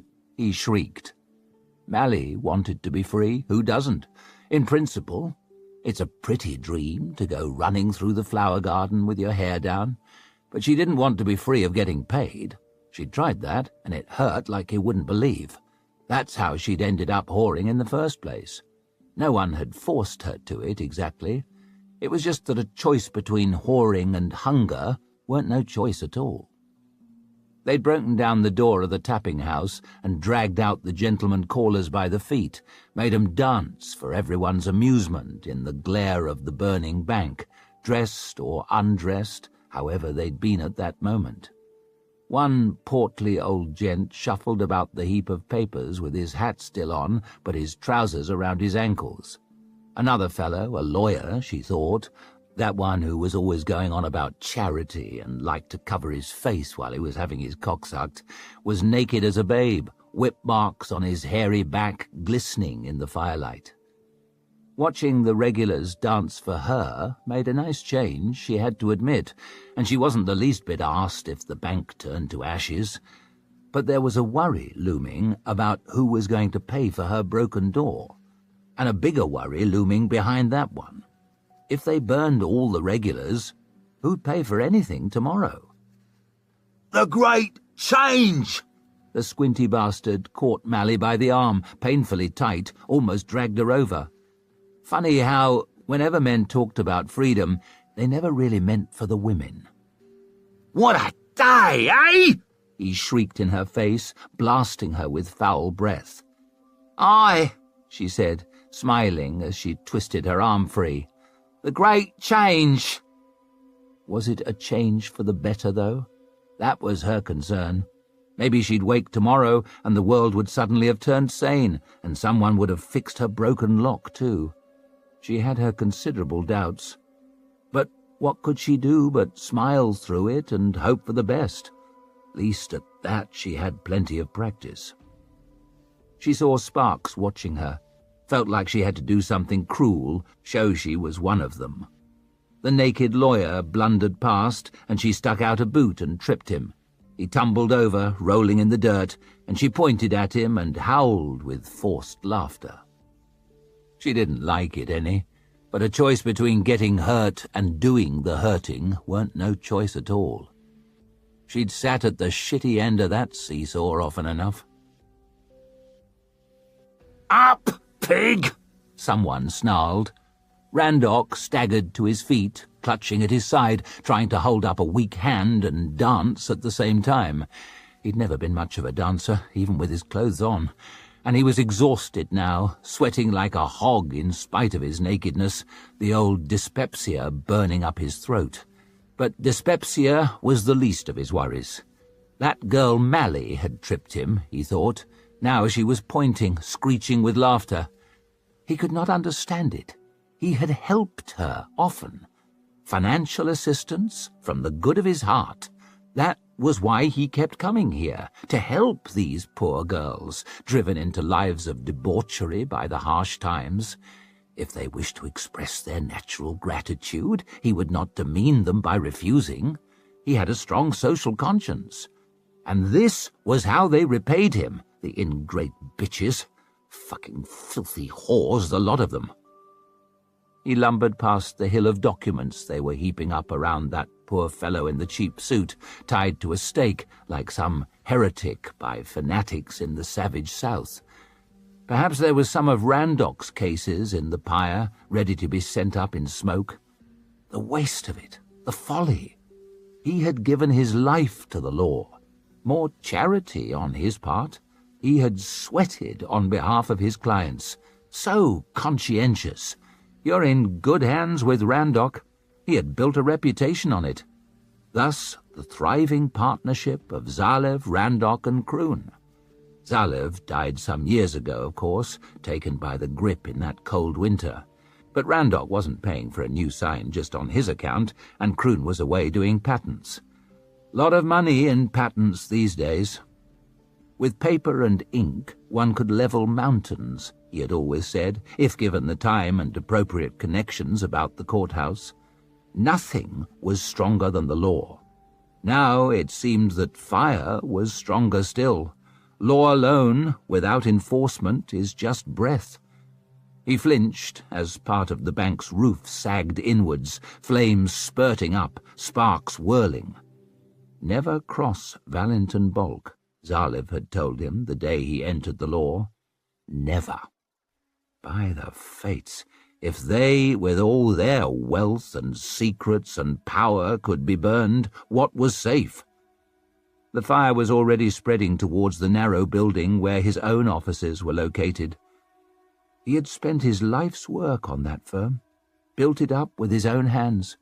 Well, his and Zalev's and Croon's, he supposed, but mostly his, since Zalev had died and Croon was concentrating on patents.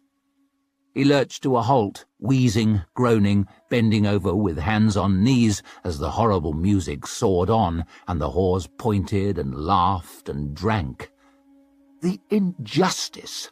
He came here to help these girls. He was their benefactor, their patron, a father figure. Well, no, more a kindly uncle.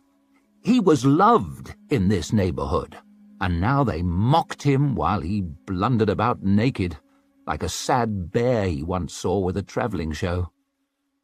Still, it could have been worse. It could have been him tied to the stake, with all that legal kindling about his ankles. He put a hand over his mouth, trying to swallow his dyspepsia. Someone hit him, and he squealed in agony, a line of fire across his bare buttocks. "Please!" he wheezed, holding up that desperate hand. "Please!" A little fellow with a nasty squint leered at him, held up a coachman's whip. "Dance, you fat shit!" he snarled, "or you'll be the one in the fire!" Randok danced. "What a day!" screamed Moth. 'Cause the great change had finally come, and everything was turned upside down, and the folk who'd been on the bottom all their lives were suddenly on top. The scum made lords, and all the things he'd wanted but knew he'd never get, he could just reach out and take. Who'd stop him? "What a day!" And he lashed at the lawyer again with his whip and caught him across the thighs, made him stagger, fall on his knees, the fat bastard. Fat bastard who'd barely even looked sideways at him when he'd asked for a coin a few days before, like he was an insect. Who was the insect now, eh? He knew 'em all. He saw 'em, even if they didn't see him. He had a tally of all the slights they'd given him, and today was the day to pay the bill. "Dance, you fat shit!" And he kicked the lawyer in the jaw as he tried to stagger up and knocked him on his back, threw the whip down and snatched up a hammer in both hands, started beating at the statue again. "Fuck yourself!" he snarled at it. Some king, some big man. "Not so big now!" He smashed a bit of the inscription away. He'd no idea what it said. There'd be no need for letters after the great change. "Give me some of that!" Ripping a bottle from Framer's hand while he was in the middle of trying to drink and making him spill spirits all over that stupid cap of his. "You bastard!" said Framer, wiping his face, but Moth just laughed and took another swig. He saw a little girl in a doorway watching at him, a little brown girl with great dark eyes, tear tracks glistening on her face. He shoved the bottle in the air and laughed. "What a day!" Hessel turned away from the madness in the square. It scared her too much. She shuffled back into the doorway where her father was lying. "Father," she whispered, tugging at his arm. "Please wake up." He wobbled with her shaking, but he did not wake. One of his eyes was a little open, just a slit of white showing, but he did not wake. Once, when they were out walking in the public gardens in Bizurt, where the Emperor Sulcan was said to have planted 10,000 palms, her father had told her it was always wise to carry a cloth to keep oneself clean and presentable. She pulled hers out now and licked it and tried to dab the blood from his forehead, but the more she dabbed, the more there was. The cloth turned red with it.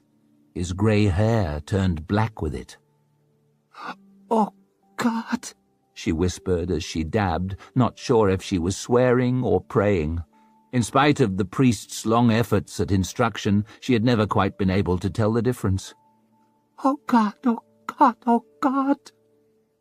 He had said things would be better here. Dawa was not safe anymore. First, the Emperor's soldiers had been driven out of the town, and there was chaos, and that had been very bad. Then the Eaters had come to bring back order, and that had been far worse. She had seen one of them in the main street at sunset. A terrible light had shone from it. She still saw it in her dreams, the black eyes and the empty smile and the blood on its fine robes. So they had fled from Dawa. Her father had said things would be better here. "Oh, God, oh, God, oh, God." But things had not been better here. There was no work. People spat at them in the street. They had gone from one town to another, and the little money that had not been stolen from them by the sailors on the voyage had gradually leaked away. They had heard there was work in Valbec, so they had banded together with a dozen other cantics for safety on the road. It had been a hard journey, only to find there was no work in Valbec either. Not for pale faces, let alone for dark. People looked at them like they were rats. And now everything had gone mad. She did not understand what had happened. She did not even know who had hit her father or why. "Oh, God, oh, God." The priest said if she prayed every morning and every night and was pure within, then good things would happen. She had prayed every night and every morning. Had she done it wrong? Was she rotten inside that God should punish her?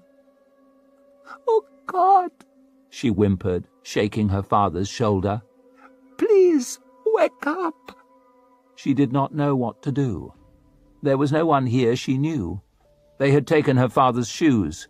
His shoes, God help her. His bare feet flopped out sideways, and she touched one of them gently with a trembling hand, tears in her eyes. "Oh, God," she whispered.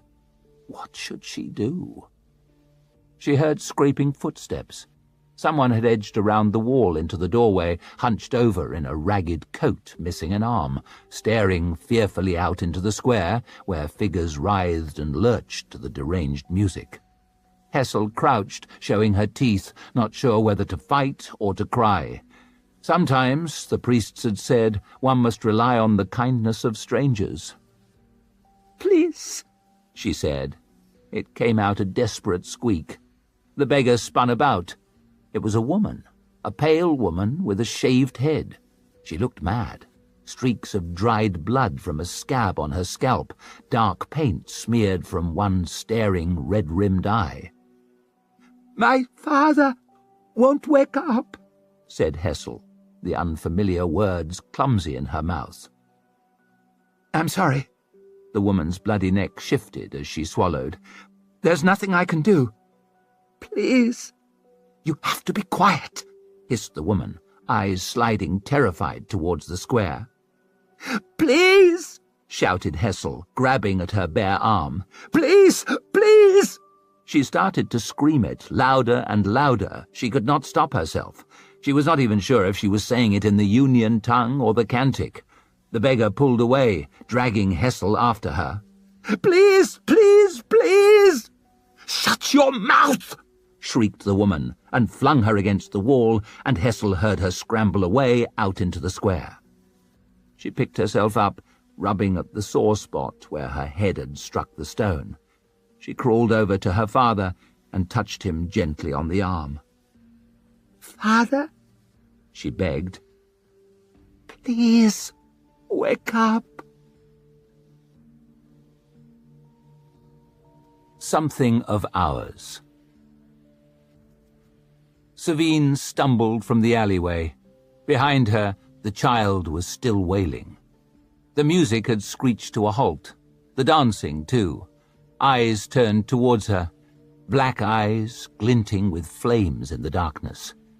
She saw the outline of the tall man with the tall hat, a burning torch in one hand, his other raised to point at her. "Bring me that one!" She fled, forcing her trembling legs to another effort, ducked down a side street, slid in filth, went over in the gutter, and scrambled up again. She plunged past a staring old woman, through a court crammed between tiny houses, a great heap of ash and dung and bones piled in the midst, crawling with vermin. Shouts behind her, jagged shouts and jagged laughter, slapping footfalls echoing off the peeling walls. She flung herself desperately at doors as she passed, locked, locked, locked. Then one flew open, and she tumbled through the guts of a squalid building. A room with a sagging ceiling where rags were heaped, people stretched out sleeping. Drunk, husk-addled, half-dressed, mouths hanging heedlessly open, spilling drool. The stench was indescribable. Someone had broken a hole in the floor and used it for a privy, flies crawling. Savine retched as she staggered between the bodies, hand over her mouth, blundered through a door at the back and into an alleyway. "There you are!" 2 men ahead of her. She reeled away, boots skittering on the cobbles, and found herself facing a dead end. A blank wall of mouldy brick, not even a door to try. She slowly turned, breath crawling in her throat. They closed in, with the cocky swagger of men who know they've won. One had an ugly squint and a stick with a nail through it. The other had a cap drawn low over a bent face. "Get back!" hissed Savine, holding up her hand. It might have been more impressive had it not been trembling so badly. "It's a woman," said Squinty, starting to grin. The one with the cap peered down his bent nose at her coat, held tight over her sword. "What are you hiding?" "None of your business." Savine tried to make her voice effortlessly confident, the way it used to be. Sound in command, you're halfway to being there. It came out a quavering croak, but her accent was plain even so. Squinty's smile spread further. "Not just a woman, a real lady!" And he slapped his stick gently into his palm, fingered at that nail through it. "Fallen on hard times?" "Lot of ladies have today," said the one with the cap, easing forwards. Savine shuffled back in a crouch, eyes darting between them. "I'm warning you." Squinty had turned thoughtful. "Might be it's her." "Her? Who her?" "Savine Dent—" "Shut your mouth!" she shrieked. Her eyes went wide. She realized she had run him neatly through the chest with her sword. A textbook lunge Bremerdan Gorst could have been proud of. "Fuck," said the one with the cap, stepping back, eyes wide. Squinty gave a strangled cough, dropped his stick, and pawed at his chest where the blade was. He tried to say something, but had no breath. She pulled the sword back, and it sliced a deep gash through the side of his hand. Blood welled, a black stain spreading down his jacket. The one with the cap reeled away, and Savine darted forward, slashing him across the back of the thigh.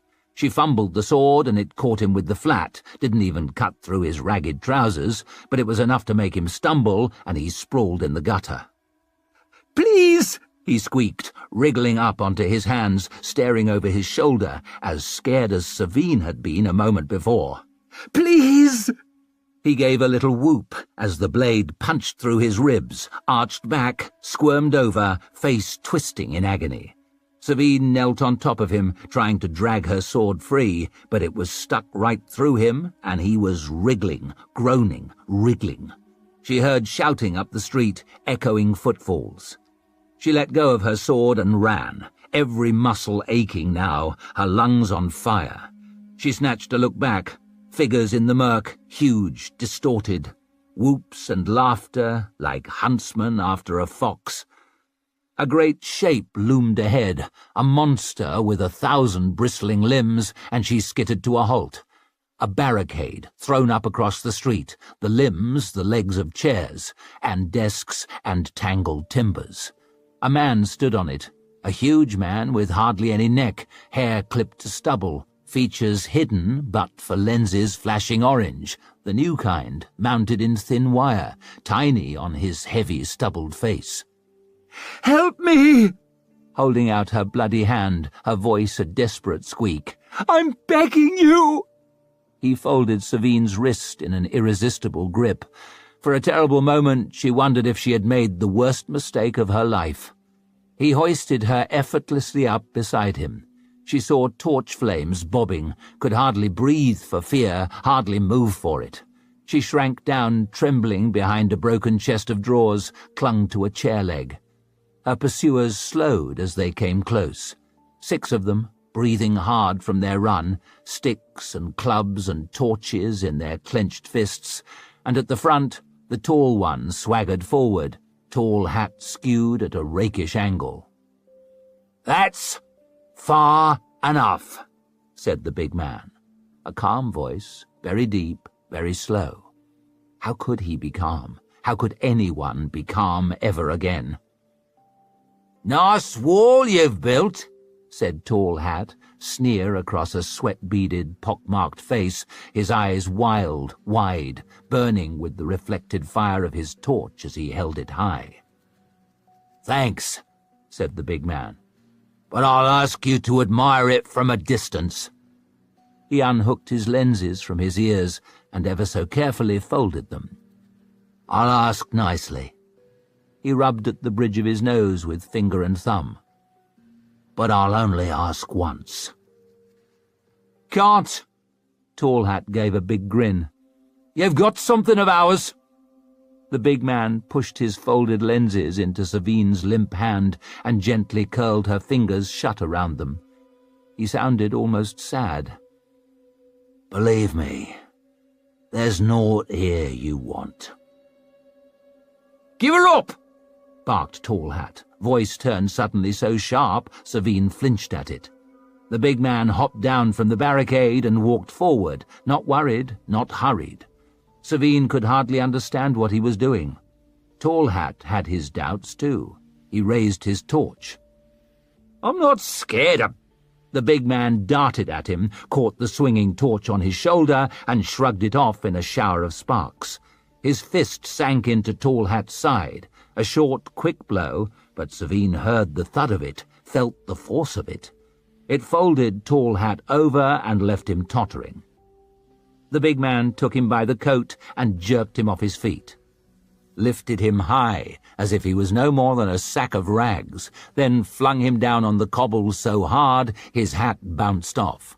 He gave a shuddering groan, stretched out a quivering hand, and the big man calmly lifted his big boot and stomped his face into the road. Savine stared, hardly breathing. The big man looked up at Tall Hat's companions, brushing a few embers from his shoulder. They stood in a shocked half-circle. 5 men, but none of them had moved the whole time. "We can have him," said one, though he sounded far from certain. He licked his lips, took a hesitant step forward. "Ah!" A second man had climbed up onto the barricade, or maybe he'd been there all along, so still Savine hadn't noticed. A stringy man with a drooping moustache. He held a loaded flatbow, something drawn on the back of the hand on the trigger. Tattooed. "Ah! I said." He eased towards them, pointing the bow with more intent, head of the bolt gleaming. "Don't you bastards understand fucking ah?" It seemed they did. They began to retreat. The one who'd worn the hat gave a faint gurgle. One of them dragged him up, head lolling, his face a mass of black blood. "Aye!" shouted the stringy man, lowering his flatbow as they disappeared into the sweltering night. "And don't come back!" He wiped his sweaty forehead with his tattooed hand as his companion clambered back onto the barricade. "Damn it, Bull! This wasn't part of the plan." Bull was an apt name for the big man. He frowned at Savine, and she cringed away until her back hit a wall. "Well," he said, wincing as he rubbed at his knuckles, "you know what happens to plans when the fighting starts." "Fucking burners!" snarled the bowman, loosening his string and slipping out the bolt with a practised air. "Bastards have gone mad! Just want to burn everything!" "That's why they call them burners, Selby." There was a woman there, too, a girl with a tough, bony face squatting down beside Savine, all business. "She hurt?" asked Broad. "I think just scared, mostly." Savine felt her hand prized open, and the girl took the lenses out and offered them up. Who could blame her for that? Savine realized who she was, the Valamir's maid. What had been her name? Dinner on the hill felt like 1,000 years ago. May Broad. She put gentle fingertips on Savine's cheek. "What's your name?" She didn't recognize her. No surprise. Savine barely recognized herself. "Artie," she whispered. Her mother's name was the first she could think of, and she felt a burning pain building at the back of her nose and gave a great snotty sob and started to cry. She couldn't remember the last time she cried. She wasn't sure she ever had. "Thank you," she blubbered. "Thank you." The girl was frowning down at her chest, and Savine realized her foul coat had fallen open. Ruined though it was, one of the bones poking from torn silk, there was no mistaking the quality of her corset. Only a fool could doubt this belonged to a very rich lady, with servants to get her into it, and one look in this girl's sharp eyes told Savine she was no fool. She opened her mouth to blurt some story, puke some lie, but all that came out was a stuttering croak. She had nothing left. May's eyes moved up from that ruined embroidery that had been a month of some poor woman's labour. Then she calmly pulled the coat closed over it. "You're safe now," she said. "I'll take her inside." And she helped Savine to her feet and towards the doorway. "Reckon she's had quite a day." Savine clung to her and blubbed like a baby. The Man of Action. The steadfast standard snapped majestically, such miraculous needlework that its white horse rampant seemed to rear upon the breeze against a sun of cloth of gold, the names of glorious Union victories glittering about its edge. The very flag under which Casimir the Steadfast had conquered Angland, now held perfectly straight in Corporal Tunney's gnarled fist, martial prowess distilled into a square of cloth. There was a rousing rattle of arms and armour as the men spun towards Orso, stomped down their left heels, and saluted in perfect unison. 500 soldiers moving as one, sun glinting from their freshly forged equipment. A mere 10th part of his newly raised expeditionary force, fully prepared to sail north and give Stour Nightfall a resounding kick up the arse. Orso probably shouldn't have said it himself, but it was quite a stirring spectacle. He returned their salute with a flourish he had been perfecting in front of the mirror. He had to admit he liked wearing a uniform. It gave him the novel feeling of being a man of action. Furthermore, as well-cut and starched as this one was, no casual observer could have suspected his paunch had been on the increase lately. Colonel Forrest grinned as he looked the soldiers over. That open, honest grin that seemed to represent the very best of the Union common man. Earthy, dependable, loyal. A stout yeoman, if ever there was one, with his stocky build and his pronounced facial scar and his lustrous grey moustaches and his campaign-worn fur hat. "As fine a body of fighting men as I ever saw, Your Highness," he said, "and I've seen a few." They had chosen to call themselves the Crown Prince's Division. Well, Orso had let them choose the name, and Forrest had no doubt suggested it, or more likely insisted on it.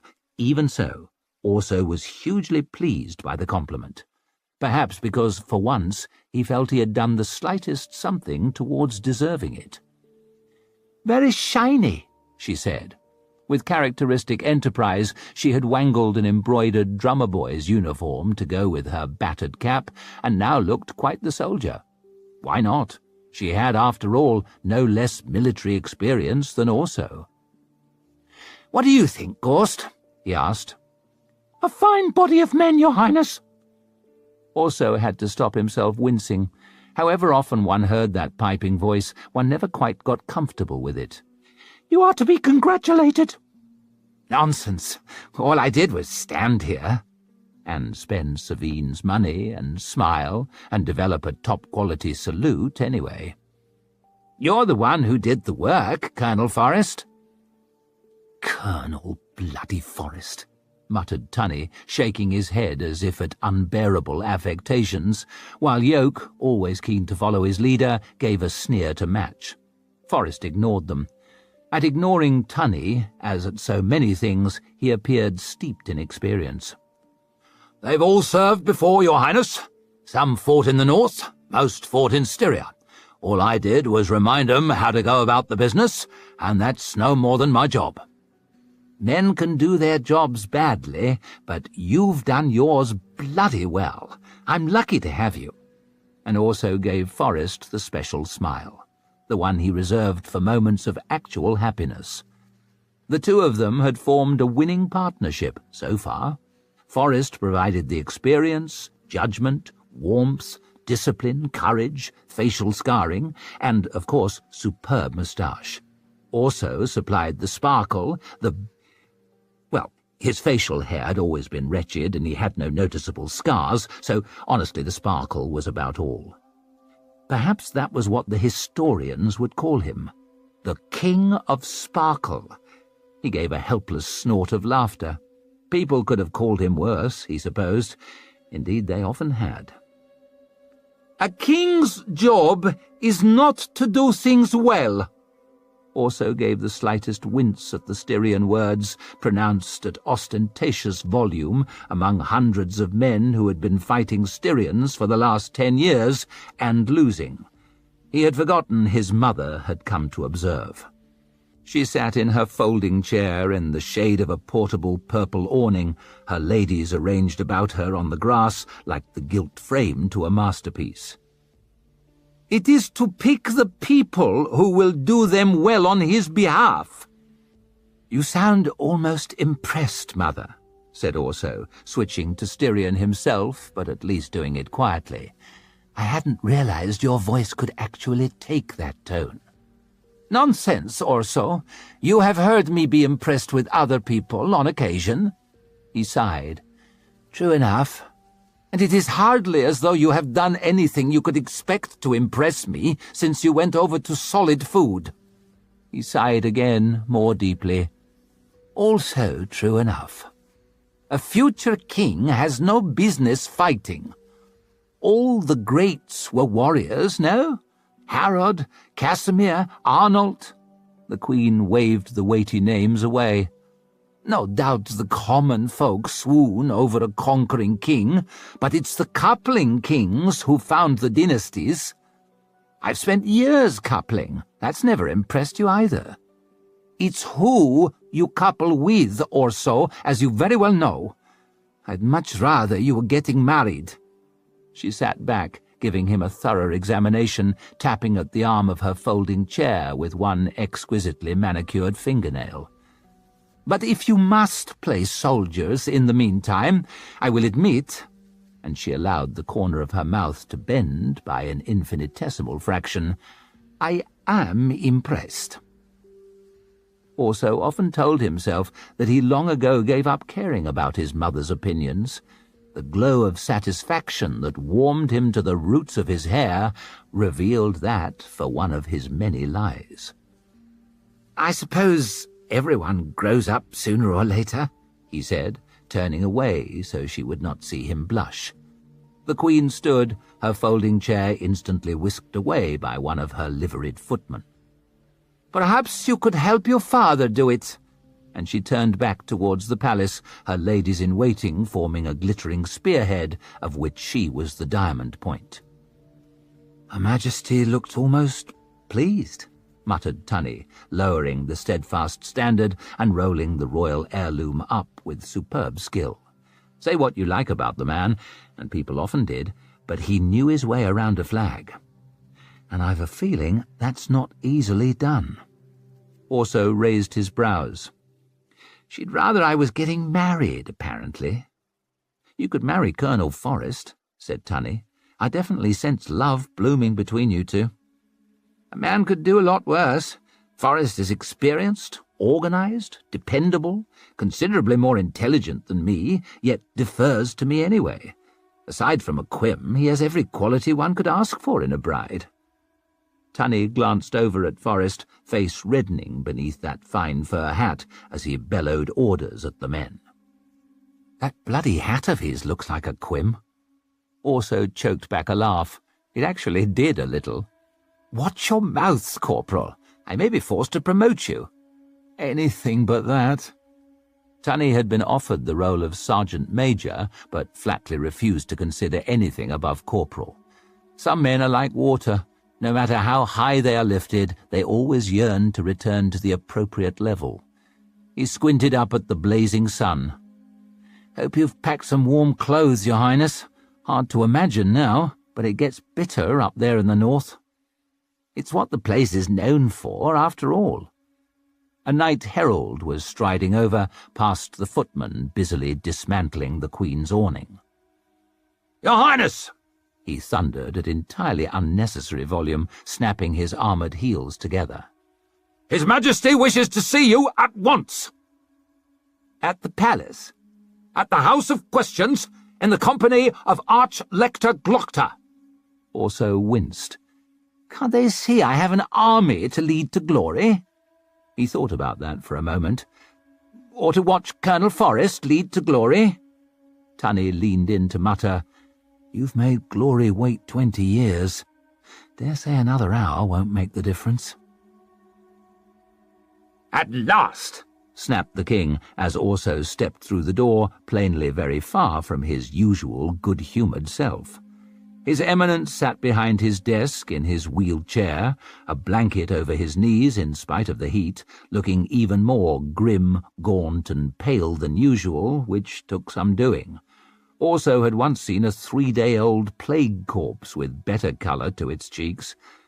Standing at Glockter's shoulder was perhaps the one man in the entire Union more hideous than he, his deputy, Superior Pike, whose entire face was obliterated by monstrous burns. Pike's expression was hard to read, but overall the mood was far from encouraging. As was his long-established habit, Orso began with deflection. "I've got quite the busy day, Father. If you want to see me off, You're not going to the north," growled the king. What? Orso was robbed of the chance to move on to evasion and forced straight to entitled upset. "Father, I worked for this." "Other men work for things all the time. What makes you special?" "I'm the Crown Prince of the bloody Union," was on the very tip of Orso's tongue, but luckily Pike spoke first, his soft voice betraying no more emotion than his burned face. "Your Highness, there has been an uprising in Valbec." Orso swallowed. Uprising? The word was a decidedly ugly one to use before someone of royal blood. Could Pike not have gone for something a bit more neutral, like incident? Even riot would have been preferable. Then he realized the fact that the Superior was using it in front of a king, a crown prince, and their arch-lector might be a good guide to the severity of the situation. "It is coordinated, well-organized, and on a considerable scale.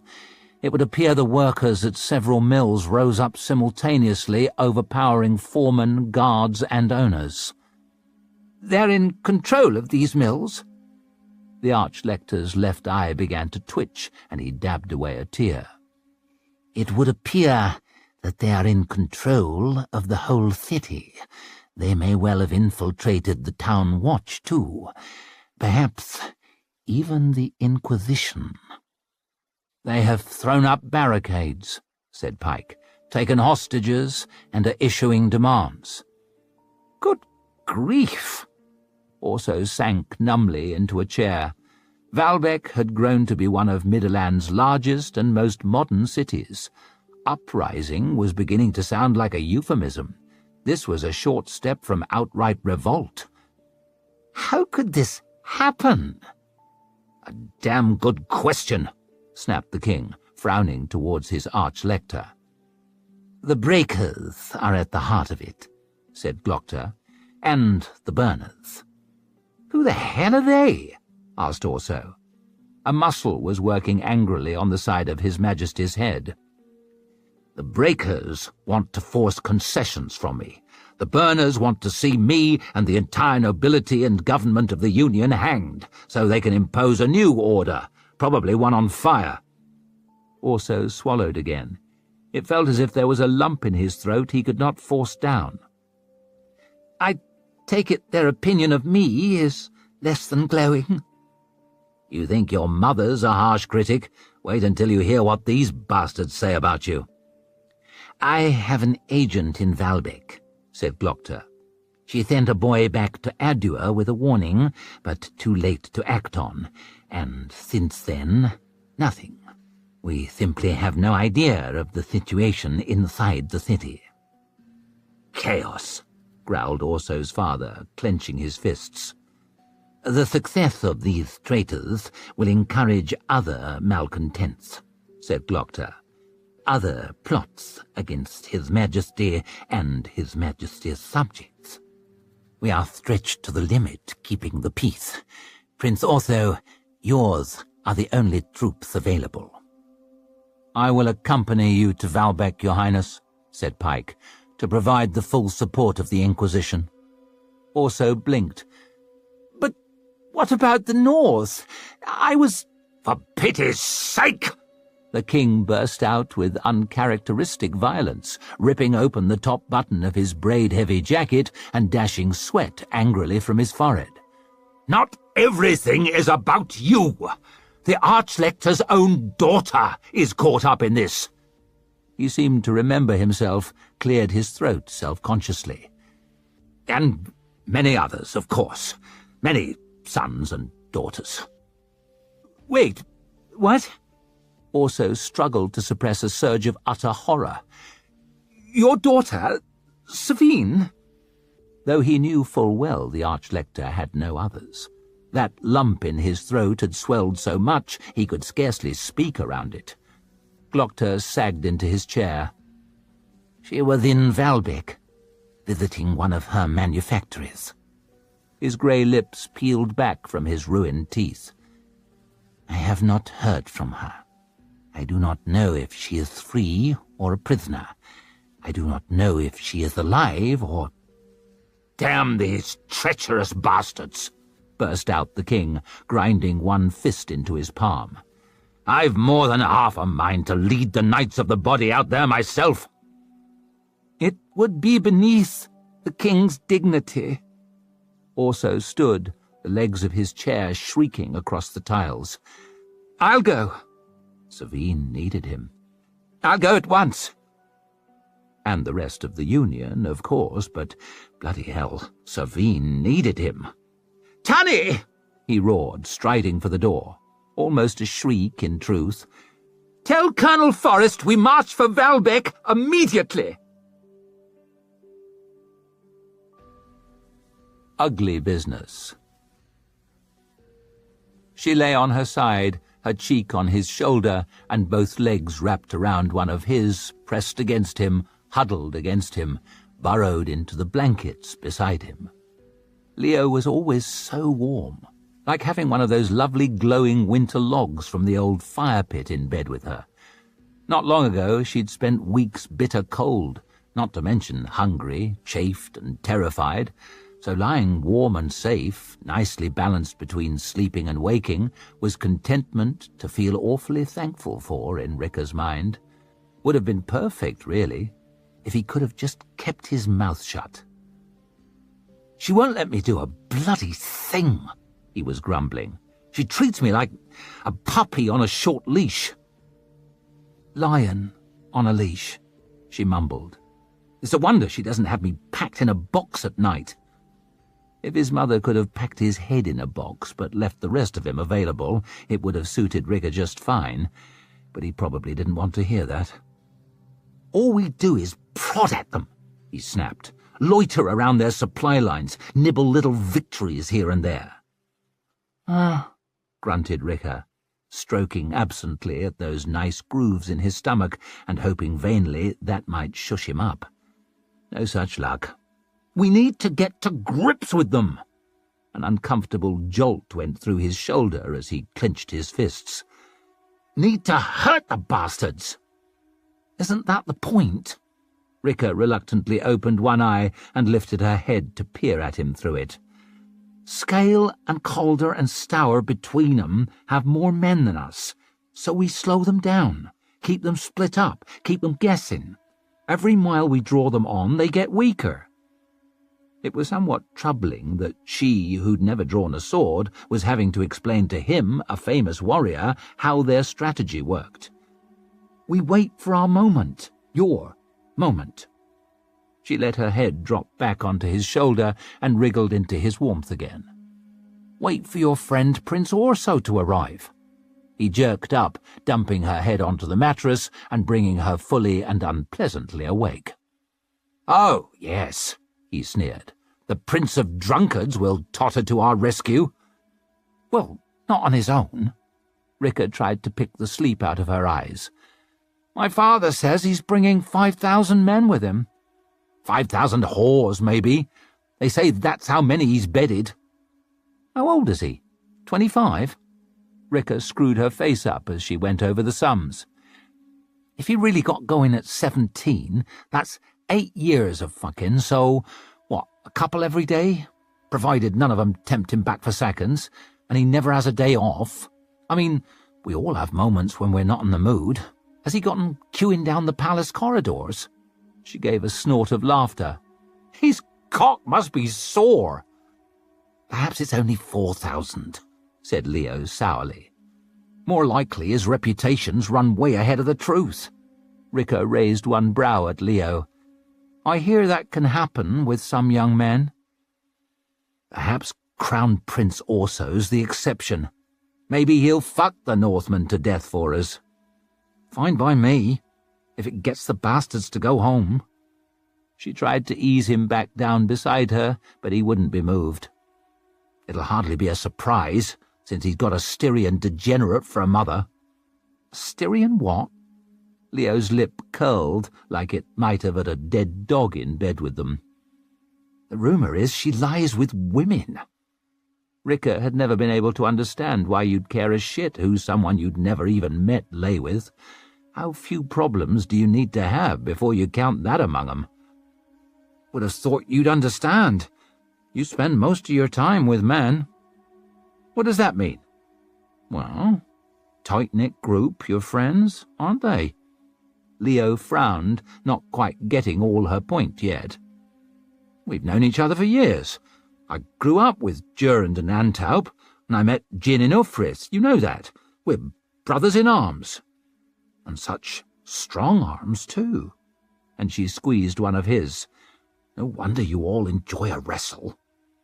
"It's good exercise, and—" His eyes went wide, and he twisted away from her. "That's disgusting!" "Not to me." He'd some towering opinions, all right, but rarely built on much. She quite liked digging at their foundations and watching 'em totter. "Can't think of anything more wholesome than all those muscular male bodies, glistening with sweat, grunting and straining and slithering around together. Do you have to drag everything into the gutter?" "I don't have to." She caught his shoulder and pulled him back beside her. "But it is warm down here." She tried to nuzzle up against him, but he was already on to his next grievance. "I don't blame Orso, really." As if that was doing the man quite a favour. "Stealing other men's glory is what princes are for. as if this was all about who got the glory, not who got home alive. "It's my bloody mother I blame for letting him get away with it." He'd have blamed his mother for letting the rain fall. "Why can't she just trust me?" "Ah," said Ricker, rolling away to stare up at the flapping tent-cloth. It was plain her favourite part of the day was fully ruined. She'd no notion why he was so keen to rush into a battle he'd most likely lose. The boy had many fine features: bravery, honesty, good humour, a fine-shaped face, and an even better-shaped arse, and so constantly reliably warm. But imagination was not a strong point, nor was he labouring under a low opinion of himself. Maybe losing was not a thing he could conceive of. Maybe to him every delay was just wrong-headed shits throwing themselves in the way of his certain triumph. "Let me off the leash, I'd show these bastards something." The memory floated up, as it did at least once a day, of hiding under that riverbank while Stour Nightfall laughed about what he'd do to her. She thought of Ufrith in flames and all the good folk hurt or killed, and she clenched her fists at the usual rush of fury. No one wanted that bastard dead more than she did, but even she saw they had to be patient. Whether you waited for all the help you could get seemed like no kind of question at all. "I'm supposed to be her son, and she treats me like—" Ricker puffed out her cheeks and gave a sigh that made her lips flap. "Sorry," said Leo sulkily. "Am I boring you?" "Oh, no." She rolled her eyes towards him. "Nothing gets a girl wet like hearing a man complain about his mother." He grinned. Say one thing for Leo, he might get sulky, but he cheered up quick. He pushed the blankets back and wriggled next to her, his hand sliding across her chest and down her stomach and around her backside and onto the inside of her thigh, and giving her quite the pleasurable shiver. "What does get a girl wet?" he whispered in her ear. "For me, it's pretty boys with too much courage and too little patience." Seemed the morning might not be a total loss after all. She pushed her fingers into his hair and dragged his face down towards hers, straining up to kiss him, his breath a touch fierce with the overnight smell, but— "Leo!" came a call from outside. "Oh, shit," she hissed, head dropping back. "There's a night herald in the camp!" Duran's voice, sharp with excitement. "Bloody hell!" Leo squirmed free of Ricker, despite her attempts to wrap her legs around him, jumped out of bed and started dragging his trousers on. "Might be the closed council," grinning over his shoulder as if that was just the news she'd been waiting for. "Making me Lord Governor." "Grand," grunted Ricker, upending her boot and shaking it till the chagger pellet fell out, then wedging it behind her lip.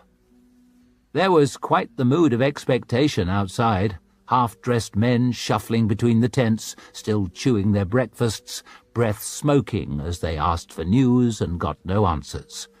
Everyone was drifting one way, like leaves on a current, towards a pair of gleaming wings bobbing up ahead.